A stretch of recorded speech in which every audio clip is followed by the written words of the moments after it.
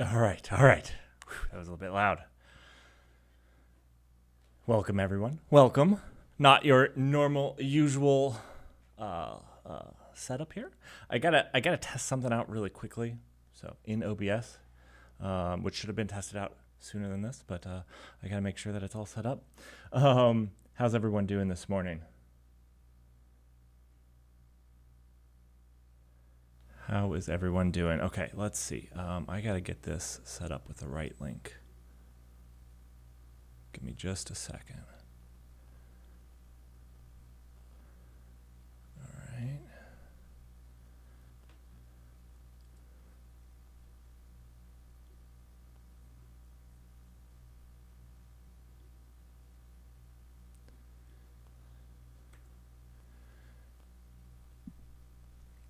All right. All right. I'm gonna get our first interview in session, and then we can get underway.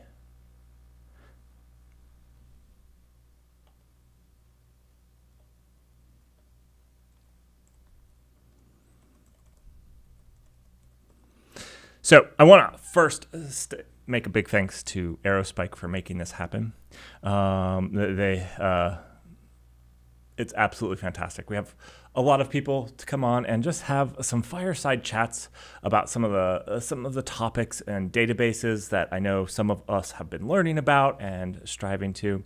So that's what we're doing here. We're going to learn about databases. We're going to learn about the technology that's out there, some of the new stuff. We have a few little examples that we're going to do, some more like tutorial type stuff that we're going to run through, and then we have some theoretical stuff, just some talks about different topics. Actually, in fact, here is for those of you who haven't seen it, here is some of the list of topics that we have to talk about.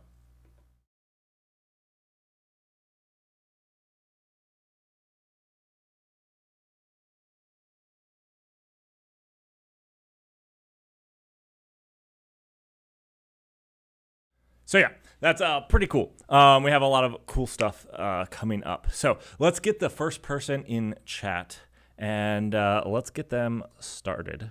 We have a person to talk to us.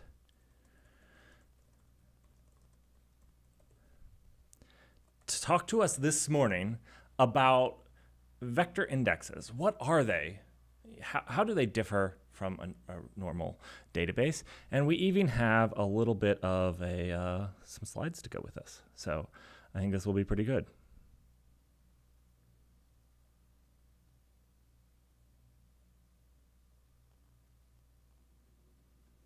All right.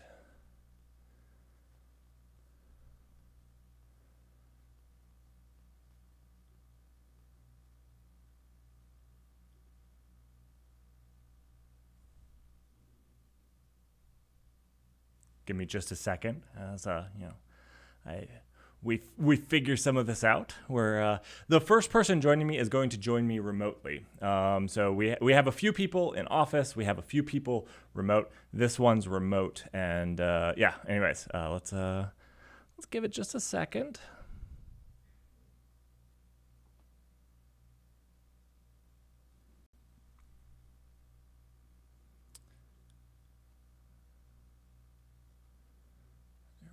All right. Yeah, I spent a little bit of time getting the whole setup set up over here. As you can tell, it's a little bit different from our normal location. Yeah, it should be all good to go. Hello. Hey, Ashish, how are you doing? Hey Marek, for some reason I can't hear you. You can't hear me. Okay, wait. This is a problem on mine. Let me just. Wait one What's going second. on?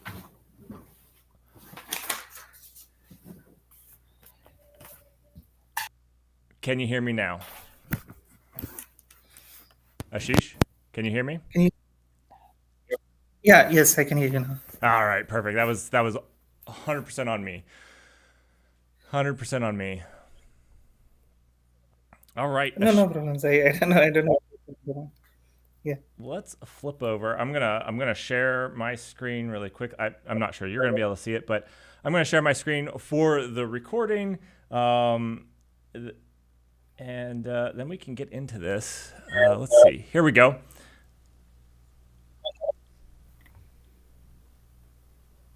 Let's make that a little bit bigger to easier to see. Vector databases. They're kind of a big topic today, and you've been doing a lot of work in vector databases, yes? Yes. Yeah. Yeah. Over the past 5 6 months. Yeah. Okay, so we're on slide one. Can I share this with you? I don't know that I can share this easily with you. So just tell me which slide I to think be it's on. fine actually. All right, perfect. Yeah. I'm using the PDF actually because Google Docs, I think the formatting is garbled a bit. Oh, okay. I can switch over to the PDF as well. Yeah. Yeah. That's okay. Awesome. Okay. Okay.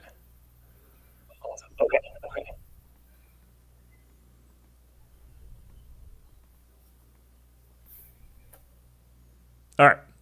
I guess it's actually slide two. Vector databases.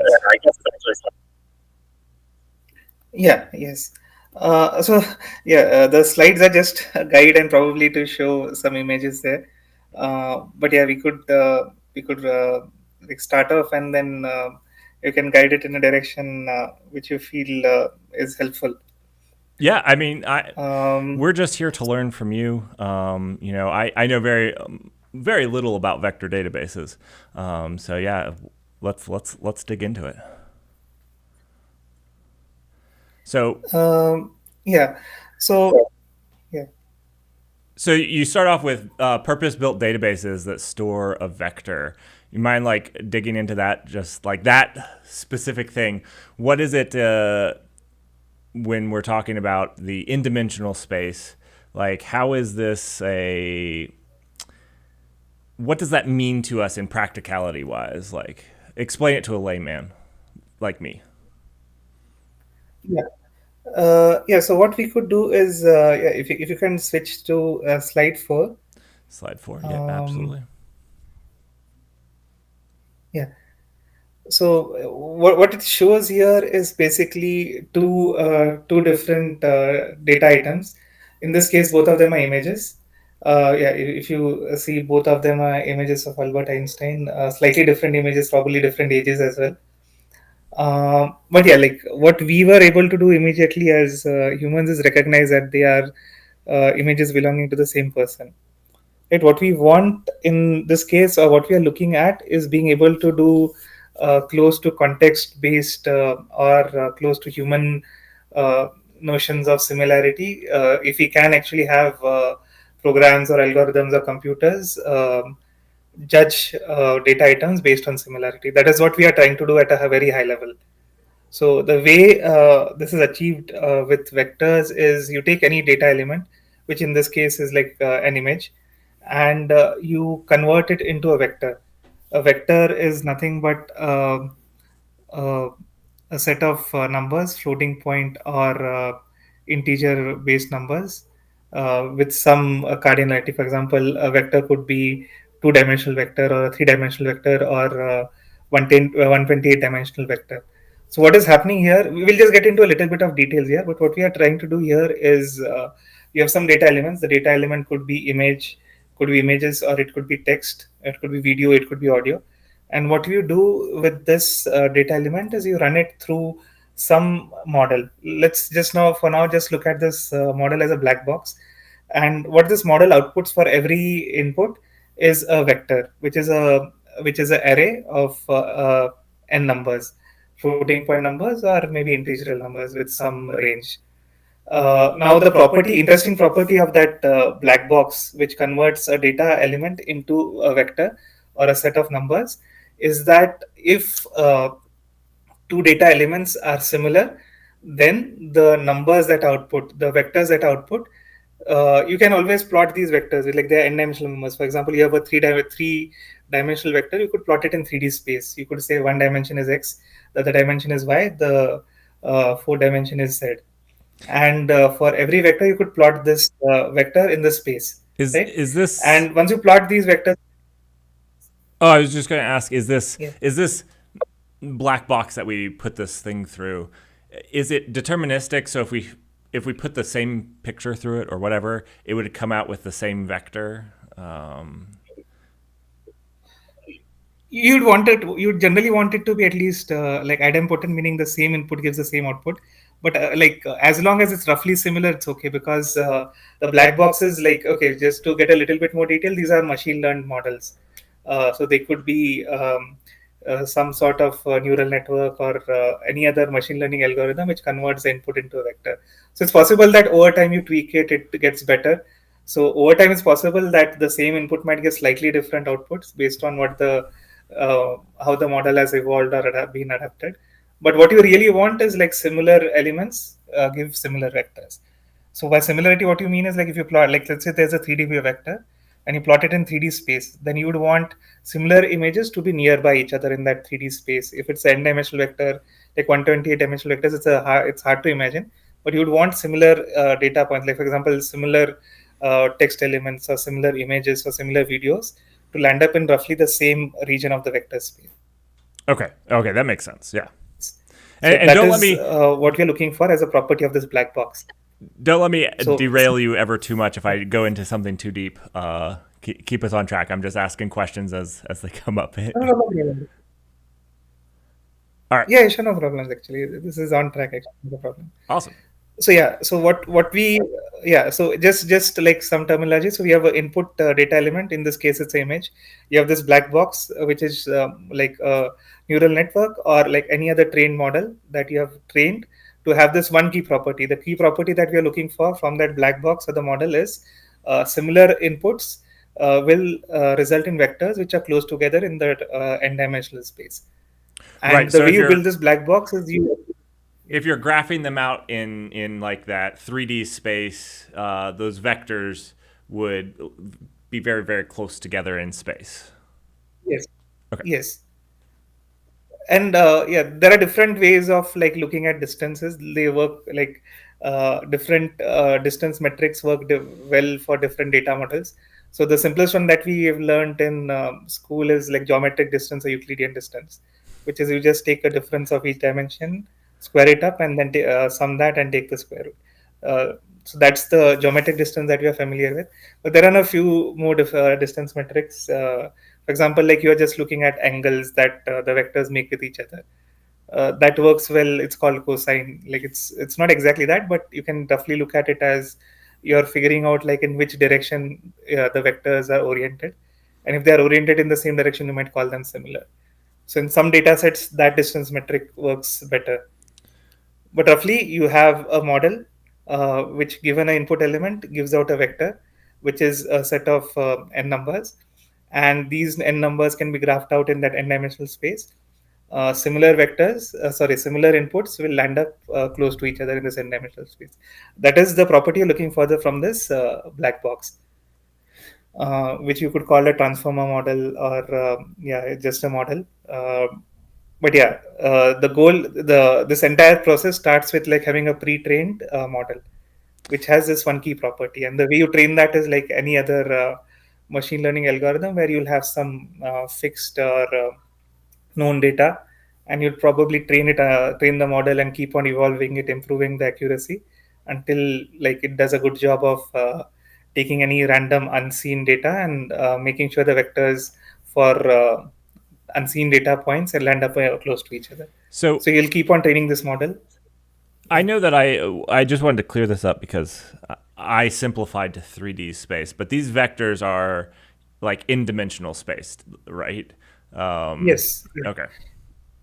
Okay. Yeah. Yeah. So Yeah, and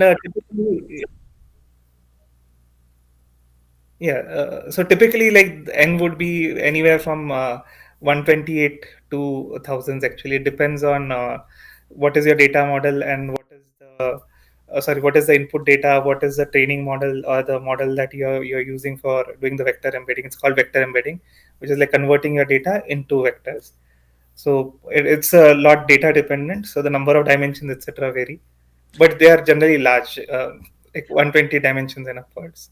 It Okay. could be thousands as well. Thousands. Wow, that's a lot. Yeah, yes.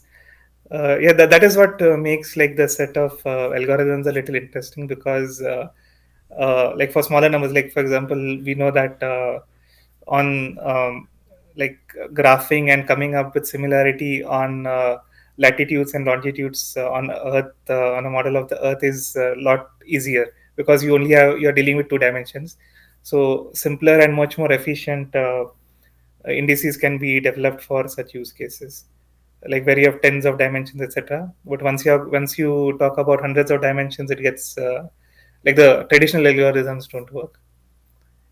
It's also termed as curse of dimensionality, where yeah, then traditional algorithms will not be efficient, both in terms of performance and space, I was gonna say to be able to do searches. I can imagine the amount of yeah the I'm just like thinking through the algorithms I learned in linear algebra, and I'm like, if I had to do that on thousand dimension space, I would have cried. Yeah. Oh. I think I think my video froze. 1 second. I'm gonna be right back.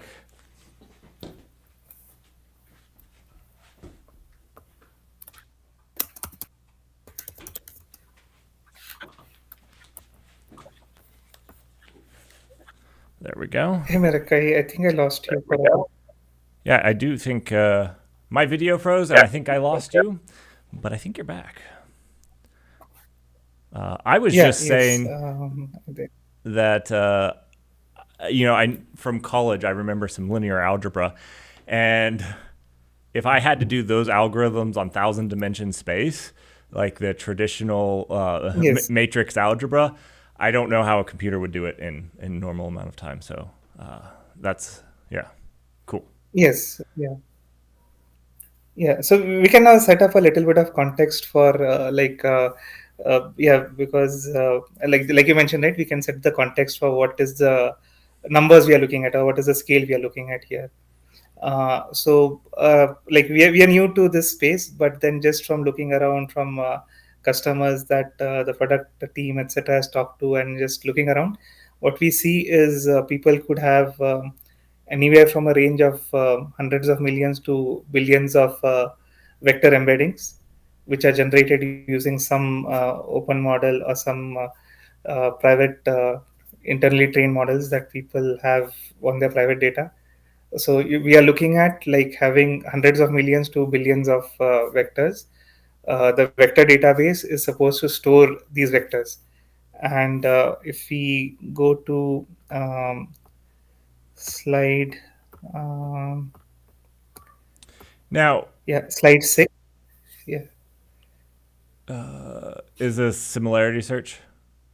yeah, similarity search.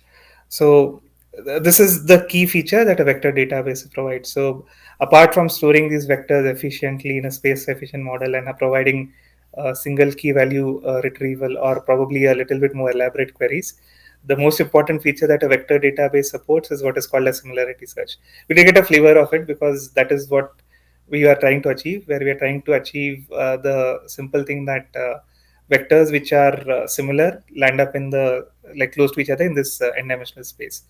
So the key feature that a vector database provides is what is called a similarity search, or it's also called as nearest neighbor search. So let's say we have this vector database and we have hundreds of millions or billions of these vectors, which correspond to, like, just to put a little bit of context, we could say that you're running an e-commerce site and you want to provide users with the ability to uh, upload some image of a product, and then from a catalog you should quickly be able to retrieve products which match or which are similar to the user's image. For example, it could be a t-shirt with a particular graphic, or it could be a electronic item, or it could be a shoe. So let's say you hypothetically, I'm just setting up some context, you want to do some sort of image similarity here, and the vector database is storing vector embeddings which are generated from images of your products in the catalog. So you might have hundreds of millions of these or billions of these images lying there, in your vector database, and the similarity search or the nearest neighbor search is you provide the user or the application provides the image, and you want to actually find out like top 100 similar images to what the user has provided. The flow here, if you switch to slide five, right, the flow would be you have your embedding model, which is your application side. The user of your application probably uploads the image to the application. Internally, the application backend might convert the image, which is a query image, using your standard embedding model, some image embedding model, and convert it into a vector. This vector now becomes your vector query. You fire this vector query on your vector database and ask the vector database to retrieve the uh, most similar or like um, in the vector space the k nearest neighbors, where k is like how many results you want to return. So typically k could be 10 or 100 or 1 or 2, some such number. So you have this so just to just to establish the flow, you the end user uploads the image, your application converts that image into a vector using your image embedding model. The query vector is sent to the vector database, and then the vector database finds the most similar vector to or the k most similar or k nearest vectors to the query vector from like hundreds of millions or billions of these vector embeddings that are stored in the database, and retrieves the result. So So this is the most important feature here. Yes. yeah, so I just wanted to, for people that are not working in this every single day, when we talk about a vector embedding, that's really Yes. the list of numbers, floats or integers Yes. that we got out of that ML model that took our image, or Yes. I suppose whatever the data is that you fed into it. It's really that's what an embedding is, right? Yes, that's the embedding. So basically, what has happened is probably you have taken your product catalog, each of the image in your product catalog, you have run to the same embedding model, and got a vector embedding or a vector corresponding to each of your product catalog images. That vector, along with like some identifier, you have stored in your vector database. So that is your vector data. And yeah, like you said, the user's input image has been run through the embedding model. What you got is a vector embedding or vector. I think we could use both of these terms um, as alternatives. But yeah, a vector embedding or a vector is just an array of numbers, Okay. which is n-dimensional. Yeah. Well, yeah, I myself have heard them used interchangeably, and there's always the doubt in my mind, like, oh, there's actually something different, and then you're like, oh, but generally that's what I've seen it. So I just wanted to clarify. Yeah, Awesome. yes, vector embedding and vector. I think we at least like internally we are using it interchangeably. But yeah, like even like at least in this context, they will be the same. It's actually the same. Yeah, Awesome. we call it embedding because it is a conversion of the input data into a vector. Awesome. Awesome. No, Yeah, that makes and then the sense. vector database would return the nearest in the results, and then the application might actually send back the results to the user. Um, this could be coupled with some other database. For example, um, your vector images could have some metadata associated with it. Like for example, in this case, we are talking about product catalog. So you might have some description. You might have maybe the availability information also stored in the vector database. You might have some other facets like brand or seller or vendor, etc. Now, And you might also provide some amount of filtering it, along with the vector similarity search. So you is could say, that metadata? Is that metadata part of the vector embedding, or is that stored separately? Is that metadata stored separately, or is it actually run through the it's not model? part of our. So typically, like the this metadata, which is separately queryable, is not run through the model. You might actually might your model might require this metadata. It's possible, but in our case, like at least from the vector database perspective, this is something which is in addition to the vector embedding or in addition to the vector. You could So almost you use might it have the to vector embedding. like in the product catalog example, you could almost use it to get all pants. You know that you're searching for pants, Yes. and you could limit it to just those vectors and speed stuff up, I suppose. Yes. Like these would be refinements to the core vector search, because yeah, it could be a very generic image, but you might say just limit it to a particular brand or a particular vendor or a particular category of products, etc. Okay, awesome. So whether it speeds up your search or not, that's a little dicey. Like we can get into that again is a little harder problem of combining vector search with categorical searches, which are again driven by different sort of indices. So it's maybe So you more could have a app. very It's probably better for refinement than like speed of search, is what you're saying. Yeah, like so actually, like we have also been faced with this problem of how do we combine both of these. Like we can look a little bit at vector indices, but as it turns out, like combining a vector search, which is like similarity or nearest vectors in an n-dimensional space, and tagging it along with sort of like the term used commonly is filtering.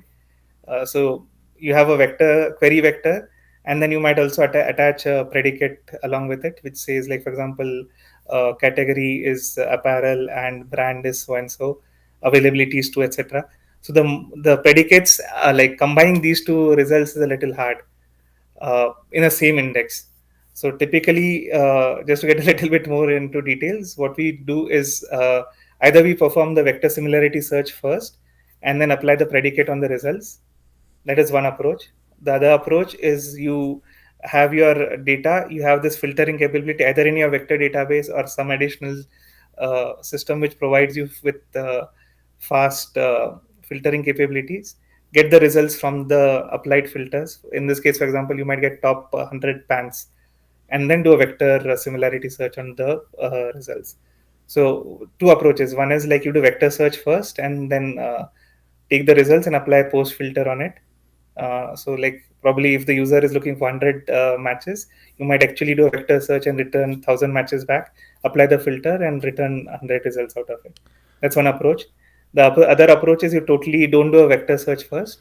You apply your filters, get the data from your data like using non-vector indices or other some other system, and then do a vector similarity ordering on the results. So these two are the typical approaches here, and the deciding factor is which is more efficient. So, like the in this case, what you would want to do is make sure that whichever approach you apply, uh, like because either you do a vector search first or you do a filter-based, predicate-based search before. What you'd want is like you'd want the first step to filter out the most amount of data. So it again depends on a few factors there. So it But yeah, probably these are the two approaches. So the it probably depends a lot on your data set, like how it was tagged and what you yes, have on which approach actually makes sense. It's one of those things I always go to, like you always need to know your data. Like you can't assume that a system is just going to handle it for you. You need to know your data and what these things mean to it. yeah. So like typically this problem is the problem of like given a predicate, right? In even in SQL databases, they have multiple approaches, and the right approach or the right query execution depends on like again it's a matter of figuring out which will filter out the most amount of data. So you would need to figure out like if I apply the predicate filter on the entire data set, how many results statistically would I get back?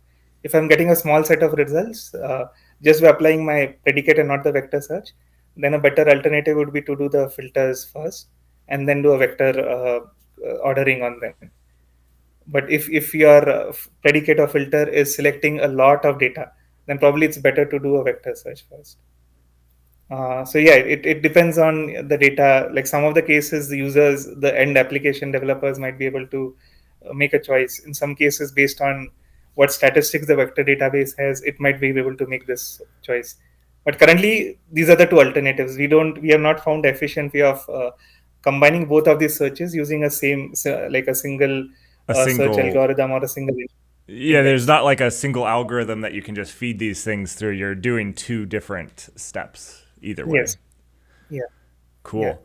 I So the I difference between like oh, I'm sorry. You go. Yeah. So the difference between a filter is filter you can actually like apply to each element in your database independently. Like you can actually go through each element and say, does it pass the filter or like does it match the filter? Is it true or false? So, but a vector search is more of ordering of the data based on the query.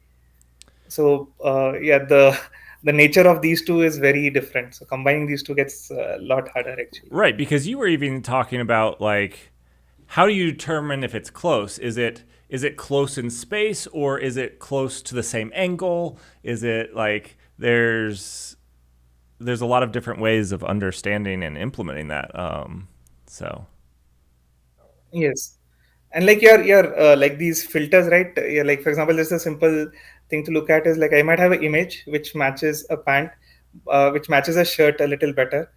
The graphics might match the shirt a little better, but then you might require the shirt to be from a particular brand, or you might require it to be available in your catalog. So then you don't know from this query, starting from this query, how far do you have to venture to find a result which is going to match the predicate. Like the result could be very close to the query or it could be very far away from the query. But that is the nearest result which matches the filter. So the subtle difference is like you can say it's easy to implement an algorithm which says that give me the nearest vectors to a query, but then it is hard to build an efficient algorithm which says give me a give me vectors nearest to a query vector which match a predicate, because then the set of vectors which match the predicate could be near or could be very far from the query depending on your data. okay, So the search space could be like very large if you are looking for if you tag along predicate filtering along with it. it just expands the number of things. Um, that's interesting. I hadn't thought Yeah, about that. like for example, I might say that like standing in my native town Panchgani, find me an in and out chain or some franchisee or some in and out hotel which is in America actually, so that the actual vector or the actual data point which matches this, I have to actually probably span out a lot of space, like starting from my location. I'll have to look at a lot of big region before I actually end up on a matching data item or matching vector. You want to know a fun story? I also don't have in and out. It's like a West Coast thing. The In and Out burger Yeah. chain. Yes. So yeah, like these sorts of queries are like, I mean, there's no efficient way of doing that using vector indices because your search space becomes very large actually. Oh, so Like depending on your data, it could actually. and that's probably. I'm sorry, I didn't mean to cut you off. I know that we have a little bit of a delay, which makes it a little bit hard to judge. But that's probably when like the metadata Yes. tagging it becomes much more efficient to filter down that search space and be like, okay, well, we don't search unless if it's yeah.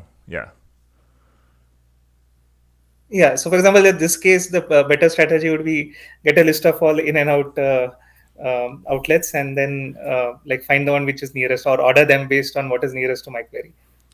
Okay. So these decisions either based on the data the vector database could make, or then end users have to make this. But it's a tough problem, like tagging these two along or doing both of them together at the same time. That's super cool. That's super cool. Yeah, so that is one of the things like as we are building the vector database, right, that's something we have to deal with. We have few strategies, but yeah, both of the strategies rely on either doing the vector search before and filtering the results based on the predicate, or then applying the predicates before and then doing a ordering based on similarity to the query vector. So yeah, right now we are going to implement these two approaches Cool. for the Proximus. So you talked a little bit about Yeah. vector algorithms, like search algorithms. What are like Yes. if there was a couple, if any of us wanted to go and look up one of these algorithms, I'm sure there's some open algorithms out there. What are some of the Yes. are there some beginner friendly ones? Like are there some ones that I can go and look at to like try to understand how some of these vector searches work?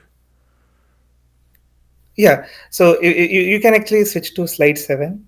Slide 7. Like, yeah, this graphics I have not made. It's actually picked up off the net. So, This one right uh, here, the vector search yeah, like, indices. Cool, cool. yes.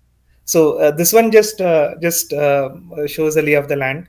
So it's just like high level categorization of different types of vector search algorithms with examples, and then if type of it's like we can go over a few of these. But yeah, like yeah, they're well known. So you could actually like look up a few names here. For example, there's hash based LSH is one popular one. Then tree based there is Annoy, which is popular. Graph based is HNSW, which we have implemented. And then there is one class of algorithms called inverted file algorithms. The inverted file. So we can just quickly walk over what each of these are. I can just like give a brief overview of what is the crux of each algorithm, and then yeah, Yeah, yeah, you can like look up. okay, yeah, cool. That would be awesome. Just get a high level idea of what they're good at, why you would use one versus the other. Yeah, Yeah. yeah. So we'll just start off with hash based. Yeah, can you please switch to slide 8?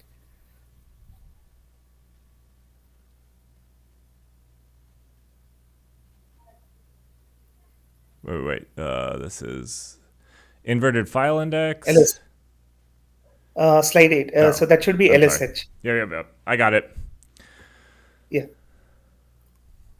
Yeah. So what we are looking at in this graphic, again, this is not something which I made. It's picked up from the net.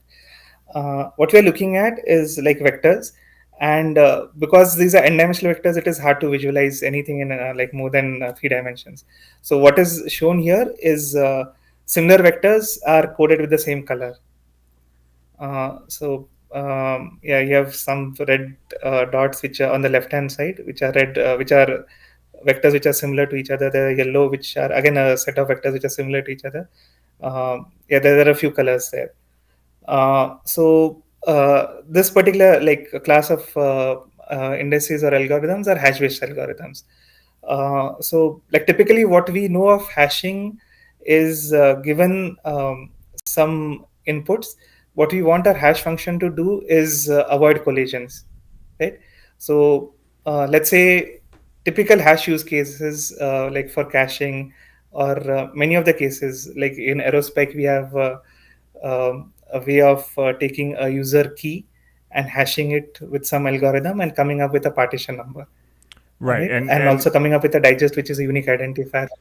and one of the whole points of a hashing thing is to avoid the collisions because those are expensive. Yes. So what you definitely want is dispersion, where elements or inputs which are close to each other, you don't want them to actually end up close to each other in the hash space. You would actually want them to disperse and go far off.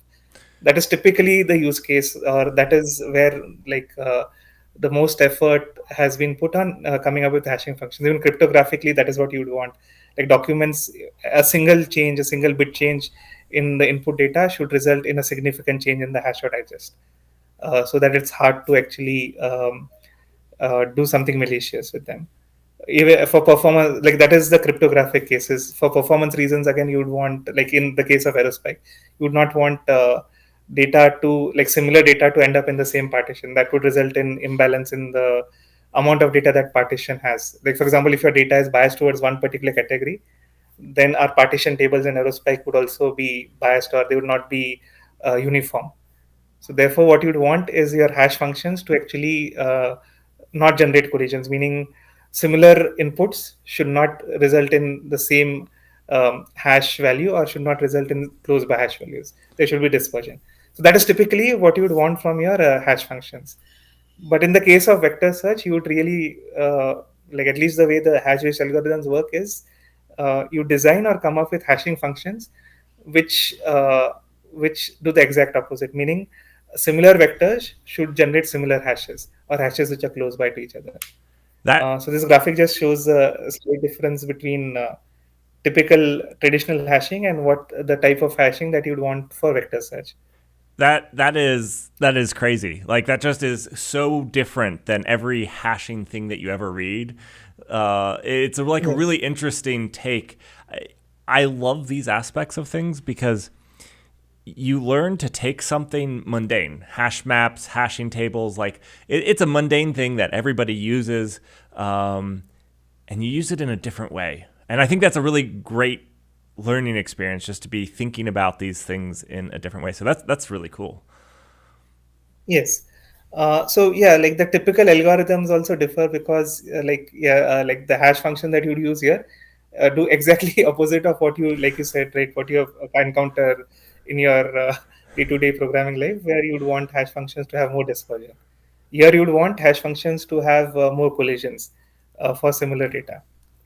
So the typical notion of hash-based vector search algorithms is you have a set of buckets, and like for example, you could have thousands of buckets or tens or hundreds of buckets. You take your input data, which is the data that you'd want to be in your vector database. You run it through the hash function. You come up with a bucket, and the elements which belong to the same bucket are probably stored or marked as belonging to that bucket. And the way you query is then you take your query, run it through the same hash function, and then you either search for the bucket in which this query lands in, and you do exhaustive search in that bucket. That is one approach. The other approach is you don't use a single hash function, you use a bunch of hash functions, which is like typically what Bloom filter sort of applications do. Those do perform a little better in terms of getting good results. But either case, you would have one hash function or multiple hash functions. Your data set is run through the same hash functions and gets tagged with the buckets that this data element belongs to. When you get a query, you run it through the same hash function slash hash functions and figure out which buckets you should be doing exhaustive search in. So the trick here is to have as many buckets, have a correct number of buckets so that the exhaustive search or exhaustive best match search is or does not take a lot of time. Okay, So awesome. this yeah, so the typical problems here are like coming up with hash functions which do this sort of like good collisions for your data set is one thing. Like okay, yeah, there is research which says that yeah, for text probably this hash function works well, for images this hash function works well, but again like the key here would be finding a good hash function. and That is and, one. and that finding that good hash function is also about your data and what data you're storing. Yes. There's not just a good hash function. It's understand, like probably experimenting a lot with what your data is and what provides the most collisions. Yes. So yeah, like there are a set of standard hash functions for this particular use case, but your mileage might vary based on your data. Like for example, yeah, there'll be research which says for text-based data, this hash function works better. For images, this particular hash function works better. But yeah, again, it's highly data dependent. That is one. The other part is that you'd always have these cases where there are data elements which are at boundaries Mm. where it is like somewhere between buckets and it would be hard to catch. So then the way you get around these is you'll have multiple hash functions. The way, for example, the Bloom filter works, right? Then you instead of choosing one bucket, you want to be choosing a set of buckets to look at. A set. Okay. Um, so yeah, so that is where, like for example, this hash-based algorithms, you have to, yeah, that those are the issues here. Firstly, you have to have a good hash function, and then the quality of your results. I think we didn't talk about quality of results. Yeah, so let's just just set it up there. Most of the algorithms that we look at, or actually all of the high-performed algorithms, are approximate. Meaning, given that the search space is large, it is hard to come up with algorithm which will give results which are like accurate results at speed or at scale. Oh. So you have to make that choice. Like there's going to be a trade-off between your so it's called recall in the vector space. It's called recall. So I'll just explain what recall is in this context. Recall is like let's say I fire a query and ask for 100 nearest vectors or 100 similar vectors, right? And let's say we have in for comparison we had this exhaustive or the correct set of results like by doing for example an exhaustive search. So you know that for this query I should get this set of 100 matches back. So recall is like for your algorithm that you are using, what fraction of the true results have you got back? So if the best algorithm or the exhaustive search or the most correct algorithm, if it gives back a set of 100 results, and your algorithm is only giving back 90% of those, then your recall is 90% of zero point 0.9. So that's a metric. It's called recall, which is a measure of how many of the actual results you have been able to fetch. Oh, so unlike a Uh, normal index, this is actually really fascinating stuff. Like, unlike a normal index, where, like, in a normal index, you're like, well, I'm just fetching the thing that you looked for. This is right. how much of a group were you able to get capture? Yes. Like for example, if you look at LSH itself, right? Like we talked about, there'll be boundary cases where like the result that you want might be in between buckets. So it's possible that your hash function did not find the correct bucket or did not slot the query in the correct bucket. So you might lose that result altogether. So all of these algorithms actually are called approximate ANN, like the word is ANN, approximate nearest neighbor. Okay. Because to do it at scale, then yeah, like you'll have to tune the algorithm. For example, then you might have to have a lot of buckets or have a lot of hash functions. So if you have to get accuracy, then you'll have to trade off for performance. You Okay. might have to look at a lot more buckets, for example.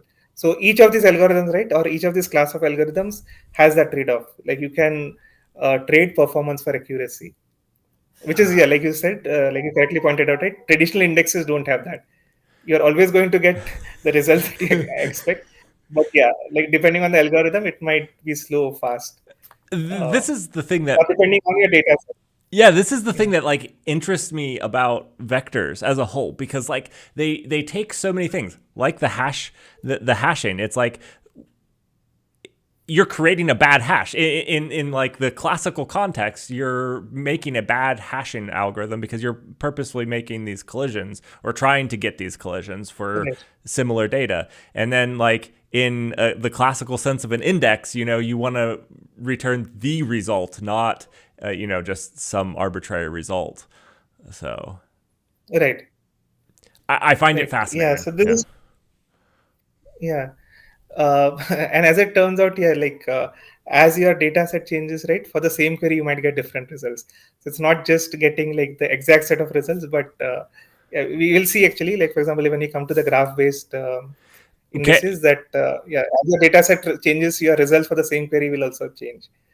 All right. So let's Like do a classical graph. indexes don't have that. Actually. I mean, results would change only if like new data sets get implement like there's a new data, like some data got updated, some data got inserted or deleted. But barring those cases, also like these algorithms could give you different results Right. Right. just So based on. I have the greedy search graph. This is the graph based. Yes, And what you're saying is, like, if that query there, which is the little black dot, um, yes, if if all of a sudden there was a Z node put between H and L and it was actually closer, the same yeah, query would return a different thing. Um, yeah. Although like the correct results might be still be LNI. okay. All right, because there's a little bit of that fast versus accurate. Yes, like for example here, right? It's possible that like some way like the link H and L is broken, let's say, or Oh. link I and L is broken, like not there. So yeah, these algorithms, right? Like because we have jumped to this, like this algorithms depend on like as you insert data, you're constructing a search graph, and like what you get returned is going to be determined by what are the edges. So like just changing the edges here and there might change your search results. For example, here like if the link to L is completely broken from HNI, it's possible that you are not going to find L as the nearest neighbor. Oh, and okay, so that's probably really important on maintaining your graph well, and how you build that out. Yes. Okay. Like, do you want to jump to like the graph-based ones? I'll just talk about this Let's particular jump to approach. whichever one you may think makes sense. We do need to be moving. I want to be cognizant of your time. We're kind of a little past time as it is. I know we got started a little late, and that was my bad. Um, I mean, I'm okay actually. It depends on like how long you want to keep this. So we could directly jump to the graph-based approaches as well. We'll just cover LSH. We could jump to the graph-based ones actually. It depends on your time. Actually, I'm okay. Okay. I have Like I about 10 more minutes. okay, okay. So yeah, we'll actually just look at the graph-based approach here. So what you see, like if you're on slide 10, right? What you're looking at is what is called as a proximity graph. Okay. So we'll get into the details of how this is built, but I'll just tell you what you see on this particular diagram. So what you have is a bunch of vectors like A, B, C, D to probably L. These are a bunch of vectors. I just labeled A, B, C, D for the purpose of illustration. And then let's say there is some algorithm which actually connects these two with edges. So what we see here is like these vectors connected by edges. So it's the vectors are converted into a graph. The vector data set is converted into a graph. We'll get to, like, if time permits, of how you choose these edges. But let's say based on some algorithm, this is what the algorithm has chosen to be the edges between these vertices, between these vectors. So what I'll do first is like just quickly run through how a search would work, Yeah, yeah. right? And then we can then discuss a little bit more because it's important to set the context. So what you see here is the query vector, which is like what is the user query or the query. What you're looking for here is to return the nearest vectors to the query vector. We can see from, like, just because of this illustration, that the query vector is closer to vertices lni or vectors lni. But for algorithm to reach that conclusion, I'll just walk you through how this works. So in this proximity algorithm, right, we have one or more starting points, which are fixed points, at least for one query. So in this case, right, A happens to be a search fixed entry point. It's called the entry point. So all searches or similarity searches or vector searches will start from this entry point. The way you proceed is you look at A, compute the distance from the query vector to A. For example, it could be Euclidean distance or cosine distance, whatever is your distance metric. And now you know that I have found one candidate match, which is at some distance d, or let's call it distance. Let's call the distance aq. That is the distance that you found, right? Then what you do as the next step is look at the neighbors of A. In this case, the neighbors of A are B and D, and then again you compute the distance between B and the query and D and the query. Now let's say for this case we are looking for one result, like the closest match. So what we can see is, like, we have three candidates, we have three distances, but the nearest one to the query is D, right? Does that make sense so Yeah. far? So we started Yes, off with yes. A, and then we expanded our candidate list to B and D, and then from this candidate list, because we are looking for one result, we know that D is the best match up to now. So we are going to eliminate A and B and just continue the search at D. So we are going to look at the neighbors of D, what is it called? And Unexplored neighbors of D, D has the C, E, and F as neighbors, and we're going to look at each one of those. as well as A, as well as A. Yeah, as well as A. A we have already looked at, so it gets eliminated. Now we have potential candidates C, D, E, and F. So again, we look at the query. We know the distances. We compute the distance C to query, D to query, E to query, and F to query. In this case, as it turned out, E is the closest to the query. So we are going to eliminate C, D, and F as our candidate and have now one new candidate, which is E. We repeat the algorithm here, which expands our search to H and G as the candidates, right? Okay. Yeah, yeah. And we keep on moving. So each step, it's a recursive algorithm. At each step, we have a candidate list. We compute the distances, and then we only retain the best candidates that we see. Now, I So we guess. keep on doing this. Oh yeah, maybe Yeah. I'm jumping the gun here because I was going to say the thing that's the question that I'm coming to is how do we know when we're at L that it's time to stop? How do we not go to I? How do we, Right. I guess I is Yeah. is closer or L is closer than the one that we can. L is closer. Let's say yes. Yeah, yeah. L is closer. So here, the way we know is, like, when we reach at L, let's say we have not explored I. So we are going to look at I. Now we have two candidates like L and I. What we see is I, and there is nothing else to explore. So at L, we have already explored H. Once we hit L, then we know that, let's say I was one more candidate, right? L is not improving your result, and there is nothing more to explore. That is the stopping point. Okay, that makes sense. So, it's like a traversal where you maintain a visited list as well. So you'll not explore a node which you have already visited, and you will not actually consider a candidate if it is worse than your current shortlist. So in this case, like I will be a worse next candidate. Right. And so you won't even try. So L will, yeah. So you'll not try. I mean, you will look at I and then say that my search I'm not going to like consider I as a candidate. So let me look at other neighbors and other unexplored neighbors of L. In this case, there is no other unexplored neighbor Okay. once you reach L.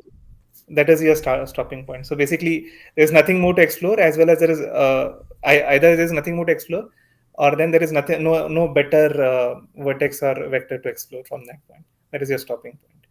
Okay. That makes So sense. this is how, yeah. So this is like generally all graph-based approaches, right? They follow this greedy search again because it's a greedy search, and like we discussed a little while back, it totally depends on what your edges are. So now the trade-off here, like I'll just set the trade-off here. Like if you have a lot of edges between vertices, then in some number of steps you should get the best result. But the more edges you add, the more you need to compute distances, or the more you need to explore, or the more data points you hit. For example, it's possible, like just in this graphic that we see, each node could be connected to every other node, and then you're guaranteed to get the best result.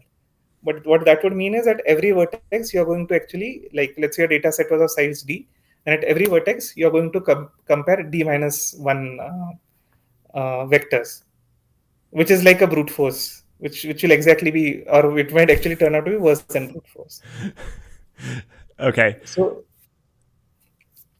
yeah, so that is the trade-off here. Like the trick here is, now you want to have, you cannot have a lot of edges, because each edge adds to your search time, because that each edge requires you to do a distance computation.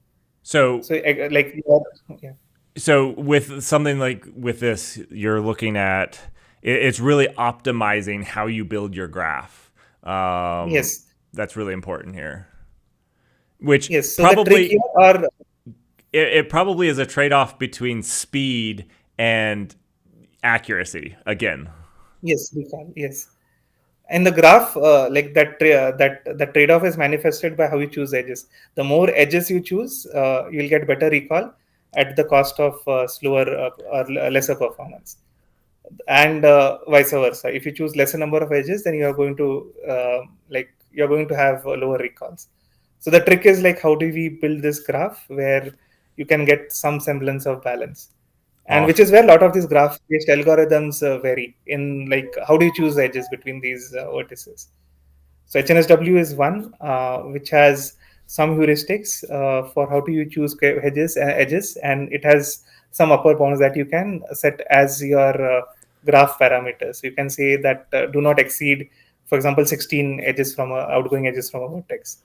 So you can set those as parameters, and those parameters determine what edges get chosen. As well as there are a few heuristics. Now Like what is this. not very apparent here is yes, sir. Oh no, sorry. Go for it. Yeah, so what's not very apparent in this, at least this graphic, is that your vectors could actually be clustered, or like could appear in clusters, your data set itself. So if your enter point happens to be in one cluster, for example, if A, B, C, D were close to each other, and the other edges E to L were very far off, then you definitely need an edge going from cluster 1 to cluster 2. Like A, B, C, D, you need at least one edge. And so those choices or those heuristics are what differentiate a lot of these graph-based algorithms of how they choose edges. So this is HNSW for, yeah, this is not the graph algorithm I'm accustomed to seeing. The graph algorithm I'm accustomed to seeing has like different layers. Um, yeah, is there a yeah. reason that you go that way versus just Yeah, this? so yeah, so you can switch to like slide 11. So what I was just showing is like the greedy search that most graph-based algorithms do. Okay. What HNSW does is it builds a multi-graph, meaning the graph is not a single graph, but multiple graphs at different layers. So yeah, this is what you will be. This graphic is what you will be associating with HNSW. But the same greedy. So I'll just talk you through what is happening here. Let's not get into how the graph is built. But what is happening here is in this graphic, right? If you're on slide 11, at the lowest layer, which is called layer 0, you have one graph vertex for every vector in your database, right?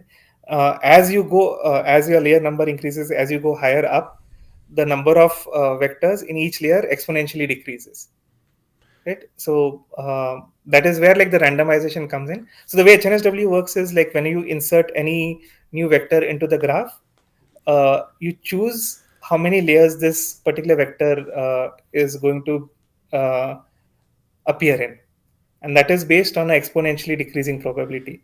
So it all vectors will be in layer 0. A exponentially small number of vectors will be in layer 1.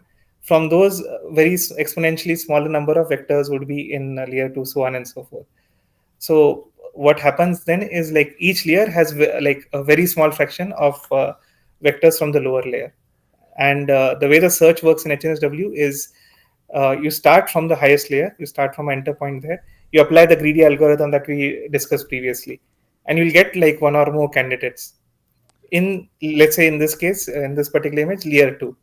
So once you get that one or two candidates, you'll search for them, you'll directly search for them in layer 1 and start your search in layer 1 from the search results of layer 2. So what is happening here is you are reducing, like the higher level search is reducing the space of vectors that you explore in the lower layers. And So this is just if you look allowing at you it in to this, like basically get a better entry point into the lower layers. So like you're getting a better entry point into yes, layer 1, and layer 1's allowing you to get a better entry point into layer 0. That's yes, awesome. each layer is taking you like exponentially closer to uh, the query in the lower layer. Right. If we had started just on the lower layer, I'm looking at, and there's like we could be doing like 1, 2, 3, 4, 5, 6 hops. Instead of this, it's like one big one, two, and then a one. So Yes, it reduces the number of uh, um, edges that you have to follow. yes, yeah. So every layer actually like reduces the search space that you have to traverse in the lower layer. And then the way the edges are chosen, like with HNSW, there are interesting properties of how many edges, or there are interesting statistical bounds on how many edges you are going to traverse in each layer. So, given a graph, you can say with some probability that I'll, like for a query, I will be on an average looking at only these many vertices. So that is a property that comes from like the heuristics and the graph building algorithm that goes into HNSW. Okay. Cool. Cool. So We're key in all of these cases is, yeah, running short on time. Um, yes. I would love to talk really quickly about the inverted file index because I have no idea what this is, but it looks very Yeah, interesting. yeah. So yeah, we can quickly talk about it. So like this particular type of index, right? Yeah. So from all the types that we have seen, right, few of them require you to actually do some sort of pre-processing on your data set that you want to store. This is one of those. So roughly, right, what you're doing here is you can say that it is sort of clustering your data. Uh, the only slight technical difference here is with inverted file indexes, what you do is you take your entire data set and you divide it into partitions. Now, the way this works is you choose some set of centroids from your data, and then for every data element in your data set, you assign it to a centroid which is closest to it. So these are called Voronoi diagrams. They have very interesting properties, and there are ways in which how you construct these diagrams. But what you're essentially doing is partitioning your data set based on uh, distances. So if you look at this particular graphic that you have here, um, you have like, again, these they call them as cells. These cells are generated based on closeness to centroids that are somehow chosen. Again, like how centroids are chosen and all, those are like details of the algorithm. Right, right. But There's some essentially, what you do algorithm is that you choose. picks a distribution that seems optimal. Yes. Okay. And then, like for the set of centroids, every data point is assigned to a single centroid, and you choose a centroid which is closest to this data point. So it's a strict partition of your data. Like each element lies in one or exactly one cell. What we see here are called cells. Each cell belongs to one centroid, and the property here is any element in one cell is closest to its centroid than any other centroid. So that is the key property here. And the way the search works is then you have this whole bunch of centroids. You get a query, you pick the centroid or you pick the cell uh, of the centroid which is closest to the query. So you go to that cell and then you can do exhaustive search there. Okay. And the key here is to have your cells like uh, at a of a size so that exhaustive search is reasonable or is fast enough to get matching results. Now, with any of these algorithms, right, all of these algorithms which are based on clustering or partitioning, you'll always have points which are in the boundaries of these cells, and those could be your correct results based on if the query is at the boundaries. Like for example, if a query is at the boundary of some of these cells, then the best results might actually span a couple of cells or three cells. I was going to say, So in in this this, diagram, it looks like in the light blue is actually the closest one, but it's not in the different cell. yes. So what IVF would do is like, yeah, again, this is a parameter that users set, which performs the trade-off between recall and performance, is like how many close by cells to explore.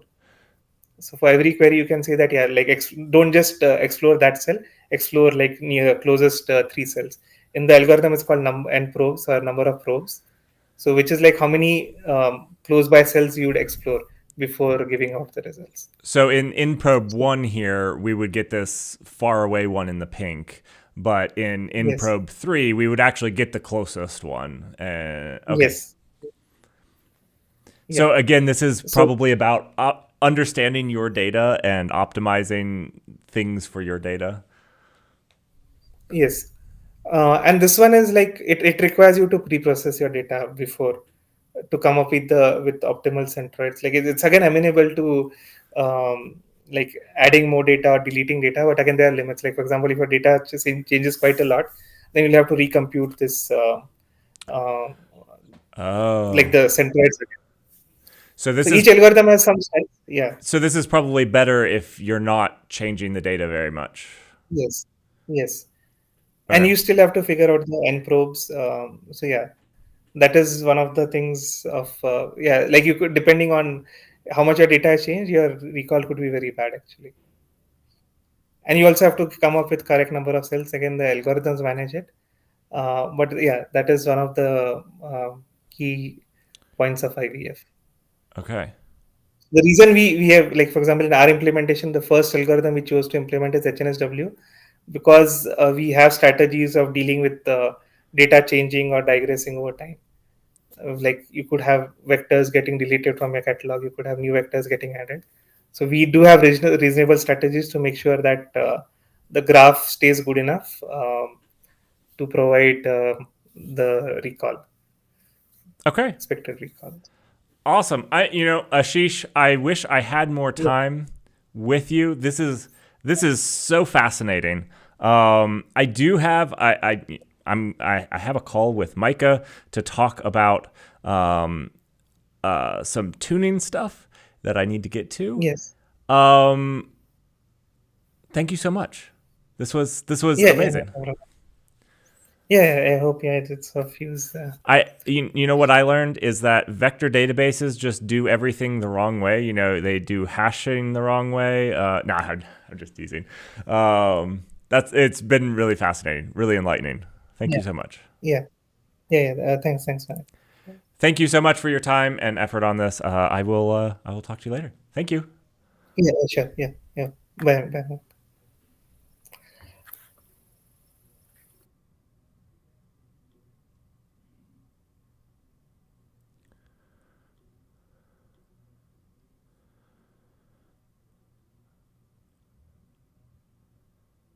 All right, all right. How's everyone doing? Thanks for a big shout out to Ashish for doing that, putting that together for us. Vector indexes are very interesting, super interesting. I'm running late now, so I started the day a little bit late. It's mostly my fault. We're gonna have to definitely learn more about vector indexes. The whole I didn't actually know the whole hashing thing. That I find that what was going through my mind that entire time was I now want to make a bad hashing algorithm. I want to make a hashing algorithm that tries to have overlaps. That's now a goal of mine for some reason. All right. All right. Next person. We have another person. And, we don't even have... I apologize. I didn't have time for questions because we do have this next one coming on. And so I need to just jump into it. We're not even going to have the fantastic intermission graphic. You know what? We're doing intermission.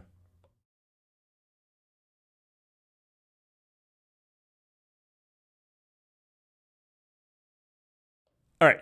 Intermission done. Now the schedule changed. We were going to talk to Srini about his story of creating a database startup. But that's going to be an hour later. Now, right now, we're going to talk to Micah. And we're going to talk to Micah about tuning applications at scale. So let me get him on the call. I need to actually send him a link, I think. I think this is on me at this point. Let me send him a link to get him on the call. And everybody give him a warm welcome, and we'll try to move along. That was just so interesting. I was losing track of time myself. You know what we're gonna do? Can I do? Oh, I don't think I'm logged into Twitch here. Let me see if I can't run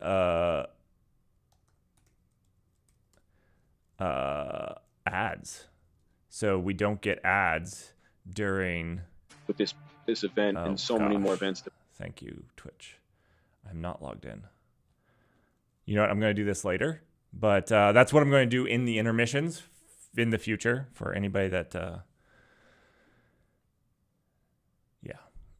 in the future. Okay, let me get Micah this link, which I still haven't gotten him.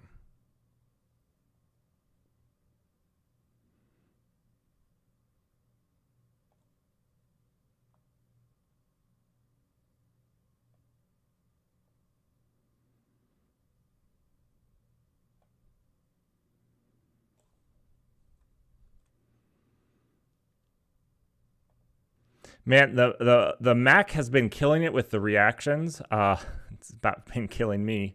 I'm like sitting on my hands at this point. Okay, so I got slides as well. Cool.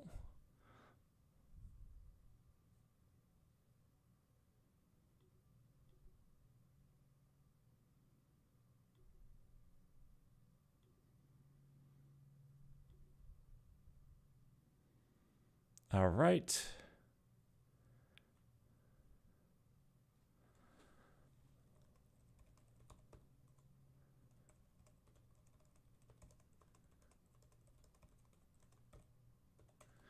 And then I'm going to try to make sure that we have we're going to try to make sure we have a little bit of time for questions at the end for him.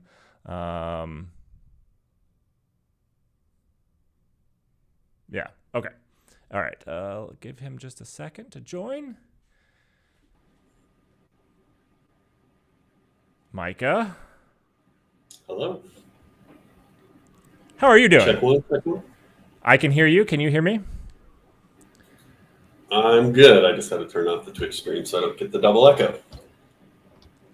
Now, you should probably open that back up because that's the best way for you to see what I'm displaying. That's a great point.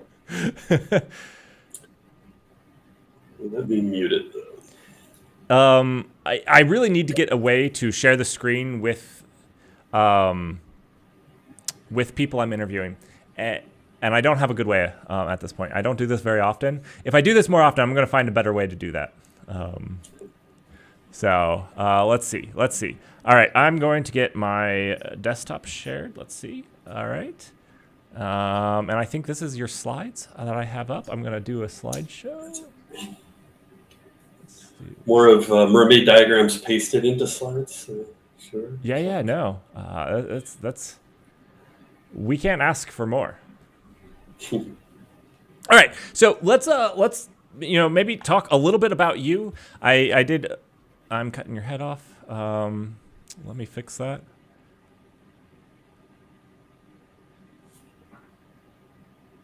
Awesome. Let's introduce you, Micah. I'm going to do a little bit of an introduction, then I'm going to let him go with it. He has a ton of experience in clouds as well as applications at scale. Which, when we talk about applications at scale, a lot of the times the things that power your application at scale, whenever you hear talk about, is databases and how you interact with them and use them. So, Micah, would you like to introduce yourself a little bit more?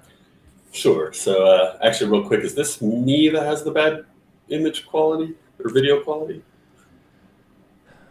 Or is it coming through to you? It's coming through to me like that. Okay. It's a me problem.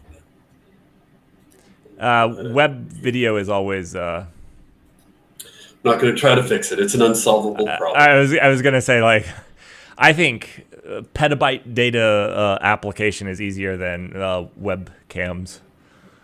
Indeed. All right, so my name is Micah. I'm a architect at aerospike. A long background in cloud security operations and software engineering. Primarily at aerospike, I've been working both with customers and our internal products, our cloud-based managed service products on the database side, running the database, optimizing the database, stabilizing it, deployment patterns, that type of thing. But because of scale and high performance, it really is a combination of both the database and the application. They both have to work in tandem to achieve the goals of being able to handle high throughput, high scale solutions, right? So I do spend a lot of time with our customers and our application developers, getting the application side correct so that it can not only handle and handle the database and have resiliency to various failures, but also implement various patterns that are not unique to a database, but are definitely applicable to talking to a database. So that's sort of something I'll take through. Maybe tuning isn't the right word for this. It is tuning in aerospike contexts because we provide these client libraries that implement a lot of these application patterns so that you don't have to. And so you'd be tuning our client libraries. But really, these are various implementations or various patterns that are used in high scale applications. And so I'll start pretty basic. The whole thing will be high level. I'll try to be quick so you can get back on schedule. But they'll be relatively high level, and I'll progress from what I believe to be, or I hypothesize to be, what most people's journey is in learning about and understanding these patterns, because it kind of starts simple and progresses to more complex. These are all important, but they get very critical at scale because just your workload is scaled. The way problems and failures manifest also scale. So if you have a problem at scale, it can be catastrophic, whereas at a very small scale, it might just sort of eat up some CPU you're not using already, right? So you have more margin for error when you're at a smaller scale. So I'll pause there. Are we good to go? Or? We are good to go. All right. I have 15-minute buffers in between each one, and we can start a little bit late, so you don't have to rush. But I do appreciate the. We'll see how it goes. I'll throw a lot of topics out here, and then people will be able to go and explore on their own from that. Cool. So we'll start with something really basic, which is again applicable to your application is talking to a web service. Maybe it's internal microservices, or you're calling an external web service, or you're talking to a database. It's basically a remote call.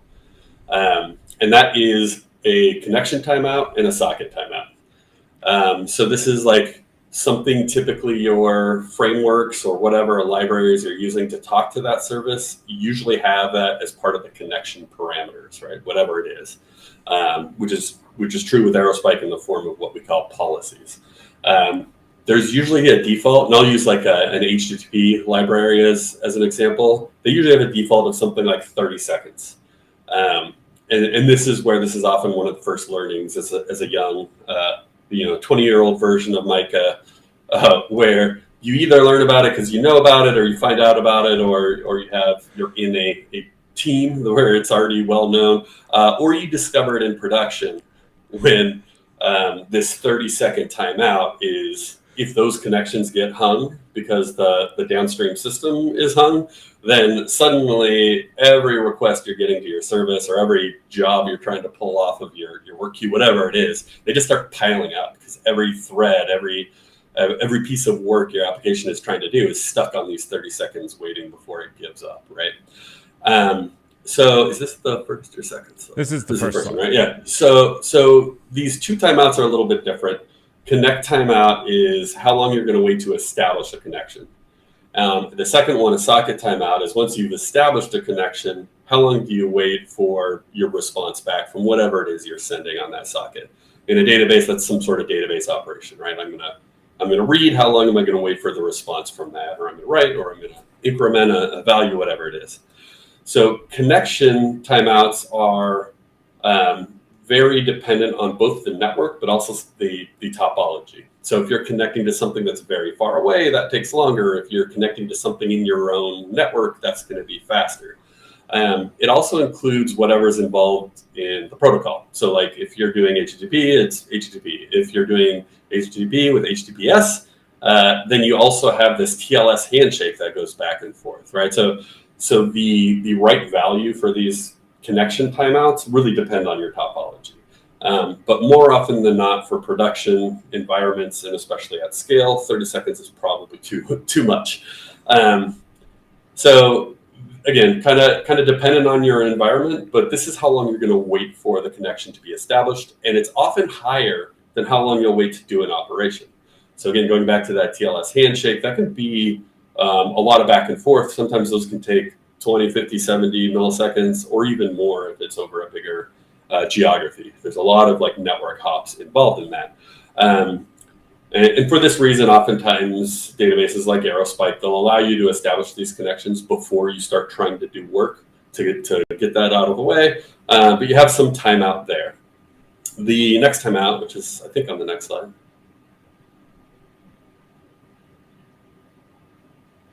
I'm on the next slide. Cool. Yeah, so then it's that socket timeout, right? So this is, again, you're waiting for that database operation to complete. A lot of the HTTP libraries or TCP libraries or database libraries, aerospike included, will have both of these timeouts. Oftentimes in the constructor or depending on the language, they're kind of at the forefront. These are very common. So the socket timeout and the connection timeout combined are sort of how long your application can wait before it has to give up to free up that thread. So, or that thread or that process or whatever it is. And then when it does do that, it has to repeat whatever it did because, it has to, try again, right? Yeah, we'll get to that. Oh, next. sorry, I'm trying not to layering the progressions, right? Okay, all right. So then it comes down to, we have this connection timeout, we have the socket timeout. Those values depend on your use case, but they are separate because they might be independently determined on geography, TLS, all those other things, right?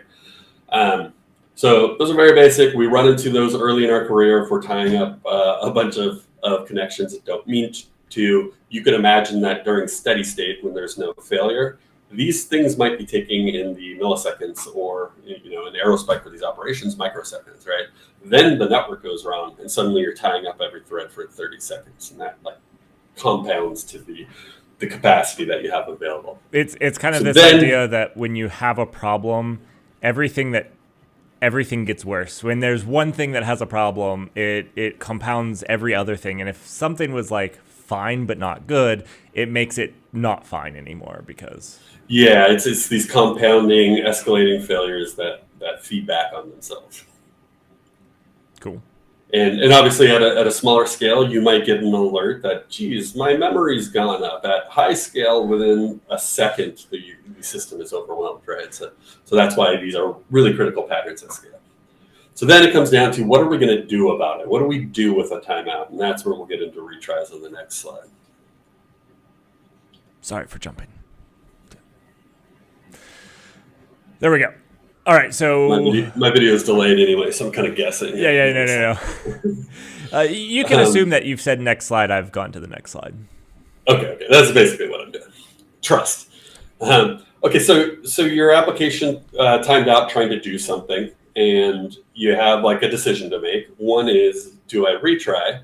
And that decision alone is based on, well, how much time do I have for this use case? So if you think of a typical like web application, there's an end user waiting on a response. So there's some sort of target, like we're trying to get a response back in 500 milliseconds or 2 seconds, whatever it is. There's something that you're beholden to. So then it's like, well, how many retries can I get in during that time window? But what you're also thinking about is, how many retries could I do during a failure mode without overwhelming the system with the retries as well? So the long and short of it is, you are generally, especially with resilient systems and especially in cloud and distributed systems, zero downtime systems, right? You're generally going to be retrying.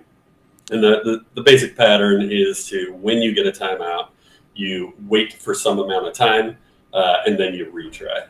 Now, to protect the system from overwhelming it with retries, there's various patterns. Oh yeah, sorry, go ahead.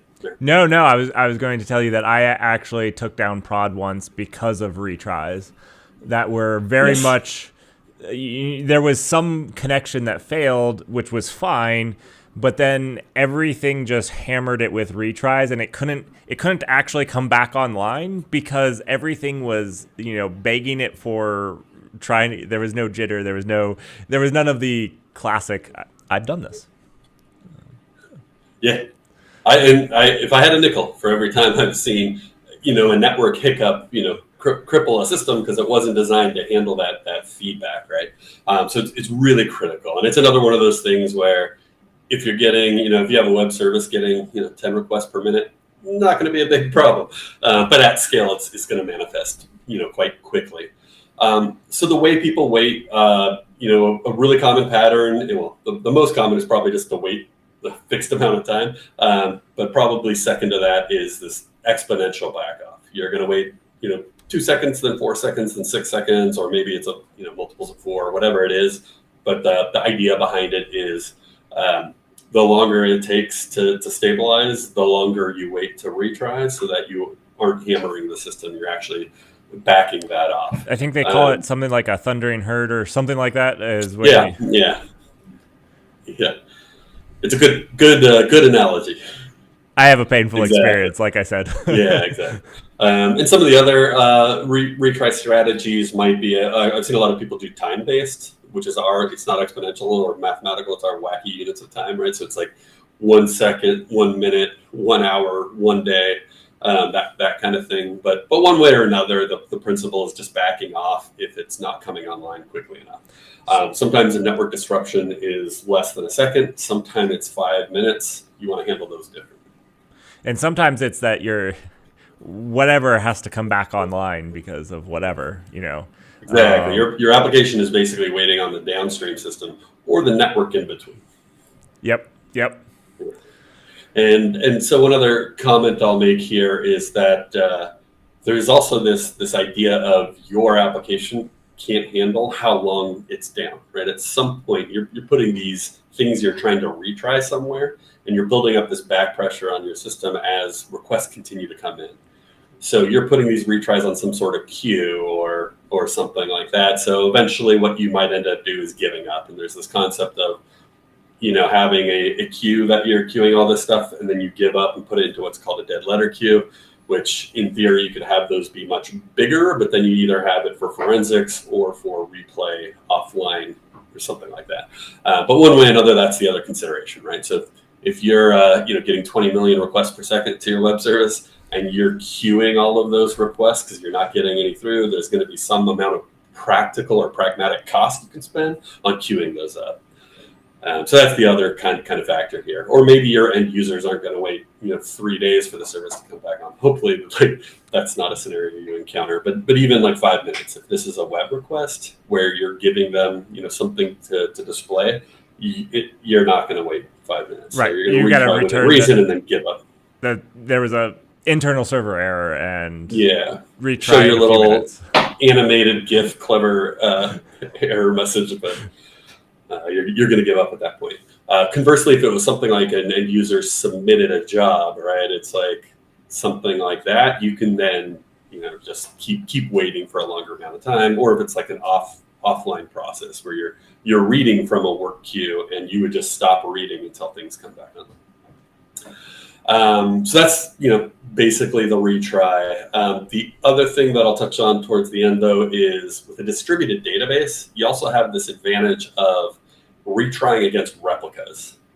So you have, especially for a read, right? You would typically not retry against a replica for a write because that data might not exist, or you get things out of order. But the reads, there's a copy of that data on other nodes. And so if you can tolerate reading from a replica, which is typically what people do, you can actually retry right away against the other nodes and then go into that pattern of backup. So for example, a very common pattern in aerospike is to have 2 additional copies. So we call it replication factor 3. You want to try the primary read, retry each of these other nodes in the other availability zones. You retry those all immediately. Then once all 3 of those fail, now there's like something with the network between the application and the database entirely, not one node that had a network problem. So then you switch into your exponential backup. And so in that case, aerospike provides all the mechanisms for the retrying the various nodes, since it handles the automatic failover and re-replication of data. But then your application would decide how is it handling what to do if all 3 copies are not available over the network. And I suppose this goes a lot into like understanding your database and how it handles those things, making sure that your application, deals with it and handles it in an appropriate way, like knowing. Yeah, and aerospike is unique in how our client libraries actually do have a lot of these patterns built into the client library, but only so far as it pertains to how the database works. There's still these different patterns that people do based on their use case.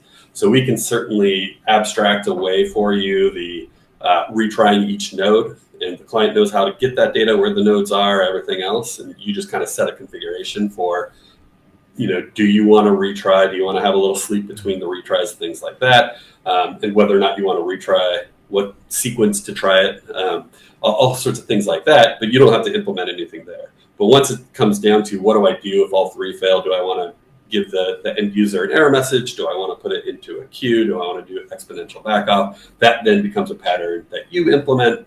And most languages and frameworks have some sort of libraries or framework for this. I can think of Resilience4j in the Java world, and you can kind of these are all really common patterns. Awesome. Let's hit that next slide. All right, I'm gonna adjust this a little bit so it's actually centered. Yeah, there's going to be one that's going to be especially interesting. So this just shows that point I was making. I forgot I had this slide. So this shows, like, in a database context, we have this ability to retry against additional copies of the data. This would be similar in like maybe microservices or like your internal architectures where you might have the ability to go look for where you're trying to get your request from something else. But if it's something like an external vendor's API endpoint, you kind of just you just retry it, and it's one endpoint from your perspective. But in the case of a database, and especially aerospike, a distributed database that automatically distributes the data, it ensures that it's on different nodes that are in different availability zones, things like that. This just kind of demonstrates that. I got a timeout on database 1 or database node 1. I'm going to have it automatically retry on another database node. Oh, look, I got a success. That would be a happy path, is that it was just the network between the first node that had a problem, and you're immediately able to get the other data.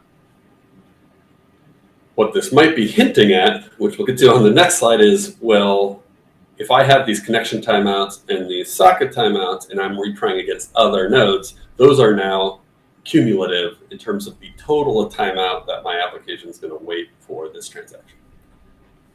I went to the next slide. Okay. I need to remember what it is. There it is. Okay, so now we're doing this happy path steady state of an application that's a web service, like you have an API or something along those lines, or a website, whatever it is. You get this HTTP request to your application. You try to read from your database. It gives you a response. You give that back to the application. Everybody's nice and happy. this all could be milliseconds, right? And that's probably all on the HTTP side between the user agent and your service. And then, I'll use aerospike, right? This is microseconds to milliseconds, depending on what you're doing on that right-hand side, right? So this is where there could be a trap, because you might do all of your testing or all of your experience in production might be with this amount of load on the system. It's happy path. It isn't too hard. You might even do some cost optimizations to kind of scale the system down to get better utilization, but your utilization is within this happy path. So let's go to the next slide and see if you can fit this one in the screen. I got it. All right. I find with us developers, or at least me, it can be very easy to think about the happy path and be like, okay, so that doesn't work, I'm just going to retry. And like, okay, like, sure, that, that works in theory, but like everything can go wrong. Even the, even the things that are there when things go wrong can go wrong. Absolutely. And these are things that often manifest in tech debt. Maybe you're in a hurry, and like, I've also seen a lot of to-do comments that say retry ? Right? Timeout ? Right? Like, because it often involves, sometimes it's thinking about it, but sometimes you need to do testing, right? Like, what is our, ping latency between services, all sorts of things like that. What can these handle in a worst case failure mode? So things like chaos testing and things like that. So when you're early on in your application's maturity and maybe you don't have the scale problem, but you want to design for scale, you might not be deploying your infrastructure for scale yet, but you do still want to have these patterns in place or lay it out so that when you do grow, you do scale. We all, hope our service gets used more, right? As you do scale, it's already there, and it's just a matter of tuning that for your scale. So this is that same example, right? A simple web request to read a simple value from a database, but now we're in a failure state. And so this is kind of demonstrating that as you add retries, you're especially compounding the problem. So one, your application is now waiting for the duration of your timeouts. And two, you're retrying. And then three, there's this concept that I'll refer to as connection churning. But basically, if you get a timeout from the application, you don't actually know what went wrong. You don't know if that application is unavailable or something's wrong with that connection, that TCP connection. So typically what is done is you replace that connection. You either grab a new connection from the connection pool, but one way or another, you throw that connection away. You destroy it, get a new one. And that is expensive. So typically, if it's actually like something wrong with the connection, it's fine. That might happen once in a while. But if it's not actually that, it's something else, the application has no way of knowing. So it just starts killing the connection, trying again, creating a new connection, killing it. And if these are TCP connections or authenticated connections, that overhead can get quite outrageous. Why would TCP connections make it more expensive? TLS connections, sorry, I used the wrong acronym. TLS connections where you're doing that handshake.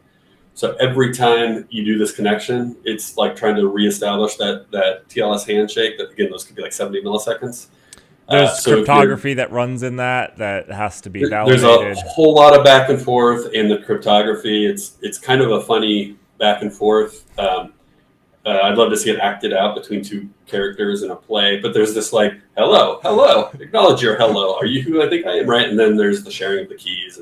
Okay, I have to do that. I'm going to take that. I'm making I like it. A TCP or a TLS handshake video. I'd like to see it.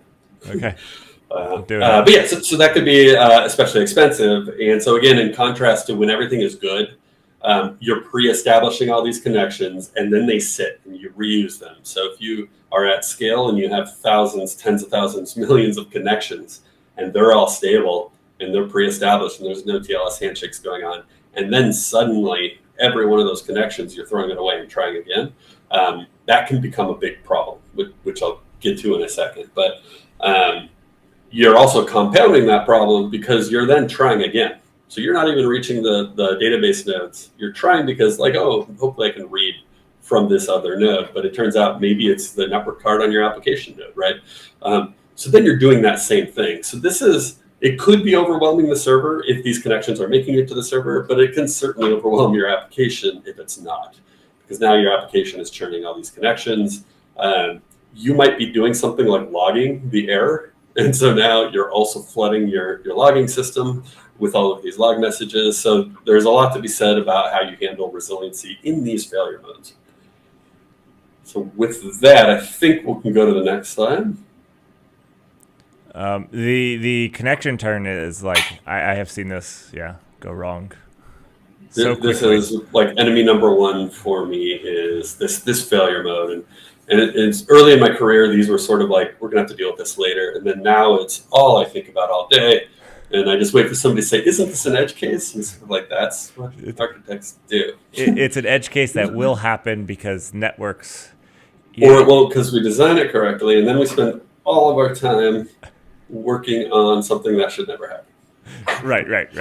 Yeah. So this kind of illustrates that point. So we go back to the very basic thing in the beginning is, okay, I want a connection timeout because I'm going to wait this long for this TLS handshake or whatever it is. And then I want typically a smaller socket timeout because I believe this could happen quickly. That also depends on what you're doing. If you're reading, 400 megabytes over an HTTP connection, obviously that would be bigger. So it's relative to what you're doing on that. But there's these two things together. And then if you're retrying, you're stacking those. So at the end of the day, what your application has to consider in terms of what it can handle is, and I'll use aerospike again as the example of when we do it against two other copies, you're doing this 3 times potentially.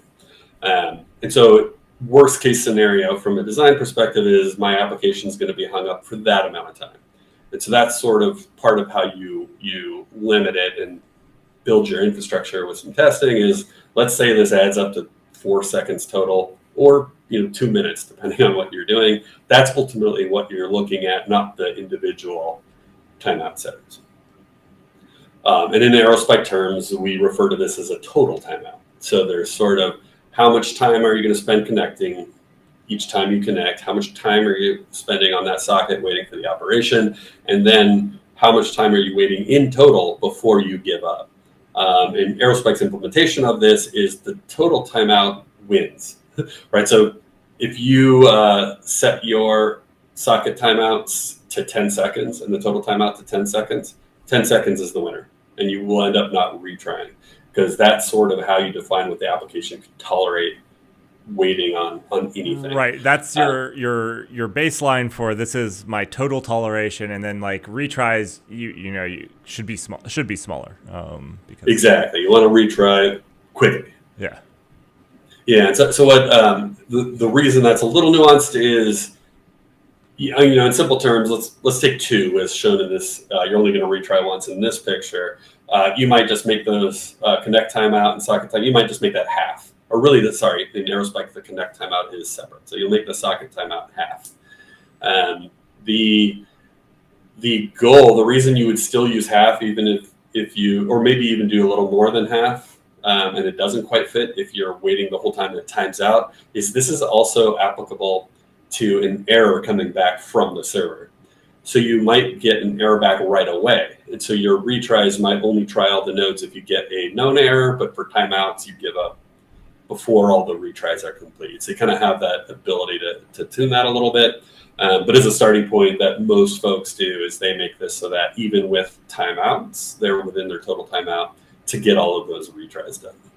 Right, because there's multiple reasons. There could be the bad network, which would just be a pure timeout. And then there's also the like database is starting, or there's known like bad query, or your record's too big for what you've configured, the size, like any number of that wouldn't be a good one. But yeah, like maybe it's like one way or another, an error comes back and you have to read from the replica. But that assumes that the server was able to give you an error. Sorry, it was a little confusing. All right, so that's sort of our connection timeouts, our socket timeouts, and our retries put together. But now what you might be able to perceive is failure mode, millions of requests per second. This is a lot bigger than that previous slide in terms of application resource utilization. And assuming a network error, it's a lot of network churning. It's a lot of retrying. It's consuming a lot of your application threads for a lot longer than during steady state. And in theory, you could just size it to handle that, but that's not going to be pragmatic at scale because it's going to cost a fortune. And it's costing money to do nothing. I mean, like, it's Exactly. costing money to make more calls to your database and aren't working.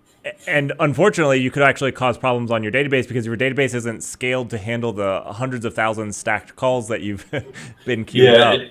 And upstream your queues, like basically the whole system would have to be scaled to handle this amplified load. It's called load amplification. The whole system has to be able to handle that. So in theory, you could just make everything massive and run it like 0.5 utilization, and then you have a lot of headroom, right? But in practice, we now have to solve this problem of what is the limit that we're willing to pay for in terms of handling this, and then how do we limit the system, protect the system from going over that? And is the next slide the last slide, I think?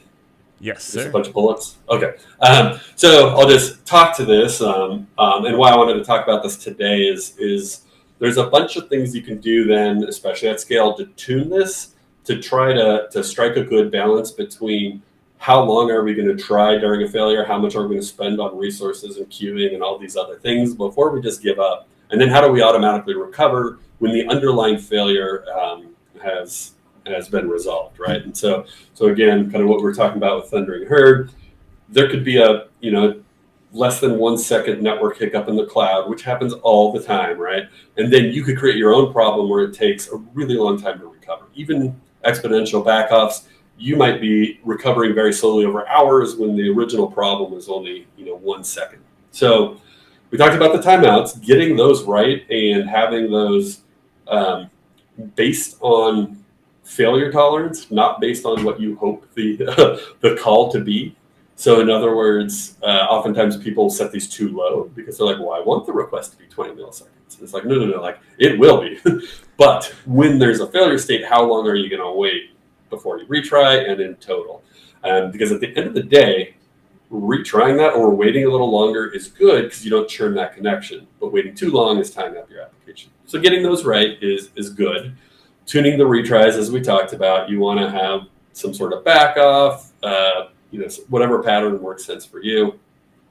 There's and these are in aerospike parlance, but max error rate is a configuration option that aerospike client libraries provide, but it implements a well-known pattern called a circuit breaker pattern. I have a blog post coming out about this pretty soon, but this is one of those critical pieces that handle that I don't want to pay for all this resources to just scale out on and handle this amount of utilization. And basically what the circuit breaker does is it says if there's a certain amount of errors happening within a certain time window, just stop trying. Don't even try. Don't wait for the timeout. Just stop doing work for the next X amount of time. And so rather than your application even trying to read from the database, it will go put that in a queue or just return the error. Same use case considerations, but it won't even try to put more load on the downstream system or more load on itself. Just waits cool. And it's very similar to, its namesake electrical component, right? You put too much load, it trips the breaker. And there are more sophisticated circuit breakers in electronics, certainly not in my old house, but there are some that will also automatically recover when the short is removed or whatever. And that's what you're looking for here. So aerospike has an implementation of this built into the client libraries, which is how many errors that are of this type, like a timeout, network-related errors, will I handle per second in general. It's something we call a 10 interval, but you just think of it as errors per second. And so if I'm doing millions of requests, rather than having to churn thousands, what did I say, a million? Let's say a million. Rather than churning a million connections. Trillions. I haven't run trillions in my little local Docker setup yet, but I'll try. It'll be fine. Yeah, so whatever that is, you can say like, I only want 100 of to try, and then I can wait 1 second before trying again. So don't even try. So it gives your application an exception to say, hey, over the last second we've already hit, or during this 1 second interval, we've already hit 100 timeout errors. Let's just cool it off until the next second. And then you would take the rest of those transactions and just queue them up or do whatever you're going to do in your application. And that gives you a finite amount of timeout errors that you have to be able to handle. And again, like imagine you're logging, right? Like you don't want 1 million log messages per second. This is kind of that thing that can do this exponential growth, and you just give it a cap. You say, okay, we're ramping up, and we're just going to say, let's be done for right now. And something's gone wrong. Exactly right. Yeah, and that other thing about connection churning is there's a connection, like typically, especially at scale, and with aerospike, you have these connection pools, right? So you're not like establishing the connection at every database operation. There's a pool being maintained asynchronously, and as you churn these connections, that pool, like a new connection gets established and put in that pool. So you're also flooding the server. If it is making it to the server, you are flooding the server with these connections as well, which has all the same properties, right? TLS, potentially log messages. So you can imagine like maybe the problem in the network is its latency, and the network is like 1 second slow and you're waiting 900 milliseconds. They are getting it to the server, but your client's timing out first, right? So you have this problem. So max errors goes hand in hand with max connections to make sure there's a finite amount of connections your system's able to handle. And then there's one other trick. This is something that aerospike does. I haven't seen this as much, but it's pretty clever, which is when you time out the connection, say your application waits 10 milliseconds, you can set another value to say, don't churn that connection, continue to listen. I'm throwing away my transaction. I'm going to retry, I'm going to do something else, but have the client sit around and wait before you asynchronously wait to see if the server responds and it's just latency rather than churning that connection. So you can wait an additional, typically it's like 200 or 500 milliseconds so that your application can have an SLA that's very aggressive. It can time out, but you can avoid that connection churn. So I really like timeout delay and the circuit breaker implementation in tandem, along with max connections to give you that resiliency. And this is very easy to test, right? You don't have to have a huge, expensive infrastructure deployment of worst case. You can kind of get this down to what these values are and simulate a worst case where you're just killing every connection or the way I did it in the blog post is just introducing latency that's greater than the timeout. And then you can, pretty easily test all this and make sure the application and database all stay nice and stable. The second you fix that latency problem, it's immediately back up and running. So resiliency from the worst case failure scenario and immediate recovery. So you can think of this circuit breaker as sort of the last resort, right? It's very, very rare that you actually have to use this, but it's there when you need it. More often than not. All the previous things, the retries, the retime delays, the delay, all those, 99% of the time are going to handle the problem. It's just, so this would be probably more than a second of latency and aggressive timeouts, but I have seen this do its job in production at million TPS scale. It does work. That's like the really interesting thing. These are also the things that when your blog is getting hit 10 times per hour, it doesn't matter. Like it's one of those things where it's like it really does matter though at scale, because these types of things can bring your whole system down or just cost you a lot of money. So one thing I talk about, so I have this blog post that's just about the circuit breaker, none of these other things, but it goes deep into that and some of the theory. But there's this concept of a metastable failure, and that's that sort of in a distributed system at scale. That's where you get this negative feedback loop, where the load amplification creates this feedback loop that if you don't have these patterns in place, it will never recover, and then you end up having to stop the incoming load and reboot things. It's a terrible thing that you want to avoid, but there's a good paper on that concept of metastable failure. I've talked about metastable failures. Okay, so I am running out of time here for you, Micah. I wanted to open it up a little bit if anybody had questions, so we'll give it just a second. While we're waiting for that, I want to thank you so much for spending your time to come here and talk to us about these topics. This is like super interesting stuff, just as you start to scale, as your application. I find everybody has some of the same journey where like you're like, okay, well, to solve this, I did retries. And then, okay, well, then that causes the problem because of this edge case. And the great thing is it always waits until you've scaled, because like for you to hit that edge case, it might be 6 months before the network's finicky for some reason in your VPC or whatnot, and then it waits for you to get comfortable with it before that happens, and yeah.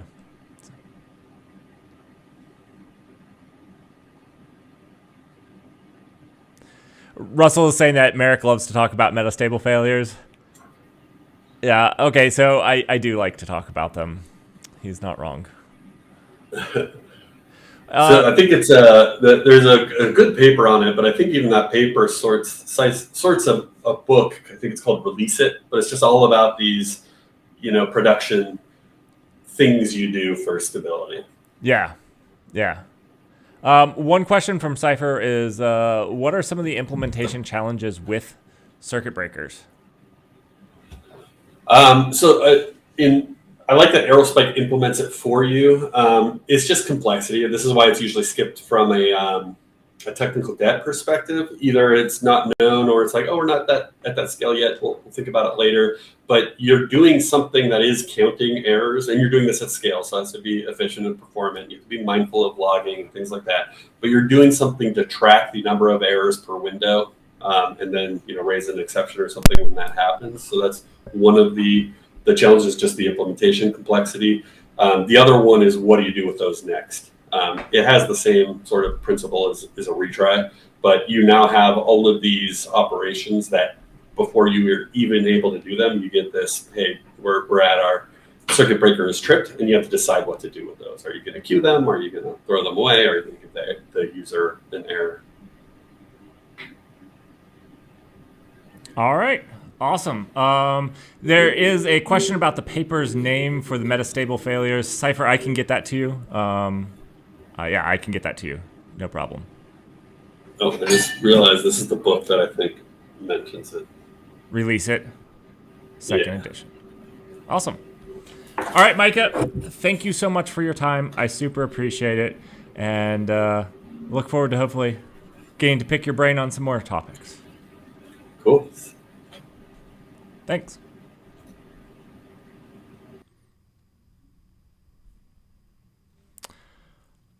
All right. So I have the great pleasure of introducing you guys to... I'm going to go open the door for him. Sorry, it's a little late. Good. Okay. That's a nice shirt. Yeah, we all like matching. Where do you want me to sit? Right here. Okay.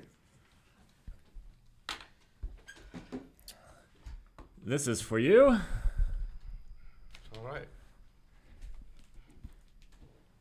And I won't bite. Okay. I guess we got to get this out of your face. There we go. All right. So I wanted to welcome you all to, I'm going to move this camera just a little bit. I think it's favoring me just a little. Do you like this, Srini? This was one piece of key infrastructure that was... This is well set up. All right. I want to introduce you guys to Srini. Srini is the founder of Aerospike. He currently acts as the CTO. Right. And he has offered to join and talk about the Aerospike story. So Aerospike just recently had a very monumentous round of funding, and it's been a journey in the making, and I would love to talk about the journey that you've had, the experiences that you've gone through it, and just understand that a little bit. So should we start with the round of funding or start all the way at the back? It's your call, so it's a pleasure to be here. So I'm happy to participate in the live stream. We could start at the beginning, if that makes sense. Yeah. Because then the funding is just a result of a lot of things that happen, and we could also address that when you think it makes sense. Okay. Yeah, that sounds fantastic. So let's start at the beginning. You got your PhD or master's? Both. I got my PhD. And your thesis was on? It was on some kind of index construction algorithms, but it's about online transaction processing is one way to put it. It's all about, OLTP, as they call it. Yeah. That's the general area of my thesis. Okay. So how did you come to the conclusion to create aerospike? Like what went through your mind? It's a little bit of a story, so as you called it. So I will talk about how I came to it. So as I just mentioned, my PhD thesis was in this area, but really after my PhD, I graduated and I went to work for IBM, built certain new products in the database space to connect the databases to the internet. This was in the around the time that Netscape was founded, 1994, 1992 to 1996, and I built out. I was part of a team, but it was only like 2 or 3 people.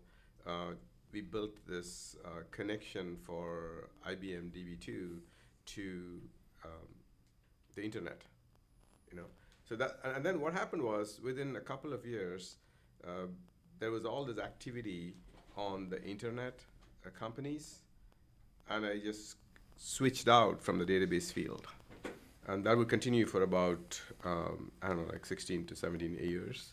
I was outside the database field. So basically, what my whole premise then was that the database technology had already been invented, so to speak, and it was actually working well. And a lot of the innovation was happening in how to use databases for the new internet applications.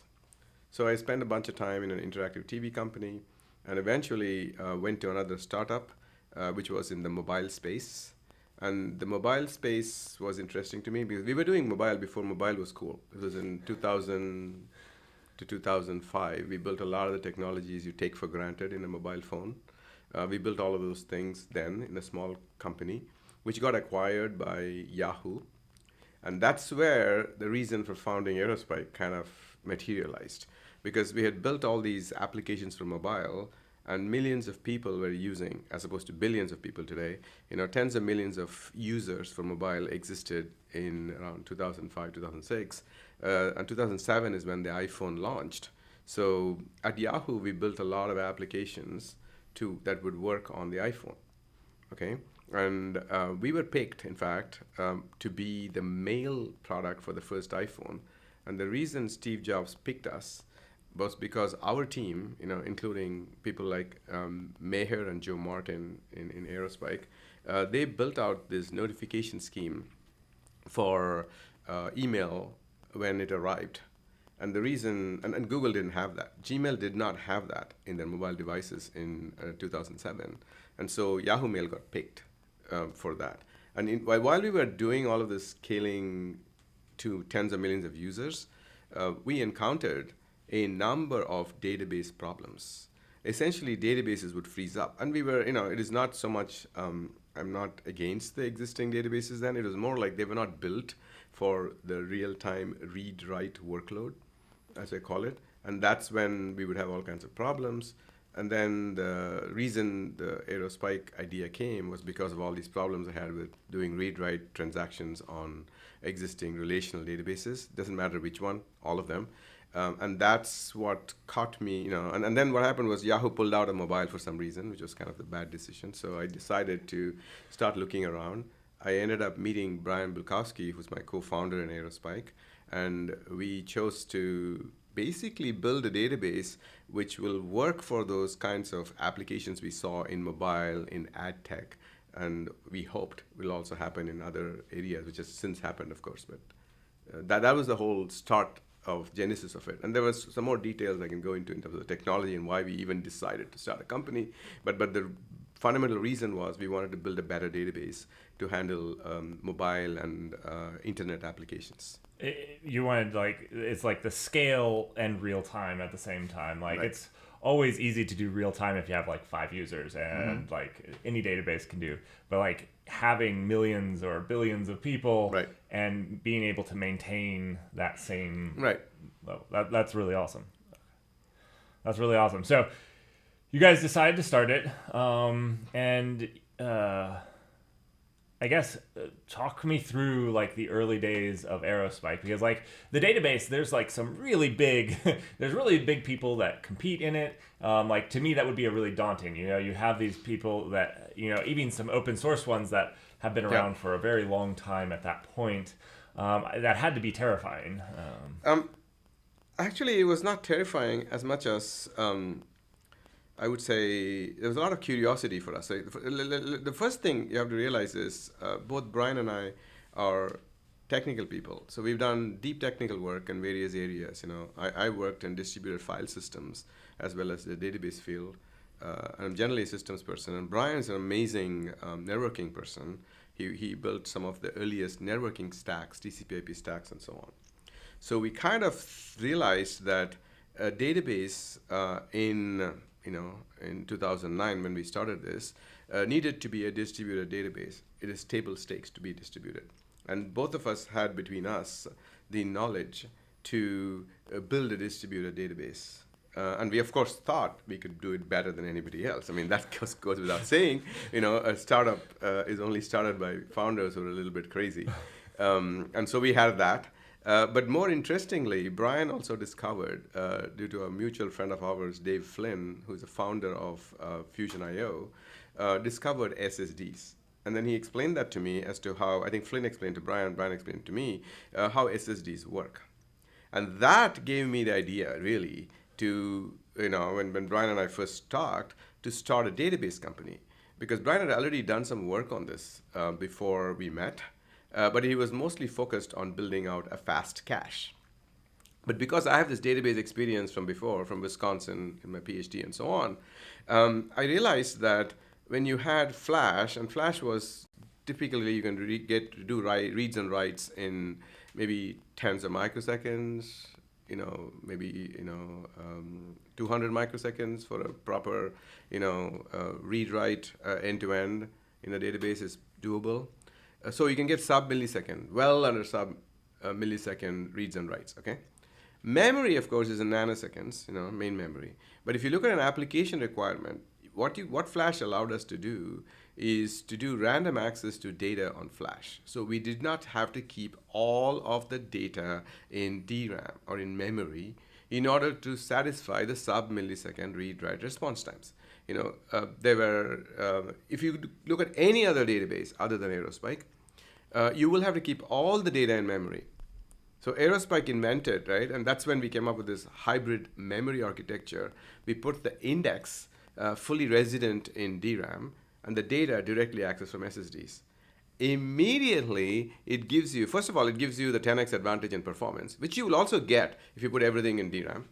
But with this hybrid memory architecture combining a fully resident DRAM index with a fully resident data on SSDs, the cost per bit for SSDs is a lot lower than the cost per bit of DRAM. Let's just say it's 10x. So you get a 10x advantage in cost of running the system. It doesn't stop there. So it's not an easy problem to solve, as you pointed out.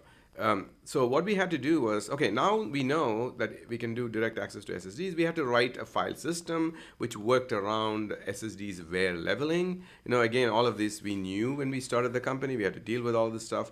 And so we do large block writes, log structured file system. Think of it as a way to exploit SSDs to do sub-millisecond reads and writes. The parallelism inherent in SSDs, in the sense you can stick multiple SSDs per node and so on, dozens of them per node were even done in 2010 or whatever when we launched our first few customers. The interesting thing is the parallelism allows you to push a lot of IOPS through the system. So far, so good. But that doesn't stop there. We also, if you put more data, right? So let me explain it in plain English kind of thing. So instead of storing about 1 terabyte of real-time data per node, if you had to put all of it in DRAM, with SSDs, you can put maybe 100 terabytes of real-time data today. In those days it was 15 to 20, but still it was 10x to 20x more real-time data per node. So instead of having a 100 node cluster, for a 100 terabyte database with everything in DRAM, you can have a 10 node cluster or fewer with more of this data, 10 to 100 terabytes of data per SSD in a node. So you now only have small cluster sizes. Okay, that's great. But then you also have to work on the in-memory process. And that's where Brian's experience and my experience came in, because we are also, we work, and I worked in the Unix kernel. Brian had written code inside small devices, like interactive TV devices, where Brian and I met in a company earlier where we worked on interactive TV. So we had all of this optimization knowledge of how to make things work in, take advantage of the modern, I guess, CPU architecture, processor architecture, memory architecture, NUMA. How do you align threads with processors, NUMA pinning, CPU pinning? How do you make multiple, and Brian being a networking guru, parallel networking, how do you build these networking pieces? So what we did was we can now push, it's a long way of saying, we put 10 times the data, real-time data per node. We did all the hard work required, written in C and so on, with multi-threading to do 10 times more transactions per node. So now you have a system which is not only, at the same level as a pure in-memory database, but it can now scale to petabytes in just 20 nodes in Amazon. We've shown that. So this is basically a fundamental, change in how you handle real-time data. I was going to say, the ability to get up to petabytes of data with so few nodes has always just blown my mind, and maintained, like, throughout all of that, you've maintained this real-time, this real-time access to your data, which is, again, just amazing. It's really amazing. Yeah. Okay, so you guys worked and made this. What was, like, obviously there's a lot of different applications, or like lots of different ways you can use this. You talked about, like, push notifications was like kind of what you were doing with the mobile space. Where do you see, a lot of people, do you need to get that? No. Okay. Where has, like, there been a lot of growth in people leveraging this? Because, like, as a startup, usually there's a niche that you go after, and then usually that niche widens as you acquire. So, like, how did that? Yeah, that's actually a great question, because the first thing, when Brian and I talked, we realized that we had something which was almost has a 100x advantage. 10x in performance, 10x in better TCO. So we had a 100x advantage. Moore's law typically gets you about 2x every couple of years, let's say. So within 5 years, a 10x advantage typically goes away. But a 100x, on the other hand, sticks around for a while. And we thought that would be a good reason to start a company. But that's not in itself, you need to find, like you just mentioned, Marek, people who will pay for it. So the first thing that Brian did when we figured out that this was viable to do, even before we started writing the code for our version of the software, we basically decided to go do some kind of market research. So we are in Silicon Valley, so we just called up like 40 to 50 of our friends in various industries, and we just had a spreadsheet, and we said, okay, we're going to go. And we had a thesis, essentially, what are the areas, verticals, if you will, would it be like social media, would it be financial services, would it be insurance, would it be ad tech, who are those people who will benefit from what we were going to build. And we had our own thesis, which turned out not to be the case. But eventually, when we did this research, we discovered that ad tech was just starting out. Display ad tech was just starting out with companies like AppNexus, the Trade Desk just being founded, and they were just on the cusp of where their existing loads were failing on the existing databases. This is exactly where I was at Yahoo a few years earlier. So they had already achieved that within a couple of years of founding. So we were right at the cusp. We discovered that, and every time we spoke to an ad tech person, they would say, yeah, we would use it and we would pay you. And nobody else said that.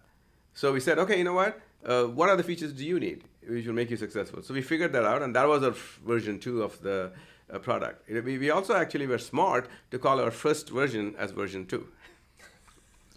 Your first version was version 2 because it gave it a little bit of like. To this day, no one has asked us where is version 1 of the product. Somehow people are happy. So we did a little bit of marketing ourselves as technology people. We stumbled on it. But the interesting thing is we got into ad tech and we immediately landed, even before we got our fundraising done, we got customers who were desperate, started using the product already. And they're still customers today after 10 years. They've grown like 10x, 100x. So that's how we started. And then you asked about how did we find other things, right? So this went on for like, we got funded in the first, I think in January of 2011. We had bootstrapped it for a couple of years before that. Brian and I were the only 2 people. We had 3 customers before our first, and they were paying us real money, and the checks would show up.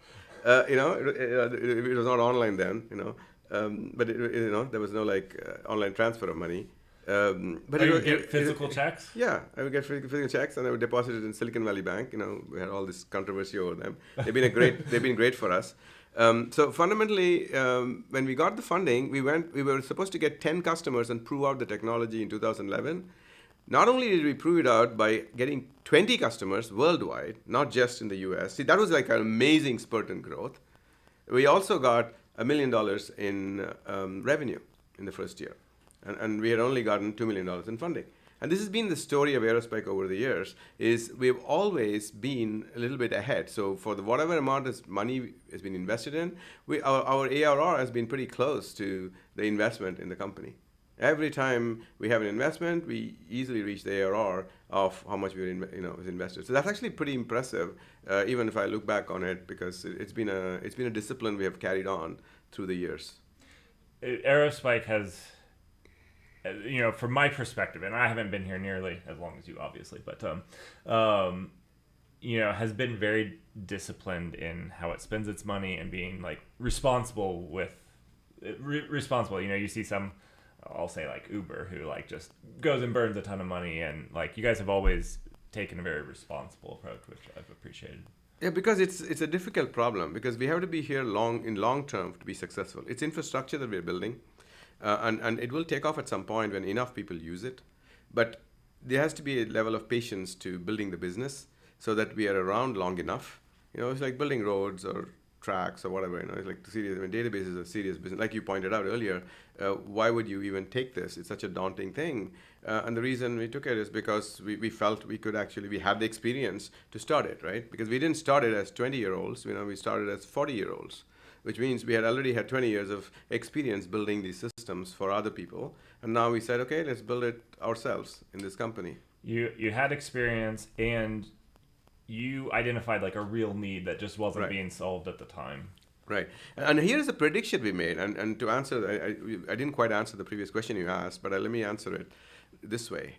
The prediction we made when Brian and I started the company was that, yes, ad tech is the current target vertical, but we knew that since the move to the internet, and it's not just the internet, the move to how people perceive how to do their business, the impatience which people have in terms of making decisions, we are not happy anymore to go to the bank to withdraw some cash and pay something. You want to click a button on your phone, you tap somewhere, and you're done. And this is not just in one part of the world. Parts of the world like China and India have caught up. Everywhere there is no cash. In fact, there are parts of the world which are way ahead of the US in terms of payments right now. And that is a trend. We didn't know how it was going to happen, to be honest, but we predicted that, given this is going on, this is going to impact financial services a lot. It's going to impact pretty much every industry, gaming, e-commerce. So that's kind of and also telcos. We basically predicted that this particular internet concepts that we were working in, which were in ad tech and mobile and so on, we're going to spread to the entire industry, the industrial economy, if you will. Right? It'll eventually move into factories, it'll move into insurance, it'll move everywhere. Okay, and it's like a 20-year journey or whatever, right? And we are probably in the middle of 10 years in the middle, and it's already like crazy right now, right? And that prediction is what enabled us to get our subsequent rounds of funding, because we would go, and that's when we met companies like Schwab, PayPal, and Nokia. You know, if you look at it, they're all in different areas to some extent. You know, one is the brokerage firm, another one is in payments. You know, the one is in telco, and we ended up. This was in 2014 and early 2015, and that got us our next round of funding, if you will, to continue the journey to expand the application of the aerospike technology to more broad-based industry verticals, if you will. And we continue, as we go. We've been adding new things on top. You know, we built this amazing real-time thing, and when we continue. I don't know if you want to expand on it a little bit, but we've continued. You know, I think next week we're releasing something pretty exciting. Right. Yeah.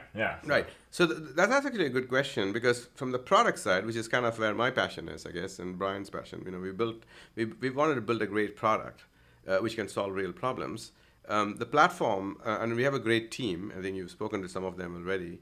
But basically, we focus on building a system which is real time, as we spoke about, but also which is very efficient in terms of how it uses the resources, the hardware resources, the CPU and various resources. Which is your total cost of ownership that you were talking about, your TCO. Right, and that's kind of a game changer, so to speak, for these kinds of, when you want to have the billionth user have the same user experience as the first user, you better have a tractable way of solving it without spending a whole lot of money on a per user basis. You know, like there are deployments that have been done on aerospike for interbank money transfer. These are small amounts, like €5, $5 from person A to person B. You know, the cost per transaction has to be negligible because nobody's going to charge for that transfer. It's going to be free. The bank's going to have to provide it, which means the cost per transaction for such requests has to be fractions of cents. So they're spending like $1,000 a day to do like 1 million transactions, which means you can just give it away free, right? And then that's actually important, right? So given that is the trend that we are chasing, right? The product has been well tuned to do that. The platform is really, really good. Now, the interesting thing from an application point of view, which is kind of where you were getting to, is we focused on very simple key value APIs in the beginning. We enhanced that to a more general NoSQL concepts of documents. So if you look at the NoSQL API suite that aerospike has, it's mostly key value and document oriented.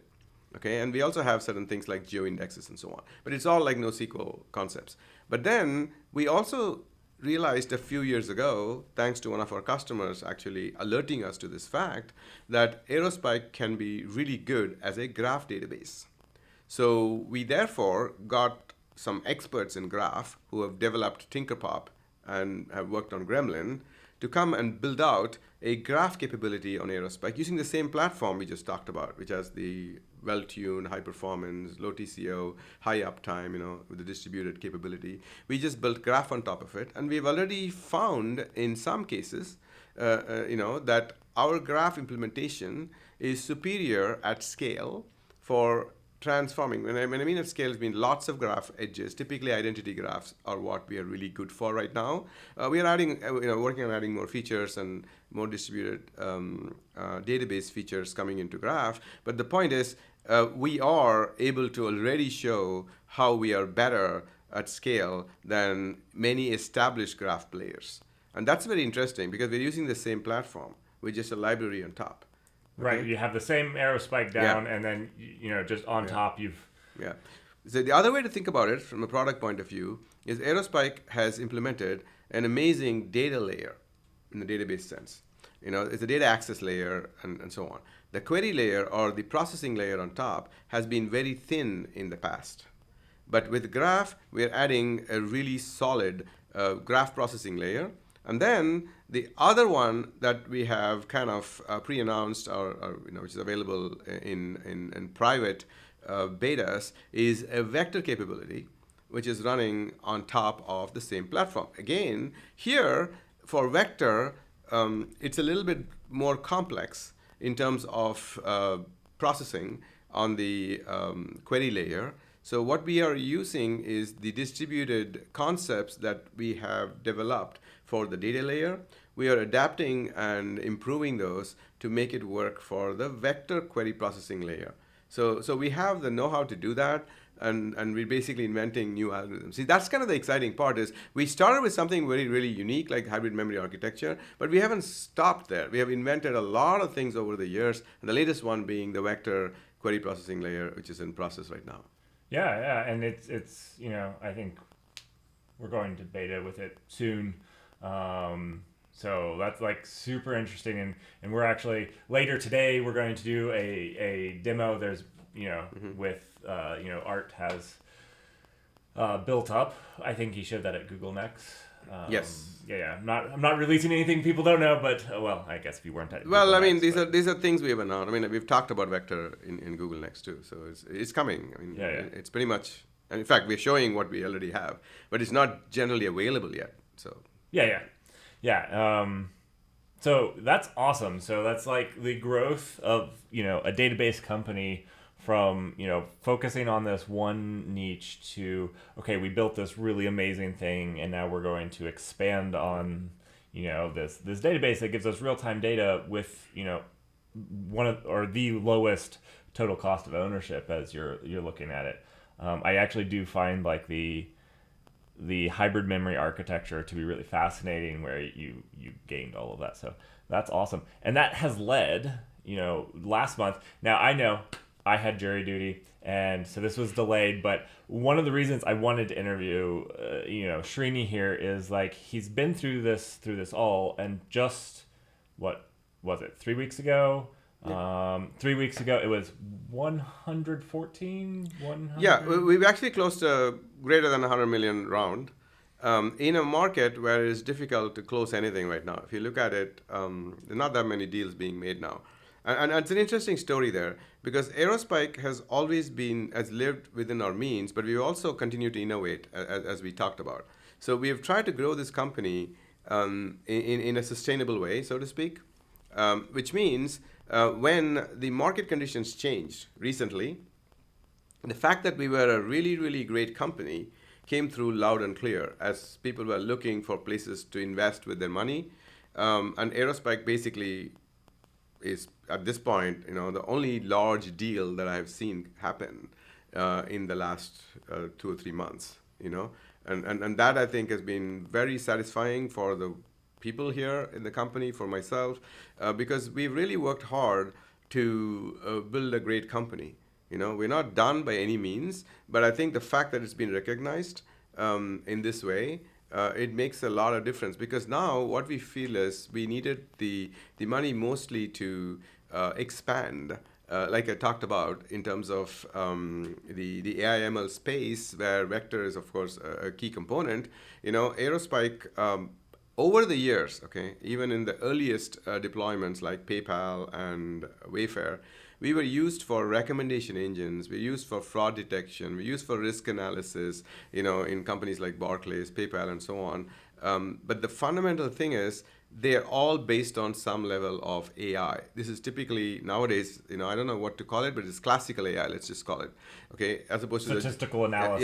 Yeah, there's a lot of AI work that went in, and typically what happens is models were generated by training on a lot of data. The training typically in the earlier models was not done on aerospike. The training was done on various other systems, but once the models were created, it was stored in aerospike, and it was actually applied in real time to make decisions, to figure out a fraud score, to figure out what is the risk of a particular portfolio, what is the recommendation I want to show when a user is in there. So that's all real time. That all runs on aerospike with models which are pre-trained and generated on other platforms. With the new Gen AI concept, I think if there is a real-time component to data access, especially if people don't want to load all of their data all into a public, engine in one of the big cloud providers, then what we can do is we can find a way to bridge the gap between using RAG and various other concepts to combine the LLMs with your own data to give you answers which are more meaningful without sharing your data to the entire wide world.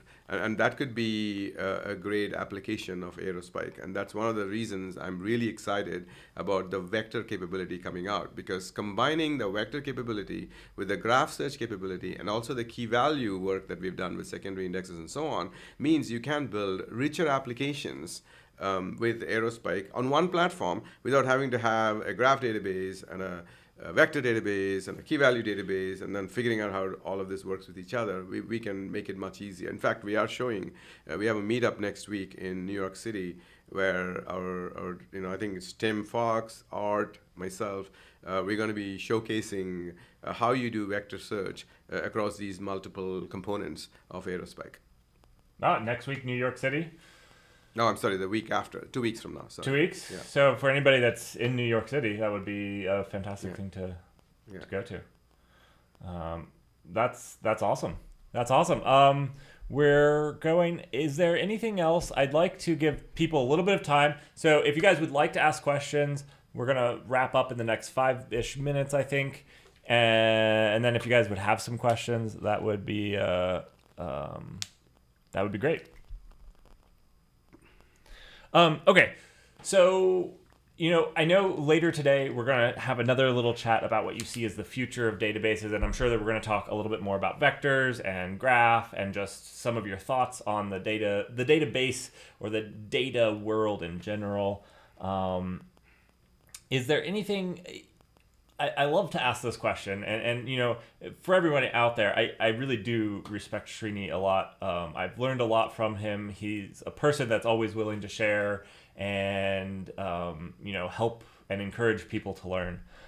If you could go back in time to 2009, 2010, what would be like the biggest thing that you would take as a learning that you've learned? Like if we could take the top one learning or two learning things that you've learned from this and could go back and tell you and Brian from the start, what would that be? Like what would... there are two of them. I'll discuss two of them. One of them is focus more on developers. So aerospike, through its early journey, while we went through some of the motions, one of the fact that we started off as a closed source company, and then we later open sourced our community edition in 2014, I think, is when we did the open source version of the community edition. So we would have focused a lot more on developers over the years. We focused a lot on enterprise. We're still here, so it's not like we screwed up big time, but we could have done much better if we had started the developer outreaches much earlier. And I think we definitely, that is the one lesson for sure, because then we've started doing that heavily over the last few years, and we're going to double down on it even more. So I think we'll rectify it within the next year or two. To the level where you wouldn't know the difference anymore. But that is one key thing we would do differently. The other thing I would say, which I think is probably obvious to many of you, is software companies especially are made because we have great people in the company. And that's actually the most important thing. It's not the product, it's not the market, all of those things are important. But most important is the people who will be part of the company who will take it forward, because they build the products, they figured out the market. And I think we have been fortunate over the years to have a really, really excellent set of people in the company. And that I think is a lesson I did not know. I did not know, for example, how strong my own network was, those are the things I learned over the time. If I had known that, I would have leveraged the network earlier, focused on these things. So we probably would have shaved off maybe 3 to 4 years in our journey, literally. Okay, and that definitely is. Those are the two things I would bring up. I think maybe excluding some like myself, you guys have done a really good job. The amount of knowledge and the willingness to share, like the fact that there's such a community in here of people that are willing to have those conversations with you where you're like, hey, Andy, I have no idea when you're talking about proles and this and what do you mean? he'll sit there and tell you and like just share that information, and it just builds the aerospike community. I've really appreciated that because it makes it easy. Even me as a remote person who doesn't get to see the people, I feel like I can go and talk to a lot of these people, and they're very willing to talk and communicate. And yeah. I'm so happy you see that, because one of the founding principles was we wanted to have smart people, but we also wanted to make sure they collaborate. Those are the two things which go together. Hire smart people, allow them to collaborate. Don't have to and we don't want people who just work on their own all the time, because I really believe that if you have a few smart people together, then the ideas that you come up with will be a lot better. It won't be like 3 times better, it'll be 10 times better because of the back and forth which happens. People are opinionated and they bring different skills to the table, different knowledge, and you want to put all of it together to get the best possible solution to every problem. Yeah. I completely agree, and I really appreciate it. That's one of the reasons I've really respected. I mean, I respect a lot of the things that you do, and that's one of them, and that encouragement. So, Russell asked, how do you feel about the open source based companies going closed source? So there's been a slew in the last 6 months to a year. Even before that, I think Mongo went with the SSPL a couple of years ago. What are your? I guess they're asking what are your thoughts on that? It's actually an interesting development, if you wish, because I go back all the way to Sun. Okay, if Sun had open sourced the Solaris operating system, there would be no need to have Linux, frankly. Okay, and one of the people who advised us when we decided to have an open source version for our product was Greg Papadopoulos, who was a key person at Sun. And he gave us advice that in the modern world, it is important for open source to exist for every product. But we also did a very limited, I think, we did what is called an open core approach, right? So as long as there is some portion of the product, for example, our product as of 2014, is actually open source, and which means you can actually run it in production at scale. It just doesn't have the database features. Okay. Now, to get to the actual question here, an open source company going closed source, hopefully they go to an open core model, because otherwise it seems like they also have to have a business. I get that. And there is a lot of abuse, right? If you have an open source, and I don't want to specifically call out any specific companies, but there are companies running huge businesses on other people's open source software, which they have worked hard on. I mean, these are not people who have invented it. They don't necessarily have contributors. So you can go figure out who I'm talking about, and that's not necessarily a good or a bad thing. So I'm sympathetic to people who actually invented the software, who wants to protect some of the value. But I do agree that it has to be done carefully. And I do hope that there would be some level of back and forth on it, so that they could go to an open core model without alienating every developer or everybody who works on it, but also protecting their business from typically some of the hyperscalers, because they have a lot more resources than people who invent software. So, I mean, but that's the way it is. Right. There's those of us who invent software, and there's those of us that use it. And awesome. All right. Any other questions? If you think of some other questions, I do have him on for another little bit later.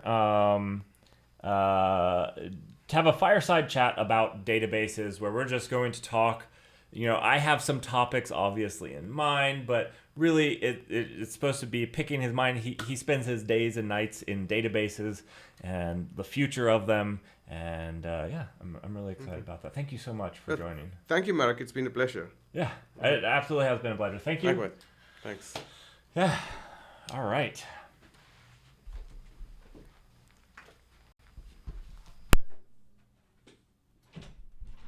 All right. Throughout all of this, I have absolutely not ordered lunch like I was supposed to.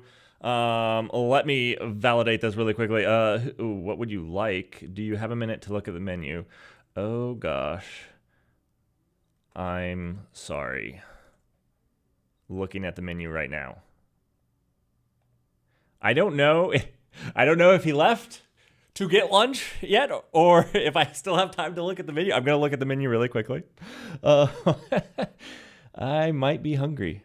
Okay, so for lunch, we have some plans for lunch. We're gonna cut to somewhat of an intermission, and then we have some plans. Go for ribs. Oh boy. I hope everybody is loving these people's times. I want to give them a huge shout out for taking the time to do this. No, don't power off. There we go. Taking the time to do this with us, I super appreciate it. I've been learning. Hopefully, we can continue learning on some of these things. So let's do lunch intermission. We're gonna cut to an intermission. Lunch. Oh no! Oh no! What? I said the founder of aerospace. I'm so sorry. Of aerospike. I can't believe I typoed that in the. Well, thankfully, a lot of you guys know me. I typoed that right up. I typoed that right up. Well, we'll get that fixed in the next one. But let's database intermission. Lunch. And what we're going to do during lunch is we're going to hopefully explore a little space that Art has worked on making available to people to play around with. And we're going to do that while having some lunch. So while we're doing that, I'm going to go ahead and play an ad. I'm going to go walk and talk to Art about whether I have lunch or I'm missing lunch. So anyways, we're going to throw this screen up and play some music.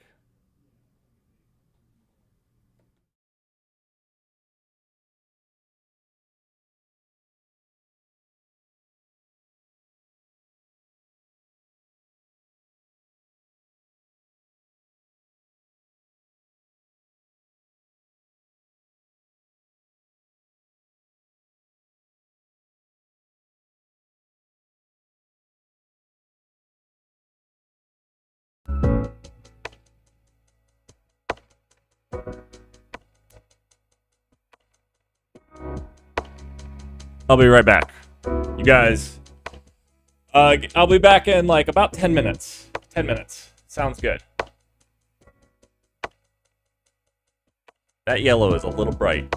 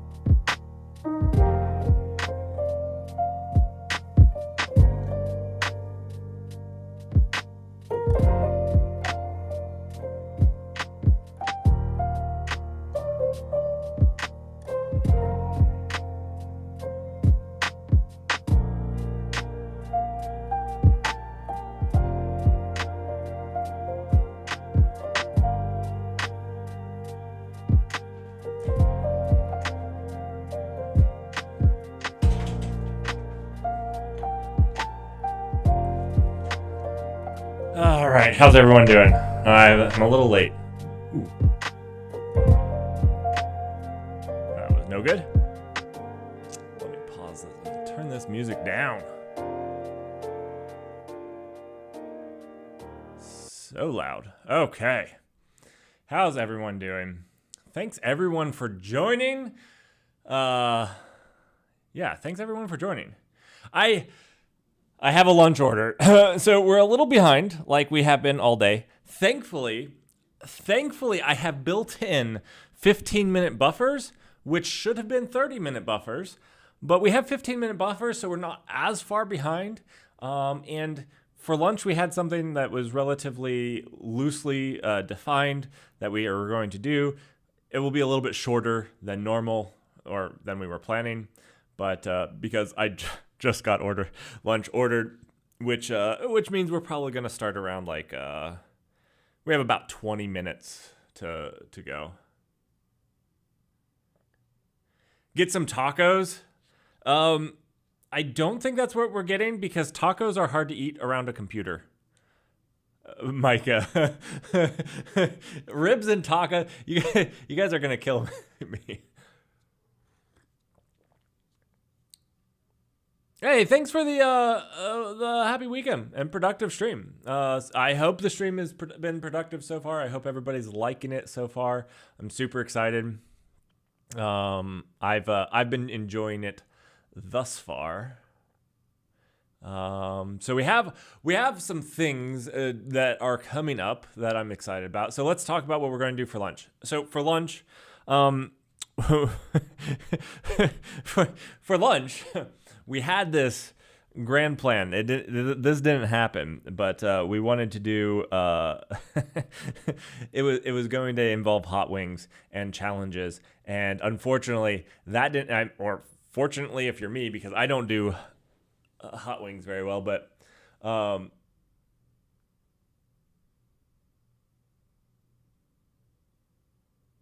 Who is it I am meant to wind up by asking Imram? Well, you can ask, you know what? There'll be multiple people that you're going to be able to ask about Imram. Multiple people. Multiple people.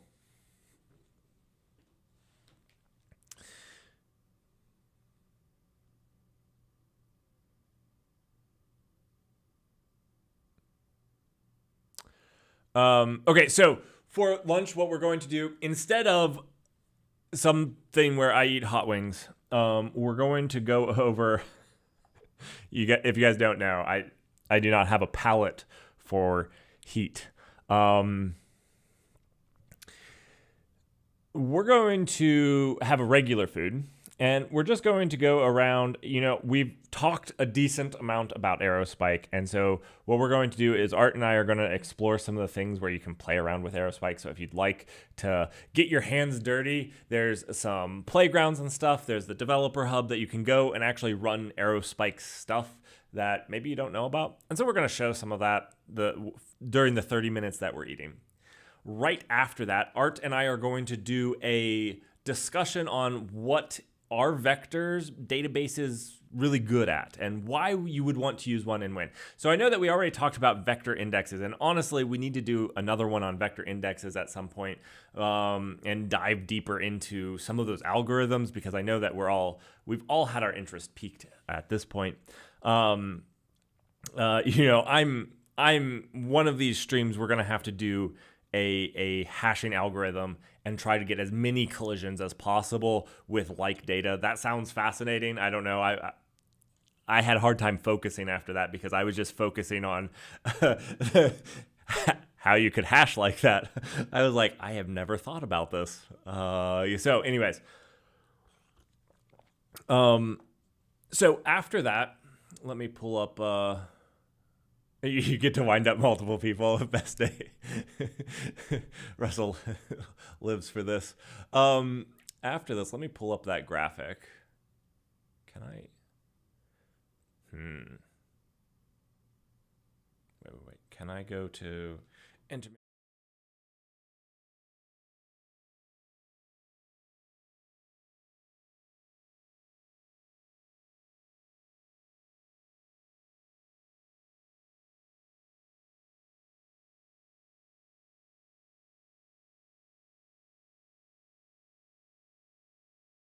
After lunch, we're going to talk about what is a vector, but like at a really high level. This would be for your uninundated person who doesn't know what a vector database is and wants to kind of think of it as like, why would I pick a vector database?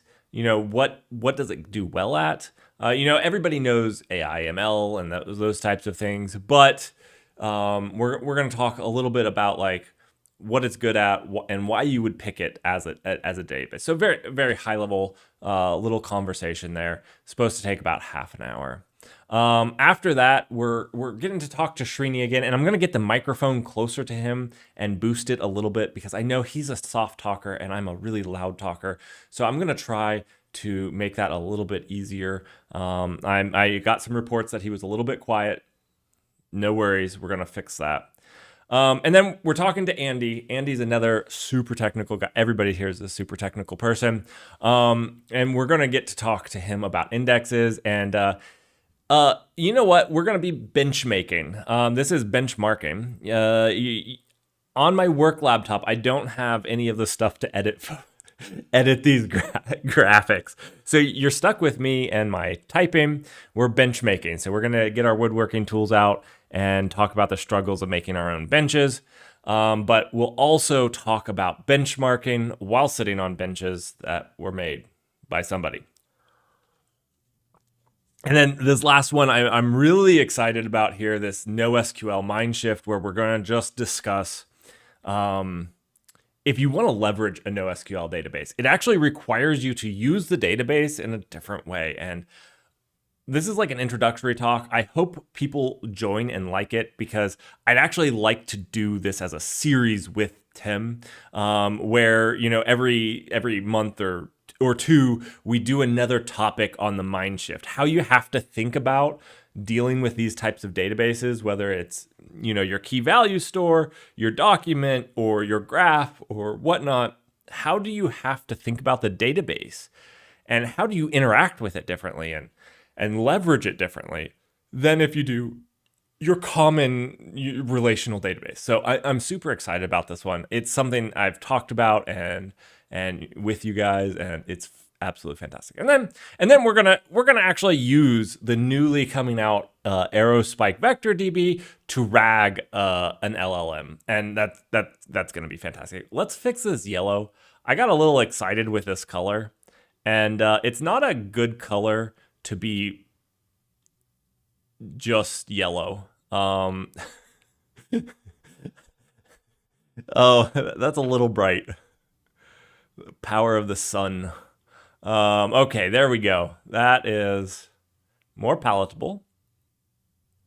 Awesome. So we have a better timer now. That works out much better.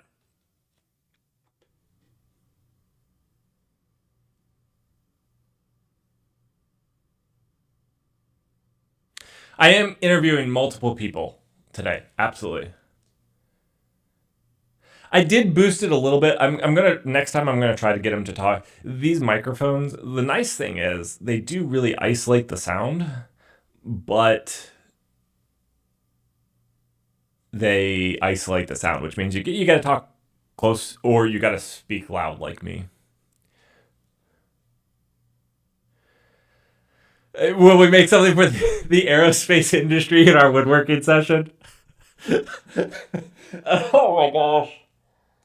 I should have put somebody else in charge of titles. That's like my biggest mistake, was putting me in charge of our titles. Like, when we make those benches, we're going to launch those benches into space. That's what we're going to do. We're just going to launch those benches right into space. I just fixed the echo. Sorry, that was me. I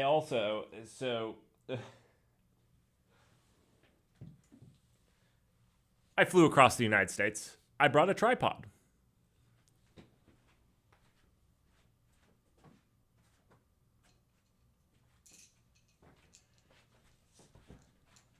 I brought a plate to connect to the camera, but I didn't bring a connector that goes with this plate.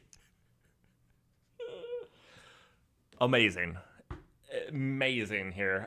Like, everything else looks super production. I will post in the Discord the camera setup as we have it right now, which is quite possibly my greatest creation in the last 2 days. Quite possibly my greatest creation.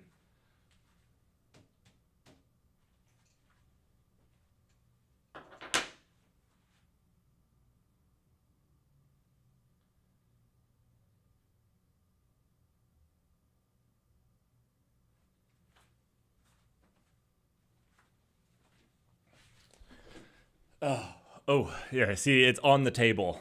So if I bump the table, I bump the whole thing. All right. What time is it? Oh, we're about 10 minutes out of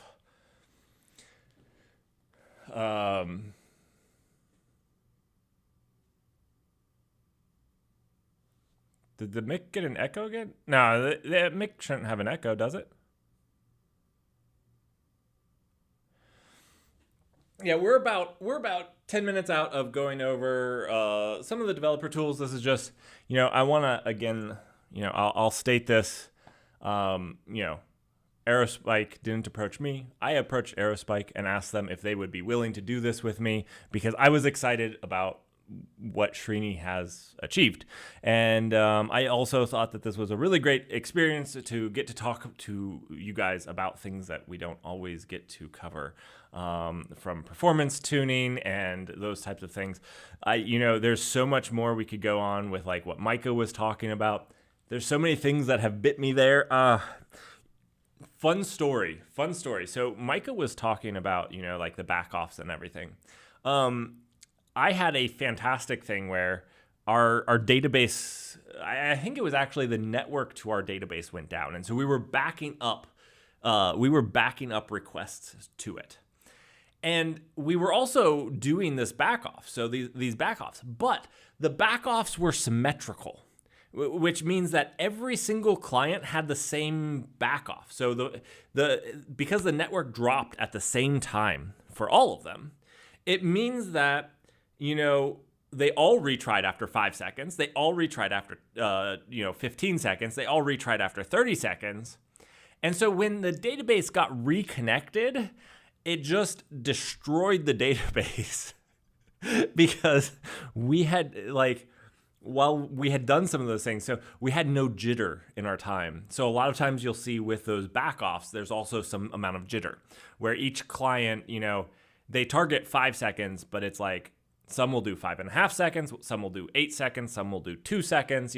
There's some, and how much jitter you have. There's always, but I learned my lesson on why you have jitter, why you have some amount of randomness in those values. But there's so much good content to go over in those. So metastable issues mentioned, +1.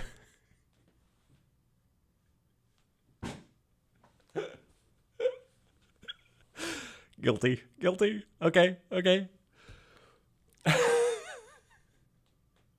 The reason that I bring them up is they're like the really interesting topics. Like, they're the things that you don't think about, where, these things happen and all right. I will try to avoid the topic for at least another hour. But yeah, no, I find them really, because they're the things that you're like, oh, I'll just recover from this. I'll just restart the node. And then all of a sudden you're like, nope, not going to recover. And it just goes downhill from there. All right. Like I said, stopping talking about it. We're going to talk about non-meta stable issues. Ones where when you resolve the problem, it resolves the issue.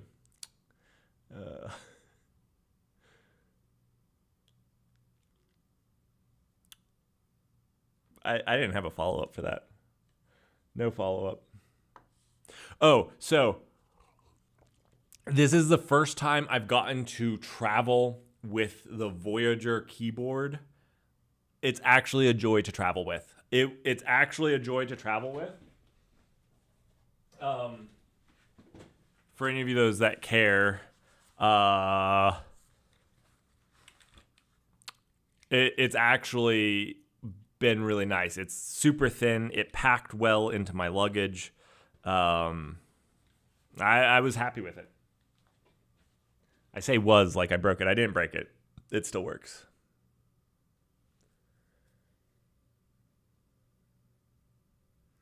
That's the interesting thing, Russell, is like it is like how, generally speaking, it's how you deal with the error that's causing you to error. And that's where like it's always like this interesting thing where you try to do the right thing, and the right thing is the wrong thing when something bad's happening, a specific bad instance. And the other thing is like, you might go for 2 years with the same architecture and never have it happen. And then like a very specific thing happens and it just, yeah. What does my boss think about the Voyager? I'll have to get his opinion. I haven't asked his opinion. I'll be like, this is very important. Twitch needs to know. Srini is not my boss. Srini is like my boss's boss's boss's boss. I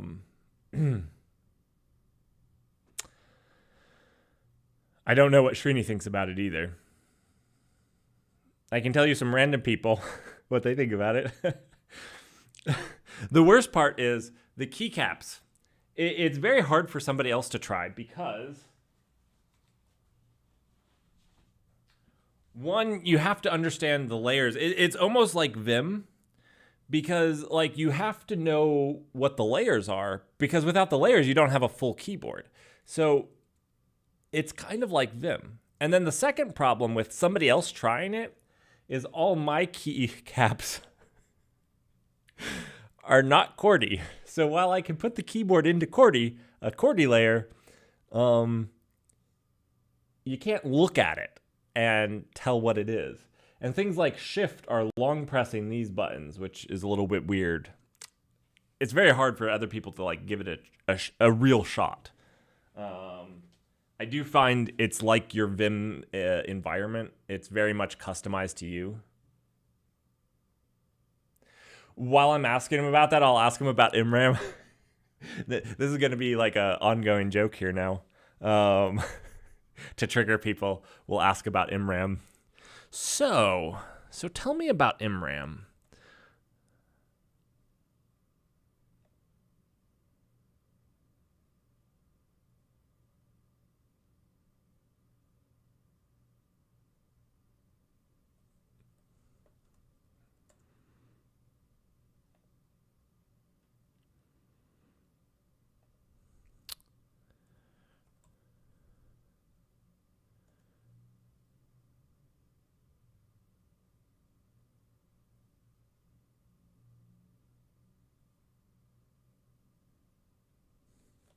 Do people actually not know what IMRAM is, by the way?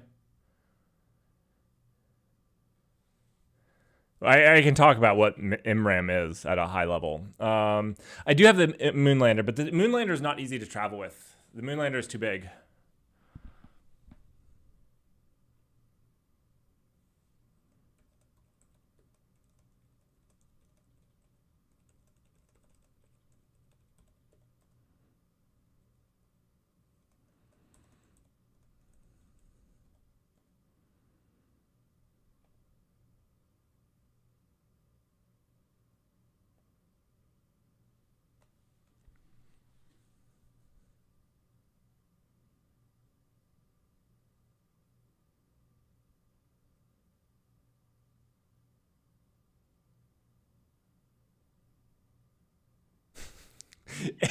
It's very tasty. Oh, Adrian, you were using wait. Adrian, were you using the Moonlander or the Voyager? I was using the Voyager on our stream. You were using the Moonlander? Okay, so how I do it is the Voyager is on my work computer. The Moonlander is on my work computer. Voyager is on my personal computer, which is what I do the streaming from. Now, that being said, I brought the Voyager to work because it was the one that's easy to travel with. The Moonlander is a little thick and a little bulky and a little it's just a little out there.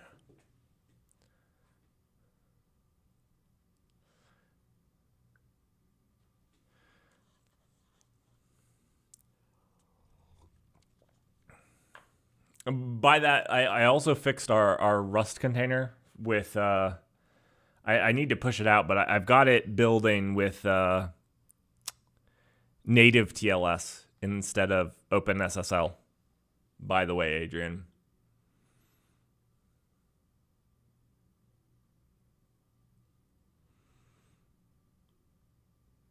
Yeah.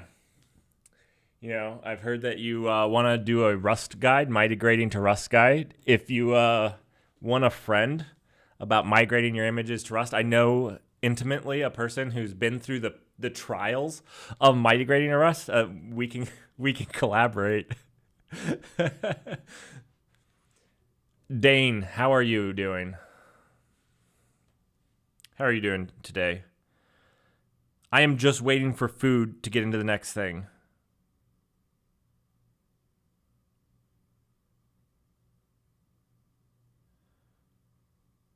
For everybody wondering, it's aerospike, not aerospace. I don't even know how I did that typo. And I know that there's some people probably upset with me at this point. When I cut it into YouTube videos, I'll make sure it's right. But, it's, wait, over here. That's the correct spelling. I'm going to say nerves. It's weird because I've done the inverse. I've typed aerospike when typing aerospace because I don't type aerospace often. I never type aerospace. I don't know how I typed aerospace for the title. It's amazing. It's amazing the mistakes I'll make.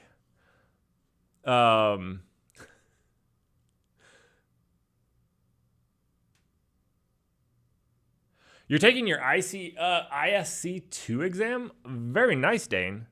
That's awesome.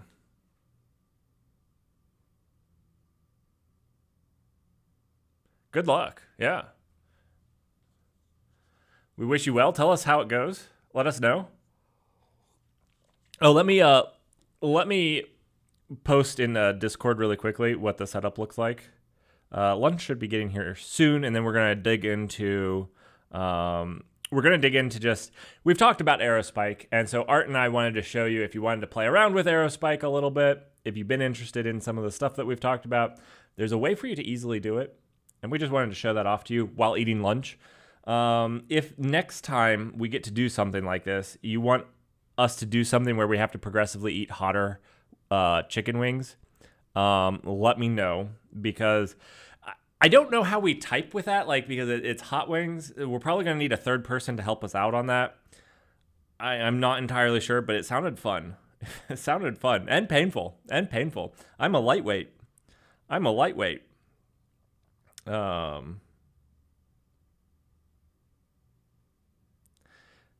There you go in Discord. What happens when... What happens when you forget the thing that connects your camera to your tripod, or not forget, you bring the wrong one. Actually, I see that there's a little bit of let me go adjust this a bit.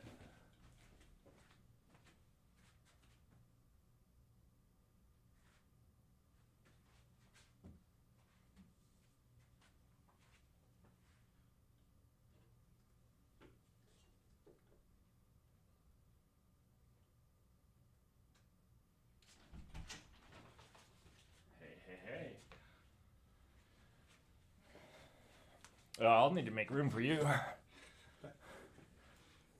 a little warm in here. Dude. Wish this was short sleeve version. I know, right? I grabbed some napkins.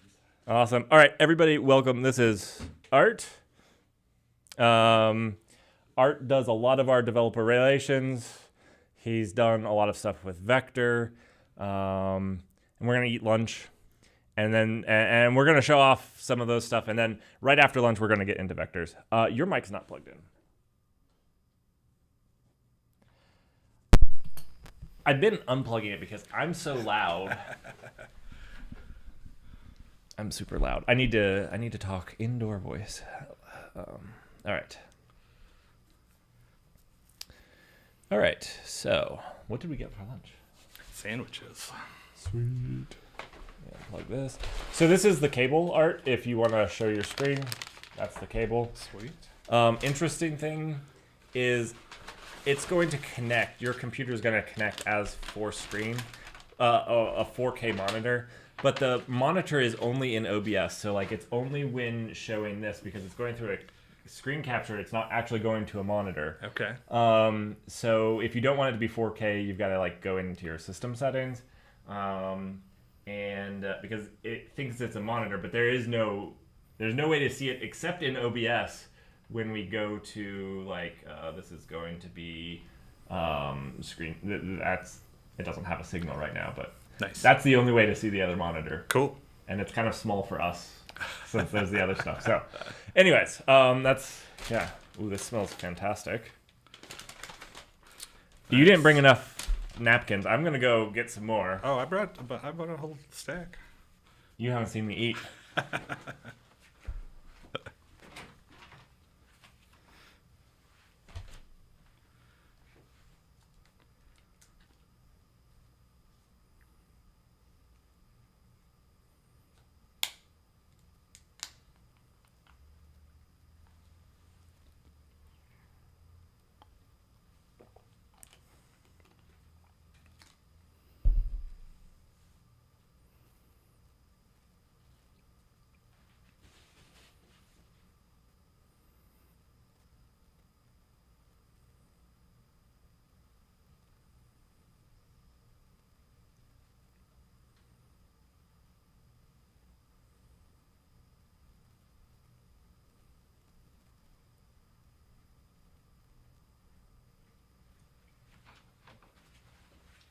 You have to wait on me. Oh. Oh, there's napkins in the bag. Oh. Okay, well, have some just in case of emergency. Nice. All right, let me get my laptop out of the way, get some of this stuff shifted over here, and then yeah, we can just I've got space like right here. I can make it work.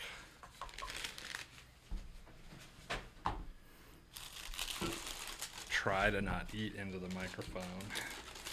You can always just disconnect this if you're wanting to. With every bite. Every single delicious bite. How's everybody doing, by the way?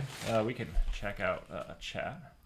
What is for lunch? Okay, what did I get for lunch? I forget what it is. It's a chimicho or... You got a steak sandwich with chimichurri. Chimichurri. I don't know what chimichurri is. I'm not sure. I read him the ingredients list, so he said he liked all the chimichurri ingredients. There was like some spicy elements to it, so I'm a little worried that... Oh, I don't think it'll be spicy. Yeah. It's a bigger sandwich than I was expecting. Yeah, it is. It's like a green salsa-y type thing.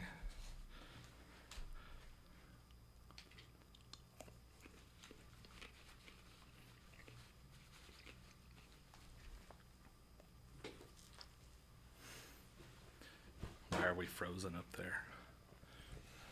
Just 'cause. This lets us see the chat from both YouTube and Twitch. But for some reason, it does a terrible job of actually monitoring the stream. So that's why I switched back to this, because this shows us what's... Nice. What's actually happening. And then we can also switch over to a Twitch stream. I brought a tablet to pull that up. I haven't needed it, but... Nice. That is fantastic. I need to get this recipe for a chimichurri.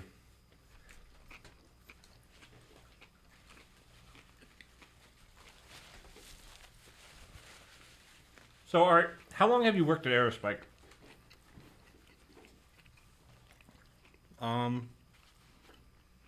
Coming up on 4 years. You're just a little bit longer than I have. I've been here 3.5. I feel like you were a couple months before me or something. Well, let me think. Or maybe we were really close. October of 2020 is when I started. So I guess closer to 3.5.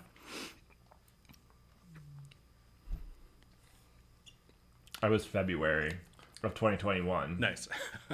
So yeah. I say 3.5 because I'm past 3, but Right. I'm really early past 3. Like I'm on the young side of 3.5. You're on the old side of 3.5. Yes. So everybody wants to know what your thoughts on IMRAM is. It's a great question. Yeah.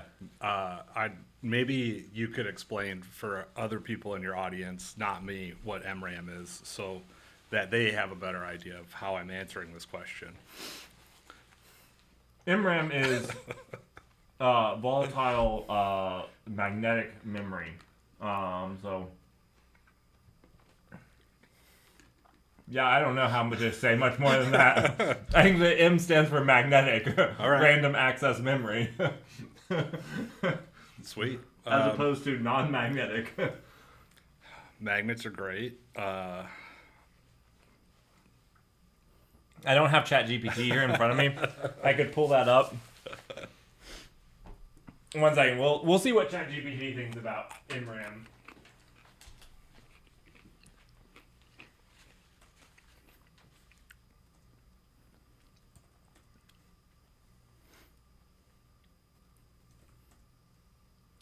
Let's see. Do you like MRAM?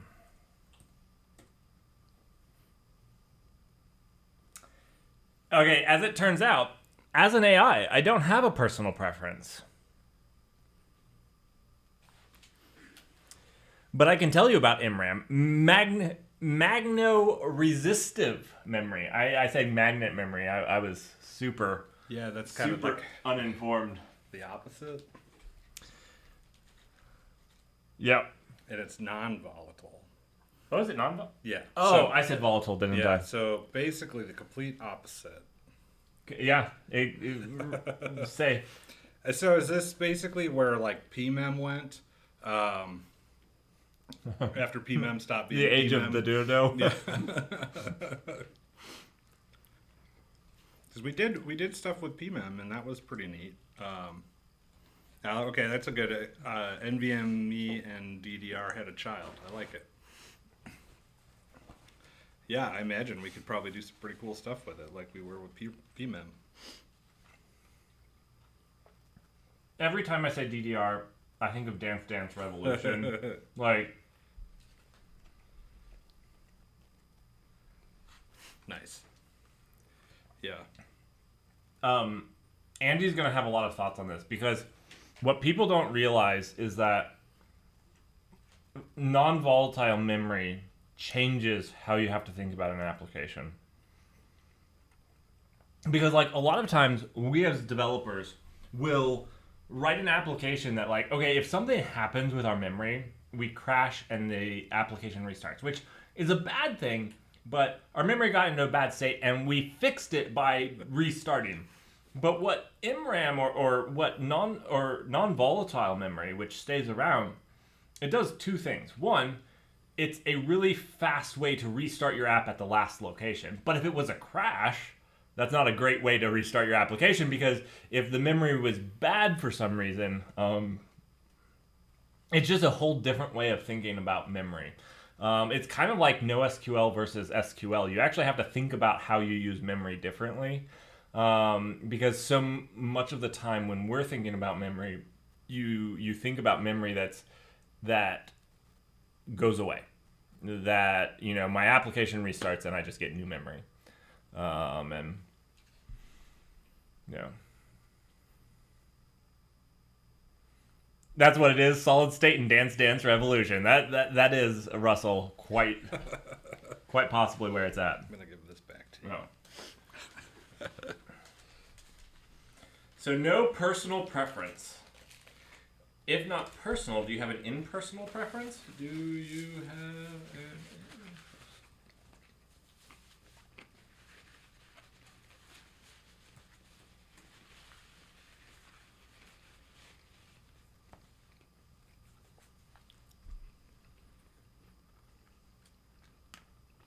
Doesn't have an impersonal preference either. I had to check. Gotta leave it. ChatGPT. Can't take a stance on anything.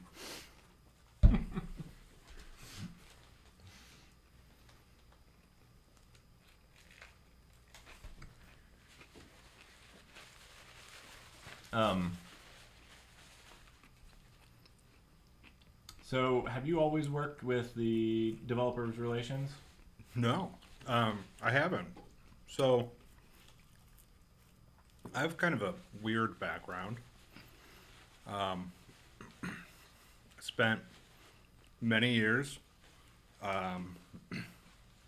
selling beer and winemaking equipment to breweries and wineries across the country.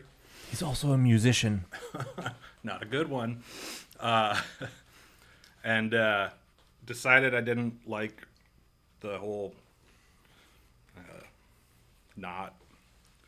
I don't know what you want to call it. I wanted like a sit-down job, I guess. So I went to school and then got into accounting, and then through accounting got into information systems, which led to accounting information systems, which led to doing tax support, which then led to teaching CPAs how to do taxes, which then led to teaching engineers machine vision, and then that led to teaching engineers about convolutional neural networks in image processing with machine vision algorithms, which then led to me being hired here to make educational videos. And then I've just kind of, I'm the definition of like failing up. And just, yeah, you know, I've had like a massive amount of like lucky freedom at my time, like during my time here, to be able to work on like things that were interesting to me, that also ended up benefiting the company, I hope, at least. We're gonna actually see he's being a little bit overly humble. He's put together some amazing things that we're gonna get to show off. Yeah, so it's been an interesting ride. I really enjoy the DevRel part. Like this last year has been kind of like our main focus on DevRel, as far as building out an actual team and having real strategy and things around that. And it's been really good, and work with a bunch of brilliant people that, I mean, Micah was on here earlier, and has Tim been on yet? Or is he going to be on later? Tim is the last one before our thing, yeah. Nice. So yeah, so it's just been, it's been really cool. And I still get to work on fun and interesting things that, again, hopefully help the company.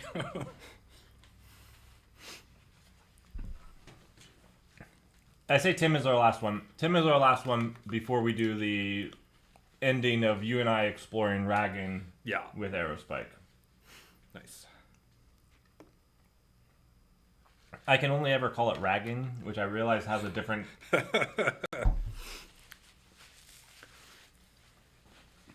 Yeah. I like to rag things. All right.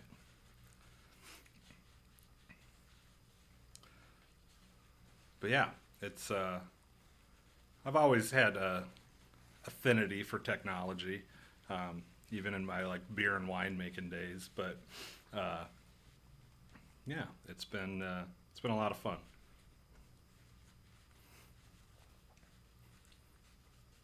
Awesome. I also come from a mixed background. I don't know if you know. Mm-mm. I did not graduate with computer science, so I come from a mixed background of like chemistry is awesome, and the jobs that you can get with it suck. Yeah. So did you guys know? I don't know if you guys know, but in the United States, every concrete plant that produces concrete mix is by law required to have a PhD in chemistry person sitting there. That's a terrible job. I mean, it pays well, but like, it's not what you think of. And so like, if you don't want to get your PhD, if you're like, school's not for me, I have a hard time reading. What can you, if that's what you can do with your PhD, think about what you get when you, my job was, if somebody licks this, are they likely to be able to sue us if they get cancer? That's a job, just so you guys know.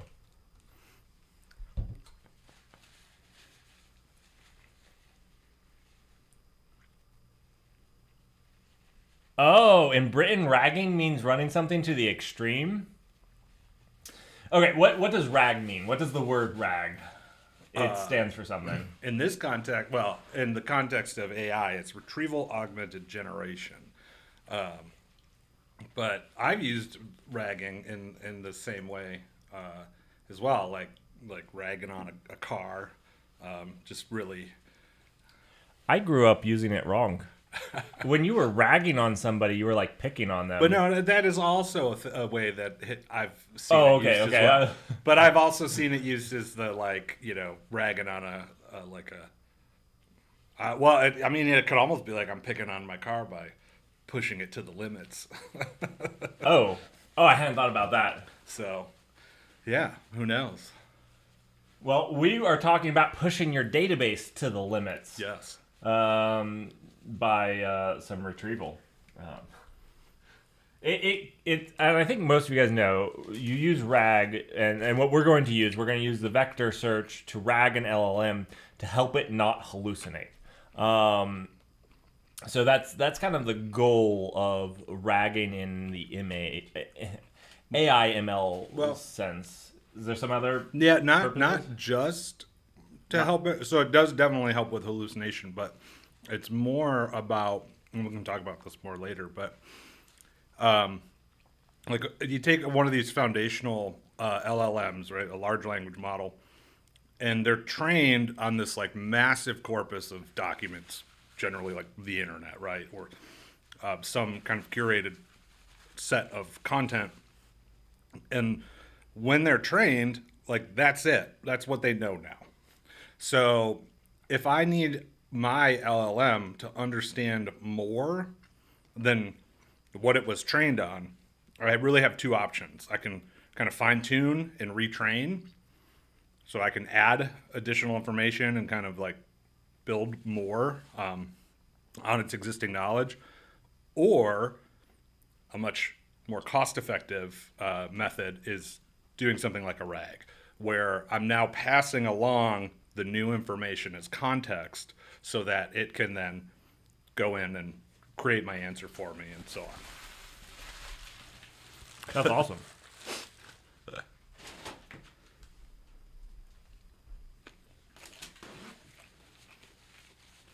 We will be ragging some NVIDIA cards. Well, at least one. They're not cheap to run. And you have to like get in line to get one. It's like, yeah, I spent like a good half a day just constantly checking and trying to launch VM, and like constantly getting like, we don't have enough cards for you. Sorry, you can't do this yet. Can't do this yet. And I mean, I just had to keep going back for like half a day until finally they were like, yep, cool, now there's one in your area, right? it's a real problem. It's a real problem. And he's not talking about like to buy one. He's talking about just to rent one on one of the major clouds. Yeah. Yep. And I think you actually have, I have anecdotal evidence, but like I think you have companies that are hoarding them. So if they've rented them, they're not releasing them back, even if they're not using them at the time. Yeah. Because it's hard to acquire. Yeah, and that makes things like,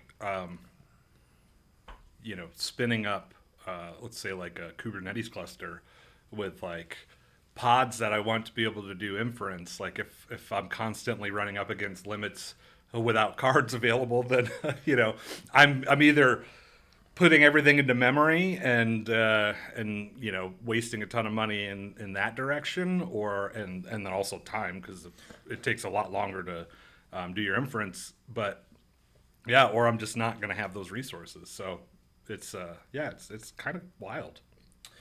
Yeah, it is very wild.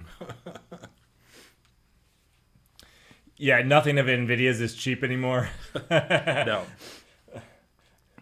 Ragged edge, I guess. Okay, so I can connect my computer, and I know that you need to finish eating. Oh yeah. I tore through mine. I'm slow, sorry. No, I was making you talk. So I'm not gonna make him talk, and I'm going to show you guys some of the stuff that he's worked on that you guys can see, and then he's going to show you it better. So I know that we've been going through this, and we've talked about vector indexes. We've talked about designing your application at scale and those types of things. And, you know, obviously both Art and I work at aerospike. And at aerospike, we have, you know, a database that's very good at scale. You know, I'm not one of the speakers, though. So, but I will show you, if any of you are interested in understanding more, there's a fantastic resource that Art has worked very hard to make very awesome. Yeah.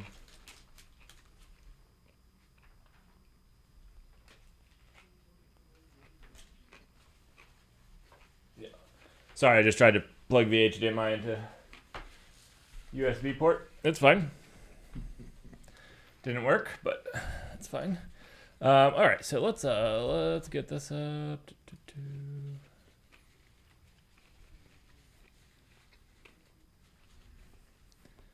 we're gonna slide this over into the. See, you can't see the other screen. Your computer knows there's another screen, but there's no screen until you go over to it.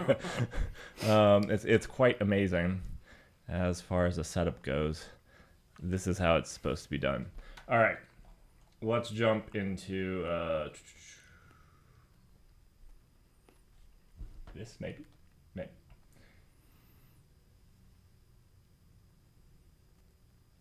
That didn't work. Wait. It's doing something.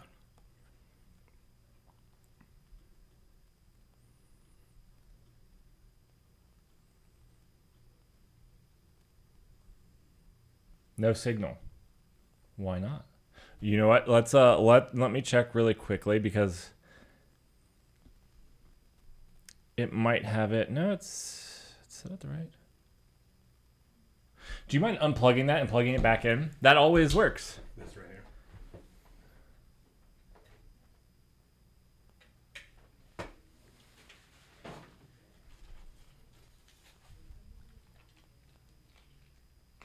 There we go. There we go. There's my chat GPT. All right. Awesome. Okay. So if you were interested, if you're interested in exploring any of the stuff that we've talked about, obviously we don't have GPUs, but if you're looking to explore in some of this stuff, there is what is it? It's developer.aerospike.com. So we actually changed it, but you'll redirect, so you're good. Okay, so it's aerospike.com/developer. Yes. It's both. I was right. All right, I think I'm actually kind of big into here. Let me make this a little smaller. There we go. That's a little bit more how it's supposed to look. So there's a bunch of stuff here that, you know, we could go over, and I'll let Art, you know, show you what he'd like. One of the things that I really love here is these sandboxes. These sandboxes are a place where you can basically get started immediately. We're not a Java group. Let's do something a little bit more fun. He's working on Rust, everyone. He's working on Rust. I don't know that that's true. I tried. It's really hard to get Rust running in a notebook. The back end of this is maybe terrifying, but so at this point, like, without me needing to do anything on my local computer, we can actually play. I think that this is actually really fantastic because we can play around with server 7.0. It's going to take a little while. I don't know how long this takes. It's almost there. There you go. And we can actually run this code. So any of this code, you can edit it and change it. So this is blank. This is like, you want to write some code, you can write some Go code here. So, you know, we can just do we could just go out and start typing our own code. But a really cool aspect of this is Art didn't just leave you. I did not think about this. The camera that we have here is, you're going to have to, because I shrink it in so that it doesn't cover up too much. Very cozy stream. But if you want examples, all of these are different examples. So, this is the setup. So this is going to go through and show you how to basically set up, what is this setting up? What is this setting up? Well, that's just formatting for the sandbox, so you can pretty print stuff. Pretty print, it imports the aerospike Go client, the version 6, latest and greatest. And then this is going to, so we can run this, but we could step through and run all of these, which is pretty cool because this is an example of the setup. Yeah, the first time you run the Go, it's going and actually it's running go get aerospike blah blah blah. So it takes a little bit longer, but then once you've got that initiated, everything else. It's going and getting all the imports for the modules. Yeah. Okay, awesome. So this is the hurry up and wait. I should have pressed that button while we were still talking about what you could do.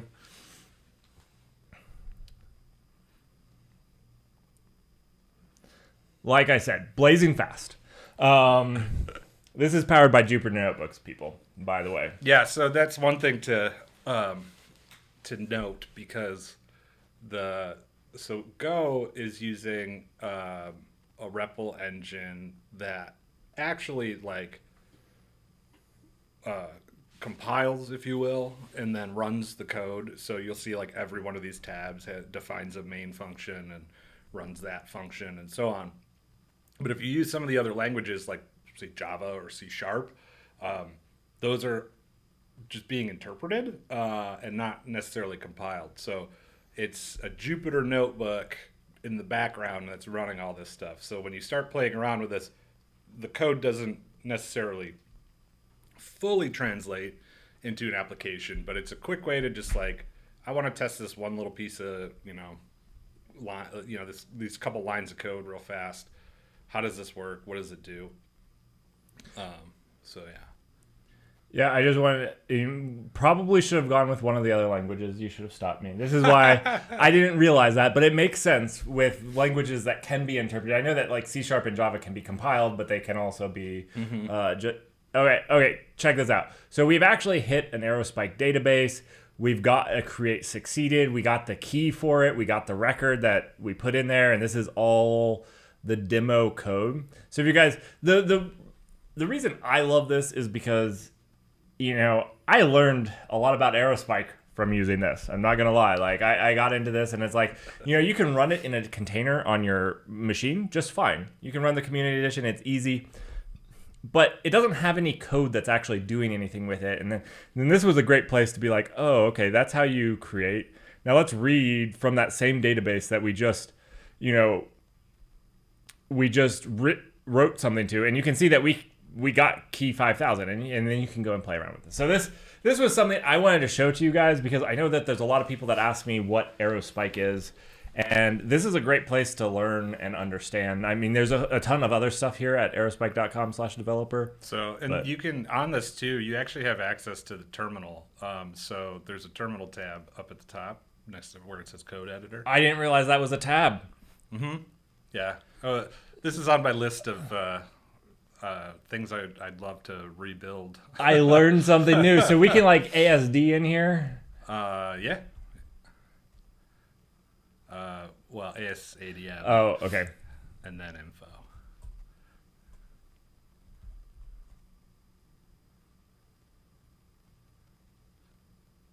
So just run ASADM. Okay, yeah. And then you can run info. Yeah. Cool. Yeah, and so you can see.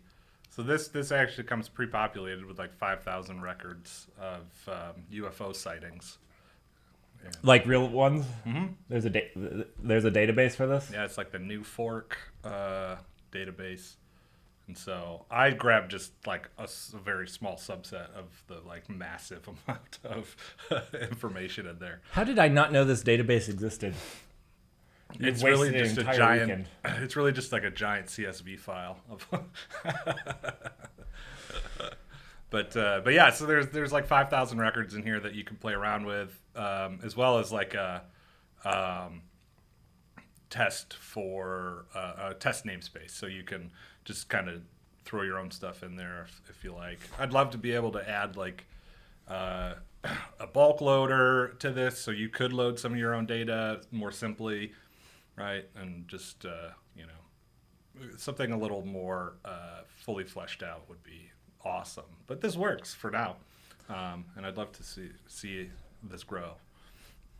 Yeah, I mean, I didn't even know there was a terminal, so this is you guys learned something with me. Yeah. It's like full access too. So this is just an Ubuntu container running kind of in the background, and so I remember one of the first times I showed this off. Robert went in and was like, well, let's see if I can destroy this thing.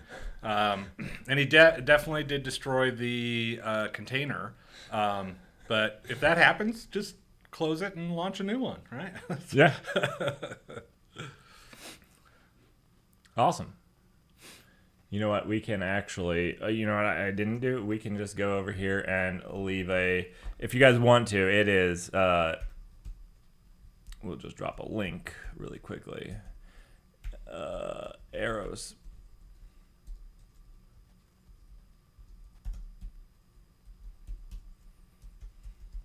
That? Yep. Done. So go check it out. See if you can't crash the container. That was a challenge.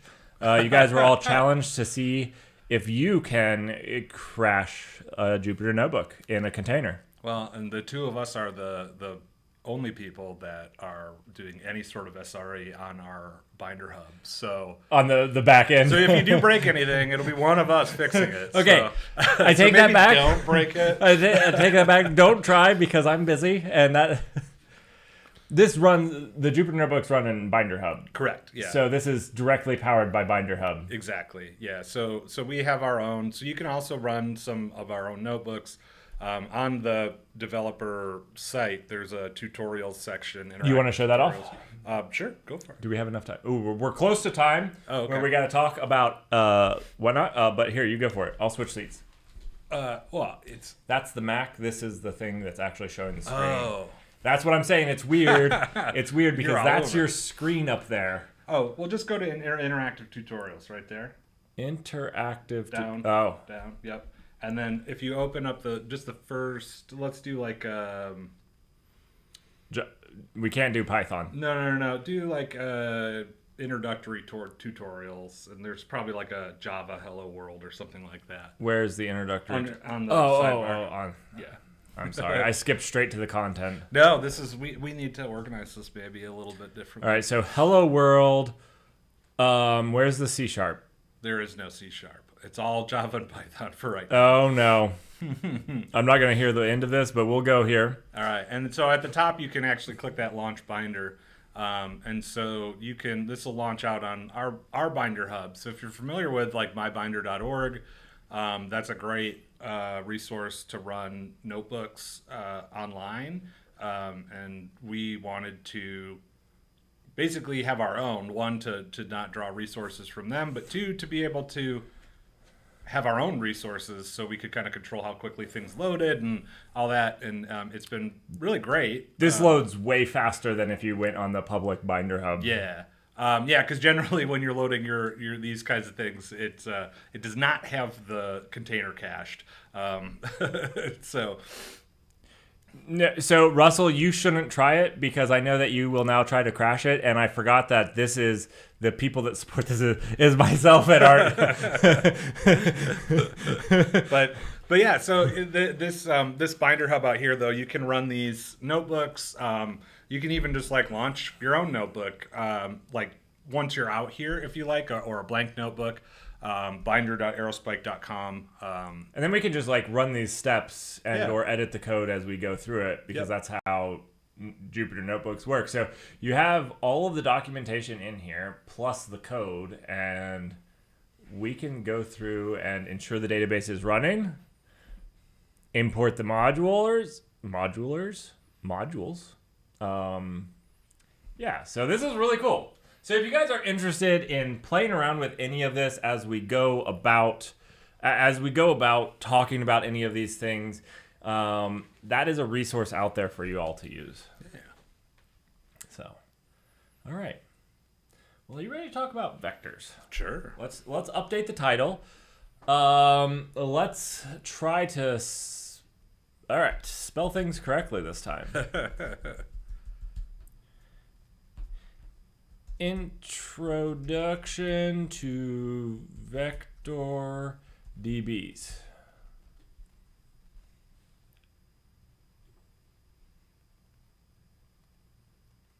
Nice. All right. All right, so earlier today, we had a conversation on what a vector database is, but we really talked about it at a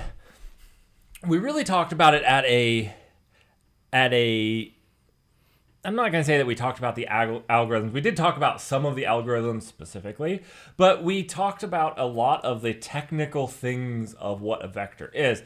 But a lot of times when we have these conversations, it can be a little bit lost for especially new people that aren't, completely absorbed, to understand when you might want to use a vector DB, like what type of data sets are they good at. And so I just wanted to invite Art. Art has been doing a lot of work, which you'll see later on in this video or on this stream, and maybe later on in videos. He's done a lot of work with the vector stuff that we've been doing at aerospike, but just also understanding vectors as a whole. So I wanted to talk to you really quickly, just as just a little aside. What is a vector database, and does it relate to me? How should I identify if I might want to use a vector database? Yeah. So, a vector database is not like, I would say, necessarily a super new concept, but like it's definitely blown up in the last couple of years. And when you're thinking about general kind of use cases for a vector database, I mean, the biggest one that comes up is search, right? So identifying similarities between different objects, right? So maybe it's a document, maybe it's a picture or video, a song, any of that kind of stuff, right?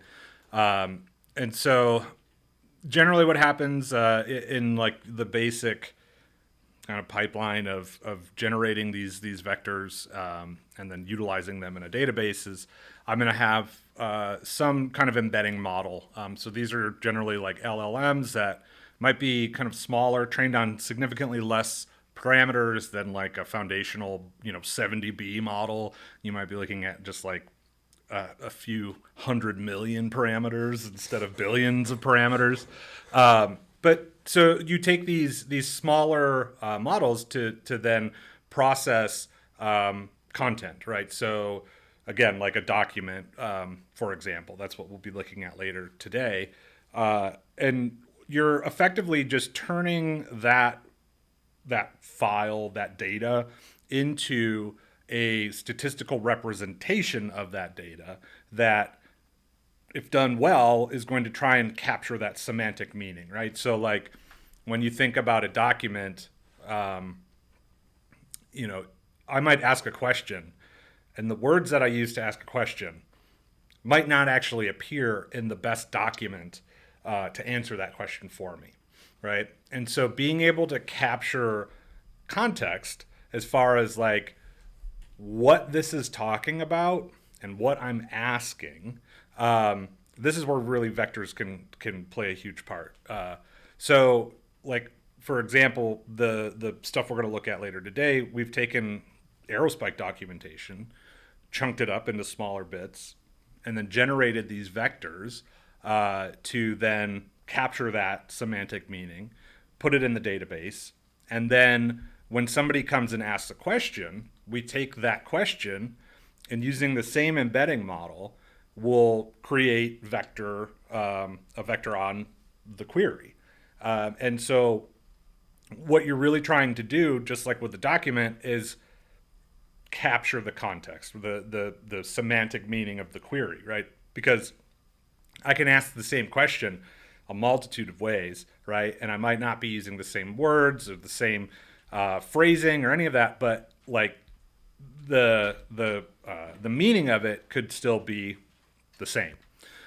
So when I create these vectors, then I have the ability to apply math, right? So I can do things like a cosine similarity search, which is what I'm using for the RAG demo that we're going to mess around with. But there's other types of searches that you can work within there to kind of identify your approximate nearest neighbors when you're looking at the database. And we use hierarchical navigable small world, which is like a graph flavored algorithm or search within the approximate nearest neighbor algorithms and things like that. So all that to say, right, it's just a different way to think about search and capturing more meaning within your content and your queries than typical like key value lookup, text search, that kind of stuff. One of the things that with vector, at least for me, and correct me if I'm wrong, because I'm probably the least informed in this building right now on vectors, but every time I see it, a vector is when you want to be able to search for something that doesn't exist in your database, but you want to find something that's close to it. Like a lot of times in a key value or a document, you're searching for a document. You want that document. And vector is more of like, no, I want things that are similar to this. So like the vector embeddings are trying to build these almost mathematical representations of what this looks like to give you a way to say, hey, this thing is like this thing. And so if you search for this other thing, like we can say, well, these two things are similar to that. It's like a more of a similarity index. Kind of, yeah, exactly. So it's a way to be able to, again, search on, you can almost think of it as like metadata that's not really metadata. It's not necessarily in there, but it is in there because it's the vector, right? Like it's capturing all of this additional piece of kind of information. And this is also, just to throw out there, the quality of the vector, the embedding that you're going to create on each piece of data is going to be like largely dependent on the model that you're using. And then there's things that go into that machine learning model that generates that. Yeah. So like, I'll give you guys an example, right? So when I started kind of playing around with this stuff, and I was trying to identify a good way to capture the documentation, I started off with like a sentence transformer that was not a good fit. It was something that another one of our engineers here who has also done a ton of amazing stuff with the vector database and built some great demos and things, Jesse, he started with this sentence transformer, very simple embedding model, but he was doing like little quotes. And so like the embedding model was truncating text after like 200 words. And so you're losing a lot of the document and things like that within there. And so I started looking at other models. Another person I've been working with quite a bit on this stuff, AJ, he's a intern that has been doing a lot of the vector work here as well. Started looking at word2vec, which is like an algorithm or model that Google came up with that then kind of transformed into this doc2vec, which then I attempted to create my own model based on our documentation.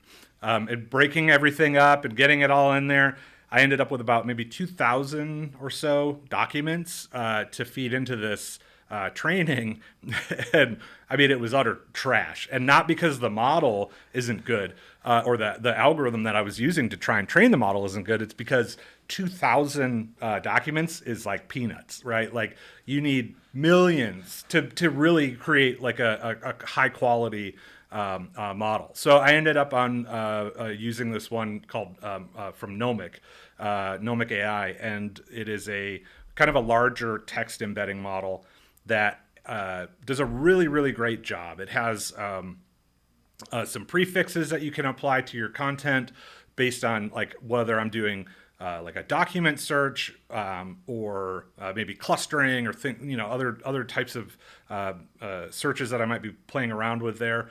And then I can prefix like when I'm embedding a document versus embedding a query, I can tell it which one I'm doing, and then it applies that in a way that gets you better results.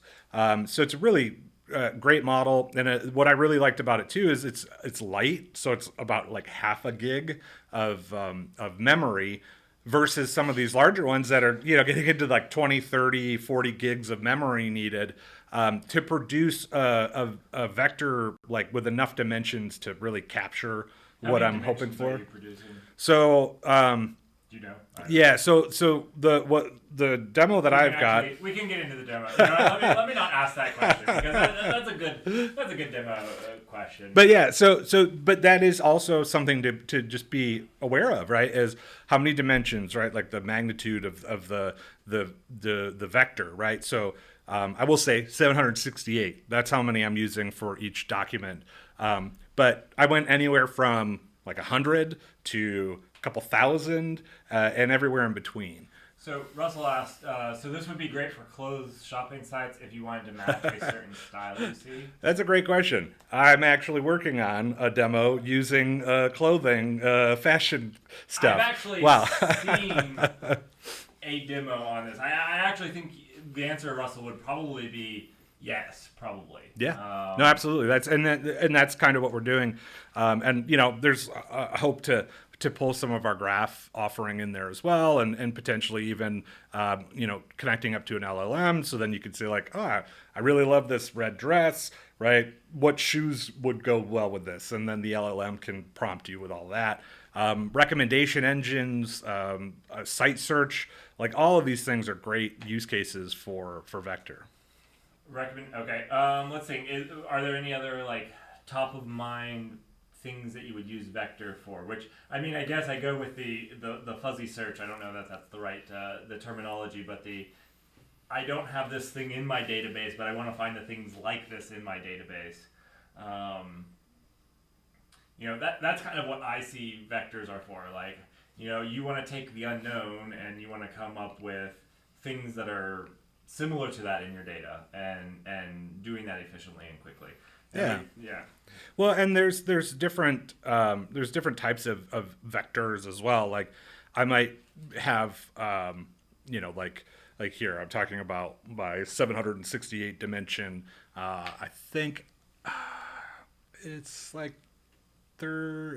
maybe 16-bit floats that it's using, but like I can go all the way down to like binary and binary vectors, right? So where like I'm still getting decent results, which this is something actually I think Adam was on earlier.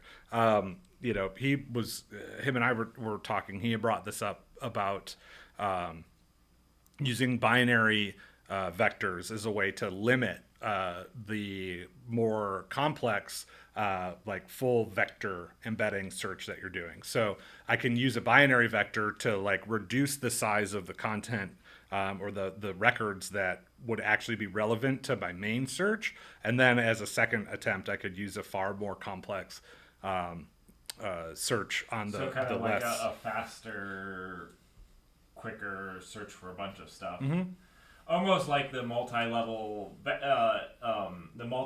graph that we were seeing for the index, where it's like we use a much sparser graph to kind of quickly get to exactly. And then yeah, and so there's like I said, there's recommendation engines, the search, obviously, the RAG, which is really just semantic search plus an LLM. I mean, when you really think about it, like a vector itself, right, is just a list of numbers. At its like, it's far more complex than that. But this is all yeah, simple it's all stuff. it's all ones and zeros at the end, right? But so when you start to think about that, right, like I could write my own embedding model if I wanted to, right? So maybe I like just count the number of times a word shows up in a sentence and pad everything to have the same number of dimensions, right? Like I don't have to use all of these like advanced machine learning models and LLMs and all this kind of jazz to generate these things. I could take this same kind of search and apply it to really kind of anything that I can think of, right? Anywhere that you need to be able to identify things that are near each other. And so there's a lot of kind of work right now in the graph space. I'm really excited to start playing around with that myself to see what we can do. We have a graph offering, we have a vector offering. How do we marry the two together and start utilizing both of them? So, there's so much you could do. I've seen things where, taking things like a recommendation engine and taking somebody's, like, let's say, like all the songs that you've listened to, right? Or that are like in your top 100 songs. And actually taking and generating embeddings off of that, which then I distill down into an average of like one number. Right? So now I have one number that defines you. That's your vector, right? And then I can use that one number and compare it to other folks. And it actually does a pretty good job of identifying people who have similar interests. And so, like, you can get into this kind of more complex recommendation that might be like, hey, you are way into this kind of music, right? But like you're also into this totally other genre over here, and we found somebody who likes both of those, and they like this other one that you've never heard of before, right? And maybe that's something that would be of interest to you. Whereas like maybe I would see that through a graph or something like that, but this is an incredibly simplistic example, but I might be able to infer far more connections out of those vector kind of paths. And then, that's also a way like to connect it back to graph. I could find the point of, beginning my traversal within a graph to then identify, okay, this is the person that's like you. Now, where do all their edges go? And then you start playing around with that. Right. So there's just so much you can do with this space. It's really interesting. Like I said, I started thinking about like, oh, well, what if we like created vectors on music and like did this stuff, like actual songs, and then, Googled it and articles were coming up from like a decade ago talking about it. I'm like, all right, I'm not nearly as, as innovative as yeah, exactly. Right. Like it's already been done. But it's really interesting. Like, and especially now, a decade ago, like unless you were like actually working in this space, you probably weren't really doing anything or hearing about this kind of stuff. But now, with some of the newer vector databases making, headway, and then ourselves coming into this space and doing it way better than everybody else, right? Non-biased opinion. Non-biased opinion. No. I don't work for aerospike. But yeah, it's just there's so much, and I think we're going to see a ton more, exciting, cool new things that maybe we didn't think about. There are far more innovative people than myself out there thinking about these things. I just have an innovative idea for a vector. Yeah. Thesaurus. Like, I want to find a word like this word. There you go. I'm sure it exists. Probably also overkill, but like, I struggle with English, so like this is where I go to. How can this solve my problems? My problems is right. English. Awesome. So I guess we have about 10 more minutes. I want to open it up for questions. If you guys have questions for Art, anything that he's done so far, we do have that demo, so I entreat you to stick around if you want to see an actual demo of a ragged system. We have that coming along. And we're going to talk about the whole process. We're not going to. I was asking Art to do the whole process. And he's like, "Are you crazy?" He's like, "It takes days to train." And I was like, "Okay, maybe we don't do the whole process, but we're going to step through the whole process at least, so you can see, or most of it." Well, the days to train is only if we wanted to fine tune a model, which I did. I was like, "Let's do it." The RAG itself is actually pretty quick, but when we get into talking about the demo later, really, like, I can talk about all of the rabbit holes and pitfalls and things like that you don't really think about until you start doing it, and then you realize, oh, there's a lot. yeah, kinda. So Russell, in summary, a vector DB is a very passional relational like clause. I had not thought about it like that. It's kind of a different style of like clause, because like is in a relational world is means a little bit. Yeah, not quite the same, but yeah, I get it. All right. So yeah, any questions?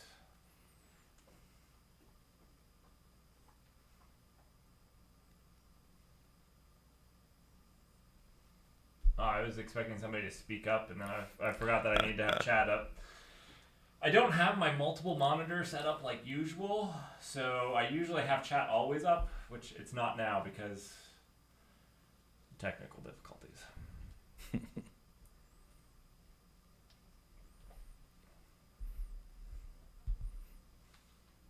Cool. What is next after vector DBs? Oh man. Matrix DBs. I'm already working on it. It's Matrix DBs. I'm driving that forward. I was like, what's better than a vector? Multi-dimensional vectors. Yeah. The performance of that index is terrible. We're just really, the hardware hasn't caught up to my brilliance, is what I believe. I'm going to just say, because I don't know that you could search on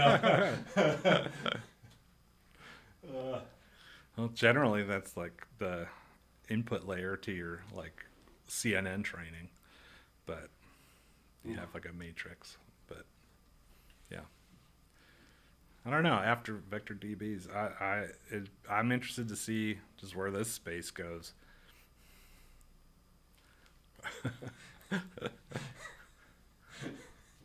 Does anybody understand, Russell? I don't know. Or Cat Muffin. Sorry, not Russell. Reading is not my strong. We've covered this. English. English is where I need the LLMs. All right. Well, thank you. What do we have coming up next? I think the next thing is another talk with Srini, just the future of databases, fireside chat with not the CEO of Aerospace, the CTO. I said the founder of Aerospace, which is fantastic. So Russell, yes, I don't know about like full movies. I'm sure somebody has, but they're like I've definitely seen video. Could you easily vector like the metadata of movies? So like, you know, they already have a bunch of these tags. If you go to like Amazon Prime of like whether it's an action movie and whatnot, but like take all of that, put it in a standard format like, with the description, like maybe a synopsis, like a page synopsis of it, and vectorize all of that. Yeah, I mean at that point you're really just creating. It's just a document. It's just documents. Yeah, never mind. That's not cool. He means like the actual movie, the bites of the movie. Right. Yeah. That's a cool idea.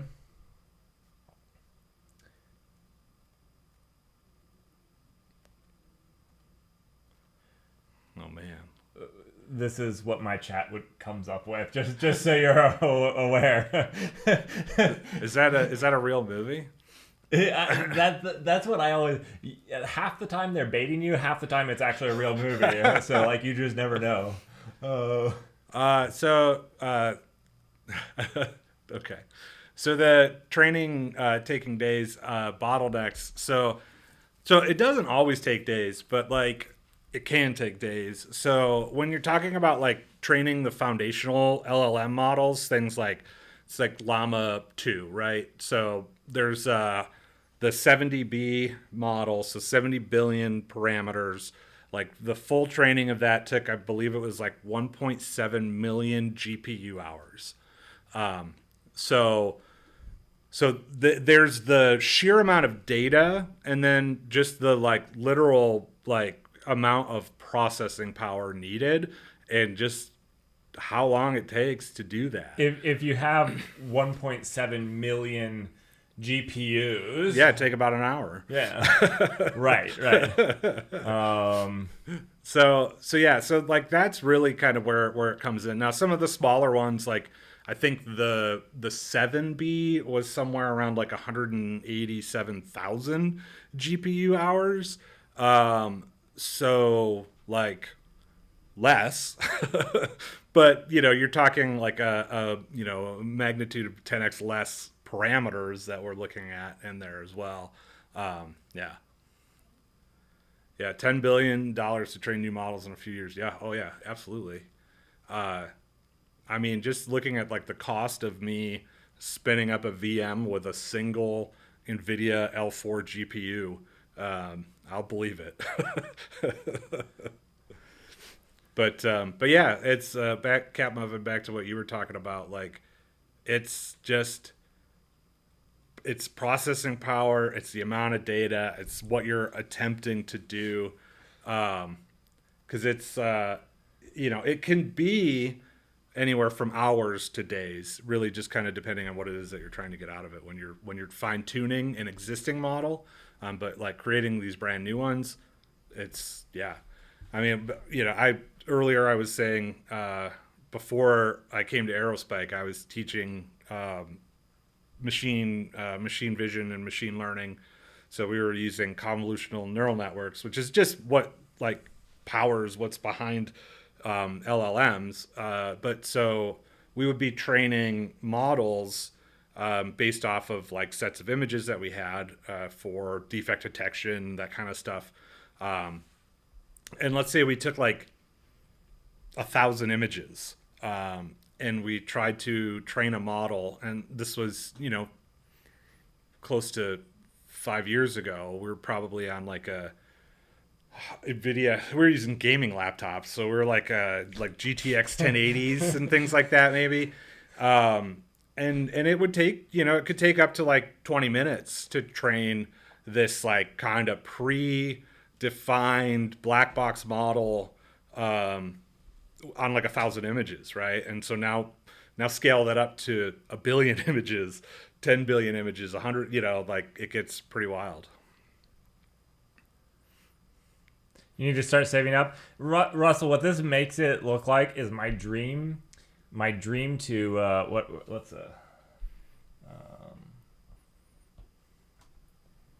my dream of this doesn't seem ridiculous compared to AI.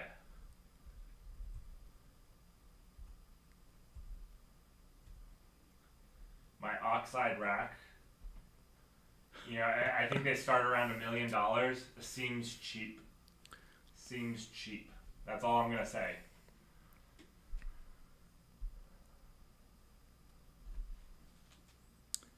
Do LLMs also have issues with overtraining?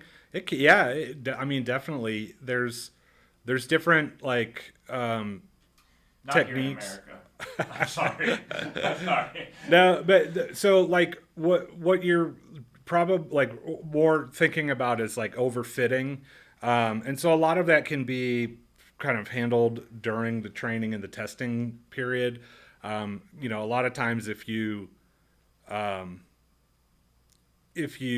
train to a specific like data set too much, right? So like it works too well for that, but not. Yeah, like I convolve too many times. There's too many epochs in the training, and like now all of a sudden, because generally when you're like in an insanely simplistic way of thinking about this. When you're training a convolutional neural network, you're generally trying to, so like you start by having your input layer and assigning like a random set of weights, right, to every input within this layer. And then you move through this massive nest of other layers in between your output layer, your input and your output layer. And your output layer has, you know, whatever you're trying to output. If I'm trying to output if something is, you know, true or false, a Boolean, I'll have one output. It's either on or off, right? If I'm looking to identify, let's say, numbers 0 through 9, I'll have 10 outputs, 0 through 9. And so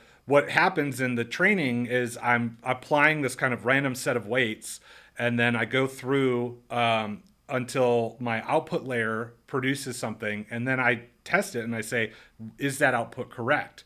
And then if it's not correct, generally I'll do what's called backpropagation, which is then adjusting weights as we move back to our input layer, and then we go through it again, and then we test, and then we backpropagate, and so on and so forth, as we move through this until we've hit the number of, like, you know, epochs that I'll run through as far as like the training is concerned. And so while we're doing that, what we're really trying to find is the local minima, right? So on like, you know, 3-dimensional space, like as we start to move up and down these curves, right? When do I stop going down and start going up again? And basic linear regression. Yeah. And so once I've started going back up again, I know that, okay, cool, I'm fine tuning to find that local minima. And so like that local minima could be like up here, or it could be like way down here. It's just the local, right? And that's what we're finding. So generally, like if I get into a like overfitting or overtraining, then like my model will only ever know my data set, and anything that exists beyond that doesn't help, or it really can't do anything. Or I don't get to that local minima. I've undertrained, and now it just doesn't do anything of value, right? So yeah, there's a lot, and I mean, like everything I've said is a massive oversimplification of what's actually happening, but it kind of gives you an idea of what that looks like. So in the training process, you can kind of help to avoid that level of overfitting, especially when you're talking $10 billion to train these foundational models. They don't want to like get to a point where it's like, oh, it doesn't work. That was a waste of time, right? There's a lot of checks that go into these things. Only a few $1 billion. I mean, we all basically have that money to spare. Pocket change. We've It's talked my couch about cushions. how LLMs are the most economical thing we've developed recently.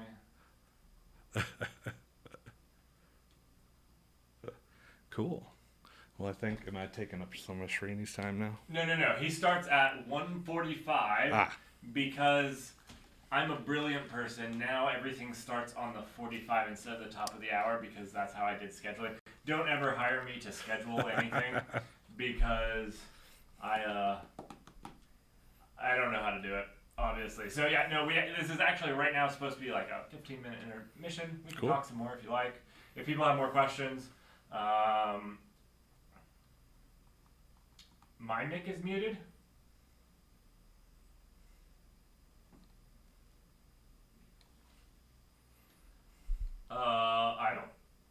I'm talking. Can you not hear me? Is it mine that's not? Hello? I did turn mine down because I'm the loudest, but, okay, you can hear me? I was going to say, I did turn mine down because my voice carries like nobody's business. Like, I'm sure the entire office knows what we're talking about, even though the door is closed. It's a blessing and a curse. Mostly a curse, but this is where it's hard because I actually had Srini's mic up so high that it was picking me up. Then I was over here like, I gotta remember to whisper, talk quietly.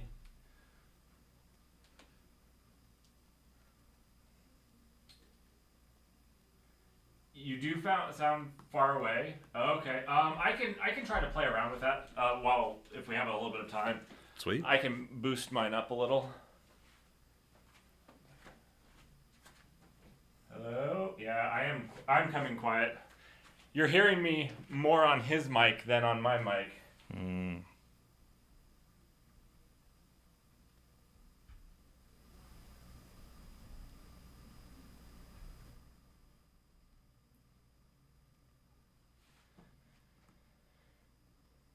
Did I do what I wanted to do? I don't think I did. Oh. Hello? Okay, I still think you're actually picking me up more on that one than this one. Hello? 1 second. Let me, I sound great. Okay, so yeah, it is definitely, this mic, which, let me...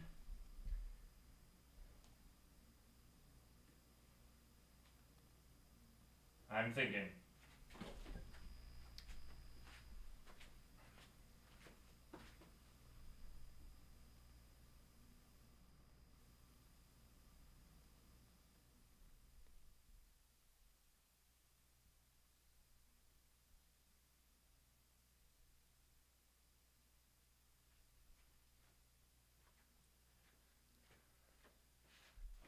All right.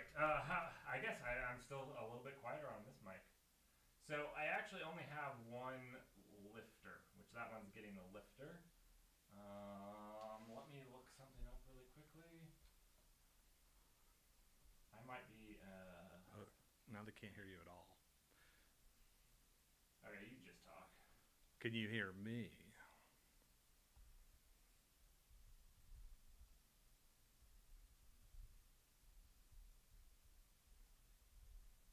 Should I just like move my lips like I'm talking? You want to lip sync for me? Wait, now other mic is very low. I did lower you. Maybe I just need to get up close. Wait, black.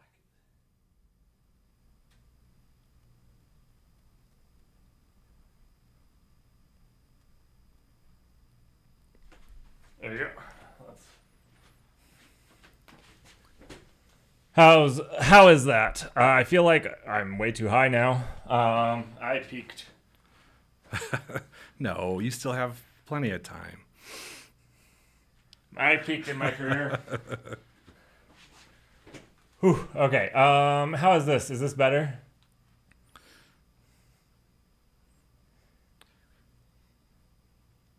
Is this better?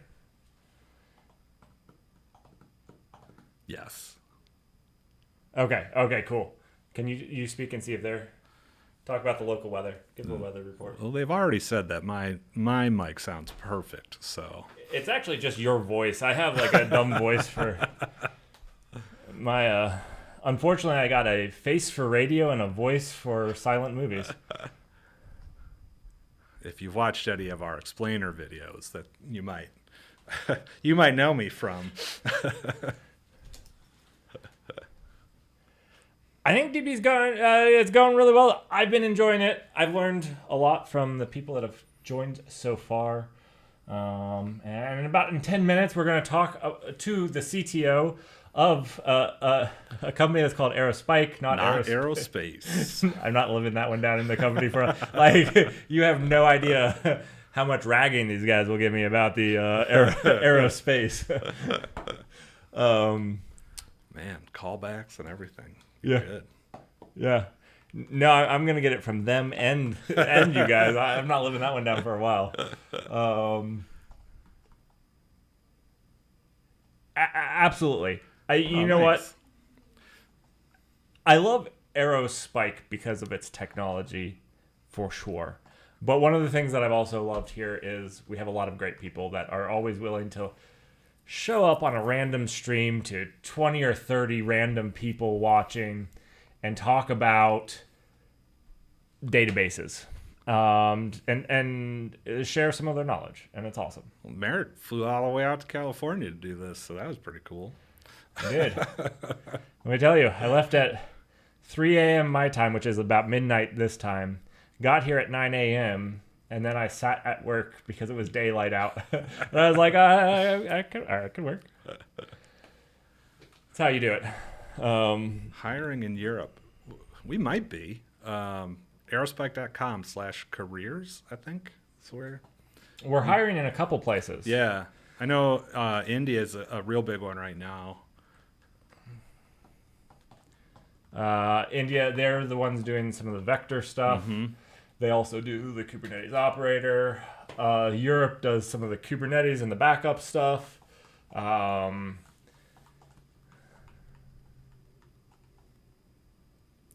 Yeah. Highlight of the day, probably me saying aerospace instead of aerospike. It's for everybody else. My highlight is getting to talk to all of these people. I don't know about their highlights. From Ashish joined at the beginning and talked to us about like the different. I know that we've talked about database indexes and how there's a bunch of different types, but there's a bunch of different types for vector specifically, and that was really cool. Just learning about that, learning how they like the trade-offs between them.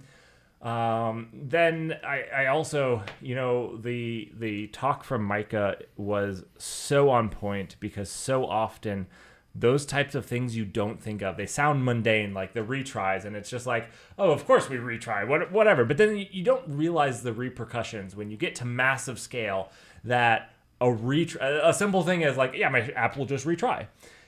And like, so yeah, I've enjoyed all of that. And then getting to talk to Srini the first time about his story. I love the story about aerospike. I've not gotten to sat and just talk to him about that like that.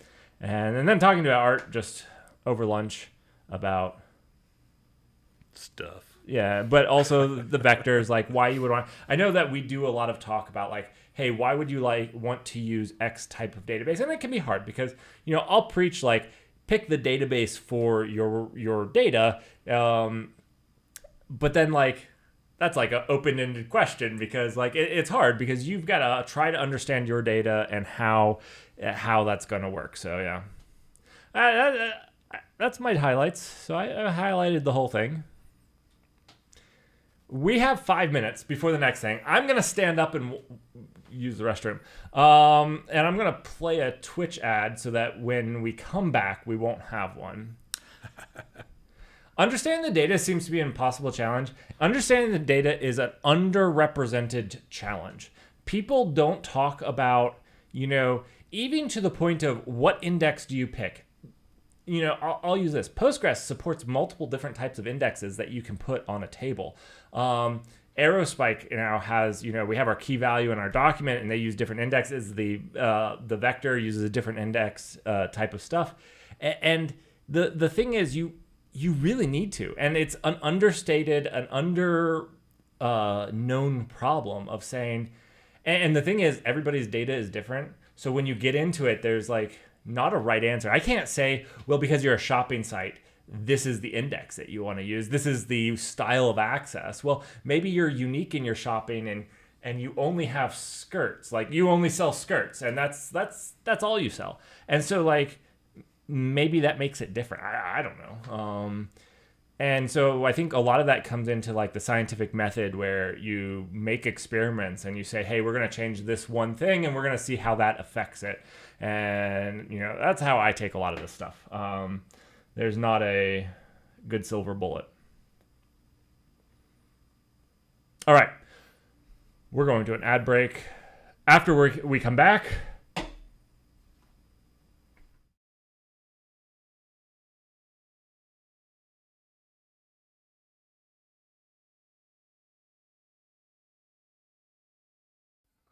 Is that a aerospike blue 400? it is Merrick picked the blue 404. Nice. Yeah. Not don't. All right, we'll be right back. Thanks everybody for joining. Thanks, guys. Put on a little music.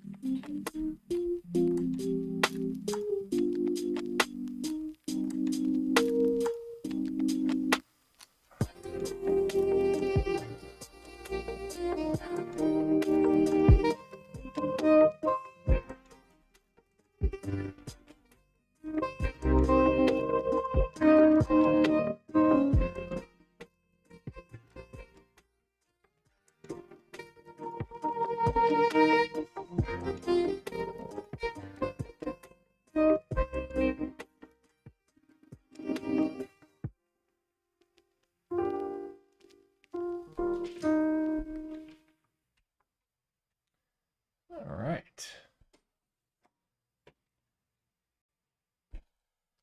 Let's update the stream title really quickly. All right. I do have to apologize to you, Srini. I said interviewing the CTO of aerospace in the last one. We'll fix it for YouTube in the end. Oh, all right. Or the founder of the founder of aerospace. That would be a very tall order. Aerospace is an industry, it's not even a company. Right. All right. I hit the wrong button.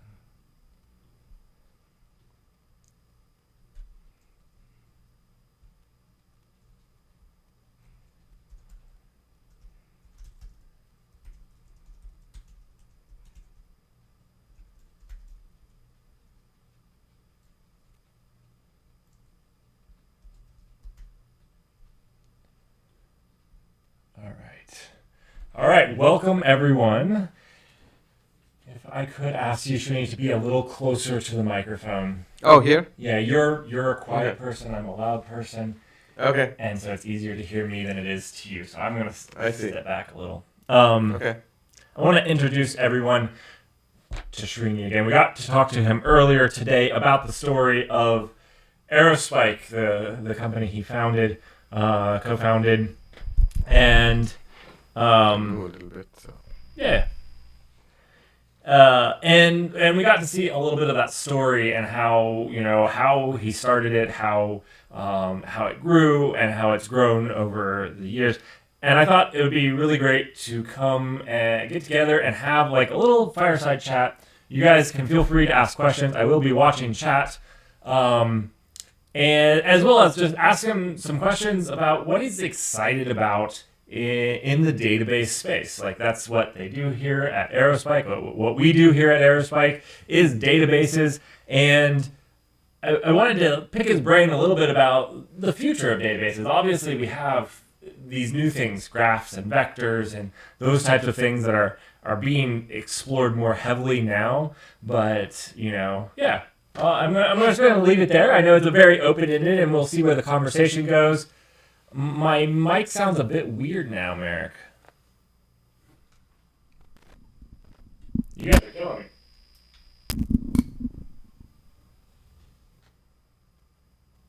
How about now, Russell? Is that better? Actually, maybe I'm a little too loud.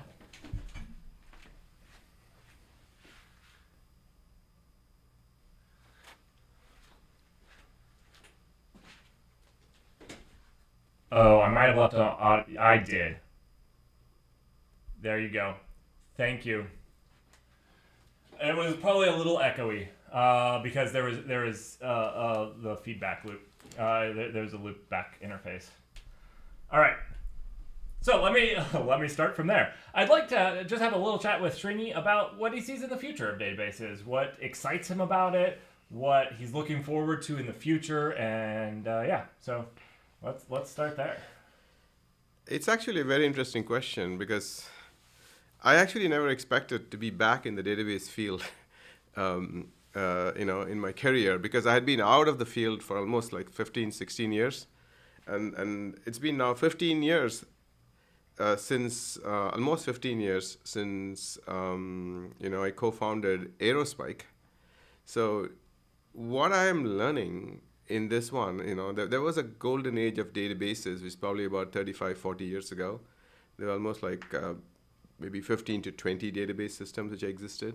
It's not the three of them which survived.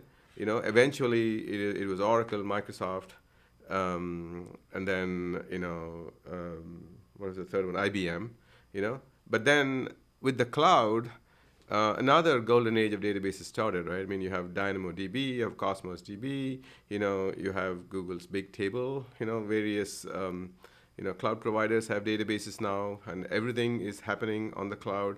So the exciting thing about databases now is I think we are in the second golden age of databases, really. And that's fundamentally what's going on.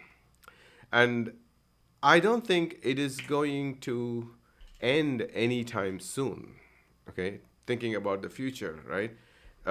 It's, I think, useful to consider how is it that we got here? You continue, sorry. So we got here essentially because the internet and the mobile area started essentially generating a lot of data which was relevant because a lot more people were using services and data-driven optimizations became important. It became important to capture recent activities. Okay. 1 second. I'm going to pause. The Mac does a emoji and it actually breaks the stream because of reasons that are unknown to us. So what we're going to do is just restart this. Sorry about that. It catches reactions, and for some reason that doesn't play well with anything. All right. I'm so sorry. The emoji broke the video stream. Hide your hands. That's pretty cool. See, it does this thumbs up thing if it thinks you did a thumbs up, and I see. Okay. Yeah. That freezes the. I don't know why it freezes the camera. It's a lot of data. That's a lot of data. Yeah. More than voice for sure. That's like. So we were talking about the second golden age. Right. I mean, this is my view of it, because I'm seeing so much activity. Right. I mean, it's not even restricted to just the databases anymore. It's also about streaming systems. It's about all kinds of real-time activities that happen. It could be like querying these databases, could be like moving data back and forth. Essentially, what's happened is all of this data being generated. Mostly, I mean, the ones which interest me is because it refers to individuals, devices, basically, I would say activities like games, things that are going on, right? All of this is essentially can be, I would say, understood, can be used to provide better user experiences in a general sense, but also in terms of generally understanding what's going on. Okay, I'll give you an example. There's a customer of ours called Data Miner. What they do is they're just processing all of the news feeds and activities that are happening. And then they identify any important event that is in progress. There's a lot of random noise coming through, but then if they can identify a particular, it could be, a man-made event, a human-made event, or it could be a natural disaster in the making. If they can identify these things earlier, I mean, there is earthquake-related, I'm sitting in California, but there's a lot of earthquake-related research where they can actually predict a few minutes before an earthquake where it's going to happen, when it's going to happen, right? But they can't predict it much earlier, but the predictions are like just before it happens, they're able to do it sometimes, okay? And which is similar to that. And that is not about natural phenomena. It could be like a lot of news things happening, people posting, people taking pictures, stuff happening, but if it's a particular event that is happening, it could be like something as tragic as a shooting that's going on somewhere. It could be some other event, for example, a big traffic jam in the making. You could figure all these things out, and the place where it's mostly used is for people in the military, in security services and so on, but it could also be for news organizations which can predict and send people over early and so on. So this kind of data processing capacity didn't used to exist before. It used to exist in a few places in the world. So if anything, the whole democratization of this data, and to some extent, right, one of the things that in the earlier session, we talked about the hybrid memory architecture that aerospike has. We made a small contribution in making it possible for even small companies to have the capacity to handle workloads like what Google and Facebook or Meta, I guess, is what they're called, and other companies do. So essentially, and Google's called Alphabet, so it's like Alphabet and Meta. So we completely forgotten all the names now. And X. And X, yeah. Great. When are we changing? Except Microsoft and Apple, I think we can still call them those, which is kind of nice. So at least, I'm showing my age, I guess. But the basic thing is the fact that you can have this kind of process. This is why you're seeing a huge number of startups. So if you ask me about databases, what we are doing is we're enabling, and a cloud is a huge part of it, because it's now easy to get a database for you to run things on. The first demo we ever showed of aerospike was on, I think it was only AWS then. It was on Amazon's cloud, and it worked quite well, even without SSDs and so on. And then SSDs showed up. So there's a whole bunch of hardware innovation that's happening in the storage level, and databases are taking advantage of it, right? This trend is quite, is accelerating, if anything, So I don't think anything is stopping right now. I think it's all accelerating. Even like, I'm going to say 6 years ago. I don't know the exact amount of time, but like 6 years ago, you couldn't get SSDs in the cloud, and right. Now almost every major cloud has some sort of SSD. Right. You have like AWS's Nitro and whatnot, and like we're on like Gen 3 of their platform, which has gotten better each year. Right, and there's more coming, right? Because there was kind of a failed experiment, I would say, with Intel coming up with persistent memory, one of the best technologies ever I've seen, which is great for databases, and we were one of the first companies or first products to essentially work on persistent memory.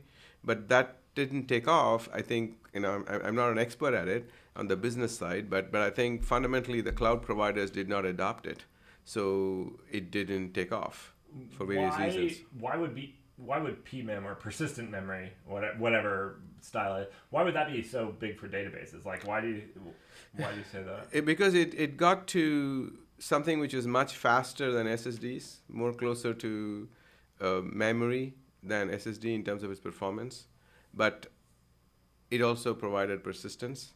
So if you wanted to have a large-scale system which is real-time, then persistent memory could have been great for that. But it never took off in the sense that the pricing was probably not the right, and SSD started getting better and better with NVMe, and DRAM prices also got slashed. So overall, I think it just didn't survive in the market.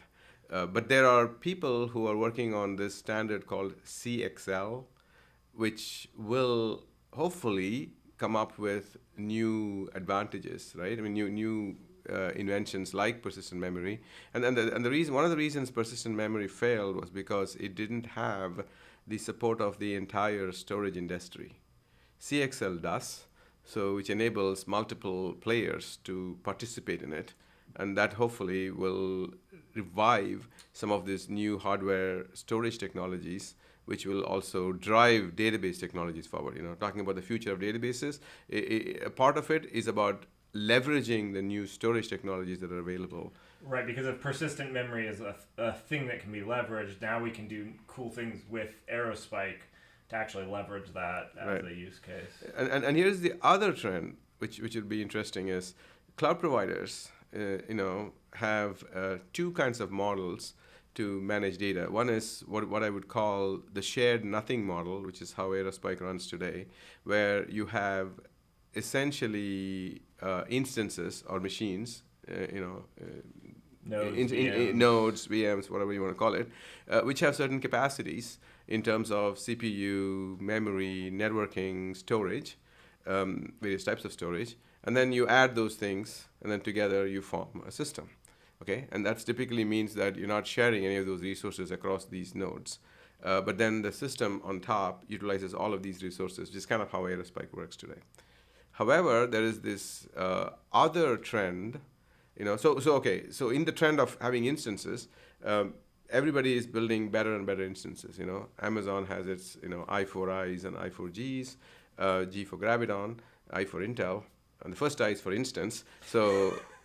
And the 4 is the first generation, I'm assuming. But the point is, there's a whole bunch of innovation going on in terms of putting together these instances. And Google just released Z3 in their Google Next conference last month. So they're making advances. These are like instances with SSDs, to your point, as well as other modern architectures. Better network, better everything. However, there are also these other thing cloud providers do. All of them do this. Like EBS, for example, is something Amazon has, elastic block storage, for those who don't know what it is. But the point is, it is a service which is available, which has replication built in. It is super solid. And essentially, it has, and then you just have compute in your instances, and then you can attach data to EBS. Aerospike, for example, supports that, and many other databases support that. Okay, now you're disaggregating compute and storage, and that's while the aggregated, the shared nothing model with instances is good for certain kinds of workloads, typically mission critical workloads, which need to run very, very high throughput, low latency, high uptime kind of thing, and you can't compromise on the latency. There are a vast number of workloads which don't require that kind of behavior. They can run very well on disaggregated compute and storage. So, aerospike, for example, supports EBS already, but we will continue to work towards that. So that's one other trend in databases. How do we take advantage of these kinds of disaggregations of these hardware? So now it's not so much a shared nothing system as essentially it's a network system, right? You have a bunch of compute nodes and then some networking going to certain storage pieces. How do you get the data into the compute to do the work? How do you push down predicates into the storage areas? So there's a whole bunch of things that you can think about in terms of how to build a database, which is maybe not as fast as the other one where everything is concentrated, but it is scales even better, and it's probably more elastic in terms of scaling up with the load in minutes. I'm talking about elasticity in a minute or two, not waiting for hours before the system adjusts, but as the load goes up, the system elastically scales up, and as it comes down on a minute by minute basis, you're able to scale it down. And that can only happen if you don't have to move data around. Right, if you're just disconnected, because then you can just spin servers, the compute down, and you could almost spin down to zero, because all the storage is held separately. And because if you in the shared nothing model, where you have instances, if instances go in and out, the problem is you have to move data around, and that's not. And we're talking about vast amounts of data. We're not talking about a few gigabytes. So it'll take time. And that works for certain kinds of applications, which are also important. But then there are these disaggregated storage models, which I think become very important, especially if you're talking about vector databases and so on. These could be a great fit for those kinds of databases. And this is actually one of the things which, if you look at some of the cloud database companies like Snowflake and others, they take advantage of this heavily. Because performance is not, even though everybody claims they have the best performance, the point is performance is only necessary to the extent that an application requires it. And pretty much every modern database is faster than the databases of 20, 30 years ago. And even the same databases are faster. Yeah. Oracle is faster because they use SSDs. Everybody is faster. So the only issue is, how fast does your application need the database to go? And that probably depends on the problem you're solving, the data that you have. Is this a security thing, or is this loading my pictures? Also, is there a need for a quick detection of something that's going on in real time? For example, security is a good example, because the sooner you can detect a breach into your network, the better you can contain the damage of that breach.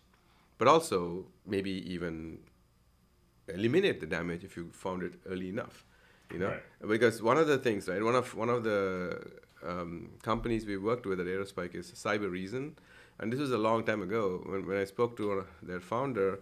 The point that the founder made was very simple. He said, "Look, it's always going to happen that your security is going to be breached. While it's important to have all the I would say the preventive, the various boundary security pieces. The layers of security. You have to have those." He says the assumption they had is like, you have all that, but they're still going to break in. Somebody's going to make a mistake, some whatever, or even maybe there's a hole. There's a one of those vulnerabilities which showed up, whatever. Okay, but he says so their whole thing was, hey, moment a breach happened, I'm going to find out. How do they find out? Because a lot of time breach happens and the thing sits there for a while. Okay, so they have a whole bunch of techniques they invented, and you know what? The sooner you can figure out that it happened, the better you can protect your systems. So there is a real-time component. Real-time doesn't mean sub-millisecond. Real-time means what is the fastest you can do something to prevent damage, or to compete in the marketplace. If you are in a real-time bidding loop, if you're in a stock market transaction, these things have to happen right away. And essentially a money transfer, for example, it should happen if I'm transferring, Marek, $5 to you or $10 to you, it should happen within about a couple of seconds, and it should basically be correct. It cannot be that I transfer you $10 and the $10 is both in my account and in your account, or in neither of our accounts, and none of it is actually acceptable. So it has to be exactly in one place. Either the transfer happened, it doesn't happen, and it has to happen within a couple of seconds. It has to happen no matter when I do that, because people's relationships depends on these things, and if the systems don't actually do it right, you're going to have a lot of arguments with people saying, hey, I sent you the money. No, you didn't send it. I didn't get it. So, this kind of stuff, it's amazing how much people expect this instantaneous behavior, right? And databases are key to all of this stuff. So most of the stuff, I'll give you an example, right? Today, I'm going to give the example in India because my mom lives in India, and so if she uses her phone, she uses Airtel, or it could be Reliance Jio. There is aerospike somewhere in there, and then she orders something from Big Basket Groceries. Aerospike is used in that company too. It's also used in Flipkart, which is the equivalent of Amazon, and aerospike's used somewhere in Flipkart also. And then InMobi, an ad tech company, also uses aerospike. So if you look at it, right, so as somebody who's just going through their daily life, uses a lot of modern databases. I just use aerospike as an example. I'm sure they all, people use Redis, people use Cassandra, people use, ScyllaDB, I mean, whatever. There are all these databases out there. They're all being used in your daily thing. You just don't see them in the applications, but they are all there underneath the covers. And this stream has a title that's saved in some database. The video is saved in some file storage. Absolutely. Yeah. And the ads show up if you have ads. It's all basically automatically showing up from various databases, which are real time. And because now this is the difference between the database industry of 30 years ago and now is databases are part of your daily life and the work that and whatever you're doing. It doesn't matter what it is that you're doing. There's a database in there. You're using like 100 times a day in every transaction that you're doing. Even those things you don't think are transactions, and that means the future is going to be with the AI, Gen AI. There is a lot of new opportunities that are going to come because a lot of it is about data. Because AI without data is a hallucination, right? Sometimes with data. I mean, I don't know what it is. That's why they talk about like RAG, And I think you were showing some applications with RAG today. We were doing a little, and later today, Art is going to walk us through his whole ragging of the documentation of aerospike. Right. Yeah. So what I mean is, all of it has got data in it. So it's even hard to predict what's going to happen. All I can tell you is whatever's been happening for the last 15 years that I've noticed, it's going to continue, and AI is going to supercharge it even more, in my opinion. I was going to say AIs need data. Everything needs data. I was actually just thinking about, you said everything I do on a daily basis, and obviously I work on as a software engineer at a tech company. I'm like, sure, I use data, but I was thinking about it, and I was like, if I take cash to Walmart. Well, if I bought something, that would be taken out of a database that's storing how many of the things that they have in inventory and going to some system that says, do we need to order more of these things for this store? And there's security cameras that's storing some sort of footage on me, and they're probably doing some sort of statistical analysis on that footage to know whether I've stolen something or not. Like, even if I myself don't touch an electronic, I've probably interfaced with databases. No, it's absolutely true.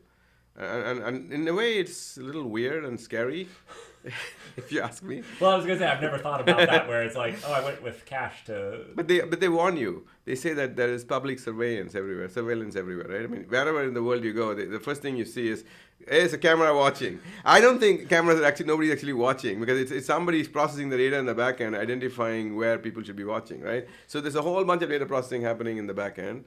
And we get better and better algorithms to match faces and so on. That's where vectors actually help, to get, instead of like going and matching everybody who looks like me or you, it'll just say, hey, it'll just get people who are very close to that. That's what vectors allow you to do.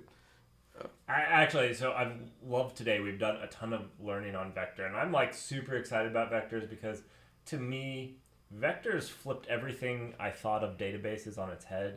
Generally I think of an index where it's like, I have this record, this document, this key, and I want to go get it. I don't want to get something like it. I want to go get that thing. And vectors kind of took it on its side, and it's like, how about we say, you give me this thing, and I'm going to get something like it. I'm going to get you things like it. I think it's pretty cool.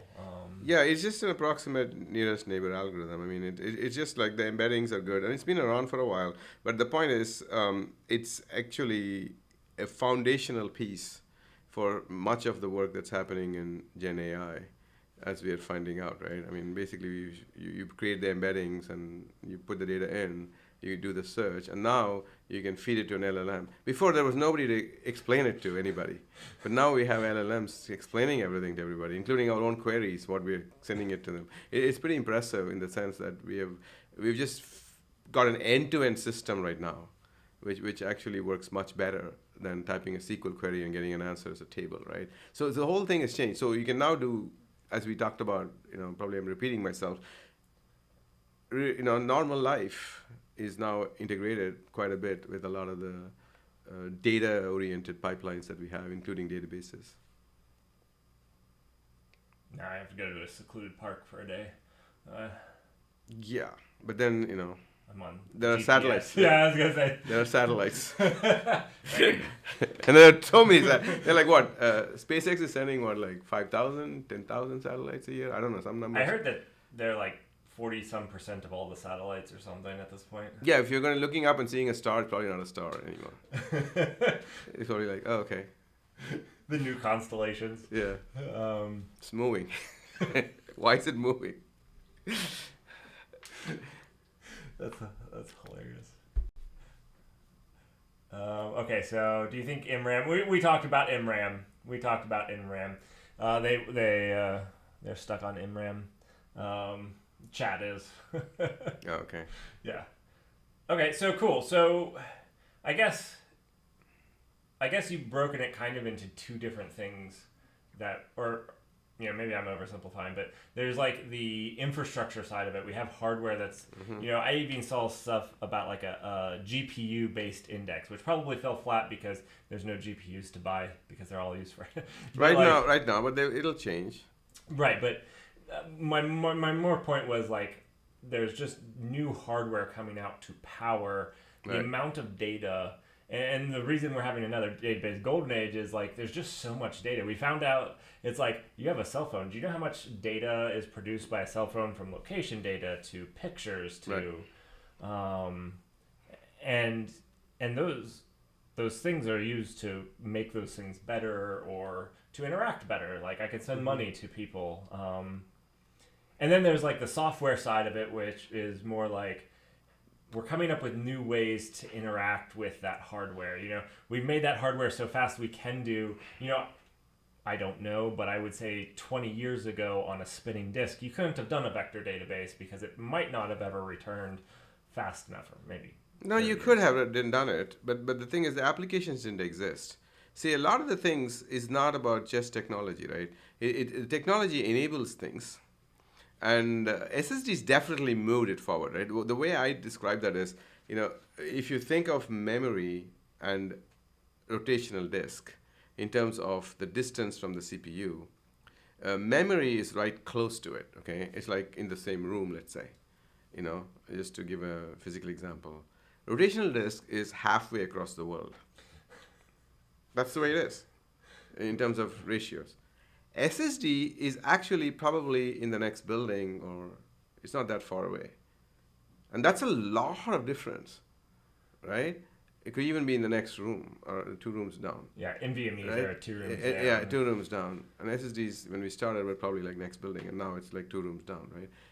Persistent memory is just in the next room. That's why it was very interesting. It was not even as far as SSD. It's closer to memory. Now, if you look at it that way, these are like game changers, right? So if you just had SSDs, then you had to put, and interestingly, vectors can all be put in memory. The beautiful thing about a vector database is it compresses the problem space enormously. Because you're compiling everything into a vector. So I hadn't thought about that. right? Because it's a huge way of compressing the space. And then you can look at neighbor. It will never do an exact search, but once you reduce the problem space to something which is close to each other, you are highly likely to find what you're looking for by just looking at that area. If you know exactly what you're looking for, you can go to a graph database or a key value database or a relational database. You can find it with a key lookup. Okay. Whereas if you don't know what you know what you're looking for, but you don't know, you just don't know where that thing is. Right. Then you just take all the things that are there, compress it into the vector thing, make a query using HNSW and RAG, whatever it is, and then you go in there, and then you get this stuff, and then you go you just look there, and then maybe you'll find it. You got a better chance of finding it if it is there. That is. Or if it's not there, you'll find some stuff that's like it. It's like it at least. If that's good enough, and that's good enough for some cases, like cat videos on the internet. Yeah. That's easy to find more cat videos. We found another use of, we were coming up with uses of vector databases, so finding more cat videos. My children are now excited. Exactly. Cat videos like what you want, right? Yeah. Like what you like. Yeah. Okay, cool. So I guess, we have the hardware, we have the the ways of accessing it. Let's see. I want to open it up some time here now for other people as well. If you guys have questions, I have been checking. So if you guys have some questions that you'd like to ask about the future of databases, where they're going, where they've come from, please do ask. With the graph databases, I feel like graph databases are a little undersold just because AI kind of blew up. Mm-hmm. And I didn't know if you had any thoughts on graph. I mean, the thing about graph is it models certain actual relationships. Vector infers these relationships based on characteristics, and it's approximate. Graph is actually direct.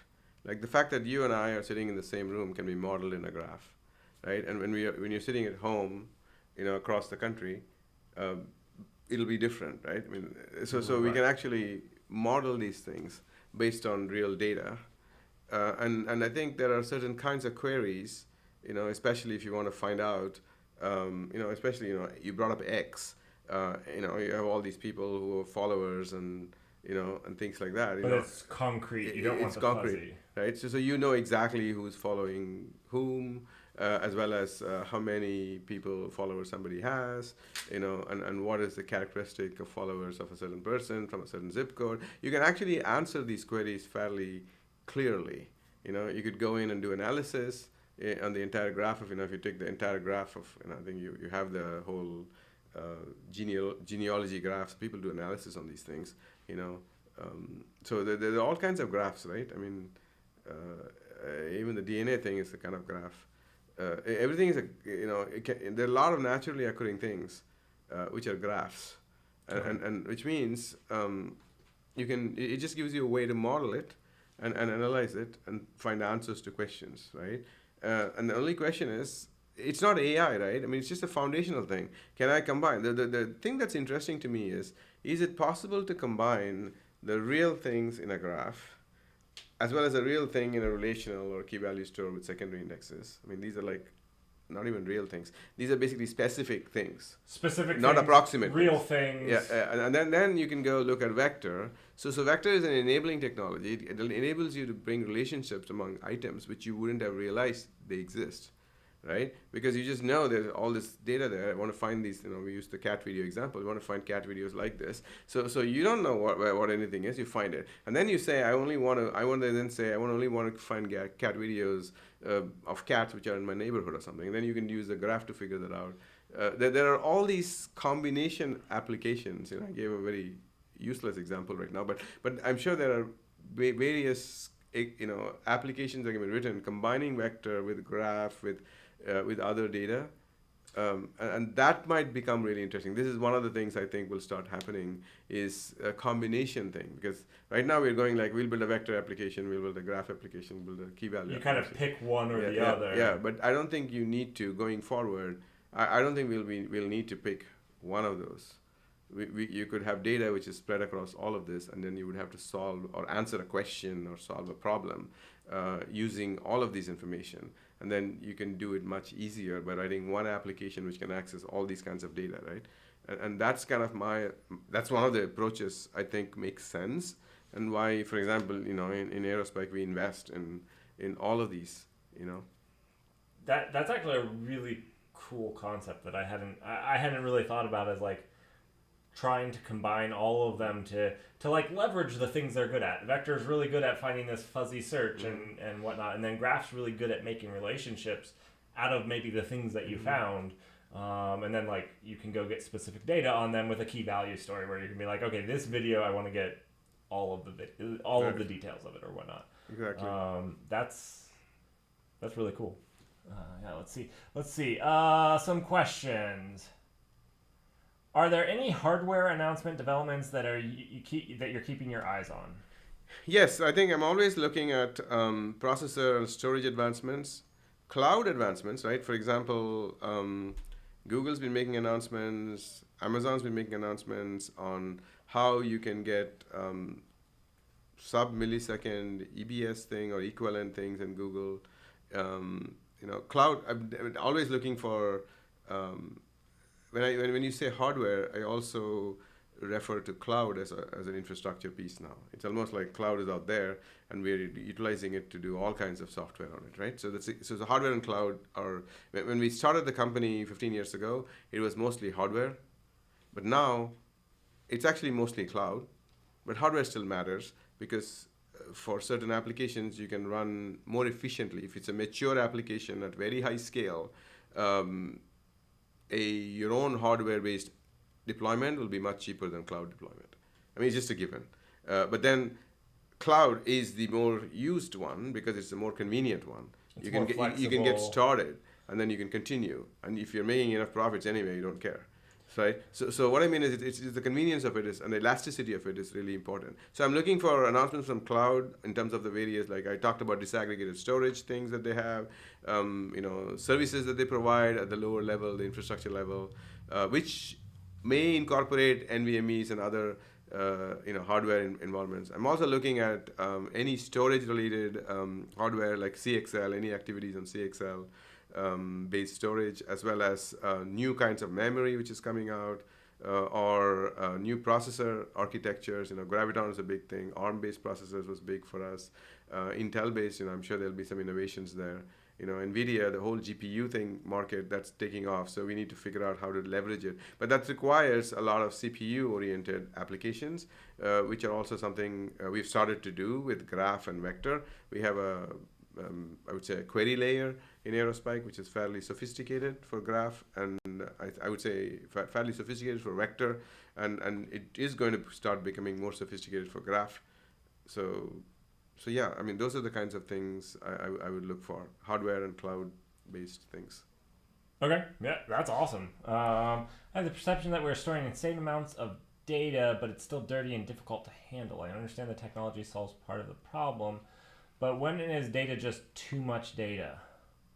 This is actually a very good question. The reason is most data is probably not needed, right? Because especially repetitive data, and this is actually the challenge. There are schools of thought here where people have gone. There are people I've met over the years. One of them was CTO of Tapad a long time ago. People may not recognize the name, but he would say, like, the trick is to figure out which data is required to make the decisions that you're interested in, and focus only on that. And his thesis was about 80% of the data people are storing for solving a problem is not required. It's not 99%. See, that would be a different world. It's more like 80% is still like one fifth of the data, in his opinion. So the way I would answer that question is, you have to be very skeptical about just storing every piece of data that you can collect. That might be useful for certain kinds of applications which want to go later, comb through everything and find something. But if you're actually wanting to do something with it from a tactical sense, or something which is reasonable with reasonable resources, there's always what I would call as a cost-benefit analysis. And so repetitive data you can throw out. If you find the same, like for example, how much do you need about, like if you're tracking a hurricane, do you need to know what everybody in a zip code is doing on the hurricane? If you had a sample of that may be good enough. You use all the normal techniques that we know already, in normal distributions. How much data, like polling does. They don't poll everybody, right? They just have there are these statistical things that you can do with data, which might be enough in a lot of places. Okay. Polling's actually a really good one because nobody pulls everybody. No, you don't need to. Yeah. But then the polls are all wrong because basically if people don't tell you the truth. See, the problem with polling is not the data. The problem with polling is the actual quality of what is in the data. People are lying to you. There's nothing you can do about it. Right? Okay, fair enough. That's a totally different discussion. It's not the method for obtaining the data, it's the fact that... Yeah, but I'll give you this example, right? In some cases, you want all the data. I'll give you one example. Let's say there is a bridge, or there is let's take like an offshore drilling platform. Okay, these things are run in very intense environments, or very corrosive environments in terms of environmental corrosion, like the salt air, this and that. So you probably want to monitor every bolt, every nut, every every nail in there, if you can have a sensor, so you know if something is going to break. If you can identify all of that data, I think you probably need to process and figure out if a particular part of that particular structure is weakening or requires maintenance, and because not having it, and same thing with the factory, right? I was thinking Those are the kinds of things you want to store all the data. Kind of when you were saying that, I was also thinking like your audit log for like access to your production environment. Exactly. You just want to store all of that All because of that. you're not doing anything with it. That's more of a like you come in because they're Anyways. Yeah, I mean, there's some data you want to have all of, but if you're just trying to make predictions and so on, I don't think you need all the data.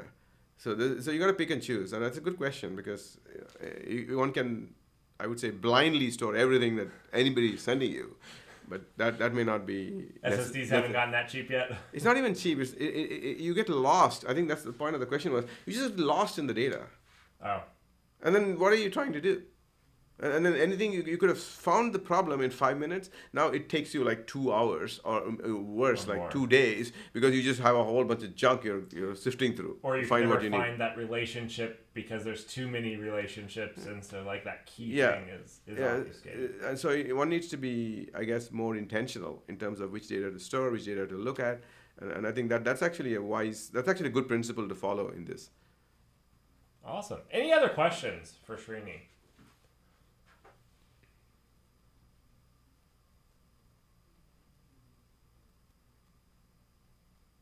Hi, Scott. Scott B., how are you doing?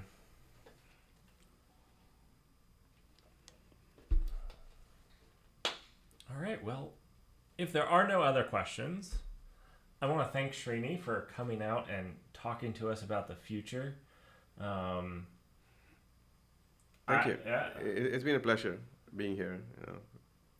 Being here in your own office. No, with you. Yeah. That's true. Yeah. You created a whole studio here. I did kind of create a little den. I did. I almost got locked out because I went to the bathroom at like 11 p.m. and I almost didn't take my wallet. That was close. But I want to thank you for joining. These are the type of questions where it's like, I know you get, in your position, you get to look at a lot of things like where the industry is going and whatnot. I see a little piece of it, but I don't get to spend, a ton of time. And, it's always really nice to see that side of like, where is the industry going and why is everyone storing so much data? So, yeah. If you weren't in databases, what else would you be working on? Ooh. That's a good question. Maybe I'll be like Andy, sailing. Sailing? I mean, not working. I wouldn't be working on anything else. That much I can answer for sure. Yeah. No, I don't think. Somehow I found a passion at some point. I followed it. I mean, you just try a few things and. I mean, I would have to try a lot more before I find out what else I was working on to give you a fair answer. Building. Yeah. That would be good. Yeah. I've always wanted to create my own stuff, but it looks like a ton of work. But no, it's probably going to be fun because it's ancient technology. Yeah, I was gonna say, I feel like the building it with your hands and just like and the principles are pretty clear. Archimedes figured it out. Yeah, you can figure it out. Yeah. So what I mean is, it's like thousands of years old technology. It might be worth doing that instead of doing some newfangled thing which we are doing now. That might actually be interesting. Yeah. Well, thank you so much for joining me. Thank you, Marek. It's a pleasure. Absolute pleasure. All right, everyone. We have a little more. Let's see. We can pull it up.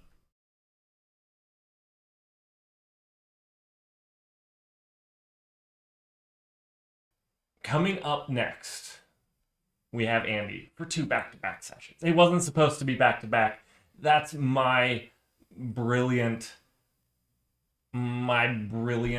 ability to plan well. So we have 2 back-to-back sessions with Andy. We're going to talk about indexes. These are kind of fireside chats. We're just going to talk to him about it. So be ready to ask some questions that you have on accessing data quickly at scale, and then the challenges with benchmarking. databases. This is actually one that I love. You guys know that I've talked a lot about benchmarking and the challenges with benchmarking. The challenges with benchmarking anything. There's a lot of real challenges. So that will be coming up in about 10 minutes. I'm going to take a 10-minute break, a 10-minute bio break, stretch my legs break. Thanks everybody that's joined so far. I really enjoyed this. And yeah, join me again in roughly 10 minutes. Roughly 10 minutes. Just use Rust, it will be fast. Oh, you guys are killing me. All right. 10 minutes. I will see you guys in 10 minutes. I'll put on a little music for you.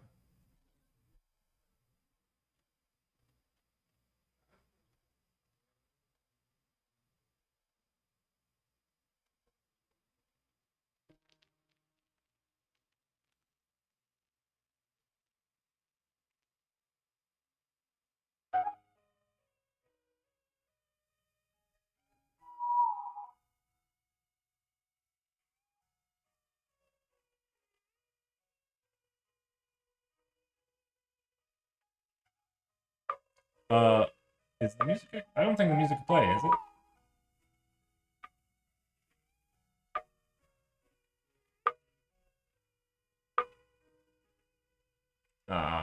One second. There we go. Music. Enjoy.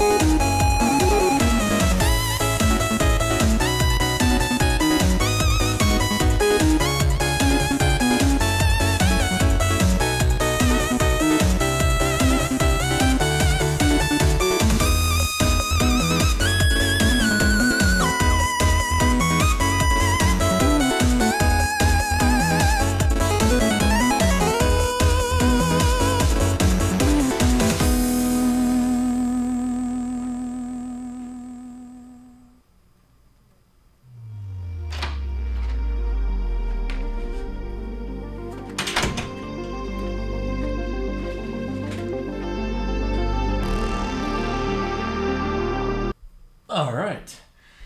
We have a slight delay. We'll get there. There's a slight delay. How's everyone doing?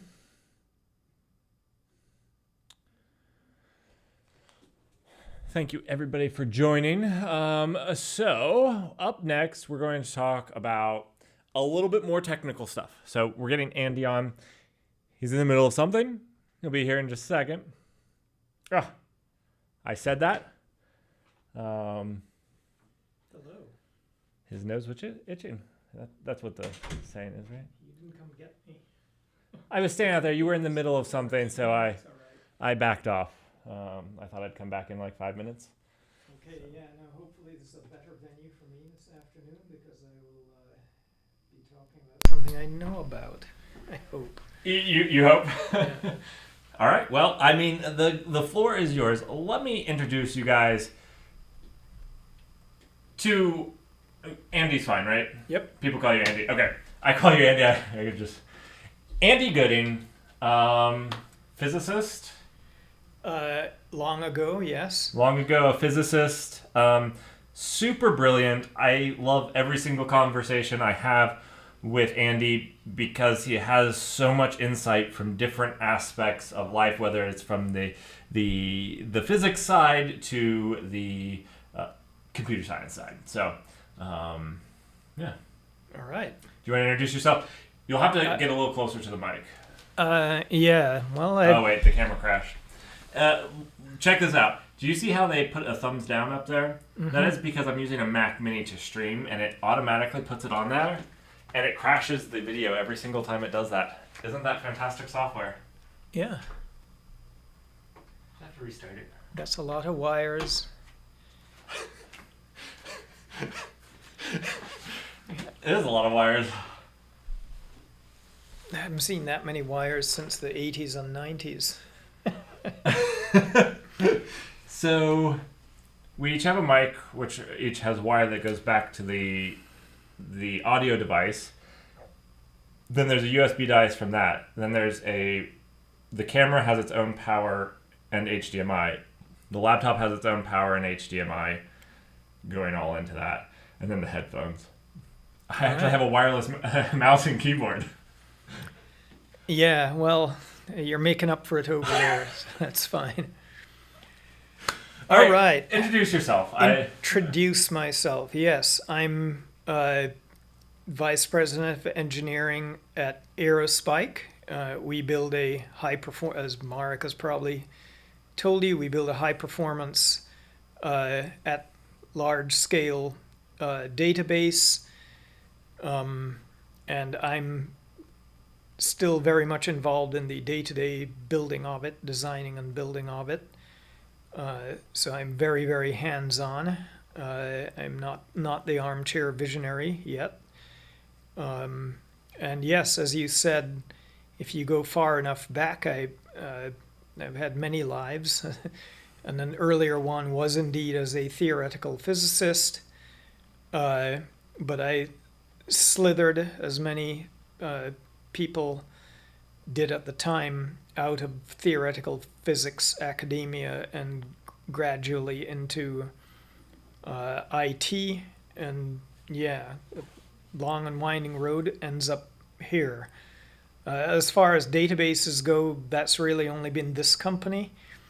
Obviously, as a theoretical physicist, programming was about numerical simulations and so forth, and it was, languages that I've long forgotten, and UIs were segv core dumped was a perfectly good UI to tell you that you had input incorrect number of parameters into your program. So it was a completely different kind of thing, programming as a scientist. It's just, you wanted the answer as the right answer as quickly as possible, but it wasn't about being bulletproof and uptime and all of that stuff. But it was there was some aspect of performance coding there. And when I slithered into IT, that's kind of where I went first. I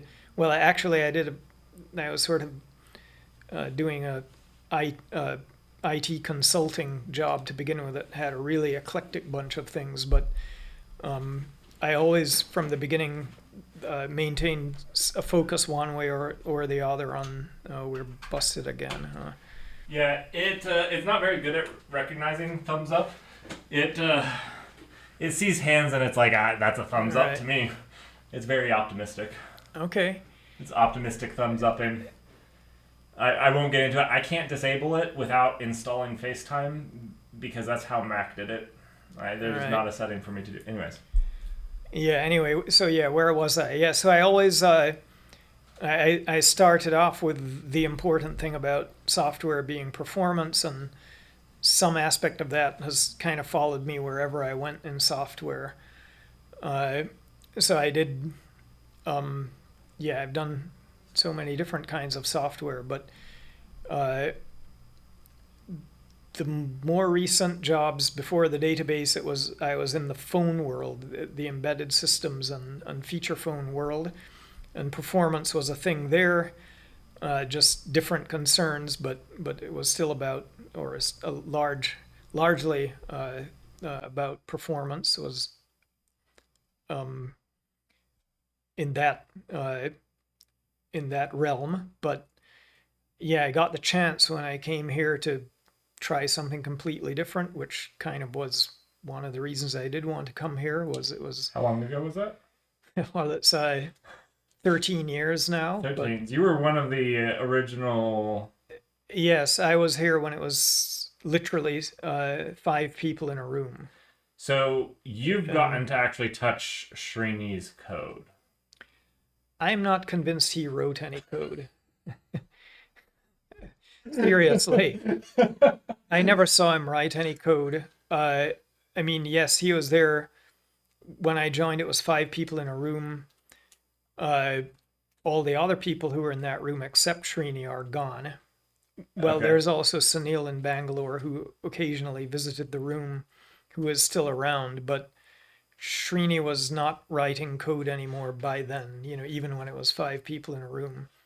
And he claimed responsibility for various areas of the code, but if we're criticizing the area of code, somehow that wasn't the area he wrote. And if we're saying how cool something was, then somehow that was the area he wrote. But then if you ask him to explain it, he's forgotten everything about it. So yeah, I'm not sure about that.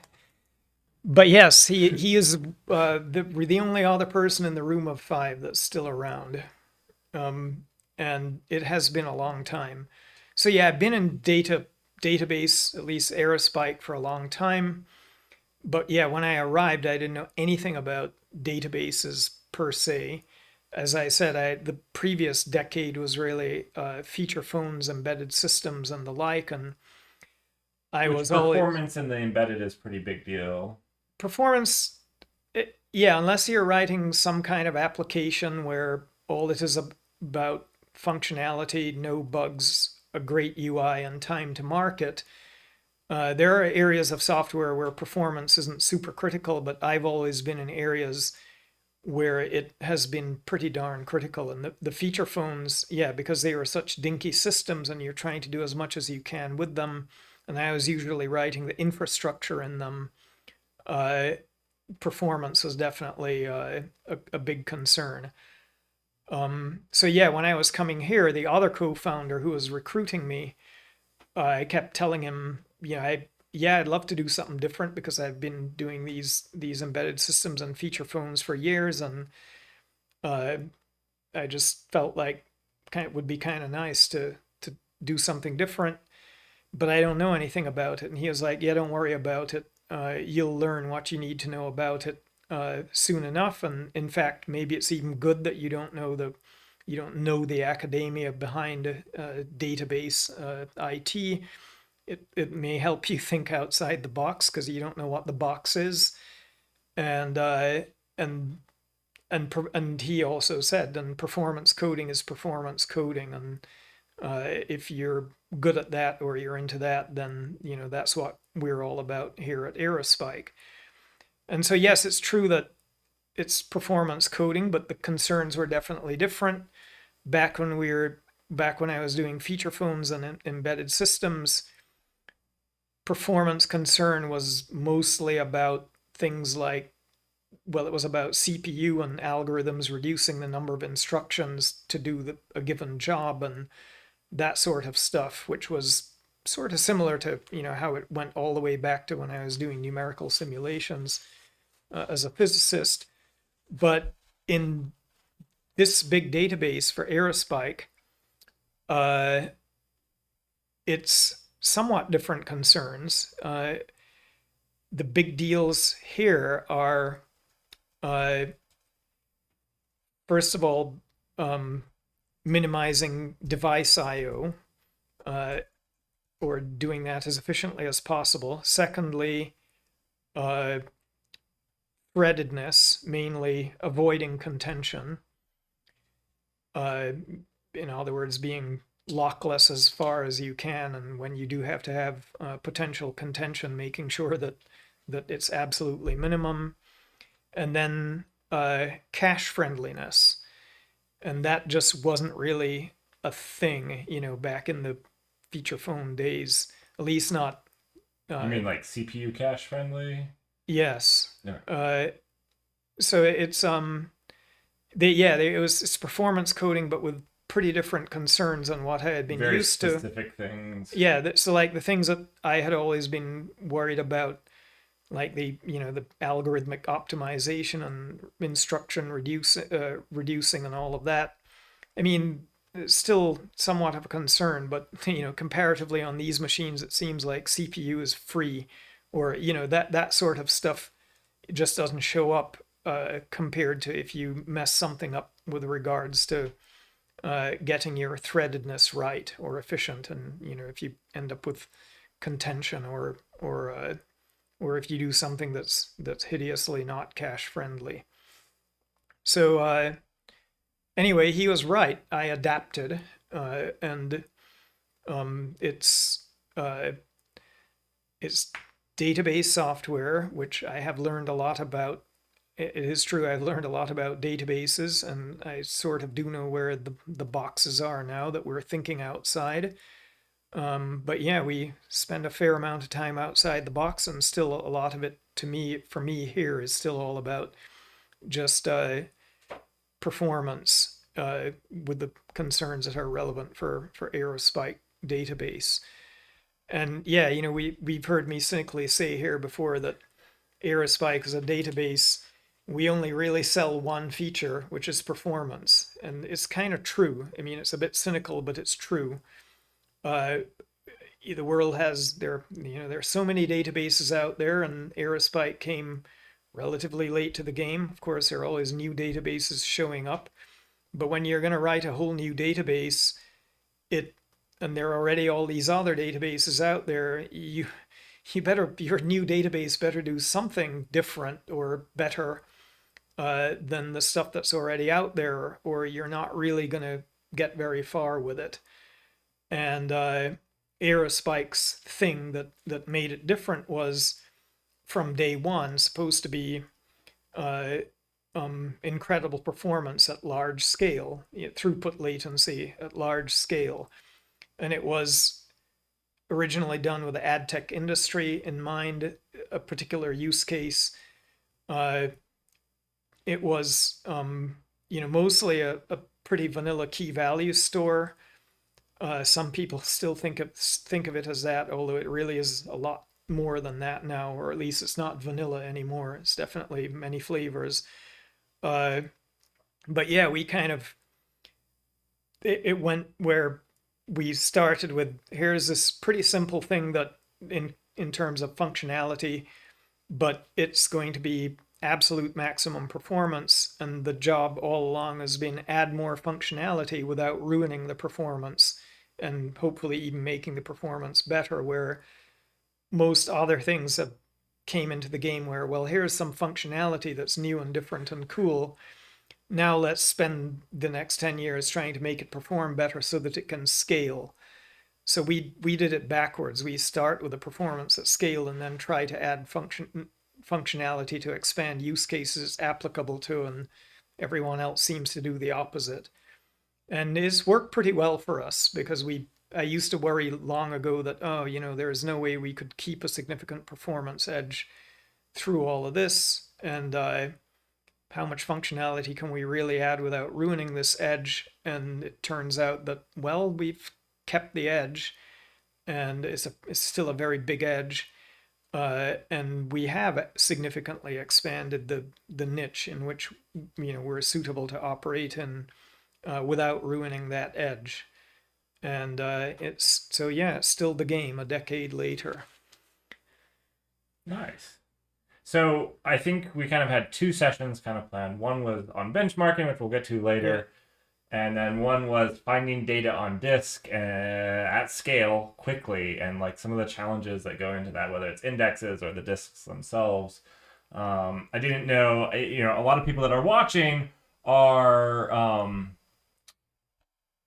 software engineers. That's the only people that watch. So go into the detail, because that's, whatever detail you can go into, that's what they would be interested in.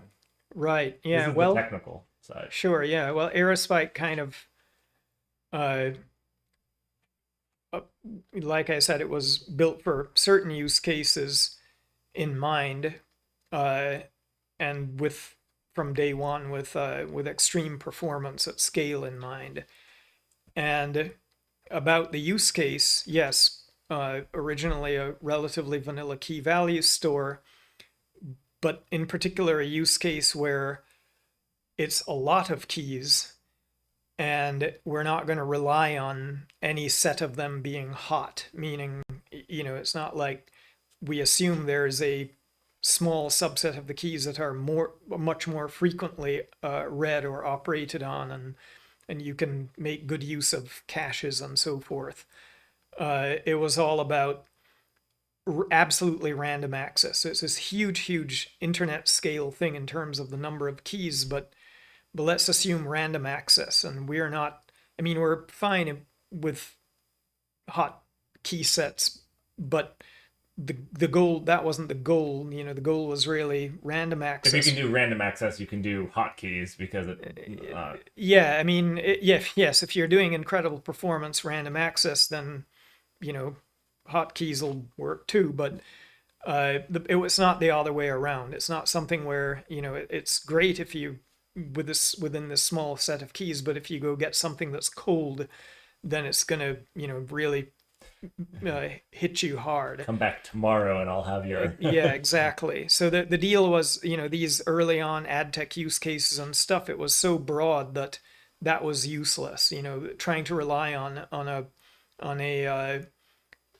small subset of the data being warm or hot was just not what we were after at all. So it had to be performance with really broad random access and reliable, consistently low latency, no matter how broad and random. Right, you didn't want a random value to take a second. So it wasn't even above the average, right? We want the tail. We wanted there to be no tail of high latency things. Even a few high latency things. So it's like literally, the deal is 99.9% sub-millisecond, and this then this is random across hundreds of billions or more records or keys. So that was the deal. That was what we were after, and that's still where we shine.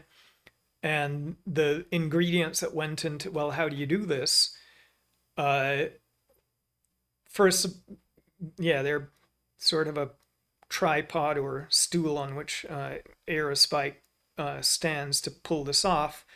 One leg of the stool is its distributed system. It's kind of a distributed hash, meaning that your client is clever enough to know for a given key where exactly which server node in the distributed system to go to without having to take any hops. So it goes straight there. You're talking about the smart client, where it goes straight to the node that has the data, so versus asking a node that says, oh, go to this node. Going through some node and having it pass on and proxy to another node. So you don't search through nodes. It's you go straight where you need to go. So that's one thing, sort of as, part of its architectural DNA. Another thing is early on, and still the main way aerospike rolls is the entire index is in RAM. The data typically for all the bread and butter cases would be on SSDs, and again, SSDs are we targeted those and we optimized for SSDs as opposed to rotational drives back in the day. And when you say SSDs, you're including like NVMe drives and yeah, I mean things that don't have to seek. Right. Like the rotational drives early on, the seek was a killer, and so if you're worrying about random access, reading something that could be anywhere on the storage device, there's no getting around that. Just not working really well. Yeah, but SSDs they're like RAM in the sense that it doesn't matter what the address is, where you're getting it from. There's just this fixed latency to go get it. And an SSD it might be 100 times slower than RAM, but at least it's still really random access. So that was the idea, is the data is going to be on SSDs, so it can be randomly accessed without particular penalties, and the index is going to be all in RAM, and that way, the index. So obviously the index is the thing that tells you where the data is. So the index, each record there is some element in RAM which you have a key or digest of a key identifying the record. There is some metadata in that element telling you where you are in the binary tree that we make our index from. Our index is a binary tree?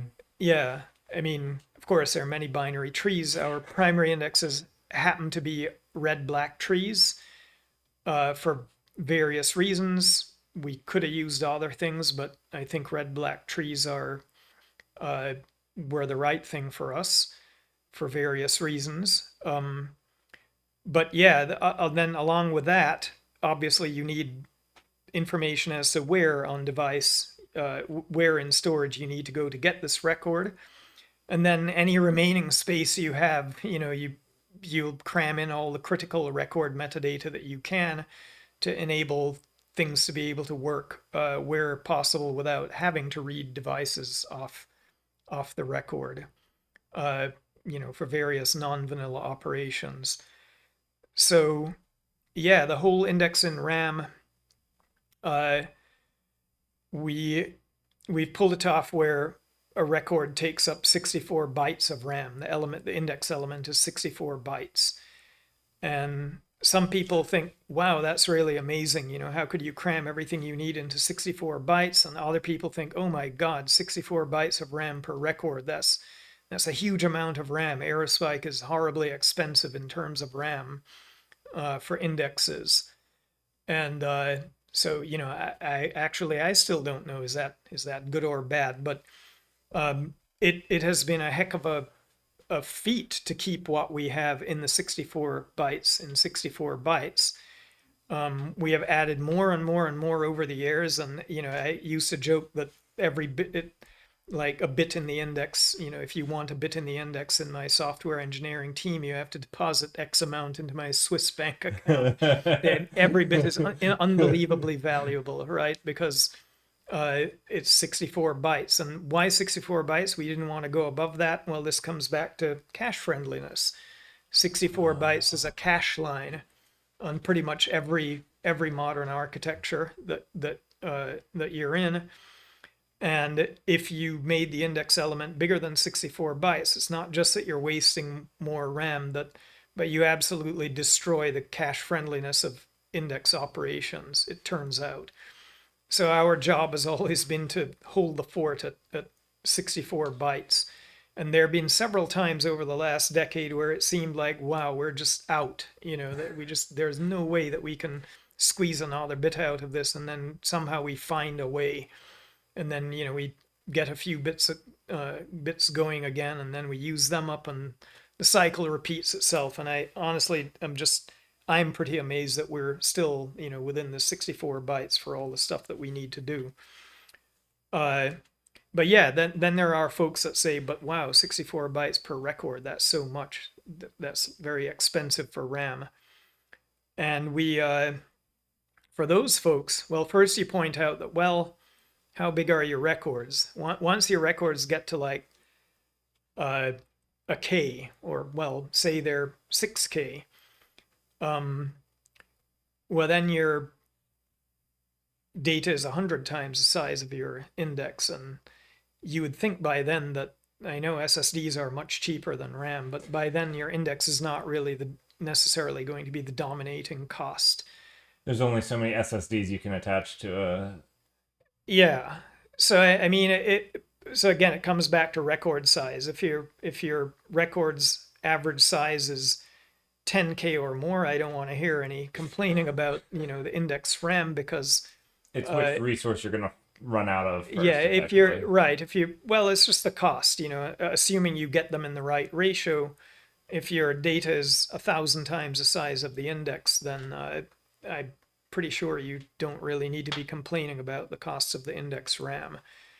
Now, if your records are really small, and I mean like under a K, and down to even like 100 bytes or thereabouts, then you have a gripe, because all right, 64 bytes to index this thing, and it's 100 bytes.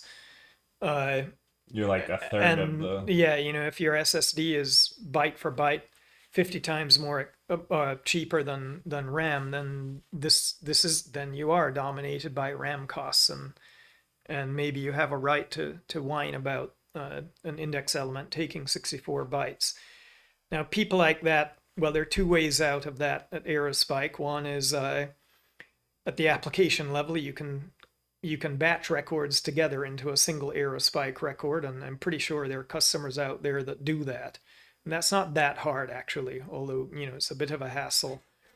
What's No, it's like changing your application can be a hassle to... Well, I mean, it's not you change it, it's from the outset you design it that way. Your data model is such that, well, 10 of these things are, one aerospike. We're going to have a bunch Actually, of, we've had some people who, is funny, they've come with that complaint. We've said, well, what's your data model? And they've told us a data model.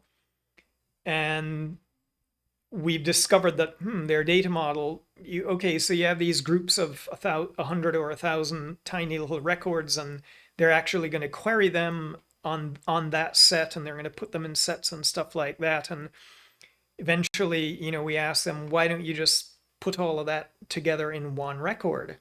And then instead of having like 100 60-byte records, you'll have one 6K record, which is still is going to be a 100 microsecond read from our SSD, and then your query that is going to be a sub-millisecond readout of the database.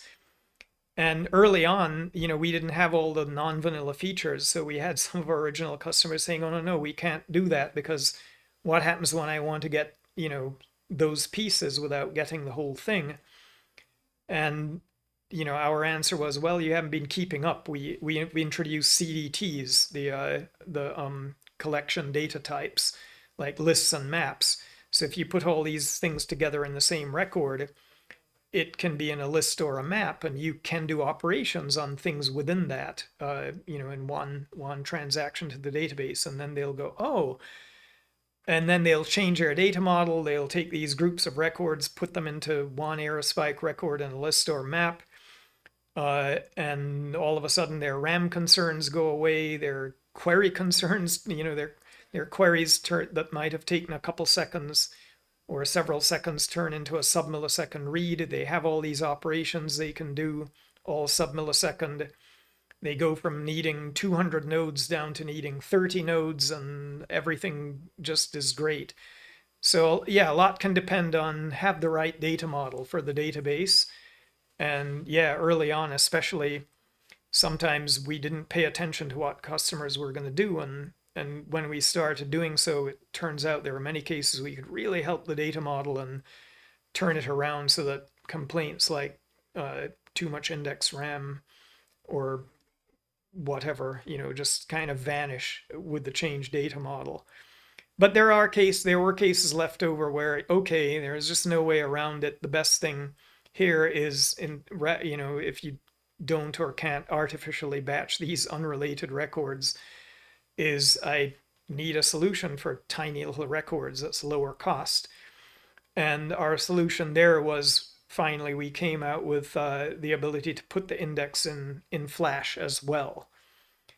And that's our what we call our all Flash solution. So you put a red-black tree on disk? Yes. And it also performs spectacularly well, at device physics level, at device physics limits. And what you're saying there is obviously not as good as not as quick as if it's in RAM, but it's pretty good. And so for a lot of customers, how fast aerospike can go is way beyond what they actually need. And this solution has turned out to be, is catching on as a small record solution when people they have tremendous numbers of small records and they do want to save on index RAM. They can put it in Flash. Is this like location data or something? I'm not sure. What the use models are? Good question. Some of them are still in ad tech. Okay. I honestly don't know. I've seen these cases across the board. I was trying to think of like really small. Yeah, I don't know. I mean, I've seen some in finance. I don't know what they're doing. But yeah, again, it has to be pretty small because once you reach several K, you're dwarfing your index with your data, and it's hard to imagine that index RAM is a problem. Anyway, but you're right, it's the same RB tree in Flash, but the extra trick is our regular RB tree, every element is completely independent in terms of where it sits in memory. There are these independent little 64-byte cache lines, and crawling through a tree will be however many cache misses that is. But when we put it in Flash, we had to tweak how we allocate things.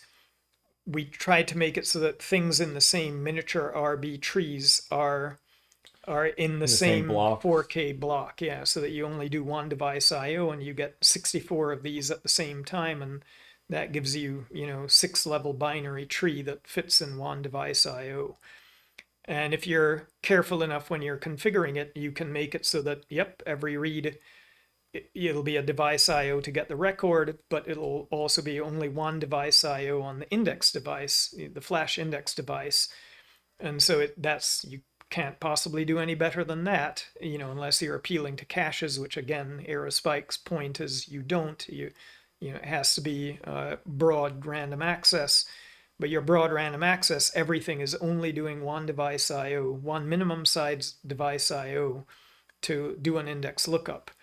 And that's pretty cool because then you can get back to these, million TPS on a single node kind of with millisecond latency or sub-millisecond latency performances. It's kind of depending on the hardware. I was going to say, you've kind of made the performance dependent on the hardware. Not like you're just going to throw more stuff at it, but like you're pushing what the hardware is capable of doing. Like there's just no way of making that's faster. What I mean, like device physics limits. Yeah. So that the reads are at, in our Flash index solution are literally device physics limits. You can't do better than that. It's one minimum size device read for the index lookup and one device read of whatever size your record is, which in Flash usually that's minimum size too because small records, right?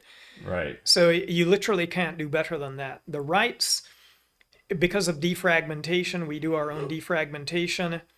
The writes are, more like on average, if you include the defrag equilibrium, which you have to more like 5 I/O operations, reads and writes. I think it's 3 writes, 2 reads for a write. And, or is it 3 reads, 2 writes? Anyway, I forget which, but it's, so those will be, I mean, I still consider that, I can't really do anything better than this, given that I'm going to defrag at all. But if you're comparing to with the index in RAM, those extra index IOs are for the writes hurt you relatively more. So, that's the other thing that people have to consider if they're going to try to reduce cost by putting the index in flash. They need to, on SSDs, they need to be sure that they're not so write heavy that and their requirements aren't aggressive enough that it will be able to manage. But yeah, that's catching on pretty well. But yeah, so that the two tricks I've gone through: the distributed hash going straight to the node, the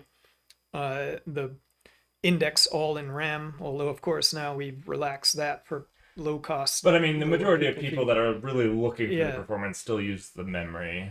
We always, that's plan A.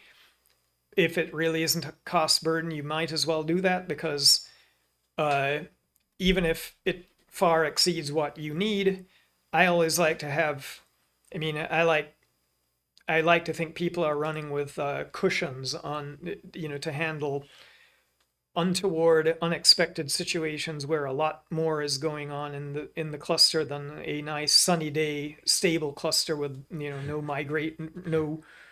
movement of data, 10% utilization, and well, it's just we have the situation where you have what I call the sunny day cluster. It's just sitting there, certain number of nodes, data is there, you have your load.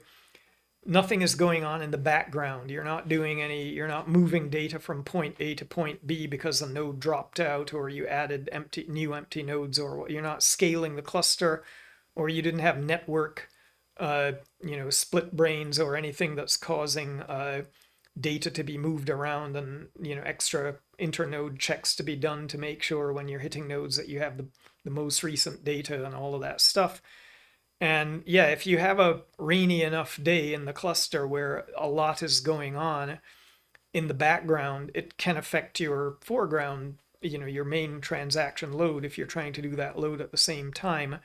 And so yeah, a lot of customers initially will make the mistake of they'll assess the sunny day performance and go, oh yeah, this this is all I need, or this can handle this is handling my load. But they don't purposefully muss it up and watch what happens when so much stuff is going on in the background that their latencies might get visibly hurt.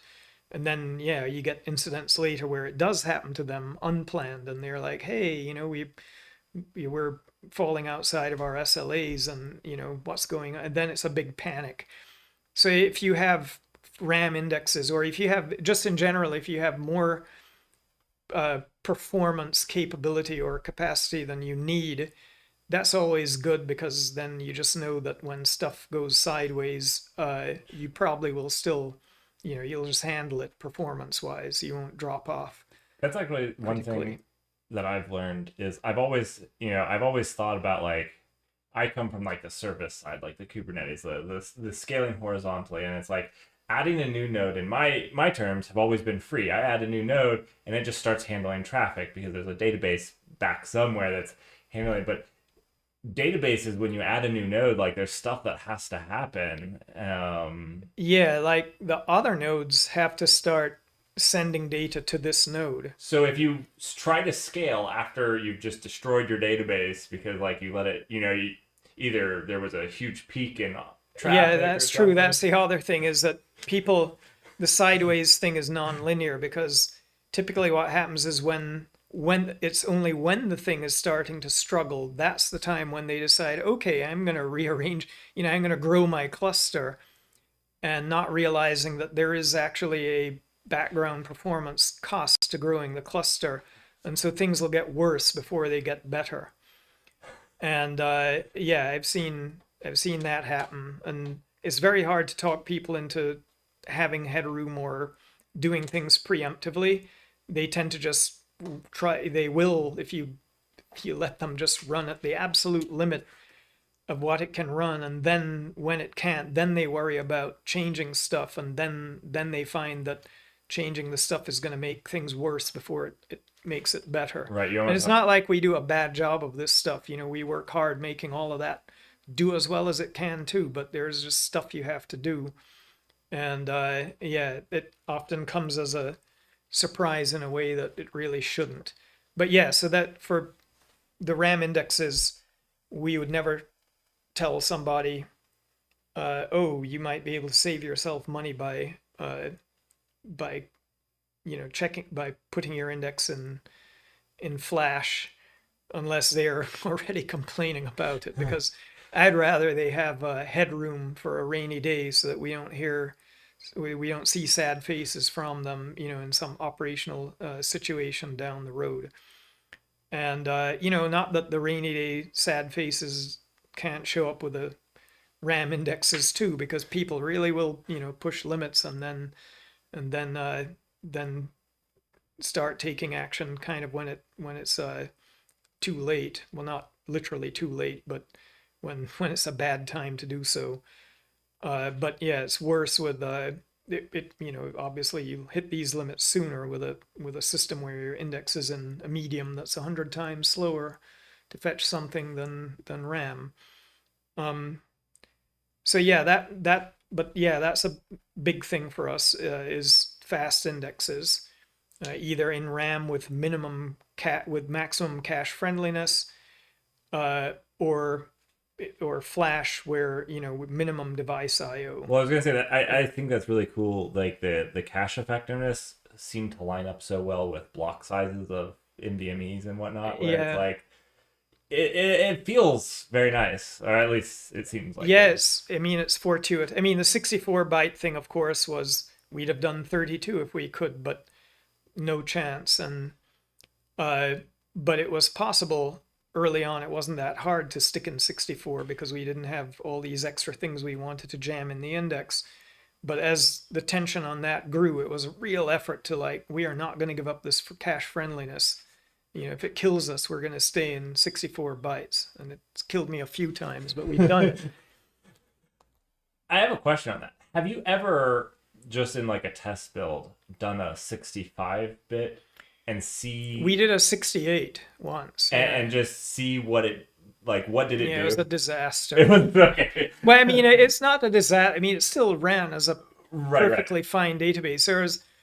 There's also but it's just that, it's 2 cache misses now to traverse an element instead of 1. Well, I was going to say, how much does that affect performance, 2 caches versus 1 cache miss?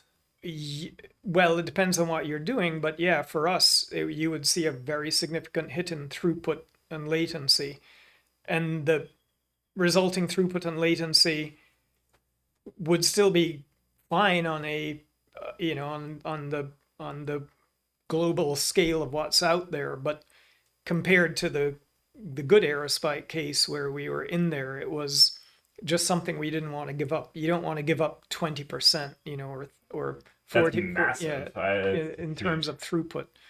Well, I mean, we could probably exist with giving up 20% because, most customers don't actually run near the throughput limits. And most customers, they're very pleased with our latency, but probably most of them we'd still be the best thing for them, even if it was, everything at 2 milliseconds instead of 1 millisecond. But for us, going from, it's 0.1% over 1 millisecond. If suddenly if we even start seeing 5% over 1 millisecond, even if it's almost nothing over 2 or 4 milliseconds, we were like, oh, that's the end of the world. But so it's all relative. But I was going to say, it's really random because if it took 20 milliseconds and you said doing this would make it take 21 milliseconds, you'd be like, yeah, that's true. The latency on the apps are often tens of milliseconds in the app stack, and aerospike server as 1 millisecond is just a tiny fraction of it. Yeah. And so, who knows how we would have gone if we had given up the performance in this on this scale, but we just didn't want to. And that's the cool thing that aerospike has always taken is we don't give up performance Well, we lots. try really, really hard, yeah, and we Yeah. generally we don't, and we've, there was a big movement once that almost succeeded to say, let's just make our index elements 128 bytes, and I was horrified at that. It lost eventually, but not because people were afraid of the performance. They lost because of the memory. And of course, there was a thing where it could be 64 or 128. That was going to be really Like complicated. do a variable. Yeah, but in the end, the feature that was really pressing for that ended up being done a different way, where it just didn't need index space at all. Everybody always has thought they need index space, and we've managed to either fend it off or generate just the generate the space that we Or you need. added features to enable them to, like the bins and... Yeah, we've avoided it in CDTs and- every possible way. I mean, a 4-year-old being told to take a bath has nothing on us in terms of avoiding how we've avoided. There was one point where I really thought we were done, and it was like, yeah, there's not a byte I can squeeze out of this. And it was a time where I'd had to force in an extra byte. I'd said, you have to have metadata about where you are in the binary tree. So you have to point to your children in the tree. Yeah. And those used to be 4-byte references. And at some point when we got above, we wanted to lift the limit of 4 billion records per namespace per node, we needed more than 4 bytes. 4 bytes is 4 billion references, right? So we went to 5 bytes, which which would have added 2 bytes. But actually at the time, the RB tree... Right, one for each side. Yeah. But at the time, the RB tree had actually been written... This was written by the founders, not Srini, I'm sure, the other founder. Right, Yeah. because this was not the brilliant Actually, code. in this case, there's no question that it was not Srini. But the RB tree was written where it had a parent pointer. So it had a parent, a left child, right child references. And yeah, this thing was threatening to add 3 bytes, and that was Because just, it would have been up to the parent as well. yeah, all 3 4-byte references would have had to be 5-byte references. And so that just couldn't really have happened, but at that point I sort of thought about it and wondered, why do we have to have a parent reference? Can we write this thing where you only know your children? You only transverse down. So I had not really written that RB tree code, but for the first time this was an example, I guess, of thinking outside the box or not knowing what the box was. So I concocted a way to do a parentless RB tree without looking at any textbooks or anything. We went and read later and found that it's supposed to be a really hard thing to do, and it's only really feasible for a left-leaning RB tree, whatever that is, which we weren't. But because I didn't know any better, we did it. I didn't know it was impossible, yeah. so I went ahead and did it. I don't know if it's impossible, but apparently it's non-trivial, which it wasn't trivial. But yeah, we did this thing where as you crawl down the tree, there were times you're going to need to look sort of across or up. But we collected the things that we had passed by while crawling down the tree on a stack of elements. So we had like a little history of your crawl So you didn't down have to the tree. store the parents in Yeah, so, it was also like uncles, as we called them. Okay. Or occasionally uncles, depending on what you were going to do. So anyway, we worked out what we had to stash in this trail on the stack as we went down, and made it so that mechanically it seemed like, yeah, if we do this, we know where our parents are via this. We can rewrite all of this so that we can do it with just left and right pointers. I was wondering, you always said that you found more bytes, and I was wondering how... Well, this is one example, but so this thing, yeah, we pulled But off... it's basically just...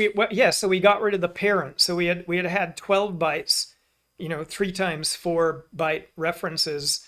And now we went down to 10 instead of up to 15 because we got rid of the parent. So you got rid of 2 4-byte references. and didn't add one for each one of them. Well, we started with 3 4-byte references, which was 12, and we needed them to go to 5, but instead of going up to 15, we got rid of one of them, so we just had 2 5-byte references, which was 10.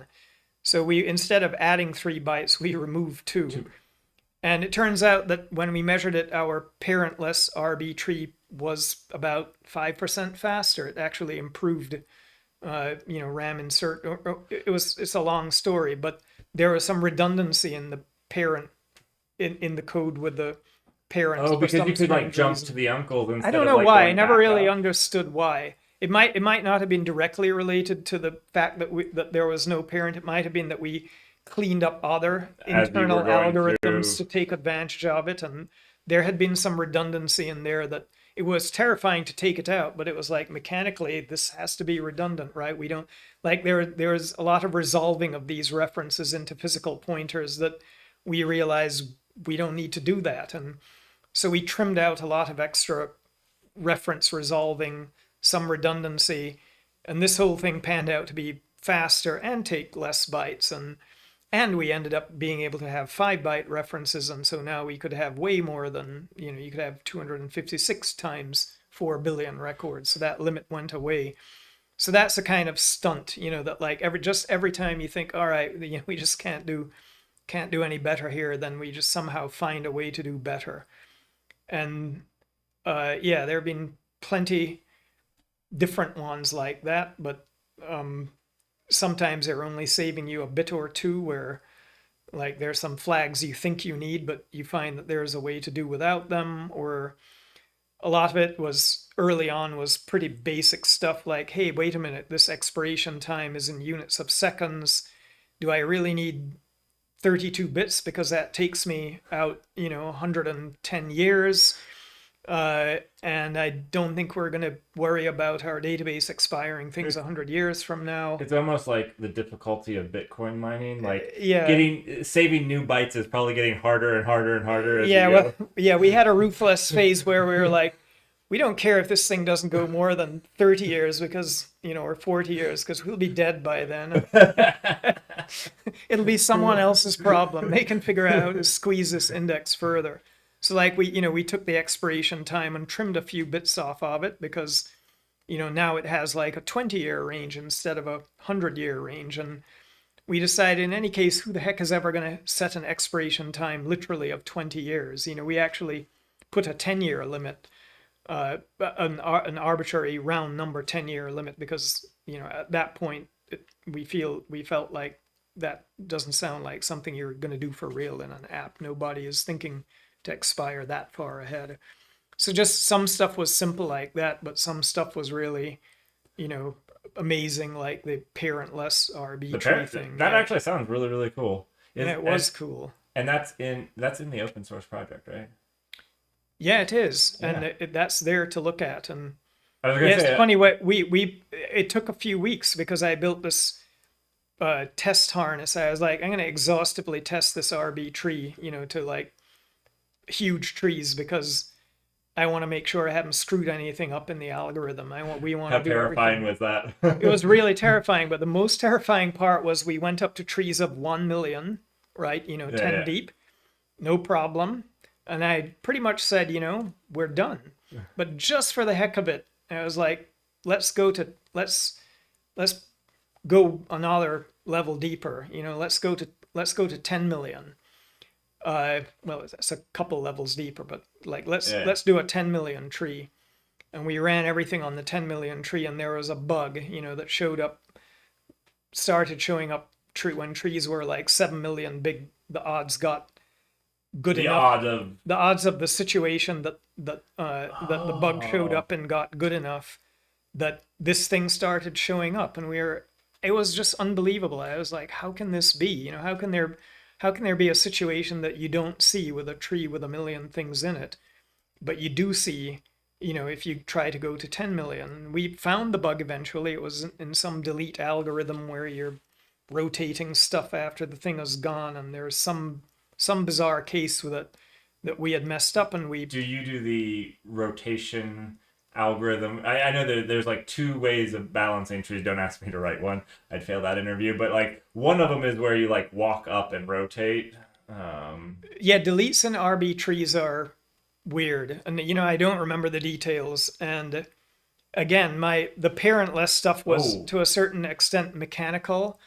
For me, it was like, I know I can do this without affecting the current algorithm, and that was the goal. And even when we were cleaning up the algorithm, it was very mechanically provable that we weren't messing something up.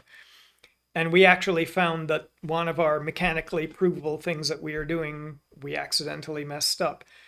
And we fixed it, and it made that bug go away, and then we were good up to 10 million. And then I ran it to like, as much as we could on the damn machine. But but yes, you're right. It was scary, but it got really scary when I realized you can have a bug that only shows up, when you get that big. And of course, our actual RB trees never really get that big unless you grossly misconfigure, because it's not like our entire database is literally one giant RB tree, the index. It's not even on one right, because node. it's on the namespace is on a node. Yeah, where there's namespace, and then namespaces have partitions. It's busted up into 4,000 of those.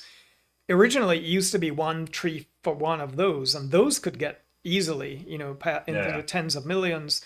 But we actually broke it down smaller than that, into what we call sprigs. Like each partition, has a tree, but really it's many small RB trees. Called sprigs, and that's actually configurable. You can say how many of them you want. And you kind of made an RB tree out of RB trees. Well, no, you actually hash straight to the beginning of the miniature RB tree. We just use more and more bits of the digest that we hash to take you straight there. Okay. So the blazing fast. None of this extra work. It's incredibly blazing fast. The only downside to having it's just the TV goes to sleep. You're still good. Okay, yeah. The only downside to having many more smaller trees is overhead, because you have to stash all the tree roots when you power down and restore them when you start up. So yes, overhead in memory when you're running, because you have to. Each tree has its own little overhead, mainly what's its root, and so there's overhead per tree that's very small. But if you get up into the millions of trees, but this starts also to matter. Helps your performance in searching, because an RB tree, having smaller trees would make you be able to find it faster. Yeah, exactly. I mean, shallower. Yeah, we made it configurable up to an insane number of small trees, and the more trees, the more we overhead, made, but faster. Yeah, we really aimed it at the people who were putting the indexes in Flash, because the idea there was we're going to make it, if you configure carefully, you can arrange so that your tree only has 64 things in it. It's a 6-deep binary tree with 64 things in it, but that fits in one device I/O. So one block.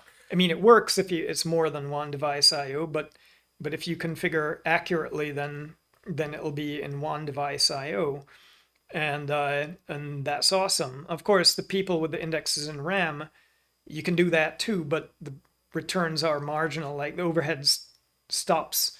It's not worth it, because if you're going 6 deep in a binary tree versus 10 deep in a binary tree, you're not really measuring memory that. And CPU is so fast, it doesn't really affect. Yeah, well, yeah, but the index crawling part there is insignificant compared to reading the data off of SSD. Now we have a mode in aerospike where you can have your data in RAM as well. And for those monster benchmarks, where we have the heavyweight nodes doing literally 30 million TPS, those you can see a difference between a 6 deep and a 10 deep binary tree. And so for those benchmarks, or those use cases, not that anyone ever has such a realistic use case, they would or you can then configure your sprigs to be, you can configure a lot of sprigs so that the lookup is a very shallow tree. A very shallow tree. But yeah, normally RAM is more forgiving to the deeper trees, and you don't want to bother with the overhead for jillions of sprigs. And people maybe will configure tens of thousands of sprigs, but somebody with a flash index will actually get to the hundreds of thousands or millions. Because they're the looking for, overhead like, is this worth it for 64. them. Yeah, they're looking for the device I/O to be minimized. These are the really cool, like, performance things that I'm, like, super happy that we get to share, because, like, I have never thought about, like, oh, can I write this all in one block? One device I/O. Yeah. That's cool. We did have a question. What is the main code language? Obviously, it should be Rust, but I think it's all in C. Yeah, it is C, which is probably the right choice. I remember when I arrived, I had in the embedded systems world that I was in C++ mostly, although it was kind of a stunted C++ on those platforms. Well, also back but- 20 years, C++ is way different than C++. Yeah, now. maybe, yeah. So, but I mean, But yeah. so I had grown used to C++, and some of the very, very basic things in it I thought, I had grown to view as very useful. I mean, just things like constructors, destructor, just really basic stuff. A free this pointer, if you really do anything that's object oriented. So I kind of thought, oh, too bad we're not doing C++. But honestly, as a few years went by, I started thinking, probably just as well we're not doing C++. As the old "with great power comes great responsibility" thing. C++, you can, if you know what you're doing, you can do a lot of really amazing stuff and even not hurt performance. But for us, we might have been led to hurt ourselves with this great power. I honestly think everybody ends up there that does C++, even if they're really smart. Like, inevitably, you're going to get too smart for yourself. Yeah, you can end up doing stuff that's harder to debug. And yeah, the only way we survive at aerospike with a small development team that we have is really high quality, initial quality of the stuff that we develop and ship, meaning that we get away with a pretty low percentage of our time spent figuring out bugs in code that we've shipped. Although, of course, on any given day, it could be 100% of your time. But overall, it's, low enough that we make good progress on the other things we're doing. I have a feeling if we had used C++, that might have gotten out of control. But I don't know. I mean, if you discipline yourself enough, you should be fine. And that might have been all right, too. But in the end, yeah, I think C was probably right for us, because at the end of the day, it is all about performance for us. The code that we're writing some stuff is amazingly algorithmically complicated, and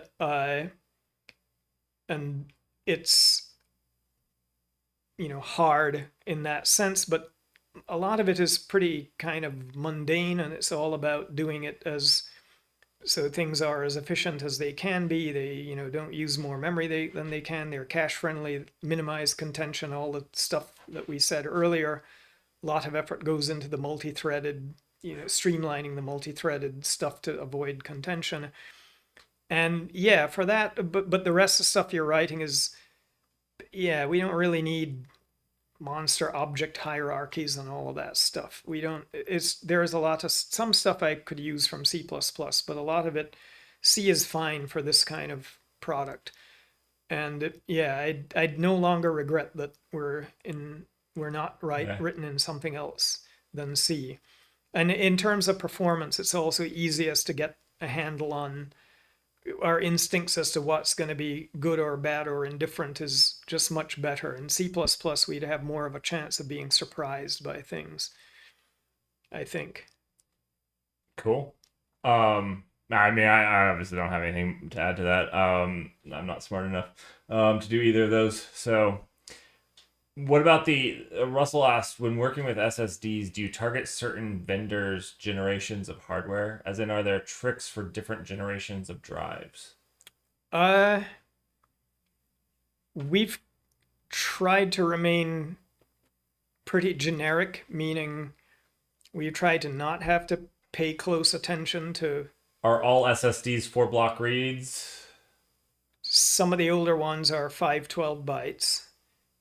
But everything these days seems to be 4K minimum size I/O.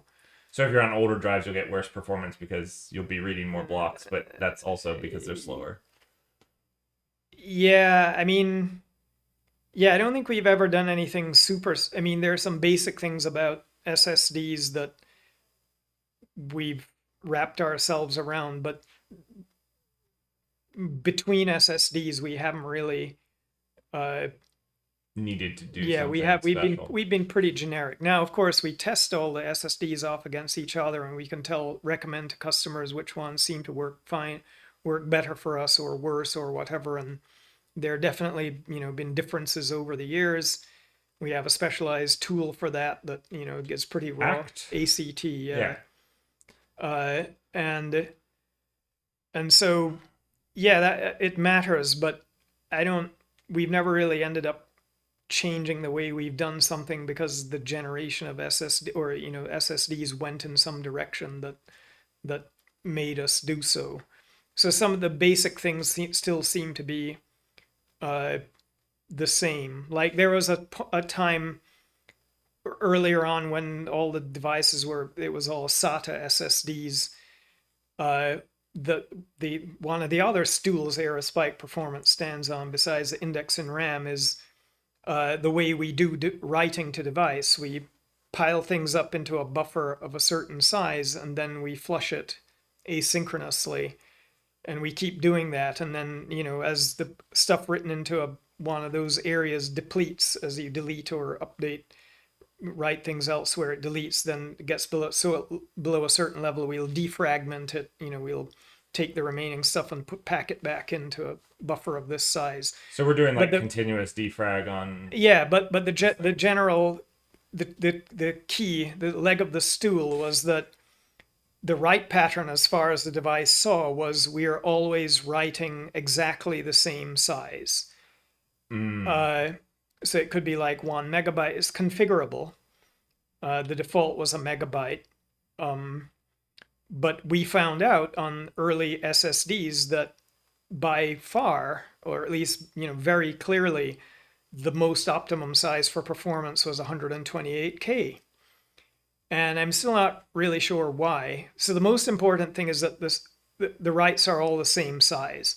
So if you're writing mixed sizes all over the place, all over these SSDs, their performance would just degrade, over time. And the narrative we attached to that is, which sort of verified by device vendors, was there's a virtual to physical map under the hood that they're doing wear leveling. Like when you write to the same place many times, what you think is the same place is really not the same physical bits in the device. They're trying to spread it around because these things had a certain lifetime. Yeah. And so they have this map. And if your writes are mixed different sizes all over the place, then the V2P maps would just get out of control and complicated, and it would end up slowing things down, where if you wrote the same size and alignment everywhere all the time, the V2P map would stay very simple and sane, and the performance would remain what you saw in the first 24 hours it would do for years, literally for years. And that was a huge secret to our success, this same size write pattern. And yeah, as I said, pragmatically, we discovered the best size happened to be 128K. And we think we know why that might be too, but all of these things to me I don't think too hard about them. They're black magic to a certain extent.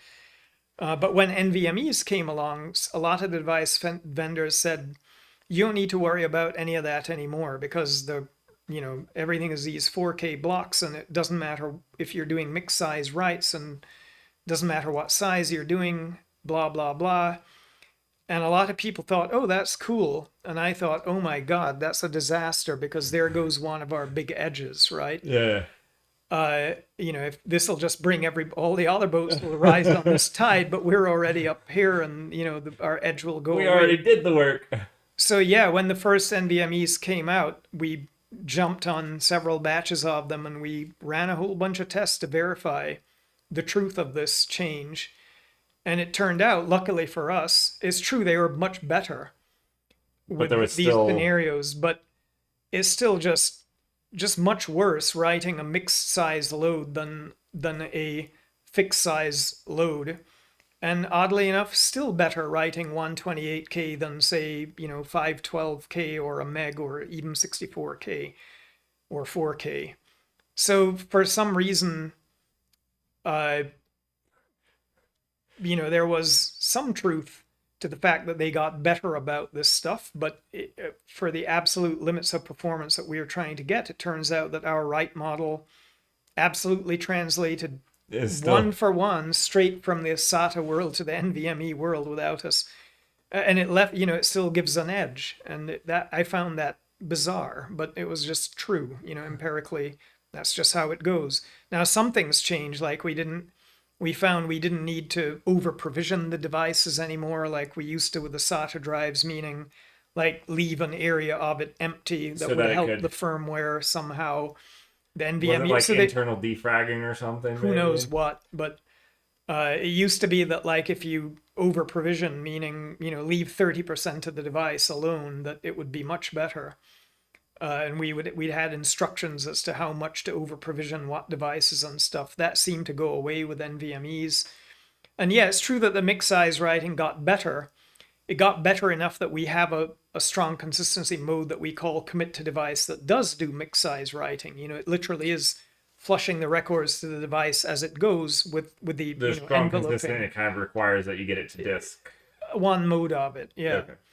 And so that'll do mix size writing, but it's still true that the throughput you can get in this mode is about 1/5 of what you can get in the normal mode when you're not doing that. So some of it's because of overlap, but some of it isn't. Even when you get bigger records where there isn't much overlap reflushing because the records are next to each other, it still is just way off the pace. So I don't know. Like I said, a lot of what I know about SSDs is just what we have observed, what we've observed measuring and running our database on it. And I can't attach a narrative to everything, but this still seems to be true. That's all the experience none of us have. So that's awesome. For a lot of things, it probably doesn't matter. Like the throughputs that you can get in commit to device mode on a good NVMe are so good that for most practical purposes, who cares, right? You don't know that this isn't performing well. You only know when you compare it to a mode that can kick its butt by a factor of 3 in throughput. But if you're going from 250,000 TPS on a node to 700,000 write TPS, most people aren't close to 250 anyway in their requirement, so they might not know. But a lot of our customers do know. A lot of them, oh yeah, I'm going to use this mode, and then they set up, they do the POC, and they're like, what the hell? This is like 4 times worse than the regular mode, and we're like, told you so. Yeah. And most of them then say, we don't really need that mode after all. So apparently a lot of them do want the maximum performance. It just depends on the use case. But I was going to say, I think like a lot of the, people in like ad tech and security really want the maximum performance that bleeding edge. Yeah, pretty much the way they do it is like, we're going to pay this much money for this much hardware or cloud, and then we're going to let aerospike dictate what we can do. So they run it to its limit, and that determines what their app will do. And if it could do more, it would, and they would make more money. And if it can do less, then it does less, and they make less money, and that's all there is to it. So the more we do, the more money they make.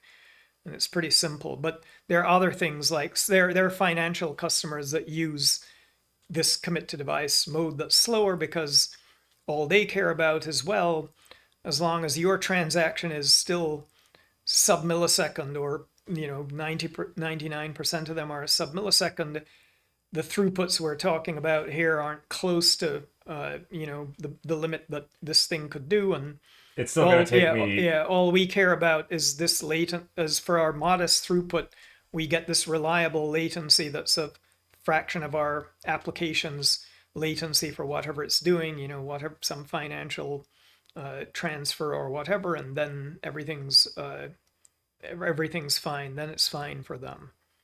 So it depends. We have a lot of different use cases now. That's awesome. All right. So we've talked a little bit about benchmarking. Now I'm going to show you something that's going to make you excited.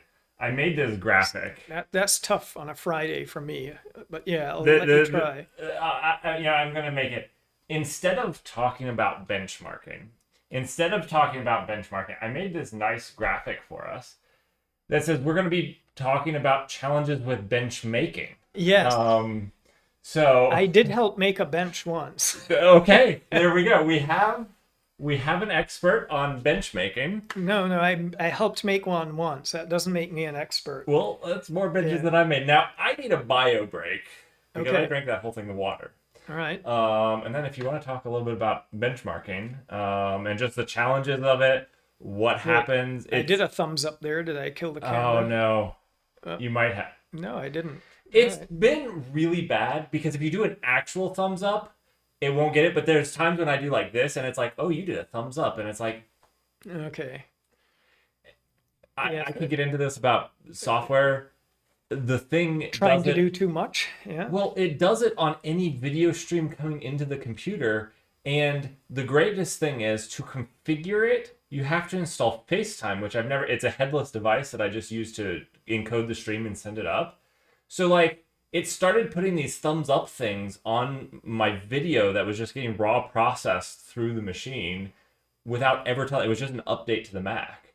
And it just does it to any video stream that's coming in. And the weird thing is, for some reason, when it does it, it crashes the video encoding pipeline. And so I just have to unplug it and plug it back in. All right. Well, I'll try and keep my hands down. That's what I've been doing. I usually am up like this, but then it causes problems. So. All right, go for your break. I need to buy a break. You can talk to them, or you can take a break too. All right, I'll just sit here. I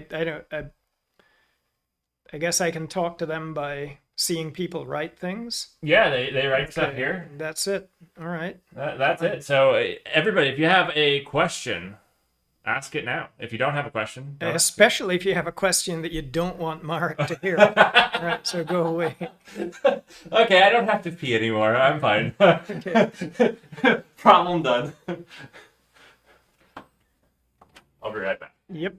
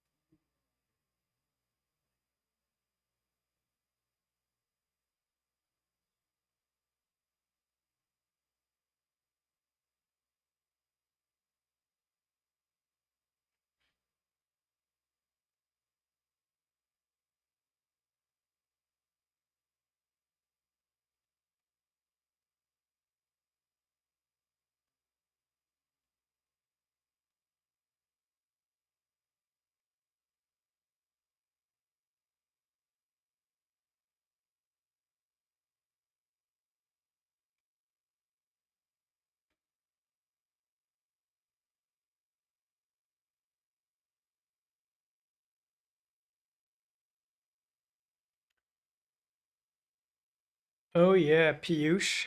I didn't know you attended Marek's streams.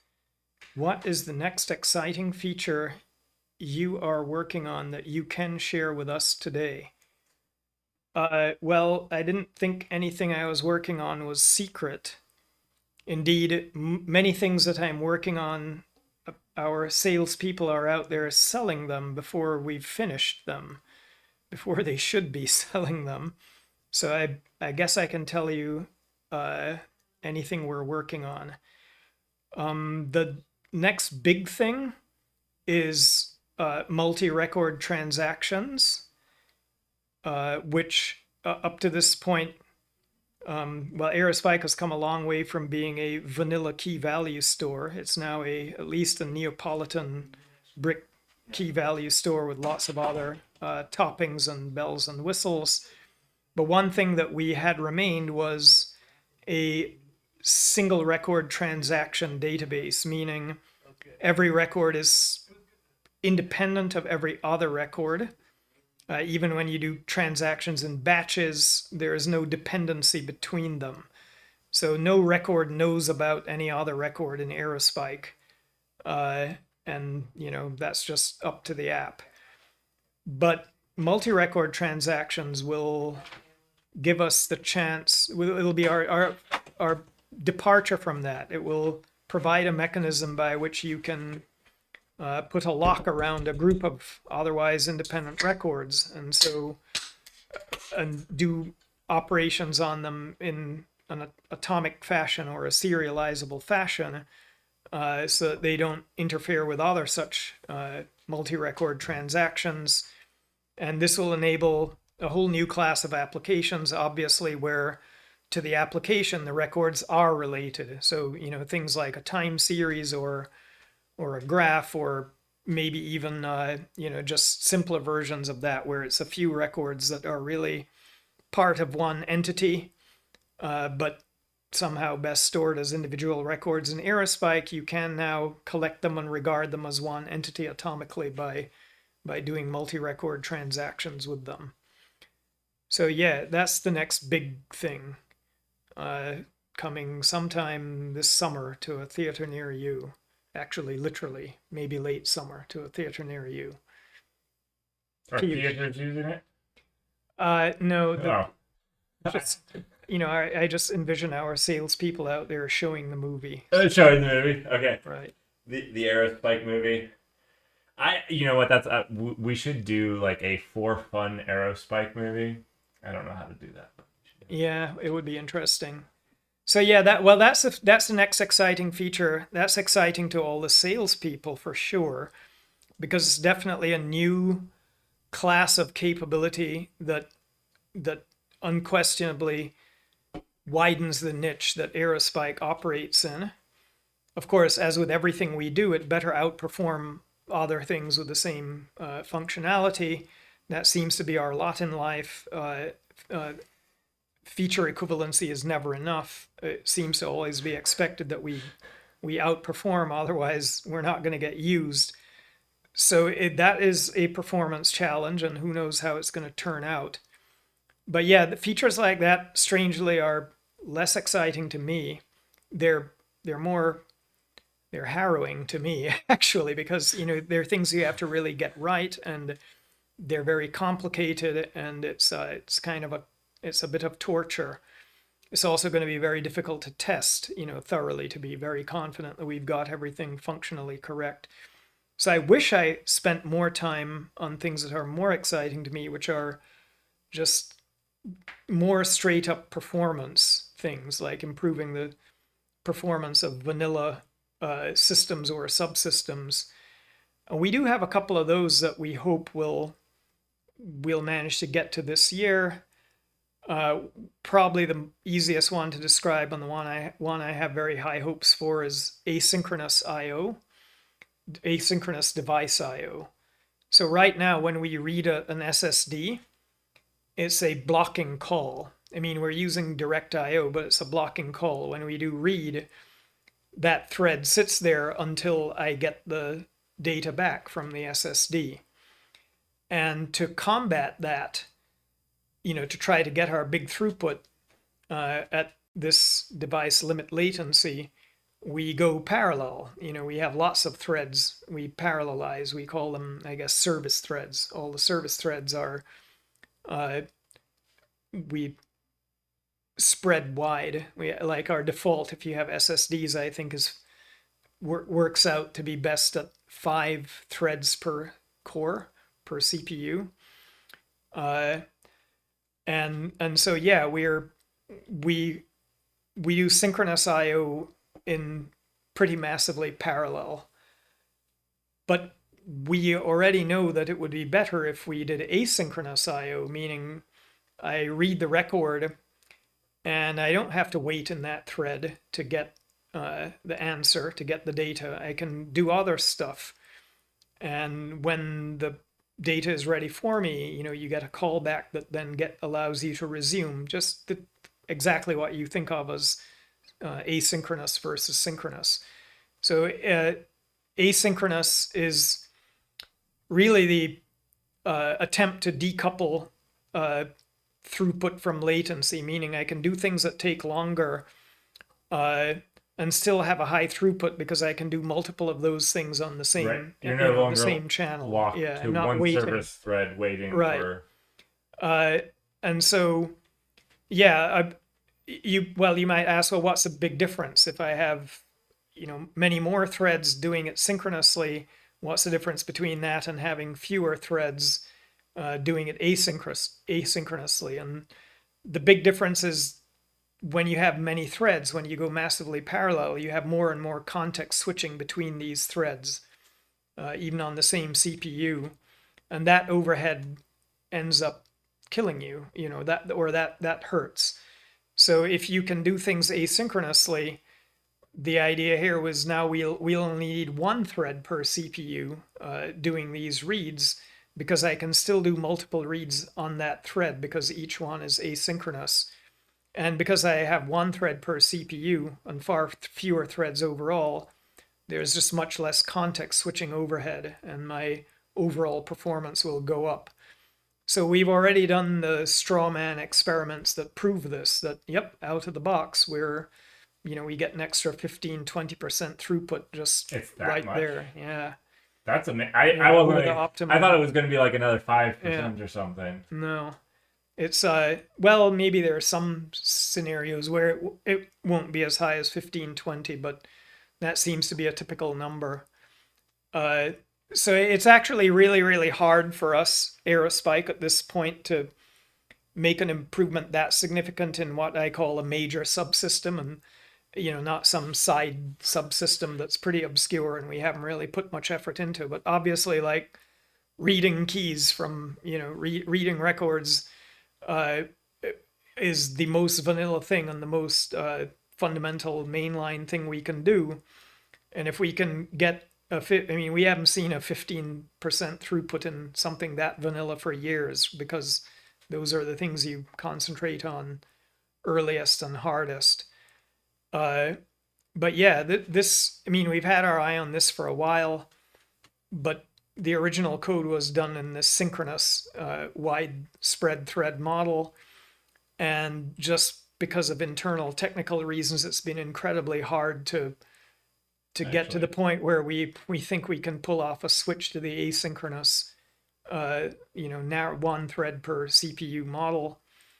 And but it looks like we might, if I could get the chance, we might be able to do that this year, and that would be big news. That, to me, that's a big deal, because, yeah, like I said, getting a visible improvement in a vanilla capability of aerospike is not something we do every day, and that promises to do just that.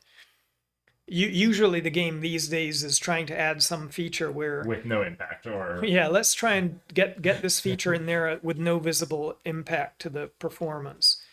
And most of the performance improvements we get these days are on what I call subsystems, something like XDR recovery, or some queries systems are not part of like the core. Not just operating. like key value reading, writing. Yeah. Read load, write load.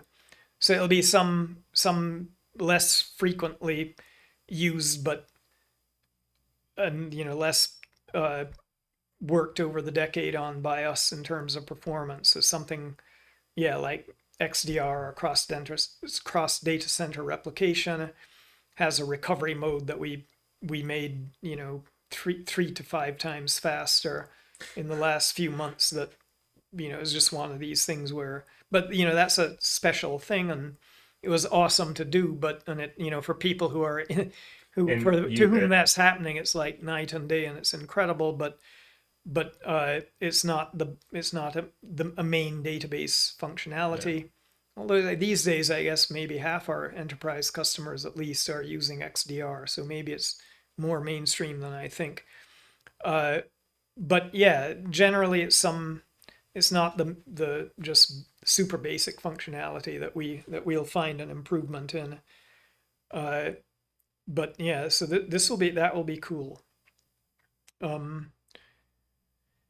yeah, I wish I could spend time on chasing more stuff like that. But yeah, as I said, it tends to be more about let's add this major new functionality without crushing, or without noticeably impacting the performance. And very occasionally we do secretly, it's like we put in some features that the company has determined that we just have to have this, and the performance in certain scenarios, it's like, yep, in this particular load case, yeah, we're just a couple % less throughput, and there's nothing we can do about it, and that's all there is to that. But so in bringing that up, sometimes we do that, but it's rare. Usually, it's going the other way, and I would like to. It'd be nice to go the other way all the time. Go the other way with more, with full dedication. That's what gives me the most fun, anyway. Well, you bring that up, and that brings me to benchmarking, because how do you know performance without benchmarking? And something I've always said, if you ever talk to my community, is benchmarking is hard, and doing real benchmarking, like, it's very difficult to take one benchmark somebody wrote and your benchmark and actually have a valid comparison. And every database likes to claim that they're the fastest. And yeah, I don't know. Let's see. Benchmarking, where to start? First of all, it's almost always oversimplified. Really, really oversimplified. The least of statements that are made. It's just really hard to say our database is faster than database X or vice versa. A flat statement like that is almost certainly meaningless, because it always is, it depends. And yeah, I mean, in aerospike's case, we actually can make pretty flat statements like that and say we're faster than database X, and it happens to be that we are in all circumstances that we operate in. Maybe they exist because they do things that we don't, and maybe people that use that don't care about the performance edge we have. But usually when these things are being done, it is certainly, if you're then talking about the degree of performance difference, it's never flat statements like that are almost always meaningless. So you have to qualify it with all sorts of stuff. And a lot of the time, benchmarks are actually done for a use case or data model or whatever that's actually unrealistic. Like, nobody would ever be doing this in production. And so it's meaningless right off the bat. But, even if it is something that is a use case you might find in production, it almost certainly is just one of an amazingly big range of things you could be measuring that will not give the same result, so it's just really hard to make these things are almost always oversimplified. Secondly, when it's industry competitive benchmarking, a lot of it ends up being disingenuous. I don't know whether it's willfully disingenuous or just negligent, but you'll see database X will publish a benchmark where they show how they kicked the butt of database Y. But if you really dig into it, you find that they either willfully or negligently misconfigured database Y to not come close to what database Y could do. And so that's meaningless. Or they picked a load case where they happen to be fine and they're not exposing the huge advantage of database Y. And we've been database Y a lot, in these, because our calling card is supposed to be performance. If anybody finds anything that they think they can publish where they show favorable performance to us, it's going to look good. but I've seen them all. I've seen us willfully or negligently misconfigured, grossly misconfigured, to not come close to what we would do. I've seen use cases handpicked, like, oh, here's this thing where we're doing, just as well as aerospike, which was their badge of honor. At least that was saying something. But when you looked at it, it's like, yeah, this is a use case where they're doing 0.1% of the keys in the database, and so they're taking advantage of a hotkey cache. And so it's like, all right, what happens if you spread it over all 5 billion records? Then it'll go to hell. But so I mean, it's a valid use case, but it's a specific use case, and they won't say that. You have to actually dig in and see. And then there are all the other variables, like, well, is it, how big are your records? How many are your records? And, are you like doing a hot set subset, or are you doing how are you broad and configuring random? your database to handle? Yeah, are you configuring the two databases to be best for this use case? Right, because we already talked about like how you can break up the sprigs and the different. Sure, yeah. things. I mean, with our Flash indexes, it's trivial to misconfigure aerospike so it's steam powered, right? And so, yeah, you can't do that because it's not really representative of what somebody would deploy. But we've seen other things too. Like we had one years ago where it was like marketing came to me, hey, they just published this database and they say they're going faster than us. How can that be? And I was like, yeah, how can that be? And I went and looked at it, and I looked at the numbers they had for us, and I was like, boy, that's really low. We can do lots better than that. And then I had somebody, working with marketing, but I can reproduce it. I downloaded their test and I run, that is all you get. So then we just took a look at the config, and it's like, wait a minute, they've this huge machine, but they configured one virtual device for aerospike, and but they've set theirs up with 16 shards or whatever. Like, why don't you give it 12 devices or 16 devices or even 8 devices? And in devices in aerospikes is kind of a shard in another. Well, I mean, they're different. There are a whole that. bunch of things, but this was the one thing they picked. By having one storage device, we don't stripe that internally for you. Right. We let you configure that because that's more powerful. You can now find the best number of stripes. Indeed, part of that program, ACT's job was one of its jobs was to help you find the optimum for a given SSD. Find the optimum number of devices to split your data across. And for us, it's one is never going to be the best because we do a lot of things per device that have threads per device and stuff, and you're just wasting horsepower if you try to put everything on one device. And there's also more contention, and there's all these reasons. So they changed the config to 12 devices, but they didn't even try to find the optimum number. And they reran the benchmark with just that one change, and then suddenly we're blowing database X out of the water. And so it's like, yeah, they publish this benchmark, but it's kind of either negligent or disingenuous. And these just happens over and over. And it happened to us so much early on that we started doing competitive benchmarking ourselves. And we had a small team dedicated to it. And we decided that we weren't going to be disingenuous. Actually, we just wanted to know the answer. Like, are we? We'll never know, right? If you just read what other people publish, who knows?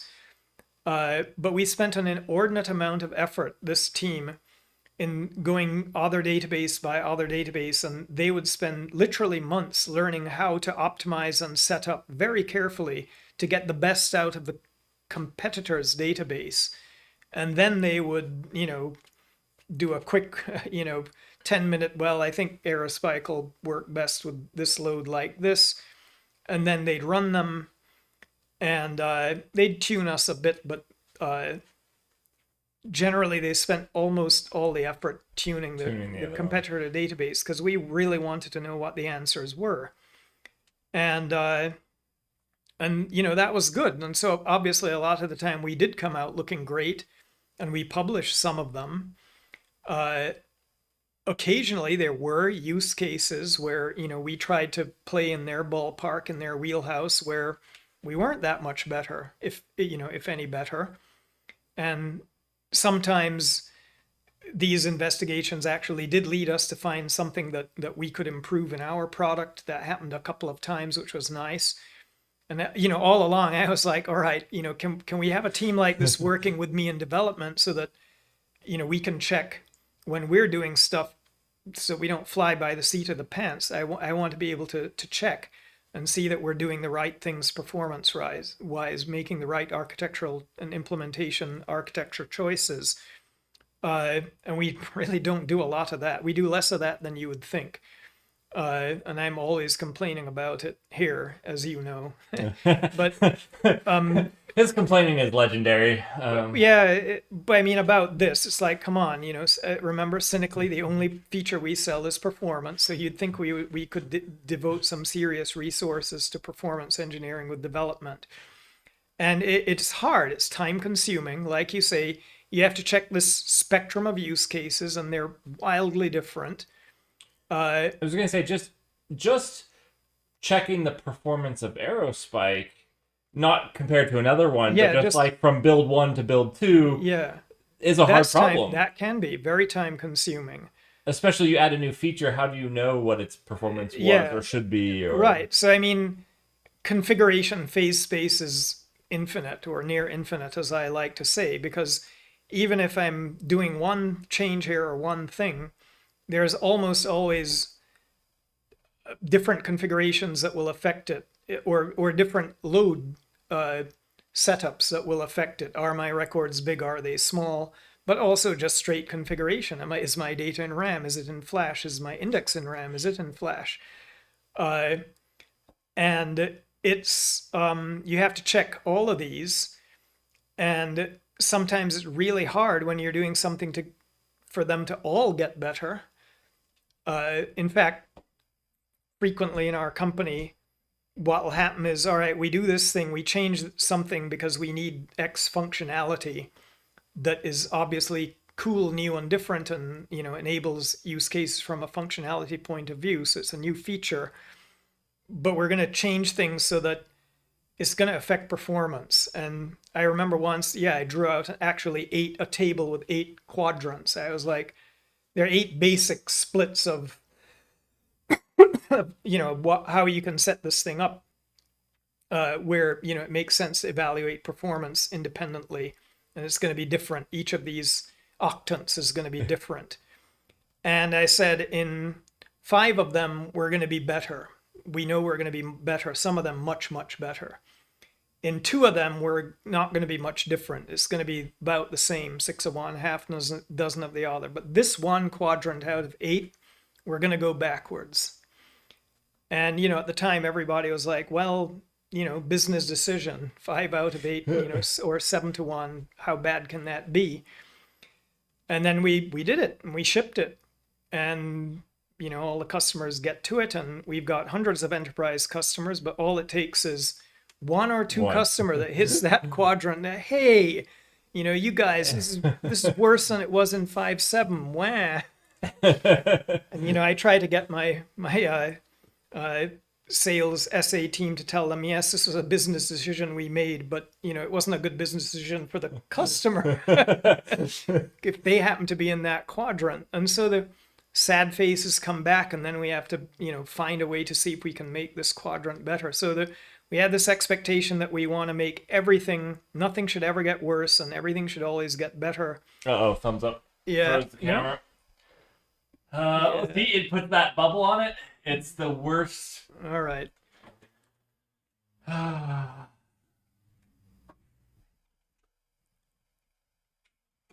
Okay. Just got to reboot the video stream coming into the device, and there we go. All right. Cool. So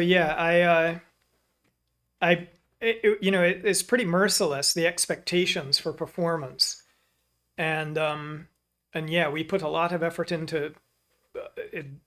A lot of the time, it's more about let's make sure we don't go backwards, and but I would love to, to measure this stuff and actually even make these proclamations, especially when the differences are smaller, is really hard.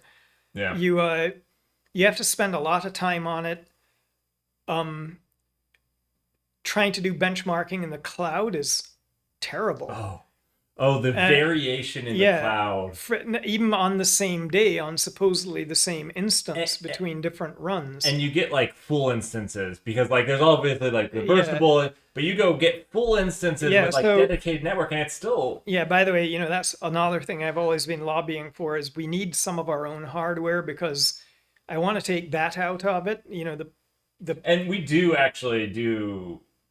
We don't have enough of our own hardware. Well, we do have hardware that we do bare metal performance. We need much more, in my opinion, but whatever. We need much more of a lot of things. But... Yeah, I know. But the bean counters always say, oh, use the cloud, it's cheaper. Actually, it's not when you take into account the fact that now to do a measurement that might take me 2 or 3 runs to be sure on my bare metal, I have to do like 10 runs and throw out the high and low outliers, and then I probably want to do it again a different day. I mean, it's just amazing how even you can get deep into it and think, yep, this is definitely a signal, and then a couple hours later you're like, where'd that signal go?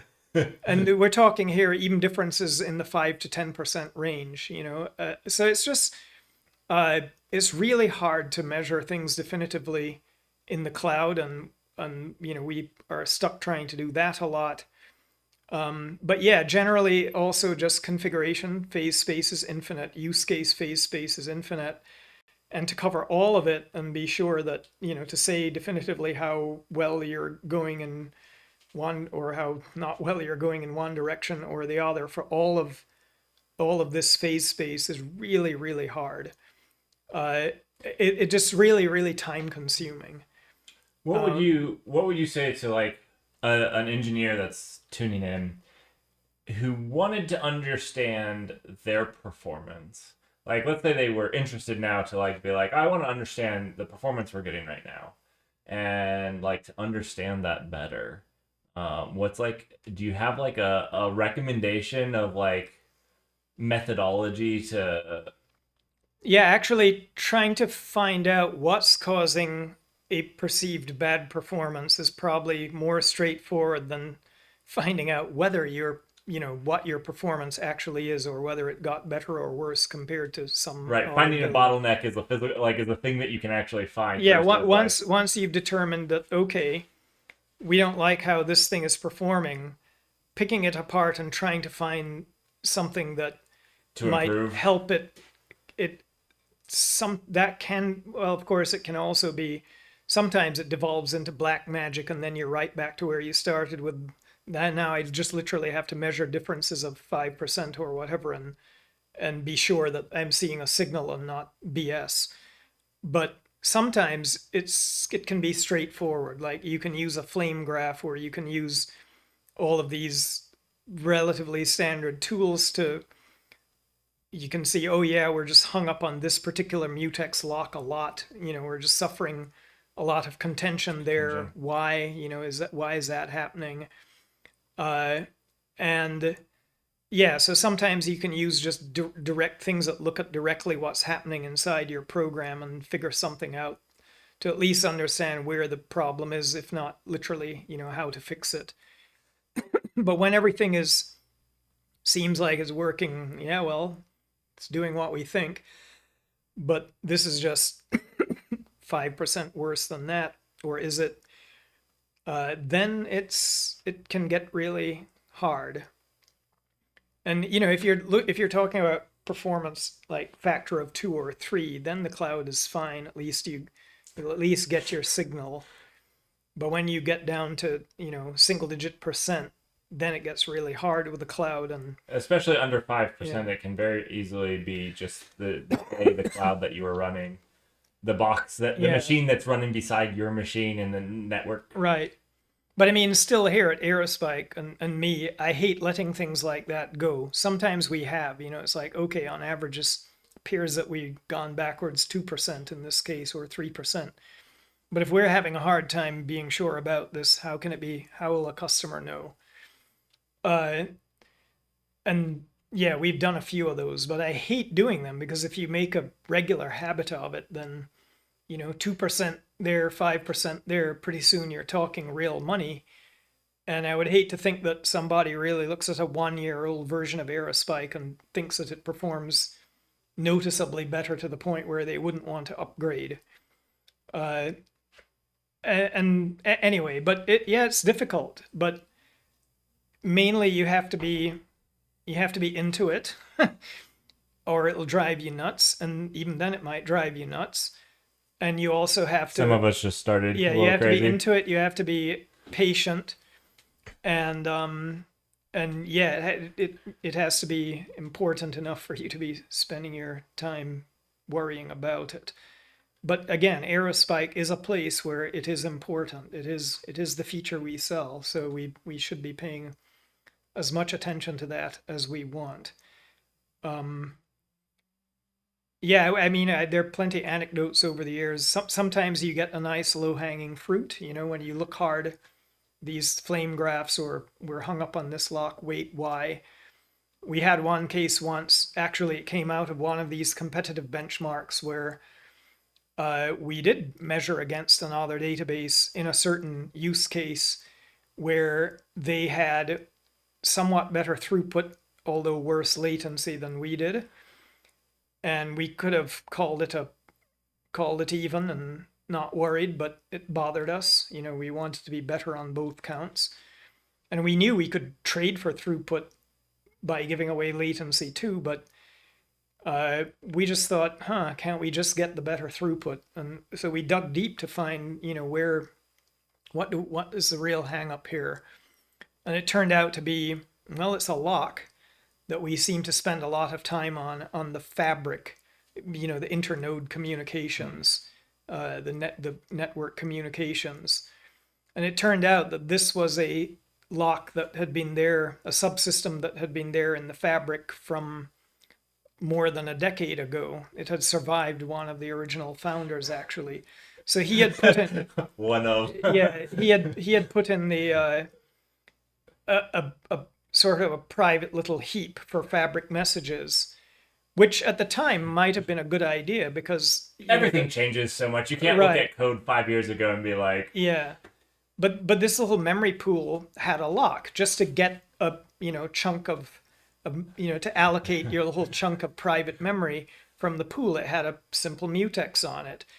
And for years, we never reached throughputs anywhere near where a contention on that lock was ever going to show up, right? right. But by this time, at this day and age, it was showing up. And so we went and looked at this. And by then also, we had moved off the Linux system heap and we used JE-malloc as our heap. And JE-malloc does a spectacular job of maintaining thread local caches. That's a Java heap, right? A JE-malloc? No. The guy's name is guy's initials are JE, I guess. But somebody decided to write themselves a heap years ago, and it's a pretty good one, and it's caught on. And we use it. But it does a spectacular job of maintaining thread local caches of memory that's just been freed on this thread. If something else on this thread wants this, it can pick So it you up don't have to have with no locks. lock contingency. So we actually thought about it for a while and said, hey, wait a minute. This fabric message pool or queue or heap that was in there, maybe it was a good idea 10 years ago, or 8 years ago, but why wouldn't JE-malloc just be fine for this now? And so it was one of those rare instances where we ripped out several hundred lines of code. Literally, the git diff was all green, on the right. Not a single character added. We just removed the entire memory pool, the private memory pool for fabric messages. And the one line where, fabric message get, underneath it was now alloc, a JE-malloc regular heap alloc, instead of this private message pool. And so one bang, updated line and a bunch of deleted code. hundreds of lines of deleted code, one updated line, and bang, a factor of 2 in performance on the fabric. Yeah, it was just shocking. So all of a sudden it's like, all right, we win this comparative database. But that was one of those things where, I mean, it's a subsystem, but it's a very vanilla subsystem because it was really about the write load or things using the fabric that replicate. In fact, well, anyway, not to get into the details, but it's a very basic thing, and we need to push as much through from one node, from node to node. We need to get your throughput up and your latency down. You want that pipe to be greased as heavily as possible. And it was the bottleneck, and it turns out this lock was a big part of the problem, and we got rid of it and the whole pool, and all of a sudden, we big speed up in something that was really super vanilla functionality. That was a pretty extreme case, but yes, it's what can happen if you pay attention to. I think my really big engineering takeaway from taking this, especially for the rest of us who use databases, is like really understanding your data and how your database wants to deal with it, and making sure like you're configuring it like to get the best performance out of it. Like you were talking about like the different ways to handle really small records and whatnot, and there's just a lot that goes into like making sure. It's for our big enterprise deployments, plenty effort goes into exactly this, making sure that you're sized right, you're using the right hardware or cloud instances, your data model is correct, and the customer's angle is usually as cheap as I can be without, and still meet my performance requirements, which if they're coming to aerospike are usually very high. But you take those constraints and you very carefully plan your basic hardware, all the capacity planning or your cloud. And then beyond that, it's still a lot of configuration. You're going to be doing this. Your data model looks like that. Your load is read heavy, write heavy, whatever it is. Your records are this size given the data model. Now, what configurations might help this case? How do you tune them? How many sprigs do I use, or how many logical devices? Data device partitions do I use on a node? All these things. Even kind of what size cluster am I aiming for? Do I prefer a 100 node cluster with nodes 1/3 the capacity, or a 30 node cluster with nodes 3 times bigger? That's actually an interesting question for me, just from what you've seen. What's the difference between those two things, where like you effectively have the same amount of storage, maybe even the same amount of compute? Like the bigger machines have more CPU and memory, and like so like effectively you have the same everything, you just have more machines. For aerospike, I think the simple, maybe oversimplified, but largely true statement is we scale vertically astonishingly well, meaning that we use the capacity of a single server node's hardware. We do like NUMA pinning and stuff. We can. But even if you don't, the point is that we're astonishingly good at maximizing what you can do on a node. And so we never need to horizontal scale to try to get load off of the server, because you can put so much load on a given node, and the node is bigger and more powerful, we will maximize your ability to absolutely massacre that node with load and just handle it. So other databases scale horizontally, not because they're running out of space on that node, but they actually have to take load, literal load off of it. That just doesn't happen with us. So we are really, really good at scaling vertically, and so I think the sweet spot for us is, like a 40 node cluster. I would imagine there's like less network contention if you're having a smaller cluster. There's a little less I mean, there's people counter that by saying, oh, but then when one node goes down, I've lost like a larger portion. 2%, 2% of my data. Well, of course, they're usually running replication, so it's not literally one. No, not lost. That's just more migrations of data where you have to maintain.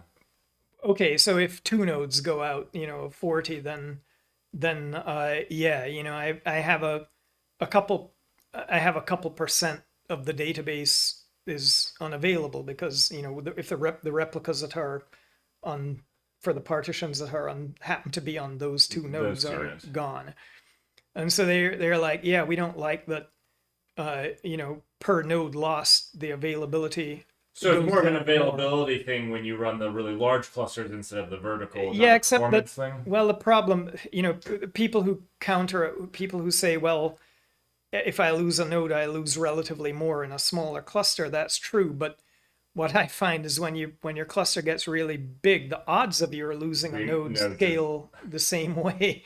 So I don't think it's really. I've never really seen that as a great argument because we have these people, they're 150 node or 200 node clusters, and it seems anecdotally to me that they have far more incidents of nodes going down for whatever reason that was unexpected or just network lack of network integrity between them. So that, again, this is kind of anecdotal. It feels to me like aerospike's sweet spot is smaller because we're so good at using a big node to its maximum effect. You get a lot of SSDs. I was actually surprised about you don't need to have a petabyte of data. You don't actually need that many machines. No, you don't. They're monsters these days. I was going to say, I always thought I was a petabyte, you have 200 machines. No, you can get 10 or something. Yeah, well, yeah, so anyway, I think I like for aerospike, I like monster nodes and less of them. But you can take that too far. I don't think I would like a 5-node cluster because, then if you lose an extra node, you're really talking about, okay, now I've lost, whatever it is, 1/10 of my data is unavailable, and 3 nodes out of 5 have to handle the remaining capacity. So yeah, you can go too small, but I think the sweet spot to me is around 40, 50. There's probably always extremes. You can always take something, you can go too small, you can go way too big, you can. Yeah, but it's besides just if you get too big, you're losing your odds of losing, having a node giving trouble at any given time scale up. We also, we're pretty good scaling horizontally, but we do have somewhat I call principal-centric stuff. Like some processes are kind of principled by, hence the name principal, by one node in the cluster, and you get an excess of traffic going through it. And, it's all calculated to work fine for the sizes of clusters we go to. But if we try to go out to 1,000 node clusters and so forth, we might have some trouble with the principal-centric stuff, and we may have to look at how to do better there in some. I was gonna say, if you're not getting to 20,000 nodes, no. Really. Well, we literally have a limit right now of 256. Yeah. And there's been a lot of angst in the past. Oh, you need to make that bigger, and somehow we've, just like the index of 64 bytes, we seem to have held the line at 256, which, I'm not sure I want to be. It's not going to be a fun day when we do go above that, because I'm not sure I want to deal with start dealing with the side effects of anecdotally speaking, it seems very weird that you would ever want to go above. Well, vertical scaling keeps saving us, because every time customers or whoever is, we're going to need more nodes than this. We either, the cloud vendors either expose a bigger node that, we can use these now and go back to 40 nodes, or we change their data model or something. And some of them actually run different clusters, and they split it up by doing clusters. They shard at the application level, so to speak. Piyush probably knows more about all of that stuff, but.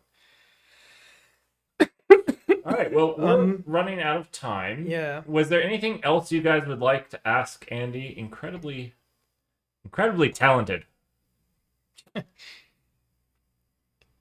He writes some excellent code. I've seen some of it. Does seem to work most of the time, yeah. Although I'm going straight away to fix a really, really obscure and annoying bug that that you wrote last week. No, it's a 6-year-old bug. Oh. Actually, that's the last weird and amazing tidbit for aerospike. I should do a presentation on this in particular one day inside this company. But I've been taking stats for years, and for any given bug that we hotfix, the odds are about 70% that it's a bug that has to go all the way back to the beginning of our support window, which is a couple of years. But actually, the odds are quite good that it goes back 4 or 5 years. So it's actually this really neat exponential. Obviously, when we do something brand new, for a couple of releases after that, within a year, there is slightly higher than average. But there seems to be this background noise of more and more obscure bugs showing up that are literally, nearly a decade old. And you would think we would run out of those. But it's like background radiation or something. Do you think that bizarre? Possibly it wasn't a bug until the other stuff has changed? Almost like the lock contention where it's I don't know. Yeah, well, that's not a bug, but you would think some of it's like that, but no, some of it is just like, well, nobody has hit this obscure situation until now. And they're definitely these symptoms or the consequences. I'm calling them bugs, but sometimes the symptom is not really that consequential, and it's not that big a deal, and it might just be that someone didn't notice it until now. I think this one that we're doing is exactly that. It's technically something that's wrong, but I would be shocked if anybody ever hit a situation where they actually noticed it. So they are getting more obscure, to be fair, but it's definitely original. It's not like unmasked by we added a feature. Now, sometimes it's that, like we added a feature and we changed how this functioned. And it used to work fine because without this particular thing, this thing was moot. But now that this thing is here, some assumption that went into the thing that works fine is now false, and now it shows up as what you would have to describe as a bug. But then, sometimes those can take a year to get noticed in the customer base or in QE. But yeah, it's just unbelievable how far back most of these things go. It's just amazing. I keep waiting for the radiation to die out, but yeah, it's like it's uranium-235 or something. It seems to have a half-life of a billion years. Do you have like a blog, Andy? No. No? Okay. I don't know anything about computers. Yeah. He's lying. Yeah, actually, I am kind of a Luddite. So I don't either. Yeah. Some people were asking where they could find you. Andy, obviously, if you want to go back and watch the beginning of this, he's the VP of engineering for the core database at Aerospike. And he's been gracious enough to talk to us about performance, benchmarking, and the heat death of the universe. Yeah, details you didn't care to know about Aerospike. Anyway, it's it's fun. I'll do it again if you want. If people actually want to listen to me talk. I will ask them, and if you would do it again, I find it fascinating because these are things, and maybe we could pick some very specific topics on some things, because maybe also in a room where we can leave the door open, because it is. There's been so much hot air in here. That's true. It's like, I don't know, maybe 80 degrees in here. Oh. Yeah, well, I'm from Jamaica, so it takes a lot of heat to That's why you're so good at taking the database. So. Right. Well, thank you so much for joining us. All right. And, you're most welcome. See you. Thanks, everyone. The handshake. Thanks, Andy. There we go. All right. It was good having you.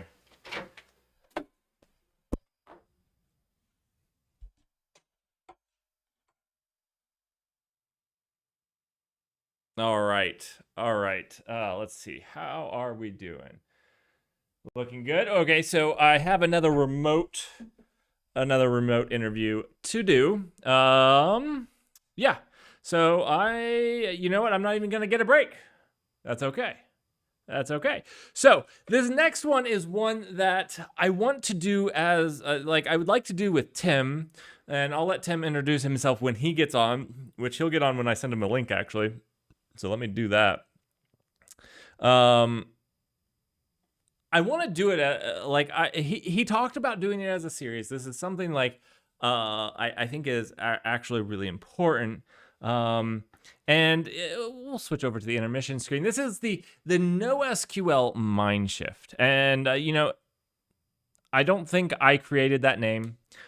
I think I heard it from somebody else. So I'm maybe from Tim. But it's basically, there's a lot of SQL developers who try to use a NoSQL database, and they use it like an SQL database. They don't shift their perspective. And so this is something that I've been a little bit passionate about, is just, if you're going to use a NoSQL, let's learn to use it correctly, or let's learn to leverage it to the best of its ability instead of using it like something else. Let me get Tim a link, because that's actually what we're waiting on. And can I reuse this link? I'm going to try. This might not work, and that will be on me. How's everyone doing so far?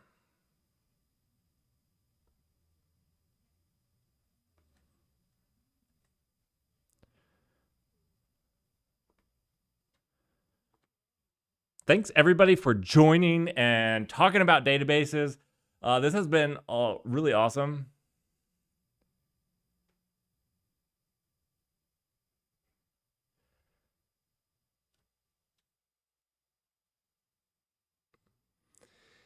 So, Cypher, Ashish this morning is the person that you're thinking of. Now, I gotta find the headphones.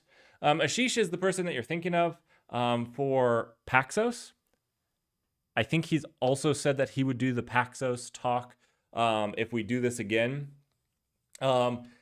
This morning, we talked about vector indexes and the different styles of vector indexes. Yeah.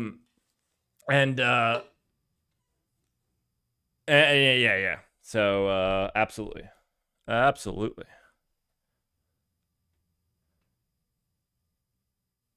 Let's see. Can I refresh? Yeah.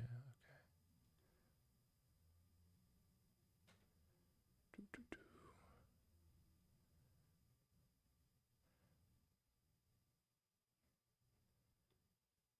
All right, Tim, can you hear me? Okay, I can't hear you, but that might be on me. No, I should be able to hear you.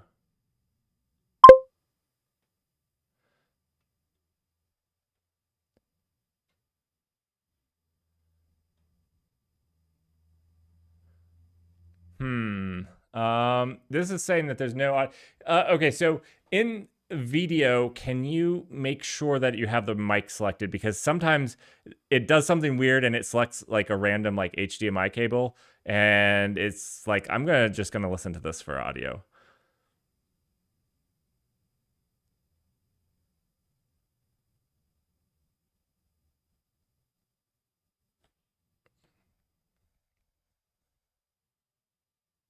Yeah, none of us can hear Tim just yet, Piyush. We're working on it. And no problem, Cypher. You know what? While Tim is working on this, I want to do a huge shout out to every single person who's joined this stream to share knowledge with us about databases and extreme performance and computing and handling errors at scale. I can't express to them or what the future, what people are looking forward to in databases.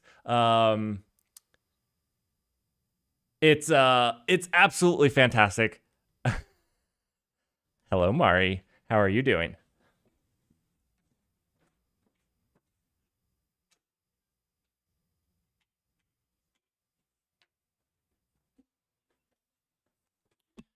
All right, let's see. Oh, I can hear you now, Tim. Okay, perfect. I have like 16 different audio sources, so I was just going through them and seeing which one worked. Perfect.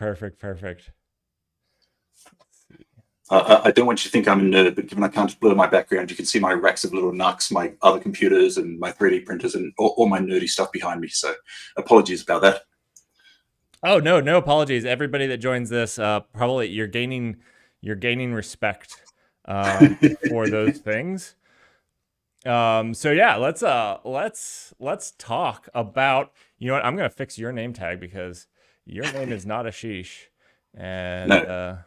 then I'm going to do a quick introduction, and you know, I'm going to actually try to spell your name correctly too this time. Tim is very difficult for me. I mean, every single time does it end with an... Tim has a lot of letters in, I have to admit. So it's fine. I totally understand. All right. Let's see. 1 second. All right. Let's start from the beginning. So this is something Tim and I have talked about. And if Tim is able, I'd like this to be like an introduction to a mini series or something on the NoSQL Mindshift. The way you have to think about your data, your database, your application. There's a whole lot of, it's a multifaceted conversation. And, you know, if people end up liking this, let us know, because I'd like to get Tim on more of these calls to talk about the NoSQL Mindshift. So, Tim, if you want to introduce yourself, tell us a little bit about you. And, yeah. Sure. So I'm Tim Fox. I spent the first several decades of my life developing applications. So typical relational applications in particularly banking and finance, but you know, various industries. And I have always been a nerd. I think I wrote my first computer game at 11, and I just enjoy programming. I like making things and making things work. I joined Aerospike about 8 years ago, and I started off doing solutions architecture, so designing data models and making sure things worked really well. Now I run the developer relations team along with Stacey. So we're really here to try and make sure that developers can get the most out of Aerospike, because the topic that we're talking about today is really pertinent. It is really different. And coming from that relational background, I know firsthand how different it is going from a SQL database to a NoSQL database. And I'm really excited about talking about this. And yes, if people like, building it into a series, because there's a lot of learnings and it's very different. Yeah. I know I've struggled with this. I come from a relational...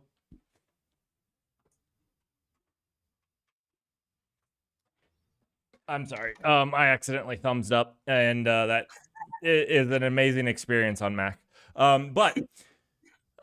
You know, I have, before coming to Aerospike, I did a lot of stuff with relational databases, and it was a completely different way of thinking about how your relationship with your database. And again, multifaceted experience. So yeah, I'd like to start at like a very, very, again, like we're just doing an introduction. So like, let's talk about, when we say the NoSQL, what do we mean? Like what are the very basic things that just work differently? Like that coming from SQL, you'll be like, huh? Yeah, let's just talk about some of those. Yeah, and it's, I'm going to sort of classify NoSQLs, and I tend not to say SQL, I say SQL, it's the same sort of thing. And, you know, it is my Australian heritage, and apologies about that. It's a hard habit to break. But there's a lot of different NoSQLs out there, and they have different capabilities, and they have different sweet spots. And as Andrew was saying, they're all good databases, but they all have particular pros and cons, and where they work and where they don't work. And so I'm sort of going to classify them together. The SQL market is a lot more standard. You know, you have this common dialect, the SQL dialect. Yes, it varies minorly between the oracles, the Postgres, the SQL servers, but fundamentally, it all does the same thing. So that's one of the things you'll experience going from a SQL-style database to NoSQL-style database. They're nowhere near as portable. That's something that's very pertinent if you're shifting between different ones. But fundamentally, the things that you look at a SQL query is a big monolith. Obviously you can do stored procedures. And I've seen SQL queries that have literally taken about 5 pages of code. And this is very complex things. You can do joins, you can do group bys, you can do all these fancy things where if you know exactly what you're doing, you get great performance. If you don't, then, well, you can probably improve performance by adding indexes and things like that. But you typically need a very good DBA or someone who's very well-versed in the nuances of your database to be able to try and get that sort of speed. And the queries tend to be bigger, and it's really frowned on to go from one query to another query. That query establishment, that section establishment, typically takes a good amount of time. And so if you can do everything in one statement, no matter how complex that statement is, it's often better than doing it in 2 separate statements. Right, because you have like these query optimizers that are doing like some magic underneath, and they're going to compile everything out. And yep, and you've got all these explain plans, and if things aren't working well, then you can look at the explain plans and go, I could go and add an index onto that column, or do a compound index or whatever. It would make things easier. It make things faster. So yeah, you've got a lot of tools and hints there to sort of optimize it because of that establishment of the connection. It takes time and it's expensive in computation terms to do that. The flip side, obviously, is the NoSQL database. And here it's very different. They tend not to do joins. And this seems like a really strange thing. I've got a customer and a customer has accounts. I want to join between them. I want to find all the accounts for that customer. And so when we tell people that we don't do joins, they're sort of horrified. But when you think of a join, you typically don't really need the whole join capability. And if we've got a billion record data set and we're joining with another billion record data set, the size of that data set is potentially astronomical. Obviously, people don't really tend to do that. What they want is that sort of query where they say, I've got a customer and I need my accounts. And the way we would model that is very, very different. The SQL databases tend to do a lot of normalization. They really want the 3rd normal form or the 5th normal form. They want to make sure that there's only one piece of data that has the same data anywhere in the system. And they want them in separate records and using foreign keys to keep them together. With NoSQL, you tend to do much more denormalization. Now, to give you an example of this, I might have addresses and I associate with a customer. In a relational database, there would be 2 separate tables. I would have a foreign key between them, and I would join between them to say, give me all the addresses associated with this customer. However, in a NoSQL database, what you might do is say, I'm actually going to embed the addresses inside the same record as that customer. So Andy was just talking about some of the facets of performance. And one was, if you have really small objects, then the cost of the memory is really high compared to the cost of storage on drive. So sometimes doing this denormalization will actually increase the size of the object. It also means fewer reads. And the other pro of this is, if I have something that is an aggregation, not an association, when I delete that customer, I want to go and have those addresses going away. Now, in SQL databases, you typically do that with a cascade delete. In a NoSQL database, they typically don't have that functionality built in. But if we embed the addresses inside the customer in this case, then when I delete the customer, they're automatically gone. And Andy also mentioned the collection data types. We have the ability to store things like JSON. So effectively, we have lists and maps, and they're nested hierarchically. So I can go and store complex objects and their children objects inside one container. Most of the NoSQL databases have some form of similarity, be it using JSON or something else. But there's some form of collections which allow you to do that embedding. The other aspect, so that's aggregation, but associations can be difficult too, because what if I've got things that have business meaning in their own right? So I've got accounts and customers. If the customer goes away, the account wants to stay. But the reason for that is I might have multiple people on the account. It might not just be associated with one customer. And people will typically want to report on the account. So I have a true association. I'm not doing aggregation here. In that case, when I go from the customer to the account, that join that we were going to do in SQL, I don't really want to do a join. What I really want to do is just load all the accounts for that customer. So I'd probably model the data differently. There's a couple of ways we could do it. One way would be similar to what you'd do in a SQL database, is I could put a secondary index on a field inside the account. I could say, this account is owned by these customers or these customer IDs. And when I wanted to go and get all the accounts of that customer, I could do a secondary index query. Now that's a good way of doing it. And that's typically where I find people start off on their journey from SQL to NoSQL. They use a lot of these secondary indexes. It works the same, and it's a familiar pattern for them, but it's probably not optimal. A secondary index is really good when you don't know the set of results.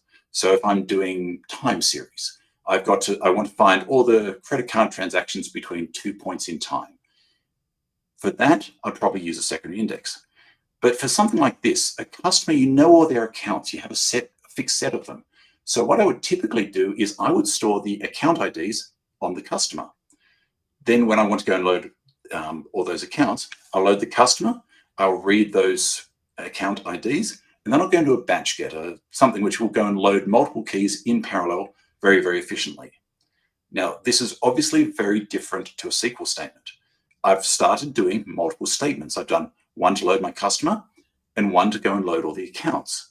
It's very different to that don't ever do 2 transactions that you get in SQL. And if you've heard Andy and the other speakers on this series talk, you'll know that one of those transactions might be a millisecond. It might be a couple of milliseconds. So doing 2 or 5 or 10 isn't the end of the world. It's actually very, very efficient. And batch gets do them in parallel. So you're loading a whole lot of data in parallel, and it gives you that really good performance. And so there's a lot of differences and different levels people get on that journey. So from SQL to NoSQL, where they start using secondary indexes and then they change the way they data model. And one of the things I find hardest about moving to NoSQL is that whole data modeling. It almost comes to the schema on write versus the schema on read. Like when is that schema getting enforced? So I actually don't love the schema list because it does have a schema. Your app has an expectation of what's there. You have an expectation of what data you have. So I don't love the schema list wording. It's more of your app is the one that enforces it. It's the one that deals with it and decides what it wants. And yeah, what you're bringing up with like do a bunch of small little things just blew my mind. The first time that it was like, well, just make another call. And I was like, oh, but that's going to be inefficient. And it's like, well, no, that each one's taking a millisecond. The query optimizer hasn't even started working at that point. So it's fine. Just do it. Yeah.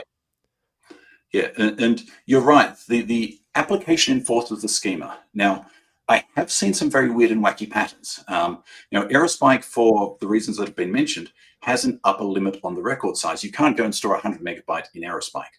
And we've got some customers who are doing things like, I'm going to continue my customer to account example, though it doesn't really make sense. But it's a familiar pattern that everyone is used to. Let's say instead of 10 accounts, I've got 100,000 accounts. It's a huge number. If I was to try and embed them, if I'm trying to put them into that record, then it becomes really, really hard to do. And so, sorry, let's say I'm using addresses instead. So I want to put all these addresses in.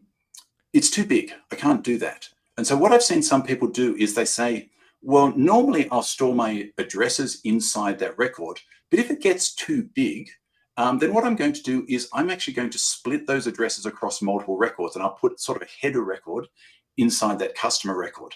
And so they do change the schema on the fly. So one particular entity type can have multiple different representations based on the physical limits they're facing. It's not something I necessarily recommend. There are better patterns than that, but it's certainly something I've seen. It's like an interesting option that's actually available. Not necessarily saying like you should do it, but like in the original way, you would never be able to do anything like that, where you have like 2 different records. Correct, and yeah, and you could potentially do it, but it might become horrendously expensive. But one of the things I find to me, NoSQL, the way I think about it is, imagine it like a big hash table, sort of an infinitely scalable hash table. And each key is a record, and associated with that key in the hash table, you can go and put whatever data you like. You can have multiple maps inside that and listen maps inside that. And if you think that, it's a lot more close to how a NoSQL works than it is a SQL database. And so that's why we don't have schema. Each record is self-describing, but there's a lot of overhead. And I've seen some craziness around this too, where because each record is self-describing and the application forces schemas on it, you typically have the column names, or bin names as we call them, repeated over and over and over. So each record has the same bin names. And so I've seen people actually shorten their bin names so that instead of calling it first name, they call it FN to try and reduce storage on disk. So there's different ways around that. But the schemaless is both a pro and a con. It gives you flexibility, but there's definitely a cost to it. With great power comes great responsibility. I've heard that saying. I think that goes to a lot of things. A lot of the times, the more power you're given, the easier it is to also abuse that and do something that just is not great. Yes. Yeah, and that's one of the things I really like about the DevRel side. We're tasked with making sure people understand how to do this. And I've been around the company for a long time, and there's a lot of different ways of solving the same problem. And I really like guiding people and saying, look, your data model is wrong. It will work, but there are way better ways of doing this. And it's really interesting watching people's journey as they start off knowing nothing about a NoSQL database and just having that relational experience, to the point that they become actually very expert in doing it and enjoy that process. Because SQL to me is unexciting. It's like, oh, I added an index, I lost 10 milliseconds. I'm a programmer by heart, and I really like the NoSQL style because it's much more like using a program to generate the data you want and storing the data.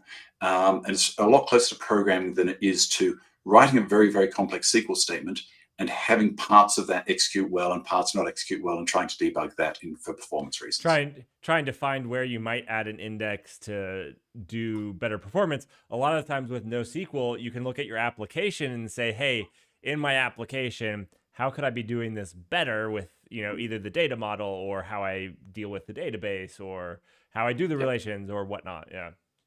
Yeah, totally. And it's interesting. I actually did an experiment where I modeled the same sort of use case on Postgres and aerospike, done the relational way, and aerospike done the fast way. And I was just trying to do this on a single node. So I've got one beefy node, put Postgres on, ran a query on it. It was effectively loading a whole bunch of records, like something like 50,000 records as quick as I could. And I found that if I did it in aerospike the SQL-ish way using a secondary index, it was probably 10 times as fast as Postgres. If I then went and modeled it the most efficient way, it was 10 times as fast again. And so, yes, there's huge performance variations based on how you do the data model. And that's one of the love and hate relationships that I have with this sort of programming, because there is so much opportunity to shoot yourself in the foot. But if you get it right, it's such a powerful sentiment. There's so much upside if you can learn to leverage it. Correct. Yeah, and aerospike in particular seems very simple at first. It's a key value database. It's a put and a get, and then you delve in. You say that, well, it's not actually a key value database because my value is like a record in relational terms that's broken into columns. Okay, and then I've got secondary indexes, and then I've got things like container types that I can go and make arbitrarily complex objects inside a single record, and those records can refer to other records, but it's a manual referring. It's not like I can say, go and do a join between this. And that flexibility gives you a lot of that power. Yeah, that's awesome. And so, these are the types of things that I like. I want to take each one of these topics, these things, and I want to break them down in the future where it's like, okay, let's talk about how we can leverage NoSQL, and here's a simple or an example query that you might do in SQL. How can we replicate that same type of thing in NoSQL? And then again, I think the schema on read and schema on write get people. I feel like people both abuse it and don't leverage it at the same time. I feel like there's a there's a fun little thing that goes on there. And the other part of that is it's a lot more physical. You have to think more about it. If I'm embedding records inside another record and they're getting up, let's say there's 5 megabytes of records. Every time I change a bit in that, aerospike behind the scenes will read 5 megabytes and write 5 megabytes. And you have to think more about the structure of your data. It's more close to the metal than a SQL database is. So again, that great power comes great responsibilities sentiment. Yep. The denormalization, I mean, you can do it in SQL, but it's much rarer that you would do denormalization in SQL. That's another thing that kind of can catch people, a little bit by surprise, where, they're not quite expecting it, but it's a thing. Yeah.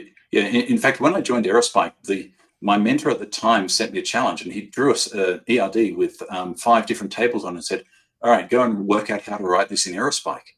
And I got really stumped. I can do it well now, but even that sort of complexity of, hey, I'm not just doing one entity or 2 entities, I'm doing a set of application entities. How do I do that in aerospike versus a SQL database? That's not performance modeling. It's just how would I actually make this work? That's very useful, because then you can see aggregations and associations. And so if your audience wanted, having that as part of the series, I think would be of great value too. That sounds like a ton of fun, actually. Yeah. I'll give you the aerospike interview where, that's like the whole thing. When you start to adopt NoSQL and these things, you have to think, even like graph and vector and those types of things, where it's, to me, vector is this thing that just takes everything and turns it on its head. Instead of looking for a specific key, you're looking for related things. And by related things, I mean like related things, which, are defined by some model that's ingesting your thing, your key, whatever that key is, whether it's a picture or text or whatnot. And yeah, so anyways, it's just, there's a lot of these things that kind of just get turned on their head, and you have to be like, I don't have to do it that. I don't have to write a really big query and figure it all out. I can go and pick and choose some of the records that I want, and it's good and it's fine, and it doesn't matter. Yeah. And just on your vector point, if you don't mind me interrupting you, I love the fact that your vectors can coexist with your existing data. I love the fact that, aerospike's a great key value database, and it's really fast. And people are using it for all sorts of applications in financial services and retail and things like that. And if they suddenly want to take the power of a vector database and put it on, they can just take their existing data and augment it. So if I'm a retailer and I've got my catalog data, I can go and run whatever model I want on it, get the vector, embed it into my existing data, and then people can do similarity search and say, hey, look, I want something that matches this sort of shirt, or I'm looking for a couch in my living room, I want something that matches that, and it just works. It just augments it. So it's yet another way of using databases that's going to be very, very exciting. Yeah, I think Srini alluded a little bit in our fireside chat about what he's looking forward to, and that is like that combination of those things where it's like, well, yeah, you're using a NoSQL, but you also have some graph and vector stuff, and you blend your usage together to do something amazing. What that is, maybe we haven't figured that out, but to do something amazing. Yep. But yep. yeah, we're working on demos at the moment to try and throw all these different types of database together and see where they work well. So it'll be very interesting. Yeah. All right. So anything else from you on, like, I know that we've talked about several topics, from those things. Is there anything else that you think is a big stumbling block that you see people that are just new getting into NoSQL, NoSQL, that another large topic, or do you think that pretty much sums up the major ones? Look, they're the major ones from the programmer side. I mean, the difference in the architecture of the database makes a big difference. Programming aerospike is more like programming as opposed to writing SQL statements. But things like replication, and I don't need to worry so much if a node goes down. I don't have to shard my data, and that's a huge one. I know that I've certainly written up. Sorry? Management and operation side you're talking about? Well, yes, but also from the developer side a bit, because I have certainly written applications where I've run on monolithic databases and it's gotten too big and we've had to go and shard the data manually. And, I break my customers down into alphabetical sections, and then you realize that the X's are nowhere near as common as the A's. And you grow in some areas you don't expect, and then you have to go and redistribute the data. There's parts of that which are very, very hard to do well. And a lot of SQL programmers that I've met have done that. They've manually sharded their applications. And it's difficult to do well, and it's difficult to maintain. And going to something like a NoSQL database that is designed to shard the data for you makes a huge difference when you start thinking at scale. It's not the first things you'll think of as you come from SQL to NoSQL. But if you're designing an application that is designed for scale, and I'm doing telcos, and let's say I'm an India telco, the number of users there are in the hundreds of millions or billions. I need to write my applications for scale. It doesn't work if I don't think that big. I need to think, what happens when I outgrow my machines? And NoSQLs offer that almost as a transparent solution. I can tell you from experience, I have been the person to shard a SQL database as well as do it poorly. It's an incredibly difficult task to do, to understand how that's actually going to grow. Yeah, I think many of us have made the same mistakes over and over and gone, this wasn't fun, I don't really want to do that again. So that was one of the things that did prompt me to come and join a NoSQL database, I must say. Mine was good enough. It sharded it. It wasn't great, but just 2 shards would have been better than what we had. And so it was 50% of the data was in one shard, and then of the other 12 shards, they each had 5%, but it was fine. It was not great. Not great. Yep. And I remember the last application I wrote before aerospike. It was something simple, and we had a database that had the customers in it, and I want to go and get a record, and it took me about a second. And this was a human's time interaction. I didn't care too much about a second, but it was primary key lookup, and it's I didn't care whether the data was sharded. Why did it take that long? And then when I joined aerospike and they said, oh yeah, that would be a millisecond in aerospike, I was like, no, that's not true. It's developer exaggeration. It might be 10 milliseconds or 100 milliseconds, and seeing it work at a millisecond across billions of records, it's just really mind blowing. So yeah, it solves that scale problem and that sharding problem automatically without even having to think about it as a developer. Yeah. You know what? Aerospike is maybe the one database I've seen that somewhat undersells itself. I'm not going to say it undersells itself, but it doesn't oversell. When it says hey, we're going to do it in a millisecond or under a millisecond, they mean, hey, we're going to do it in under a millisecond. That's the thing. A lot of times I feel yeah. Anyways, I just generally when I see aerospike say something like that, it's no, that's probably what they're doing. That's the actual thing. So yeah. It is interesting talking to people about aerospike, because you say petabytes, you say tens of millions of transactions a second, you say sub-millisecond. The look of disbelief on their faces, and they come out and say, I don't believe you. It's astounding how many times that occurs. And then when they go and try it and they prove it, it's this is mind-blowing. It really is. I know some of the results I've got have actually, even after I've been here for several years, I'm still astounded by some of the results I can get out of it. Yeah, now I just need to find a petabyte of data that's useful. That's my only problem. I just need to create that next app that's going to need that. You find that, I'll join you in writing it. It sounds like fun. There we go. There we go. All right, I want to open it up. Okay, so also, what are your thoughts? Okay, so we have a couple questions I want to make sure that we hit. With the denormalization that comes with NoSQL, how do you handle data consistency when you have copies of the same data in many denormalized views of the data? That's a great question. And that is obviously far more manual in doing the denormalization than doing it with a SQL style database and having referential integrity. Now, when you look at your data models, and when the denormalization tends to be for speed or scalability or whatever. Part of that is, can I really embed this? So I mentioned that account example, and the customer to account relationship is something where I definitely wouldn't embed it, because I would definitely end up, if I had embedded that account, I have 10 account holders, they all have accounts that are meant to be the same, but I can't then go and update an account balance without doing 10 changes at once. And yeah, some of the NoSQLs have multi-record transactions. Andy mentioned we're going to have them soon, but that's difficult. So in that case, I wouldn't denormalize it.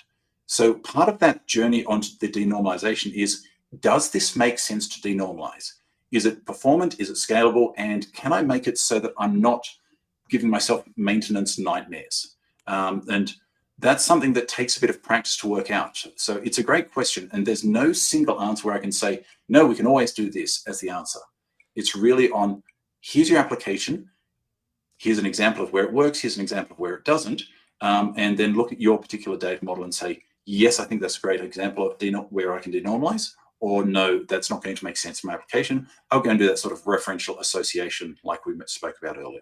Yeah, I love that answer. I love, I always say, like, before you can denormalize, you have to know what normalized data is. You have to know what your normalized data is before you can go and be like, I'm going to denormalize it, because of this exact point that you're making, where it's like, well, is that the good data to denormalize, or is that data not good data to denormalize? Is that the data that, we want to keep normalized? And yeah, and to be very frank, whenever I get data modeling questions, my answer almost always is, it depends. So I know I just said that, but yeah, you'll probably hear that a lot from me, because it really does come down to your particular situation, what you're trying to achieve. As a senior engineering person, my favorite answer to just about every question is, it depends. Mm-hmm. Yep, particularly when they ask for timeframes on something. Oh, no, then it doesn't depend. Months is the answer. Like, okay, that's the one I have a canned, not depends answer. Next year. I did that once on like December 28th, and I was like, dang it. Yep, and they always want it yesterday, so it doesn't really matter anyway. Yeah. All right. So Cypher asked, also, what are your thoughts on new SQL databases like Spanner, Cockroach, TiDB? I don't really have any. I don't know if Tim has any. I'm actually a good person to ask that, because I actually took a year off from aerospike and went to work at Yugabyte for a period of time. So one of those new SQL databases. And honestly, I think they're good. I mean, all those limits we face on the relational monolithic systems, they solve them. They build in replication. They build in sharding. They do a lot of the grunt work for you. But at the same time, they're still constrained by the SQL language, and then trying to distribute that is a difficult problem. And people always think, well, I've got multiple machines that can run my query now, it's going to run faster. No, it's almost certainly going to run slower. The network, the distribution is going to impact performance. What you will get is resiliency out of it. You will get some scalability out. They all have some scalability challenges. So the performance aspect isn't so great on them, but definitely that reliability and the scalability are far superior. They do have challenges, and some of these, the new SQLs have the ability to distribute data around the world. And so if I've got a stretched cluster, say from US East, US West, US Central, the way they do it, they typically do something called Paxos. Sorry, let me try that again. They typically use Raft, which is an advanced version of Paxos, to do that data consistency. It's a very well-known algorithm, and it works well. But you've got to make sure that the replication and the speed of light don't come into play. And if you're bouncing queries back and forth between different regions, then sometimes what was really, really quick on one node becomes seconds or tens of seconds on a distributed system. You don't have that level of control that a NoSQL offers. So this is probably a much bigger topic in its own right, but that's my answer in a nutshell. That's awesome. I like I said, I have very little experience with them. I actually did I read a paper from Cockroach about how to circumvent the limitations of Raft, because Raft is like super chatty. They had to do like multi-Raft where they sharded Raft to distribute it more. But that's my full knowledge of CockroachDB. And what I found was that the Raft exchanges heartbeats on a per data group section, whereas something like aerospike exchanges heartbeats on a per node basis. Now, that sort of limits the amount of vertical scaling, because as you add more data, you get more Raft groups, and therefore you have more heartbeats, and the amount of network packets you're sending on that increases. And typically you'll find that these databases get very bottlenecked on CPU, particularly at larger scale. So CPU on network chatter. Network chatter as well as queries. Yeah, people don't realize it. Like when I talk about Raft, as you scale Raft out to more nodes, like all of those have to chat for each thing. And so like when you go from a 5 cluster to a 7 cluster, you've actually expanded how much they have to communicate with each other. So you have more network congestion. You have, if they're using like MTLS and certificates to talk to each other, there's encryption overhead of all of their anyways, it's just a Yep. Yeah, it's definitely something that is worth exploring if you're stuck on a SQL database. But it offers some advantages, but it's different to a NoSQL database. We don't see NewSQL as competitors to us in any way, shape, or form. They're more competitors to classical SQL. Like if you were already using Postgres locally, you could go to, I don't know if they have a Postgres compliant. Like I said, I don't know the NewSQL very well, but like you could kind of lift and shift pretty easily in theory. Yeah, correct. And in fact, they're quite often protocol compatible. Like you don't even need to rewrite the client. Sometimes you change the driver, but your SQL statements, depending on the level of compatibility, the NewSQL are 100% compatible. And so it's an easy shift, but just be careful. There's pros and cons, definitely. Lots of pros, but be wary of the cons. Well, thank you, Tim. Insight I would not. All right, maybe one last question. I doubt it, but how do you know about how do you think about analytics on top of NoSQL DBs? That's a big question. That's not a 30-second answer, that one. It comes down to the NoSQL database and what you're doing and sort of analytics and, something like running a Spark job. Let's say you're doing your analytics in Spark and you've got a database. Depending on the sort of queries you want, NoSQLs tend to offer you a lot of parallelization. So, I know that we've had one customer who ran 16,000 Spark workers on top of aerospike and got phenomenal performance. And they were doing, in their case, I think it was augmenting of data for AI pipeline generation. But it comes down to the sort of queries you're trying to do. A lot of NoSQLs, if you're doing, as I said before, billion record joins versus against billion record joins, and you actually need all the results. It's an analytics style. Most of the NoSQL databases won't handle that. There are obviously very, very exceptional OLAP style databases that are set up explicitly for those sort of analytical queries. And they're architected to handle those. They suffer in the OLTP space where something like aerospike shines, but there's good ways of doing it and there's bad ways of doing it. And it really comes down to what you're trying to do. It depends. I was going to say, it's all about knowing your data, what you're trying to do, what your business is asking of you. And, yeah. Yep, definitely. And that's something where knowledge is very useful, because you can say, this is a great workload for database ABC or XYZ. And quite often they don't overlap. They will say they will be able to do it, but whether they can do it well is a very different story. Yeah. There's a lot of things I can do. I very few that I can do well. English is one of the ones that I can do, but not well. I speak only Australian, sorry. Hence the horrible accent. No, that's like a bonus feature. I feel like everybody loves the Australian accent. Maybe I'm just wrong, but I think everybody likes the Australian accent. Yeah, I personally can't stand it, but that's just me. Well, nobody likes their own recorded voice. Exactly. I mean, like, let's be honest. Yes. All Well, right, I will Tim. totally do that. Let me see if anybody else have any other questions.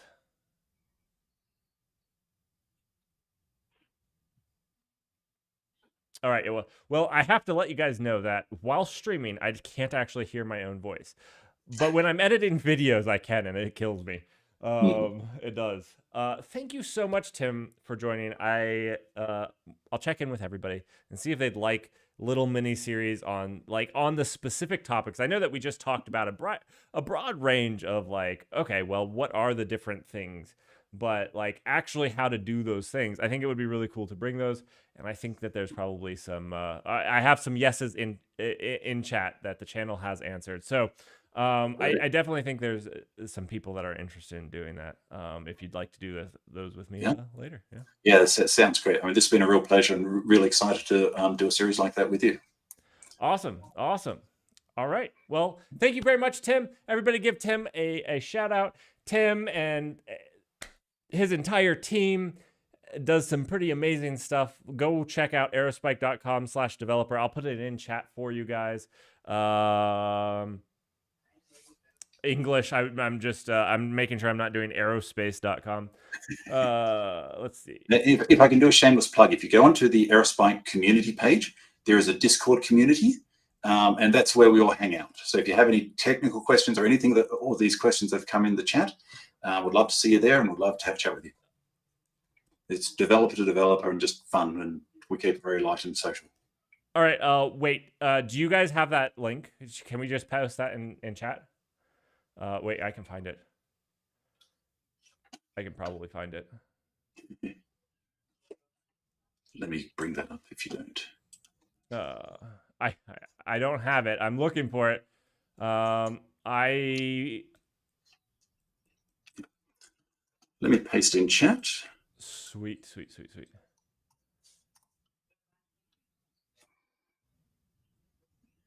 I'm not sure I've pasted in the right chat. If you put it in YouTube or Twitch, I can paste it to the other one.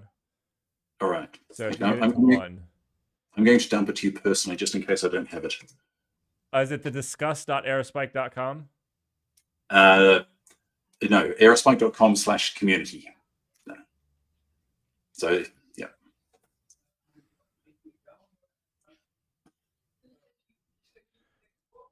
It might help if I spelled that correctly. Yeah, computers are very fussy about that sort of stuff. Yes, they are. Okay, I found it. All right, there is a Discord link there. You can chat with me on that Discord community. I will be joining it. All right. Well, thank you. Well, this was a real pleasure. Thank you. I really appreciate the opportunity, and it's great talking to you. It was great talking to you too.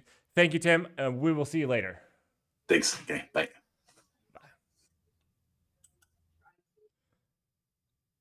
All right, everyone. This is by far the longest I have ever streamed at one point, and you're at a very long end of a very long week, end of a very long day for me, and we're not quite done. We have one last thing to do. I need a 15-minute break. We're taking a 15-minute break, and then we're gonna come back, and Art is going to take us through how he built a chatbot on Aerospike documentation, and so he's leveraging an LLM to build a chatbot, which is it works surprisingly well. And I don't mean that as like a jab at Art, but like for leveraging just a single GPU and doing what he can do with that, it works better than I expected it to. Especially also our documentation. There's only so much of our documentation. It works surprisingly well, and he has a RAG, so that's the retrieval augmentation that he's doing with a vector database. So it's really cool. It's really awesome. That's the thing that we're going to wrap tonight up with. And so yeah, stick around for that. I need a 15-minute break, so that's what I'm going to do right now. And yeah, I will see you guys in like 15 minutes. I know that this, I know we had this question panel, but we've kind of run out of time. kind of my fault. It's okay. We're jumping to the using a vector to RAG an LLM. It's going to be good. I will be back in, let's see, this is going to be 15 minutes. Let's update that. Boom. All right. I'll be right back. And thank you, everybody, for coming out and making this awesome, because you guys have. And I'll put some music on.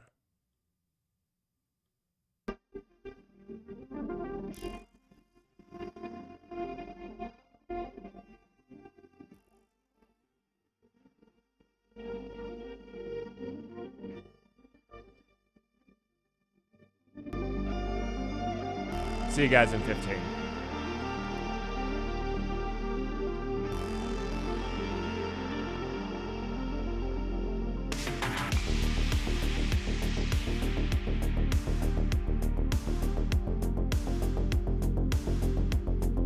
Streams are not like formal meeting things. I'm actually gonna play an ad. Twitch, I actually have them off as much as I can. Twitch forces you to do some, and you can get out of some by manually just playing some. So if we're not doing anything. That is so amazing. Well, thank you.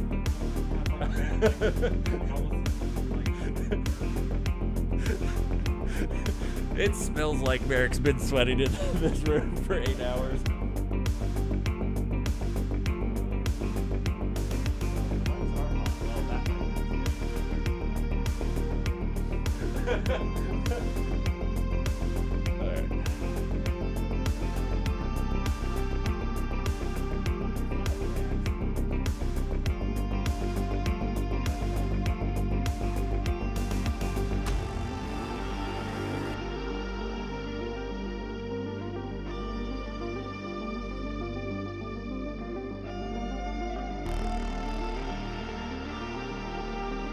Oh my gosh, it's like 20 degrees cooler outside the door. Not even joking.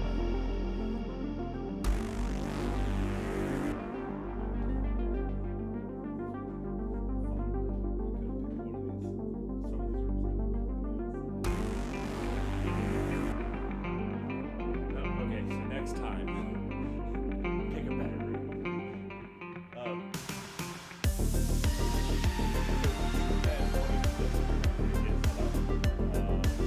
Honestly, you can go ahead and talk to them if you like.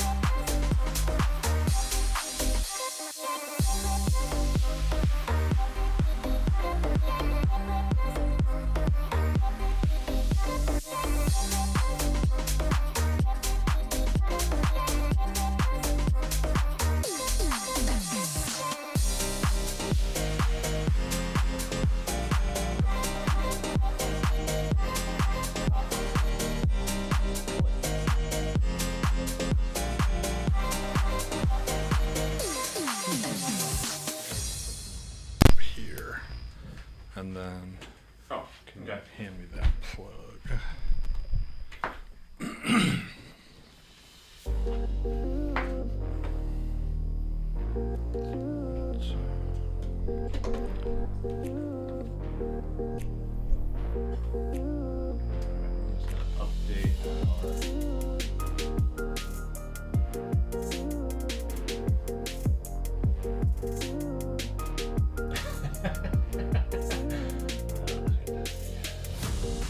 All right, let's update these titles. What are we calling it?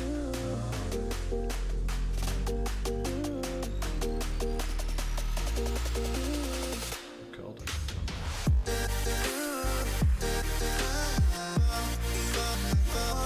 What I call note making. Using vector DB, dragging it. Yeah, we can go with that.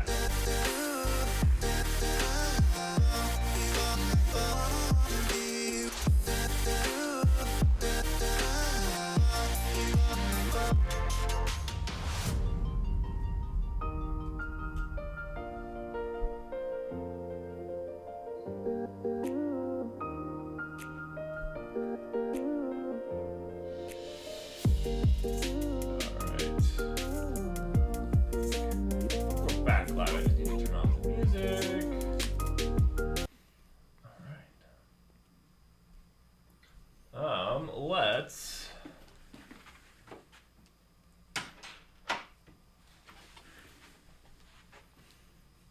HDCP. It's plugged in. You can always just try unplugging it and plugging it back in. Goes from no signal to HDCP. There we go. I told you. Sweet. Oh, wait. It went back to HDCP. Oh, maybe. What resolution do you have that monitor set as? I don't know. I told it to expect 1080p, I think. Because otherwise it was hard to see.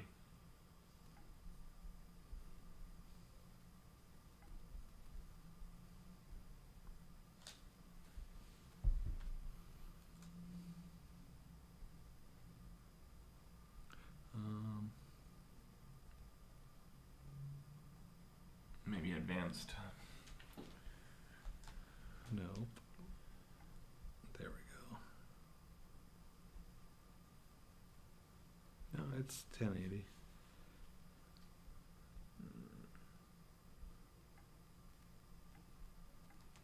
We can attempt. I actually brought a different device just in case. Apple decided not to play with it. Well, last time we did this. We did also do that. Let's give that a shot.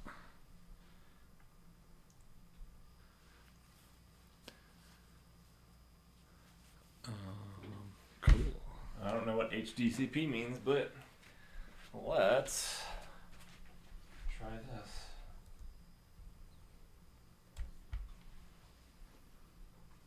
High bandwidth digital content protection. Oh, is that like trying to make sure you're like not like a DVD? Mm-hmm. I think so. It's copyright protection.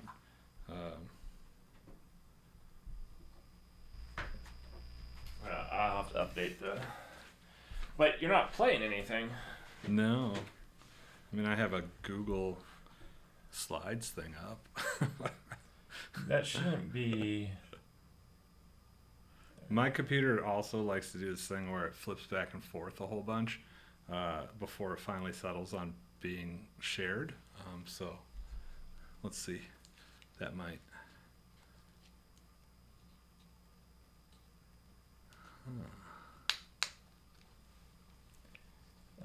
Okay, well, I can go to that. For detailed HDCP instructions. I want to see it. You're going to get a virus.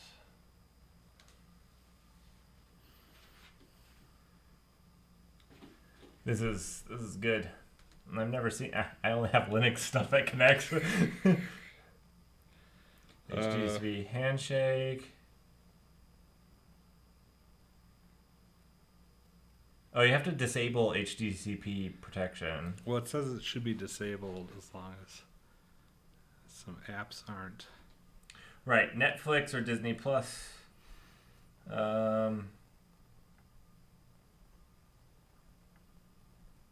Please restart your device. I mean,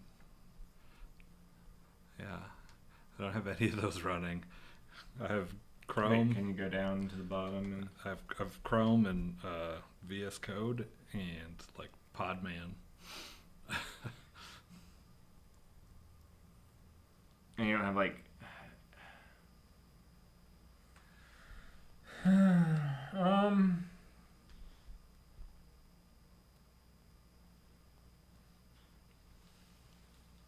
I guess you can try restarting, and Let's give it a go. if not, you can send that to me and we can pull it up on my laptop, and that will be less convenient because the code and stuff isn't there. Yeah, we'll figure it out. This is why it always takes me longer to do things than... I can also grab a USB-C HDMI thing. Oh, that would be great. If that doesn't work, I'll do that while we're waiting. The code is in a Git repo. It's just not on my computer locally. So, I mean, we can go to GitHub and get it for sure. Just...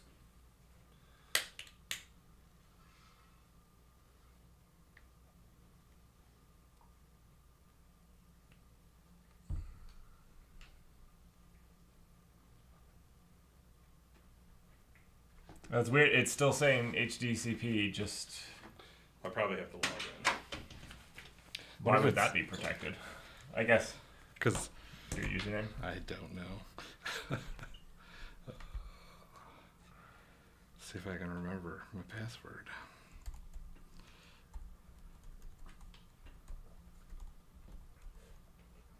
It's the most secure your laptop's ever going to be.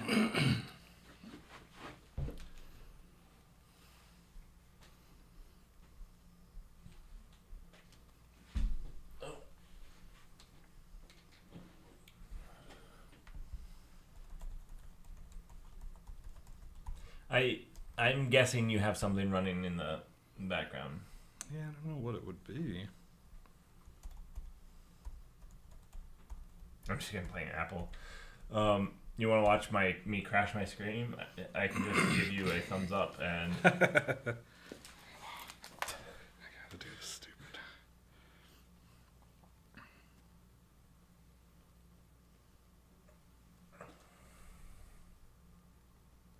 You want balloons?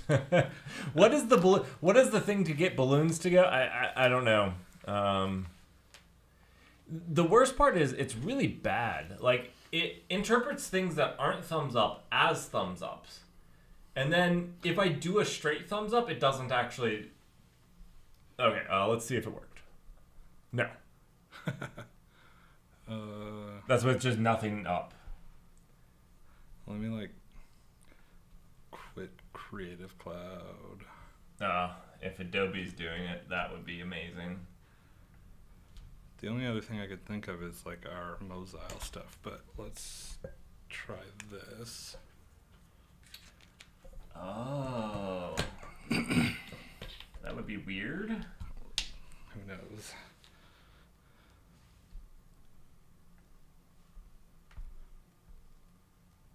Oop. Wait. This is what the...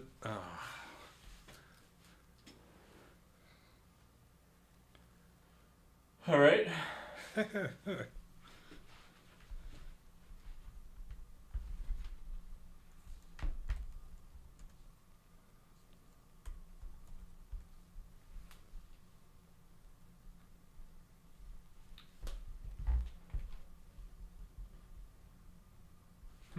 Well, that didn't work. We tried to do like a USB-C dongle to HDMI.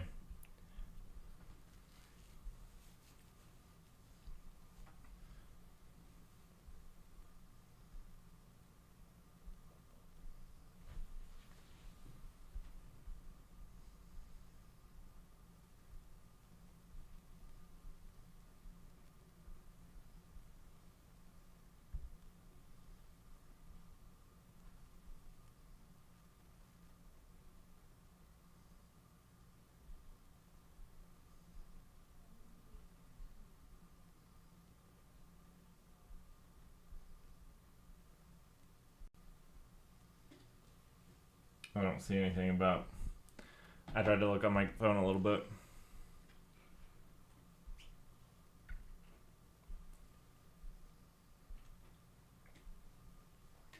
Well, let's talk about HDCP. Topic of today's conversation. I'm not prepared for this, but you can also like stream. You could do OBS and actually like stream your desktop to the same thing that we were using to get people. Get an HDCP stripper. Yeah, he could join a. Do you want to join a? Well, oh, that's different. Not useful, but different. Okay.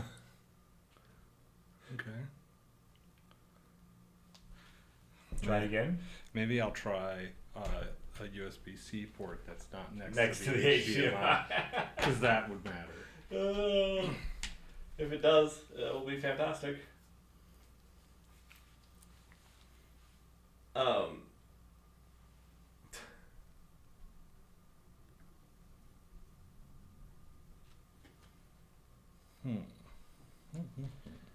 Leave it to Crapple to bring us this.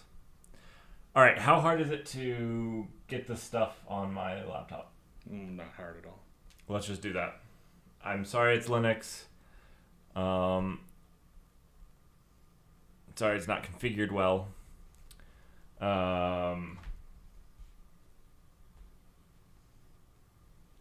We can just do that. I'm not sure this is good. Yeah, we can validate this, but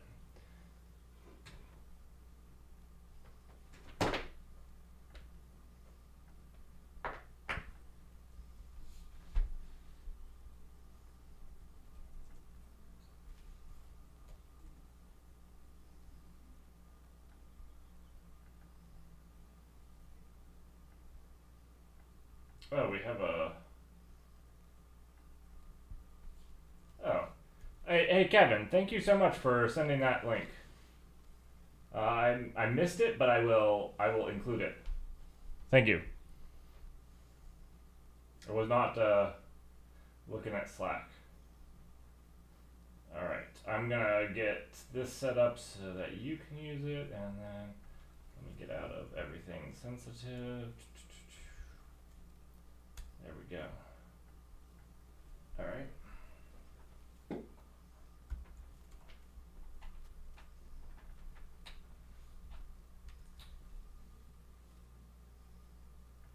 Oh, this has been my problem. Is it's like, oh, you want it to be 4K.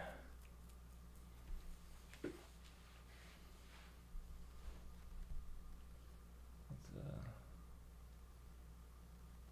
not do that.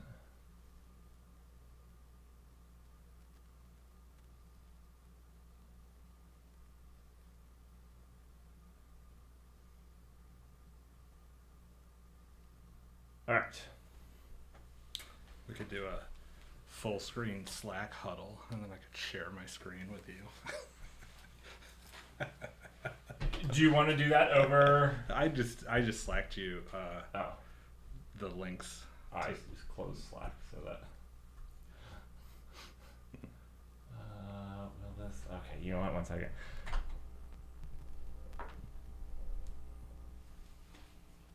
Sorry everybody. We will momentary problems. Just getting these things up.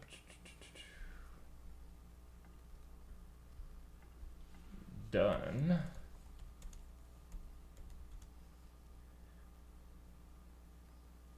Do you have like the code backing this somewhere? Mm-hmm. I sent you a GitHub link. Oh, did you? I missed that. Oh, it's right there. There we go. Cool.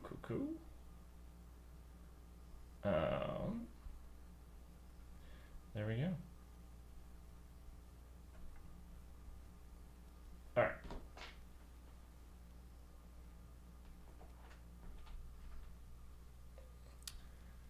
Oh, no. There we go.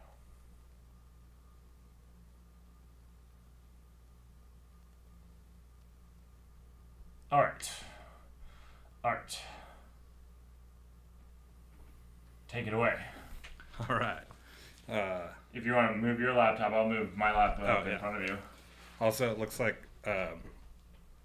it's a problem. The HDCP thing is a problem with your splitter at a Mac, and the Mac is expecting that's basically not HDCP or whatever.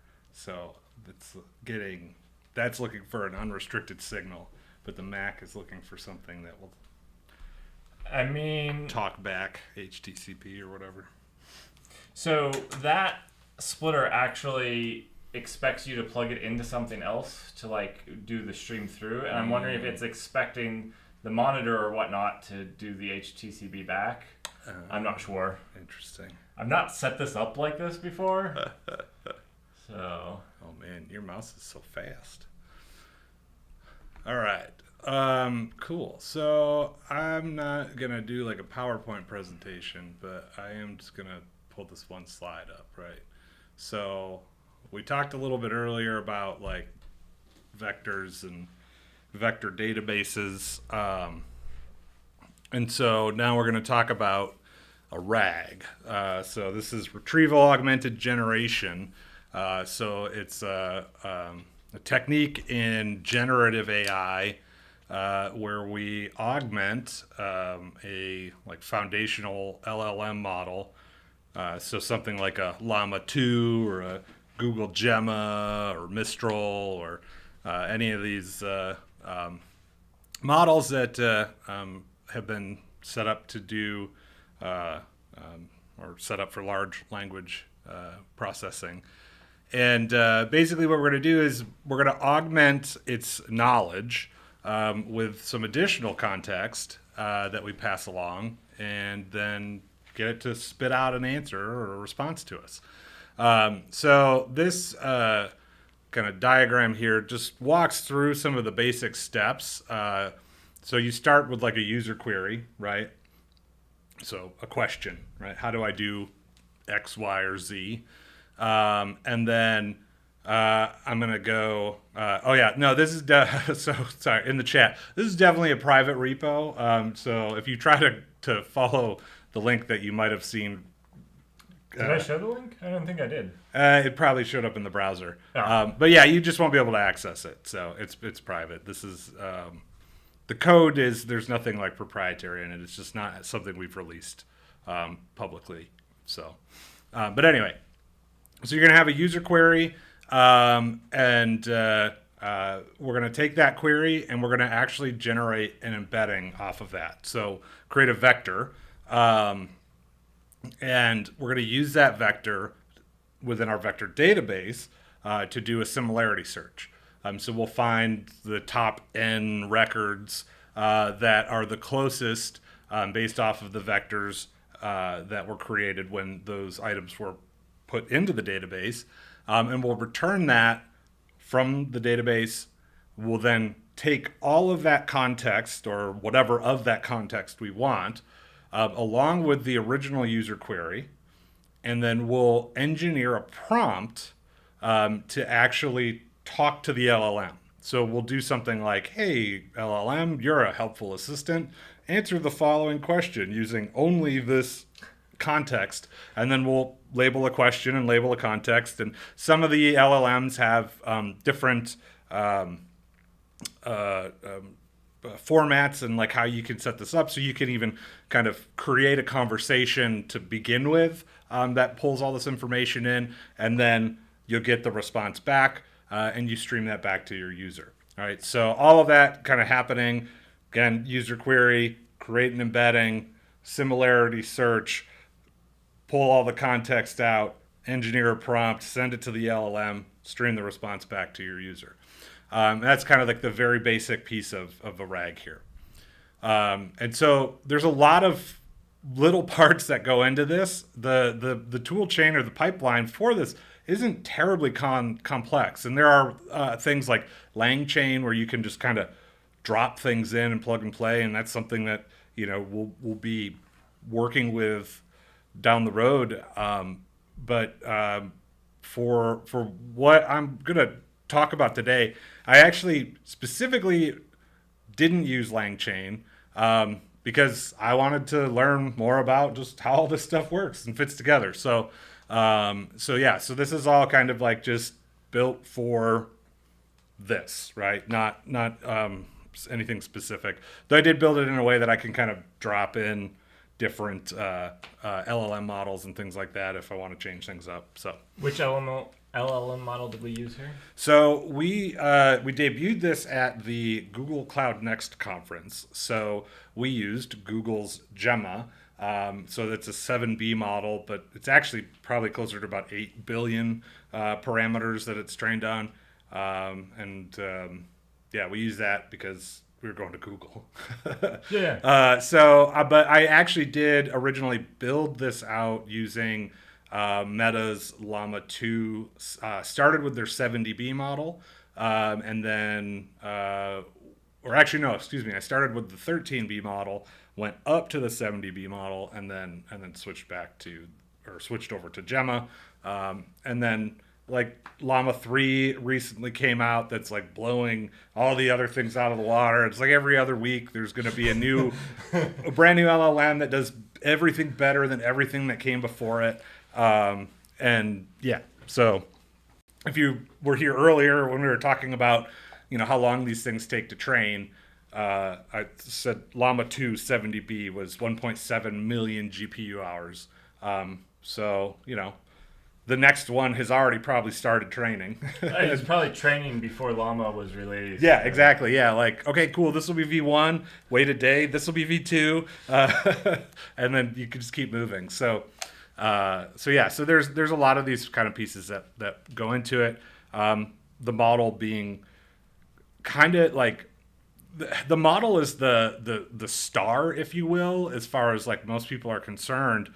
But in reality, the thing that's doing a lot of like the heavy lifting is a high quality, and I'm not even saying this to like plug aerospike vector and all that, but like having a high quality vector database combined with a high quality embedding model and good content allows you to have a much more focused augmentation of the original question, or really the pulling in the context for the original question to augment the training or the knowledge base, if you will, of the LLM. And so like, if I don't have good information coming back from my similarity search, then I probably won't get a great response back from the LLM. But the more I can focus the data coming back and capture specifics about the question and the things that are going to help answer that question in the best way possible, then the LLM can produce some really amazing results. And so the vector piece of it is kind of like hidden in the background, but does a really, really good job. So cool. So that's really all I want to show on this. Just what is a RAG? Cool. So I'll show you the finished product, and then, well, actually, there's another slide in here. I realized that we'll come back to, but so this is what was actually built. So, and this again, if you go to the website here, if you don't have an aerospike email address, you're not going to be able to use it. So this is still internal. Nothing that we can't show to the public as far as using it, but these things cost money, lots of money, like we were talking about earlier. The number of users hitting it, the more GPUs you need to spin up. Yeah, exactly. So this is something that we're still just kind of testing internally, and so on. But we can ask it a question. So here, Merrick, if you want to go ahead and ask a question. Hopefully we'll get a good answer from it. Let's do like a real one. Like, how do... I asked it quite a few dumb questions too, which, you know what, I'm going to start with a dumb question because this is one of the things I think a RAG does really well at, because the RAG kind of comes back and says, that's not really... as an AI model, I don't have feelings. That's kind of the things that it comes back with. How many toes does Merrick have?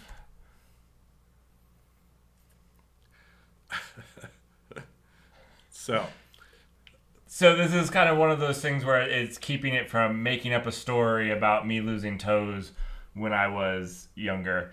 It's going to be a mystery of how many toes I have.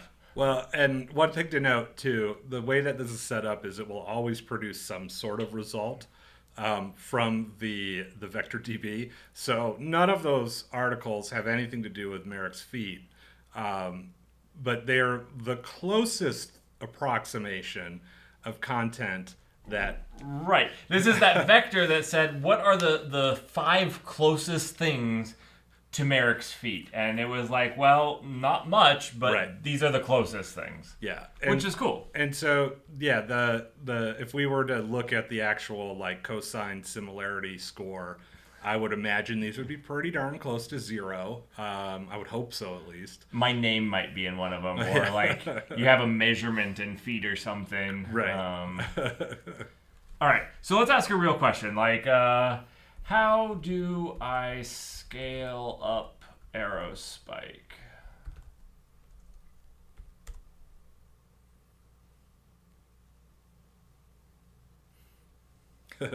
So this is another fun part about prompt engineering. I add a node to an aerospike cluster. Give it a shot. So when you're doing like a prompt or engineering a prompt,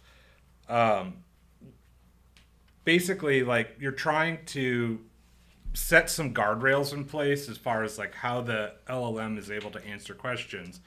So without like any guardrails, well, I guess let me preface this. The majority of the LLMs that you're going to be able to like have access to and work with, especially from like Google or Meta or like any of the other big names, those are already going to have a lot of guardrails in place. And as far as like not being, or trying to not be racist and say horrible things and like create bad content, that kind of stuff. They try to put a lot of that in there. And then you also have to sign a bunch of or acknowledge a bunch of things to say that you're not going to do terrible things with their LLM as well. But beyond those types of guardrails, we have in our engineered prompt guardrails that basically say like, hey, I really don't want you to hallucinate answers that you don't know definitively to be true. And so what happens is with this, right now, the way that the prompt has been engineered is it's pretty strict on basically saying like, look, if you can't find the answer to the question in this documentation, then.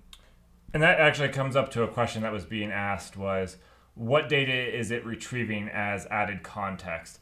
I think pretty much everything aerospike has generated since it started. You scraped a bunch of... For the most part. So it's like anything that's available on our public documentation site, our blogs, our knowledge base, the developer site, that kind of stuff.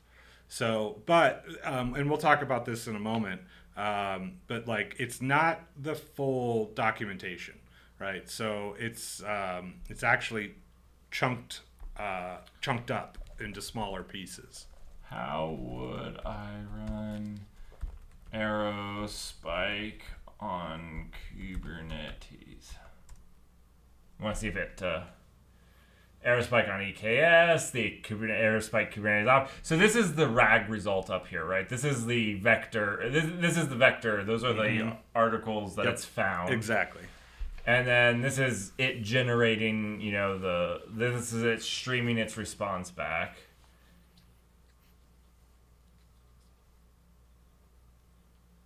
That's pretty cool. And then you can just click on these and like go to our operator's release and whatnot. Mm-hmm. Well, cool. I'll let you get back on it instead of asking more random questions. But yeah, so it's just with those types of guardrails and the prompt engineering, you end up with hopefully better answers but potentially situations where it tells you I can't answer your question, and then you might have to kind of finagle your query a little bit, rephrase something, right? Like it's still, this is all still very much a work in progress for the just demo that I have here, and then how we're the best way for us to kind of chunk all of this stuff up and create these. Well, I was going to say that's exactly what they're asking. How did you convert the articles into vectors? How did you tokenize the input? Did you break them up by sentences or paragraph? I think the answer is he's going to get into that. Yes, and actually we'll kind of get into that right now. So if I go, remember that's a monitor off to the right of this monitor. Got it. Your mouse is just so fast. Oh, and then you've got this weird, not the nice scroll. The scrolling how it's intended to be? No, the wrong direction. The right scrolling. Oh, yeah, and this one I messed up all the animations or something. All right, so here's a kind of overview of the pipeline, and kind of how all of this is being pulled together. So to answer the question that was out in the chat there, right? The data. What is it like? What are we actually doing? How are we creating this stuff? So basically, I built a web scraper, and so this web scraper goes across aerospike's public documentation site, the developer hub, our blogs, and then our knowledge base. So those are the kind of the core content pieces that we're pulling in here. So what I do is it's a scraper that runs like a headless browser, loads all the JavaScript, and then I have a bunch of XPath queries that go in and grab specific containers within the document that each of these types of content are kind of formatted within. So I know our documentation and our dev hub, this is the container that's going to have the meat of the document, the blogs, the knowledge base, that kind of stuff. So I grab that and then basically create a list or like an array of all of the top level elements within that section. So if you were actually looking at the HTML, right? It's basically the parent container of all of the little smaller containers that make up all the children, basically, that make up the document. So I take that page, create that array, and then what I do is I cycle through, or I just iterate over that array, and I take each of those children and I convert them from HTML to Markdown, because that's a format that is much better for the LLM. There's a lot less stuff for it to have to deal with. You strip out all the HTML tags basically and stuff. Yep. Exactly. But you're not losing things like headings and all that, those, because they're still Markdown to identify those things. Bit of context. Exactly. This is a link you can click. This or you can follow and identify a table or a code block or things like that. And so I have an incredibly complex chunking algorithm where I just count the number of characters, and if they're if it's longer than 2,000, then I say move on. We're done with this chunk. So basically, what, do you stop at the end of a paragraph or 2,000 characters? Basically, yeah. So the way that it works is because I have all of the child elements, it helps to not break up things like a table or a code block or any of that kind of stuff. Effectively take one of the containers, convert it to Markdown, count, does it have more than 2,000 characters? If it does, then I zip it up. Basically, I create embeddings, which we'll talk about the embedding model and all that in a moment. But so I have my embedding encoder thing, create my vector, and then I take the vector and the document kind of metadata and information. The title, the URL, the actual content, and then any other kind of relevant data around that, and I store those as bins within a record in aerospike. So again, like if you were to look at a record, it's pretty much just like title, description, URL, and the vector. And then we have an index on the vector bin, right? And then if there's not 2,000 characters already, then I just move on to the next container and then append that to the end of the existing chunk. So is this a great way to do it? Definitely not.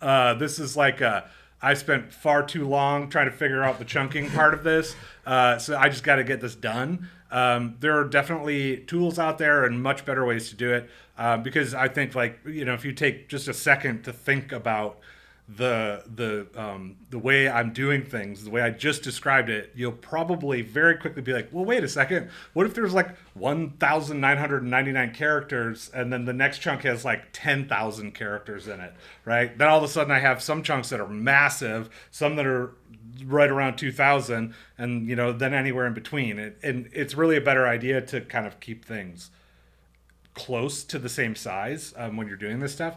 And so that is definitely a problem. And it's just not something I've had the time to go back and attack. So, not a great method, and you'll find other methods. And I think it's called the Merrick method, where it's like, will this work? Yeah, exactly. No, will this work? Can I just keep moving forward now? And yeah, so like there's some benefit to like overlapping chunks. Because when you're breaking up the content of a document, you have to think about not just like, how do I keep these chunks in the same kind of relative size, but also how do I not break up things like a big code block or a giant table, but also like, what if I lose context from one chunk to another, right? So like, I might be reading a document, and by the very nature of being in that document, I have context that like might be lost in a paragraph or two that doesn't actually mention anything about, like, by name necessarily, anything it's about like the Kubernetes operator installation. There's a chunk in there that's all about cloud SSDs and configuring it. Yeah. It's like, that could be very misconstrued of like, if that was the only trunk, yes, it has nothing to do about the operator. Exactly, right? And so like you can potentially lose some of that context, which is why like overlap is not a terrible thing, but like you don't want a ton of overlap.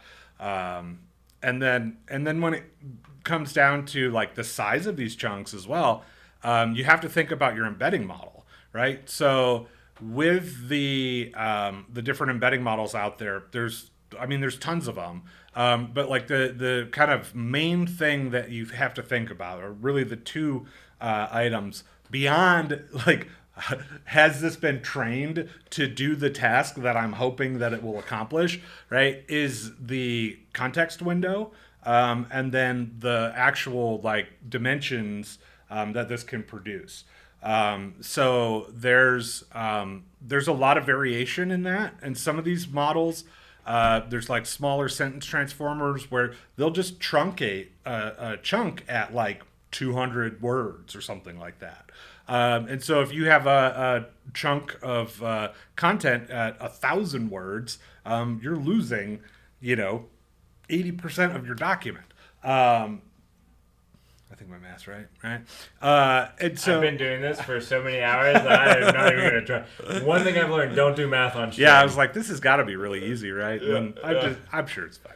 But they'll correct you is what I found out. You just watch chat. Somebody has pulled their calculator. As soon as you said percentage, the Merrick method is a real method too. Like, does this work? Yeah, it works. It's fine. How many documents did you end up storing in the DB, and how long did that take to fill? Yeah, so that's a great question. So the actual, like, if you want to talk number of documents as far as like the full documents, there are about 1,600 of them.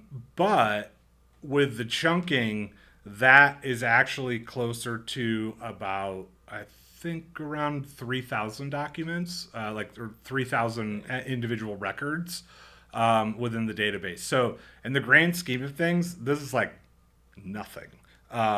Which is actually why I'm surprised it works as well as it does. Because, again, it's a very small amount of data. And honestly, it does a fairly good job of being like, yeah, things. Yeah, it does a really good job. And that probably took about to write everything. So when I'm doing this, I'm actually my scraper right now, just for testing purposes and whatnot, I'm just basically dumping everything into JSON documents and then parsing the JSON documents to write to the database. So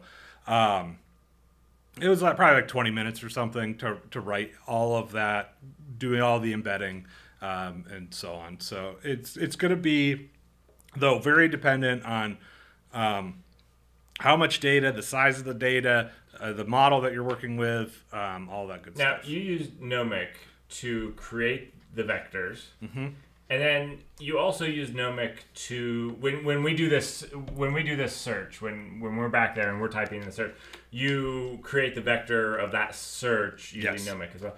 Is it common to have that be asymmetric, where you create the embedding? I know that you called it out, so that's why I was asking, where you create the embedding of the data with one and you use another one for the search. No. So basically what you would end up with there is probably nothing relevant.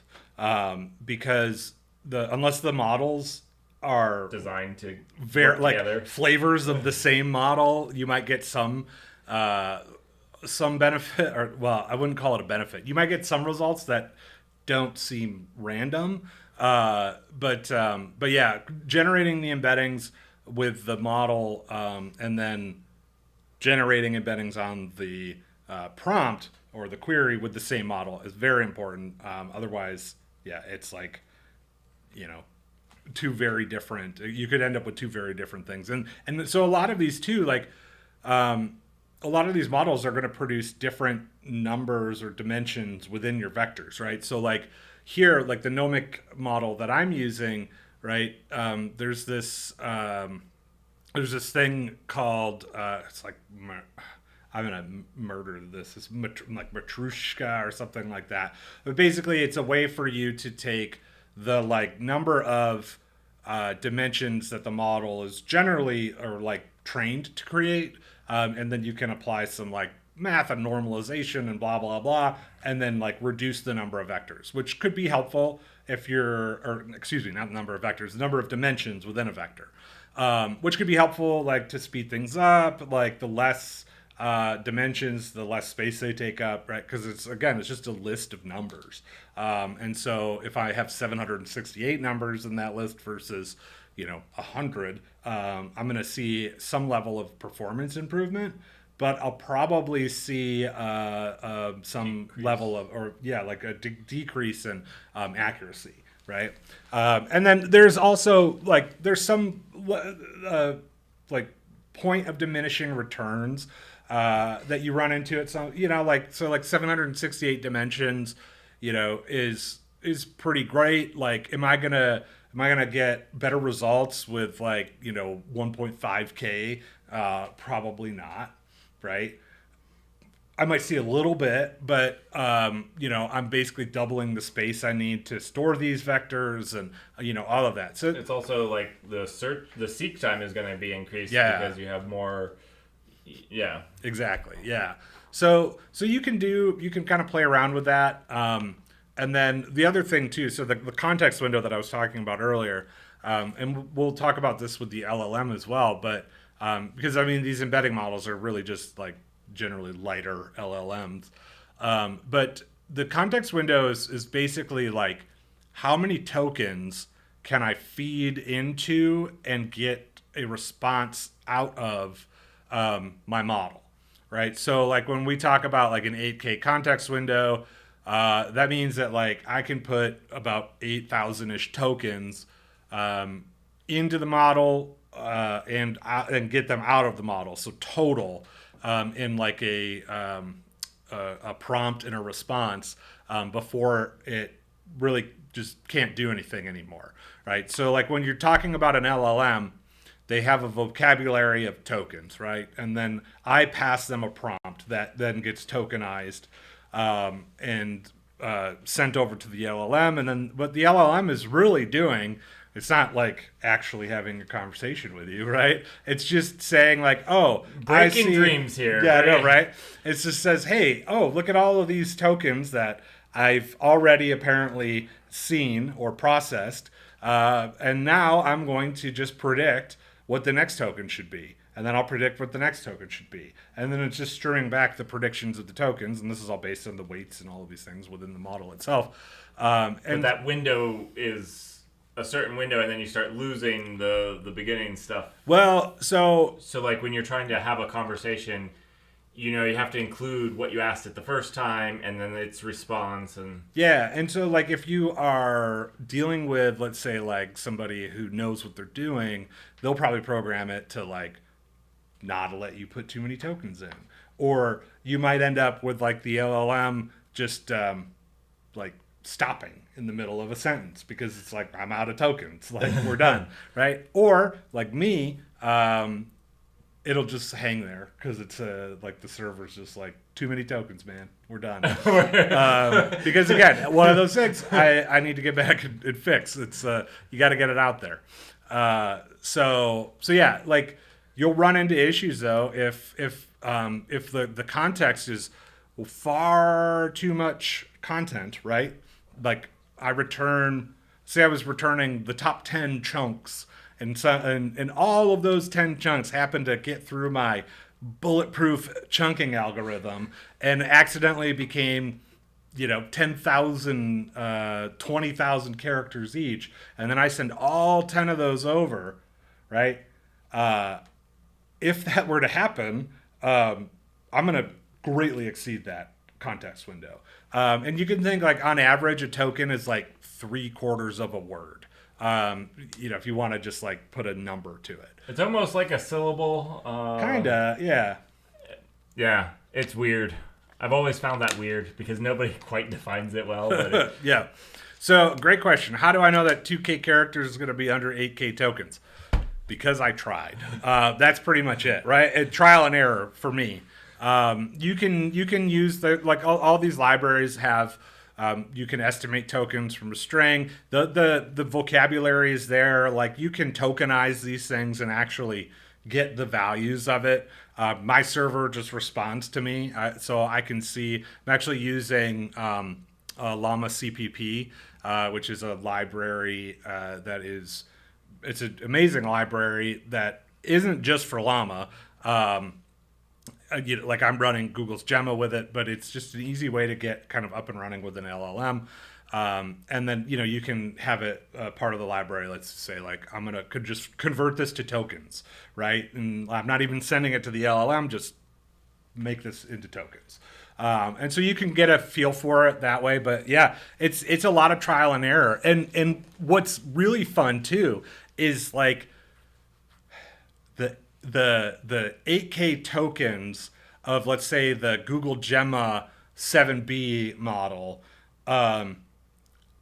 isn't necessarily twice the amount of tokens as the Llama 7B 4K context window, because like in Google's training and like vocabulary creation, they've figured out ways to like stretch a token a little bit more, so like there's not any real like specifically designed or like designated like a token is always X size and X number of these tokens will fit, so it's it's fun. It's just a lot of trial and error. I mean, the whole space is evolving at this point, so I mean there's a lot of Yep. So that's the data, our embedding model. Then we get into the database, right? So obviously I'm going to use aerospike for this. And what's really cool about the aerospike vector search is One, its scalability. This is something that like doesn't quite exist in this space today. The ability to do this HNSW distributed search across like a cluster and the ability to scale that is pretty wild. So I'm really interested to just keep playing around with this. Adam and I were talking this morning about a billion image data set that we're going to try and put in there and start messing around with, just see what it does, how it works, and how well we're able to pull these things back. And then you used Google Gemma, and you wrote Python. And so I don't get me wrong, I hate Python too. Sometimes you just got to do what you got to do. Yeah, but I'm a JavaScript person, so like I don't know. That's maybe worse. Yeah. I don't know. Not a defense. So, so the application itself, Python is kind of the language of choice these days. If you're not doing like C++ or something like that, you'll see most examples and things in Python. Most libraries exist in Python. Python was the first of the aerospike vector search libraries. We do have a Java one, I think, that's on its way out, if not already. And then, we'll kind of go from there. But yeah, it's Python is big in this space. So Python's kind of pulling it all together. I have a fast API server running that's being served with Uvicorn. And then you can't see it behind Merrick and I there, but React is the front end. So I had to get my JavaScript in there some way. So React is basically the front end piece of this, pulling all of that together for us. So it's really not like that complex when you think about just the puzzle pieces that you have to fit together here. It's more the complexity of each of the pieces and what they're doing on their own. A lot of this is just passing along text strings from one thing to another, some of which are very like just literal English saying, "Hi, LLM, please answer my question in a very nice way." In the way that we do the prompt engineering and things like that. And there's I'm no expert on prompt engineering, but I did spend some time kind of messing around with different types and zero shot and zero shot chain of thought and things like that. It's just, there's some just very interesting things about the way that you talk to an LLM. It really reminds me of like talking to a child, right? And coming up with like a really interesting way to get a child to understand something that maybe they didn't before, or think about something in a different way.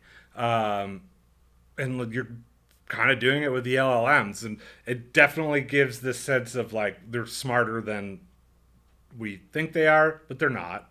I don't think you've talked to children. I don't know. Not entirely convinced. But either way, no. I mean, I get what you're saying. I don't spend much time talking with children. So. I do. I don't know if mine are still watching. They were watching a little bit ago. Nice. They joined for an intermission. But yeah, so I can pop out of this real fast. And do you need help? Yeah. Can you? Your trackpad's all weird. All right. And then we'll go to this. I can move our heads. Oh, yeah, that would probably be a good idea. All right, so... Right here. Yeah, ignore all of my really, really informative commit messages in here. Oh, they've seen some informative commit messages from me. But don't worry. I can show you some interesting stuff, right? So, like, this is my prompt engineering, right? Like this is writing code. And I actually, this is probably like iteration 10 to 20. I don't know. Like the number of times that I wrote and rewrote and played around with this in different formats and whatnot. One of so a lot of these LLMs too, just a side note, have a chat template in which you have two members, right? So there's like the user, which you can see, like if you look at the line 23 there, role, user, content, prompt, right? So there's a user role and then there's a system role generally. But Gemma was not trained with a system role. So if you try to pass like a system role into a chat template or a prompt like that, it doesn't do anything. So generally you just strip that out. But others like Llama and so on, they do have that. And so you can actually like kind of craft a conversation with these messages as your like engineered prompt. And so instead of just one big prompt, I can have kind of multiple stages in which I feed it some information and then potentially give it a question, and then it can respond to that.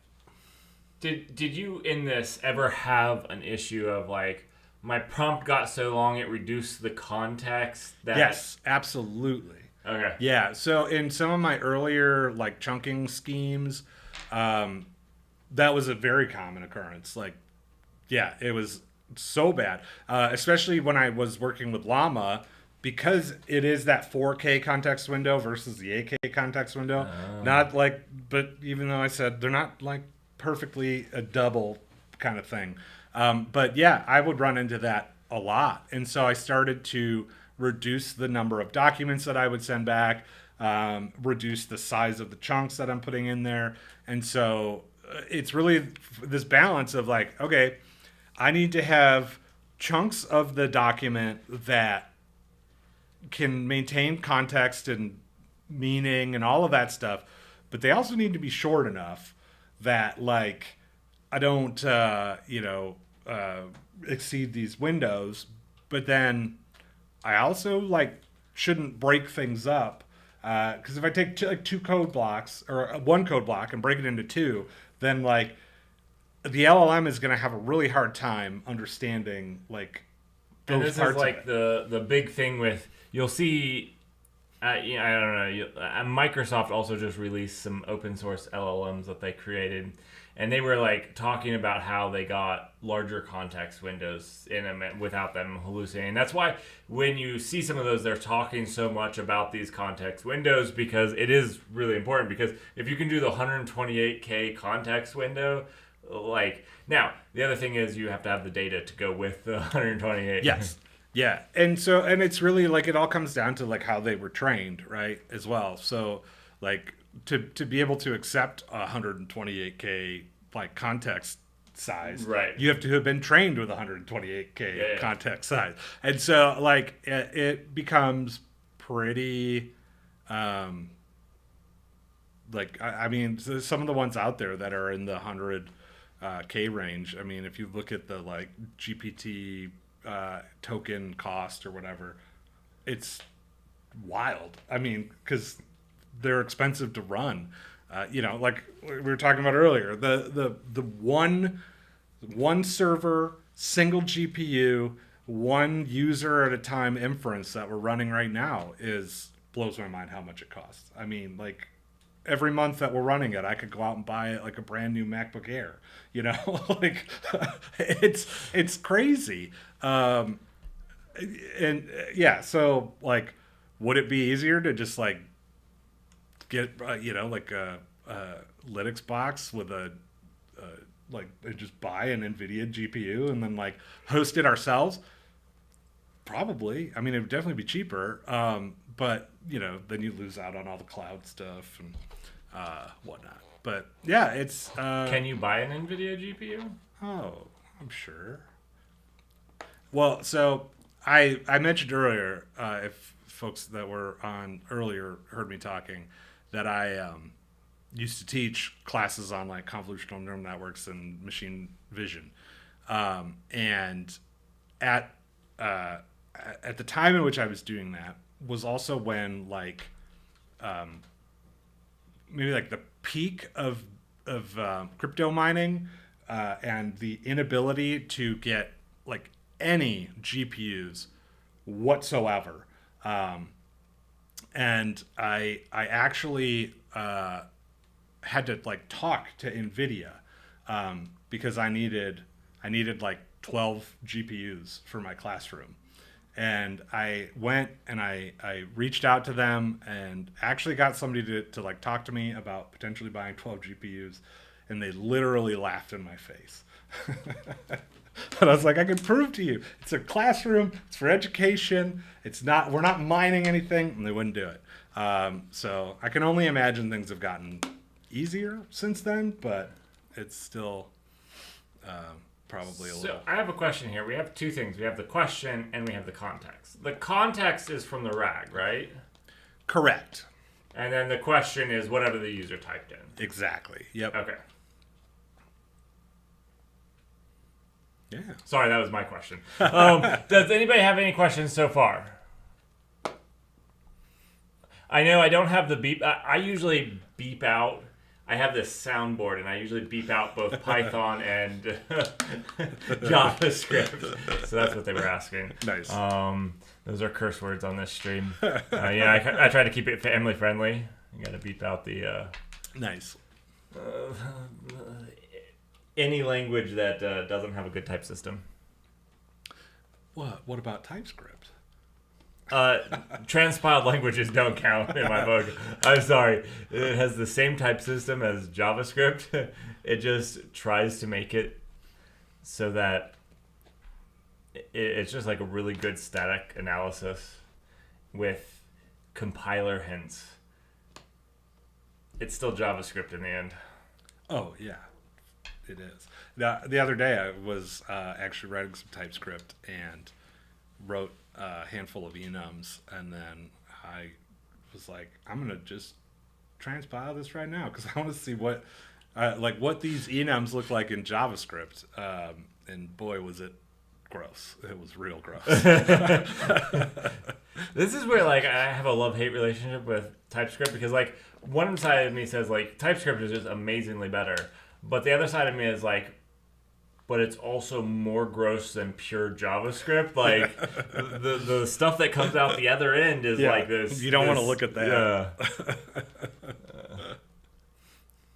All right, question. I'm curious about the React side.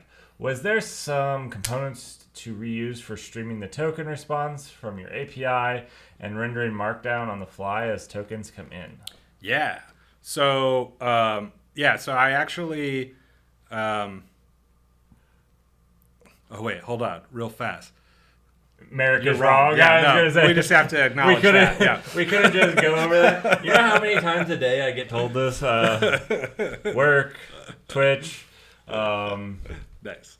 But no, so wait, go back. I missed the. All right, so some components to reuse for streaming the token response. Yeah, so basically I have a so on the Python side, the server side, the LLM is streaming back the tokens, and basically before the token, each individual token gets streamed back to the web browser. I'm doing a conversion basically. So just converting the token back to actual text. And then wait, it streams tokens as vectors? No, just tokens. It's just basically like tokens from the vocab and sending that back. So that gets converted to just text. But like the majority of these LLMs, the ones I've worked with, they basically send everything back in Markdown. So on the React side, when that stream is coming in, I have a real-time Markdown renderer effectively that I built for some other projects that I was working on as well. And so So yeah, so it's basically just like streaming text, and then on the React side, I have my Markdown parser doing that live. So then it's rendering everything, and then just basically storing your conversation in state, and then yeah, just like keep adding to it. So the actual site itself is all pretty not complex. It's just like some fetch requests and things like that. Is there anything? Can you and I work to make an open source one, or is that? Oh yeah, I'm sure. Yeah, I mean, like I said, there's nothing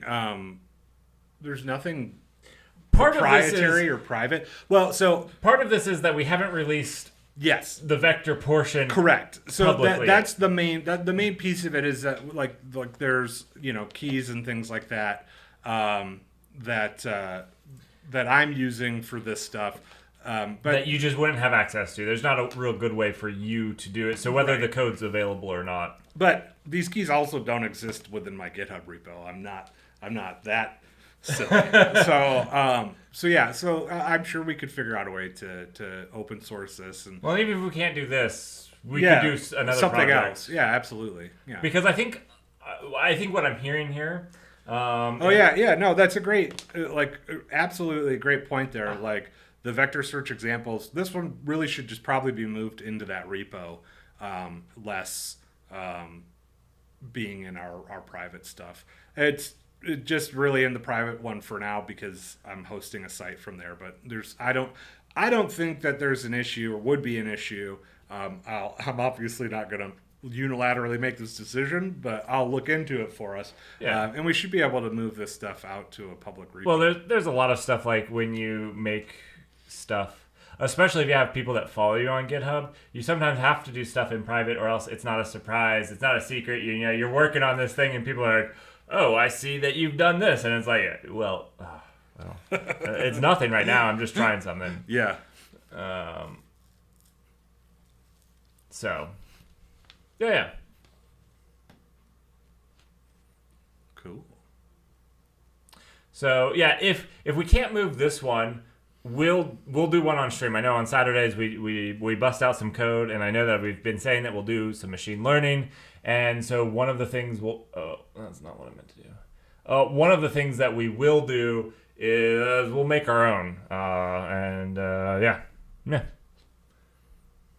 Especially because one of the things, and I had this turned off for all of today, but we had alerts turned off, and our alerts are powered by an LLM, and I've always wanted to do our own one and maybe have like a RAG to like help it understand what to say. Nice.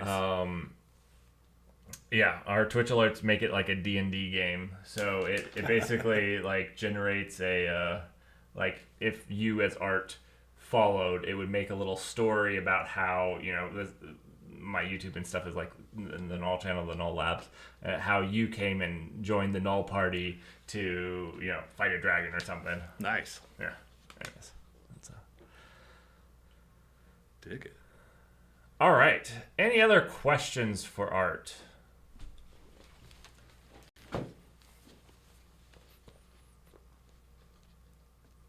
I have to tell you all, I'm a little exhausted. Art, is there anything else you'd like to cover with us?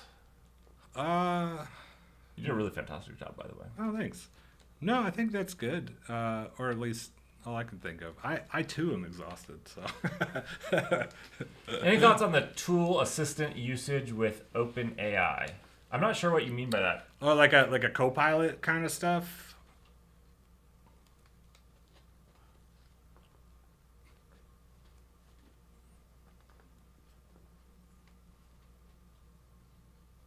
You have to understand, when you're streaming, they have about 10 seconds delay from when we say something to them hearing it.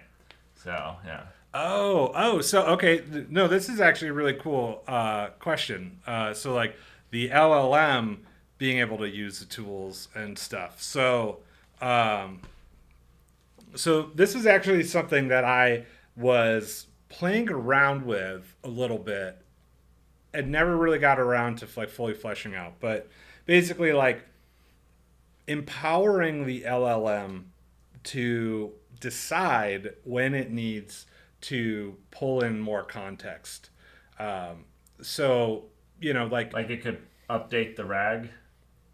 Well, really more call out to the vector database to say, hey, I don't know the answer to this question, or figuring out some way to apply guardrails enough that reduce the amount of hallucination to a point where the LLM is at least able to say I don't have an answer to that, and then go out and get it, because there's some of these questions that the LLM can answer without having to go to the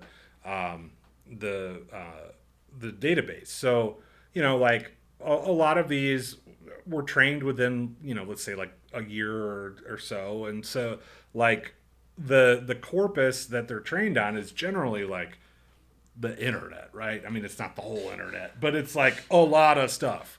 And so they actually have some basic information about aerospike or other things. That's why you can go to ChatGPT and ask it about aerospike, and it'll sometimes be helpful, but sometimes it's not. But never mind, it is like talking to a child. I take it back. Now that you've made it a little bit more yeah. But if you were able to really kind of carry on the conversation and allow the LLM to go get the context when it needs it, that turns this into more of a chat application versus a question answer. Because right now I am using up most of the context inside of that window. So there's no there's no context left for you to ask a question about what with your previous information. You just answered this, right? I can chop off the last little bit of it to try and bring more into the next question, but the way that this is set up is every prompt goes to the database, which then is appended to the question, and then goes to the LLM. And so a way to better trigger that RAG piece of it only when necessary would be kind of cool. But yeah, being able to make API calls and do other stuff, go for it. I think that'd be kind of cool. See what they can do. Don't give them admin access, but so actually there's an interesting project that does this that I'm blanking on the name because I have been awake for over 12 hours now, and that's not that long to be awake. 7 a.m. to 7 p.m. I guess is really only 12 hours, but man, am I exhausted. I am exhausted. There is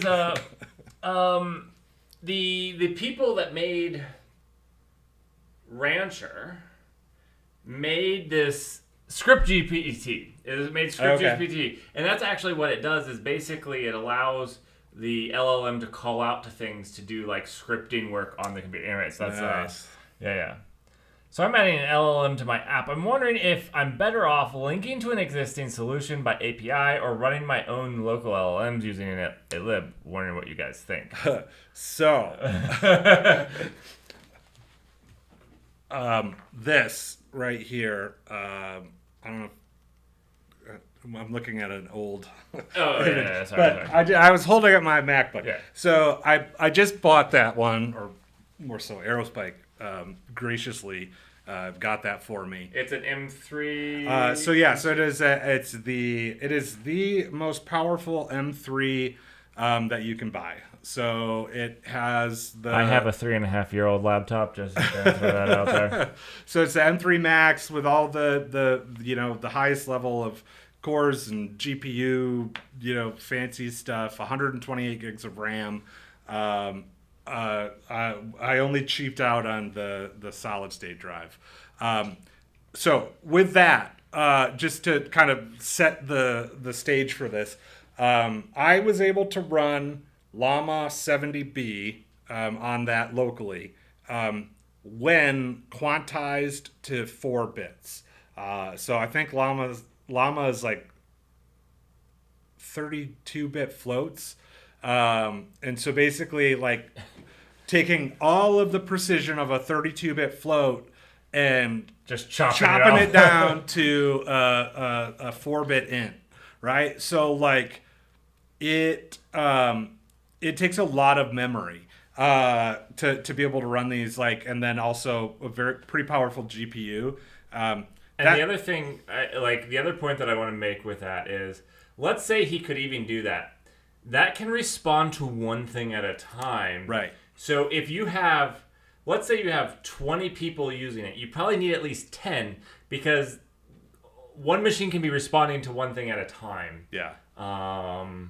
So just it's my thing would be is if you're playing around, it's expensive. There's no way, unless if you're going to have fun and you don't mind chopping the precision to that of a beaver trying to make a plate.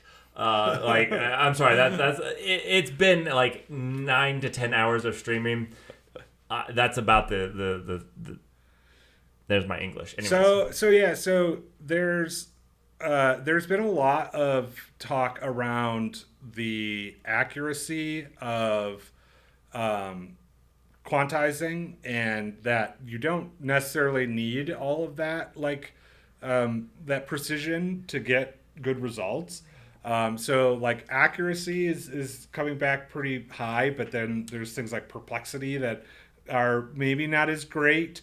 But like, yeah, you can definitely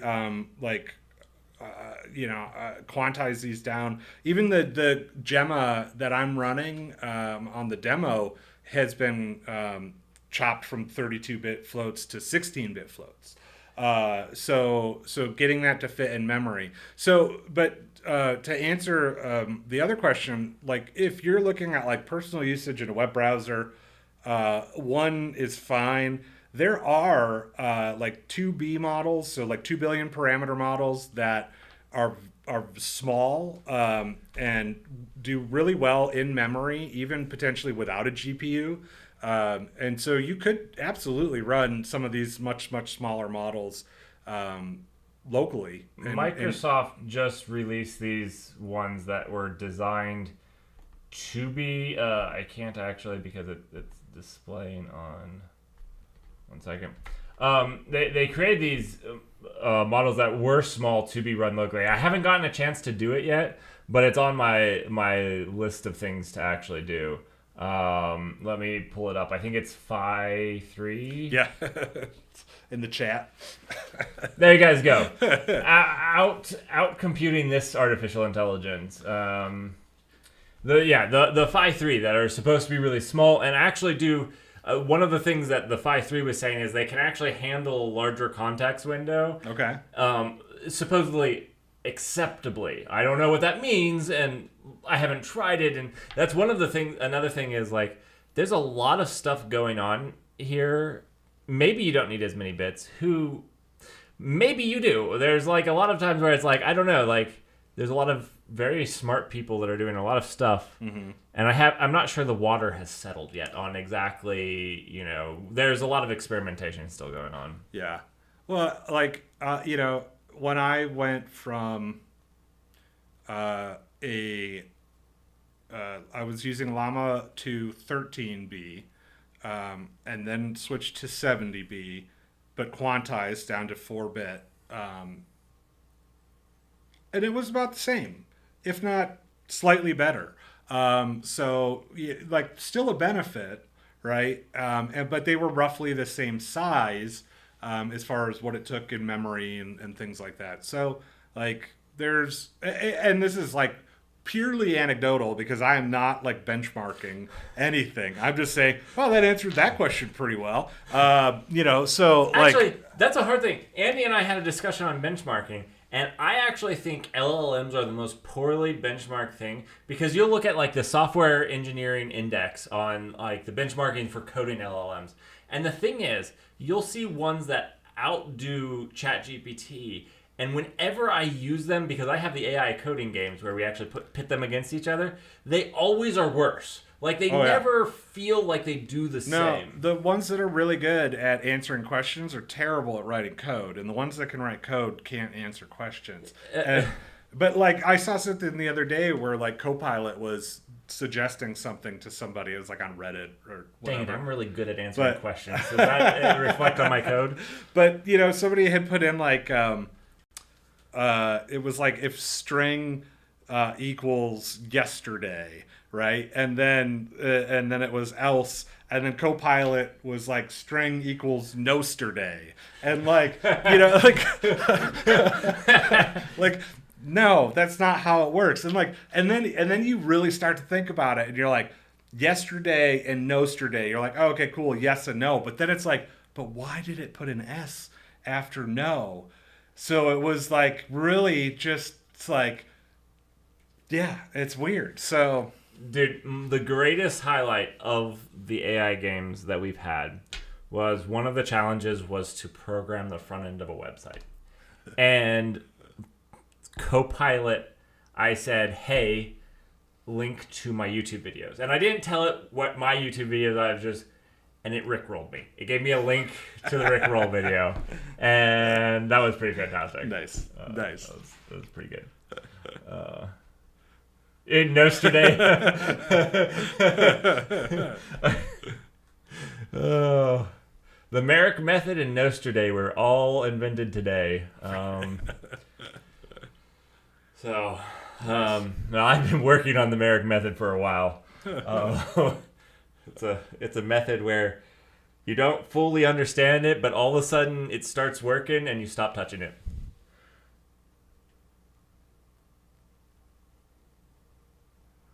yeah. It's not quite 12 hours. It was going to be 12 hours in like an hour, but Art's getting tired. He's a little bit, you know, I don't want to keep Art on. And it's all my fault. Yeah. So, thanks everybody. I want to again thank everybody that joined, because honestly, everybody that joined was the people supplementing the knowledge. I don't have a whole lot of experience in a lot of these things, and they made it happen. You know what we should do, though? Hey, thanks for the... I don't know if you followed, actually. I don't have my normal interfaces up. Do you do that, like, thanks for liking and following and subscribing, click the bell? I'm not good at this streaming thing, so don't... Let's see, we have our activity feed. Thank you. There we go. Oh my goodness. Okay. So I need to go over this because there was some anonymous gifters today. My goodness. I need to send out a thank you. So I did have alerts turned off today because I wanted to focus on this. We're going to cut this up into some YouTube things. So, for that, if you're watching this on YouTube, go ahead and hit that like button, hit that subscribe button, ring the bell to get notifications. Bell. Yeah, there you go. So if you are following this, but I was trying to keep it kind of a clean feed because of that. That being said, for the people that I should have been watching, since I did have the notifications turned off. Next time I will, in those intermission sessions, we'll go through all of you anonymous gifters that did gift some subs.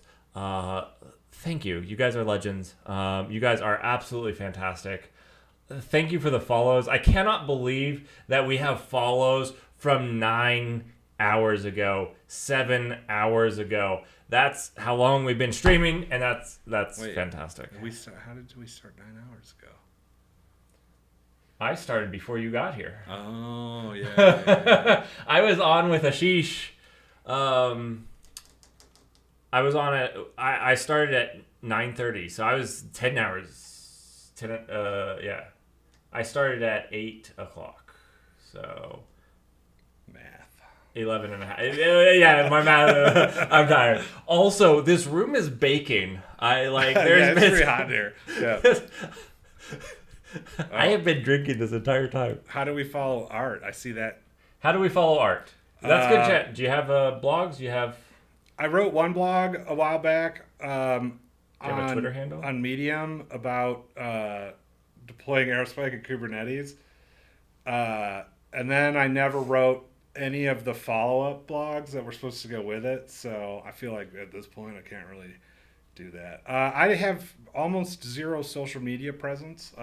Dude, so the funny thing is, it's something in the water at Aerospike, because I have almost zero social media presence, which is weird because like I do YouTube, but like that's not like classical like what people think of. Andy was like, I don't have any social media. You've been like, Sesh was like, or Srini was like, I don't have any social media. So like, don't follow us if you guys get the picture, except on YouTube and Twitch. If you guys I guess like if Merrick could get you into our company Slack, that's pretty much my social media. Will also get me fired. So that's not happening. So there, my one blog is on Medium, and under Aerospike. And probably my name. I think it's under my name, Art Anderson. It's got a dog. Also, you know what? Let me in the picture. Let me relink to the developer hub and stuff. So the other thing that you can do that Art's not taking credit for. Oh, nice. There you go. Is https aerospike.com/developer. He does a ton of stuff. Now, I actually help support the back end of some of the stuff that's running there, so be nice to it. Do not crash it. Actually, though, if you guys are using it and you do have a problem, you guys are in my Discord. Art can probably join my Discord if he wanted to, but I don't know if he wants to. I might. But if you do have a problem with it, I do support some of the back end of that. I don't really do much of the front end of the developer hub at all. That's fully on Art. But I help him, and I don't really do a whole lot of the back end. I'm there as moral support, and he really champions that. Don't sell yourself short.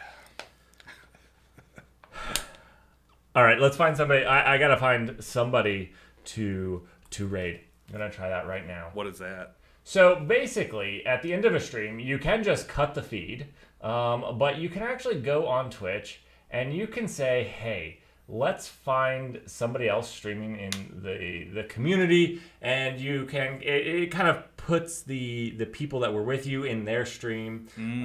So I like it because there was the longest of times I streamed to 1 to 2 people. And it was very hard to get up where, like, now I can stream to 20 to 30 people, which, not a huge streamer, but, like, it took a long time of making really good content. So, like, you can be making really good educational content on Twitch, and just because you're so far down on the list, people just don't find it. So, anyways, I like to do it. Sometimes I raid larger people when I can't find... sometimes it can be hard to find people that you want to raid. I can't see because of the stupid camera. All right, let's see. Let's go to software and game development. What is there? Anybody doing machine? Here's some cyber security. I have a video game you could play too. Oh, is that the asteroid one? Yeah. Do some gaming? It might be... Dude, that would be a fun stream. Yeah, we could talk about building a game in it with Aerospike. That would be fun. If you want to do it, you let me know. It's all in JavaScript, though. Oh, my goodness. Don't ask me. Meteorspike.aerospike.com. Meteor Spike? Okay, one second. Do you want to type it in? Well, go do it on like your computer first to make sure that I didn't mess up the URL. All right. Chat. Do you guys find somebody that you're wanting to raid? Is there somebody online that you see that could use a few more views? Let me know. I actually don't see anybody. I don't usually stream at this time, so I'm a lot of streamers have like times that they stream. Where are we going to eat? Do you know? Well, I don't know. Wherever you like. I don't know how to spell meteor spike. Oh yeah. What? I can't try.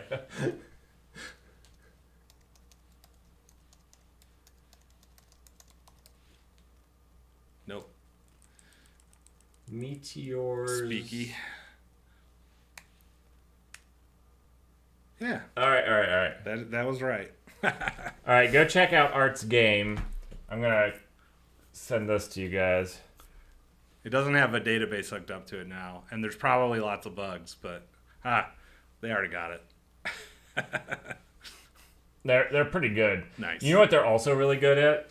Is if like an hour early in the stream, you created a bug in a Kubernetes manifest file, and then like an hour later, you're like, oh, whatever. They'll like go back in the stream very quickly. I don't know how they cover that much content that quickly, and are like, no, you did that. Yeah, because like I was trying to be like, oh, that must have been bad in the template or something. And they're like, no, you absolutely did it.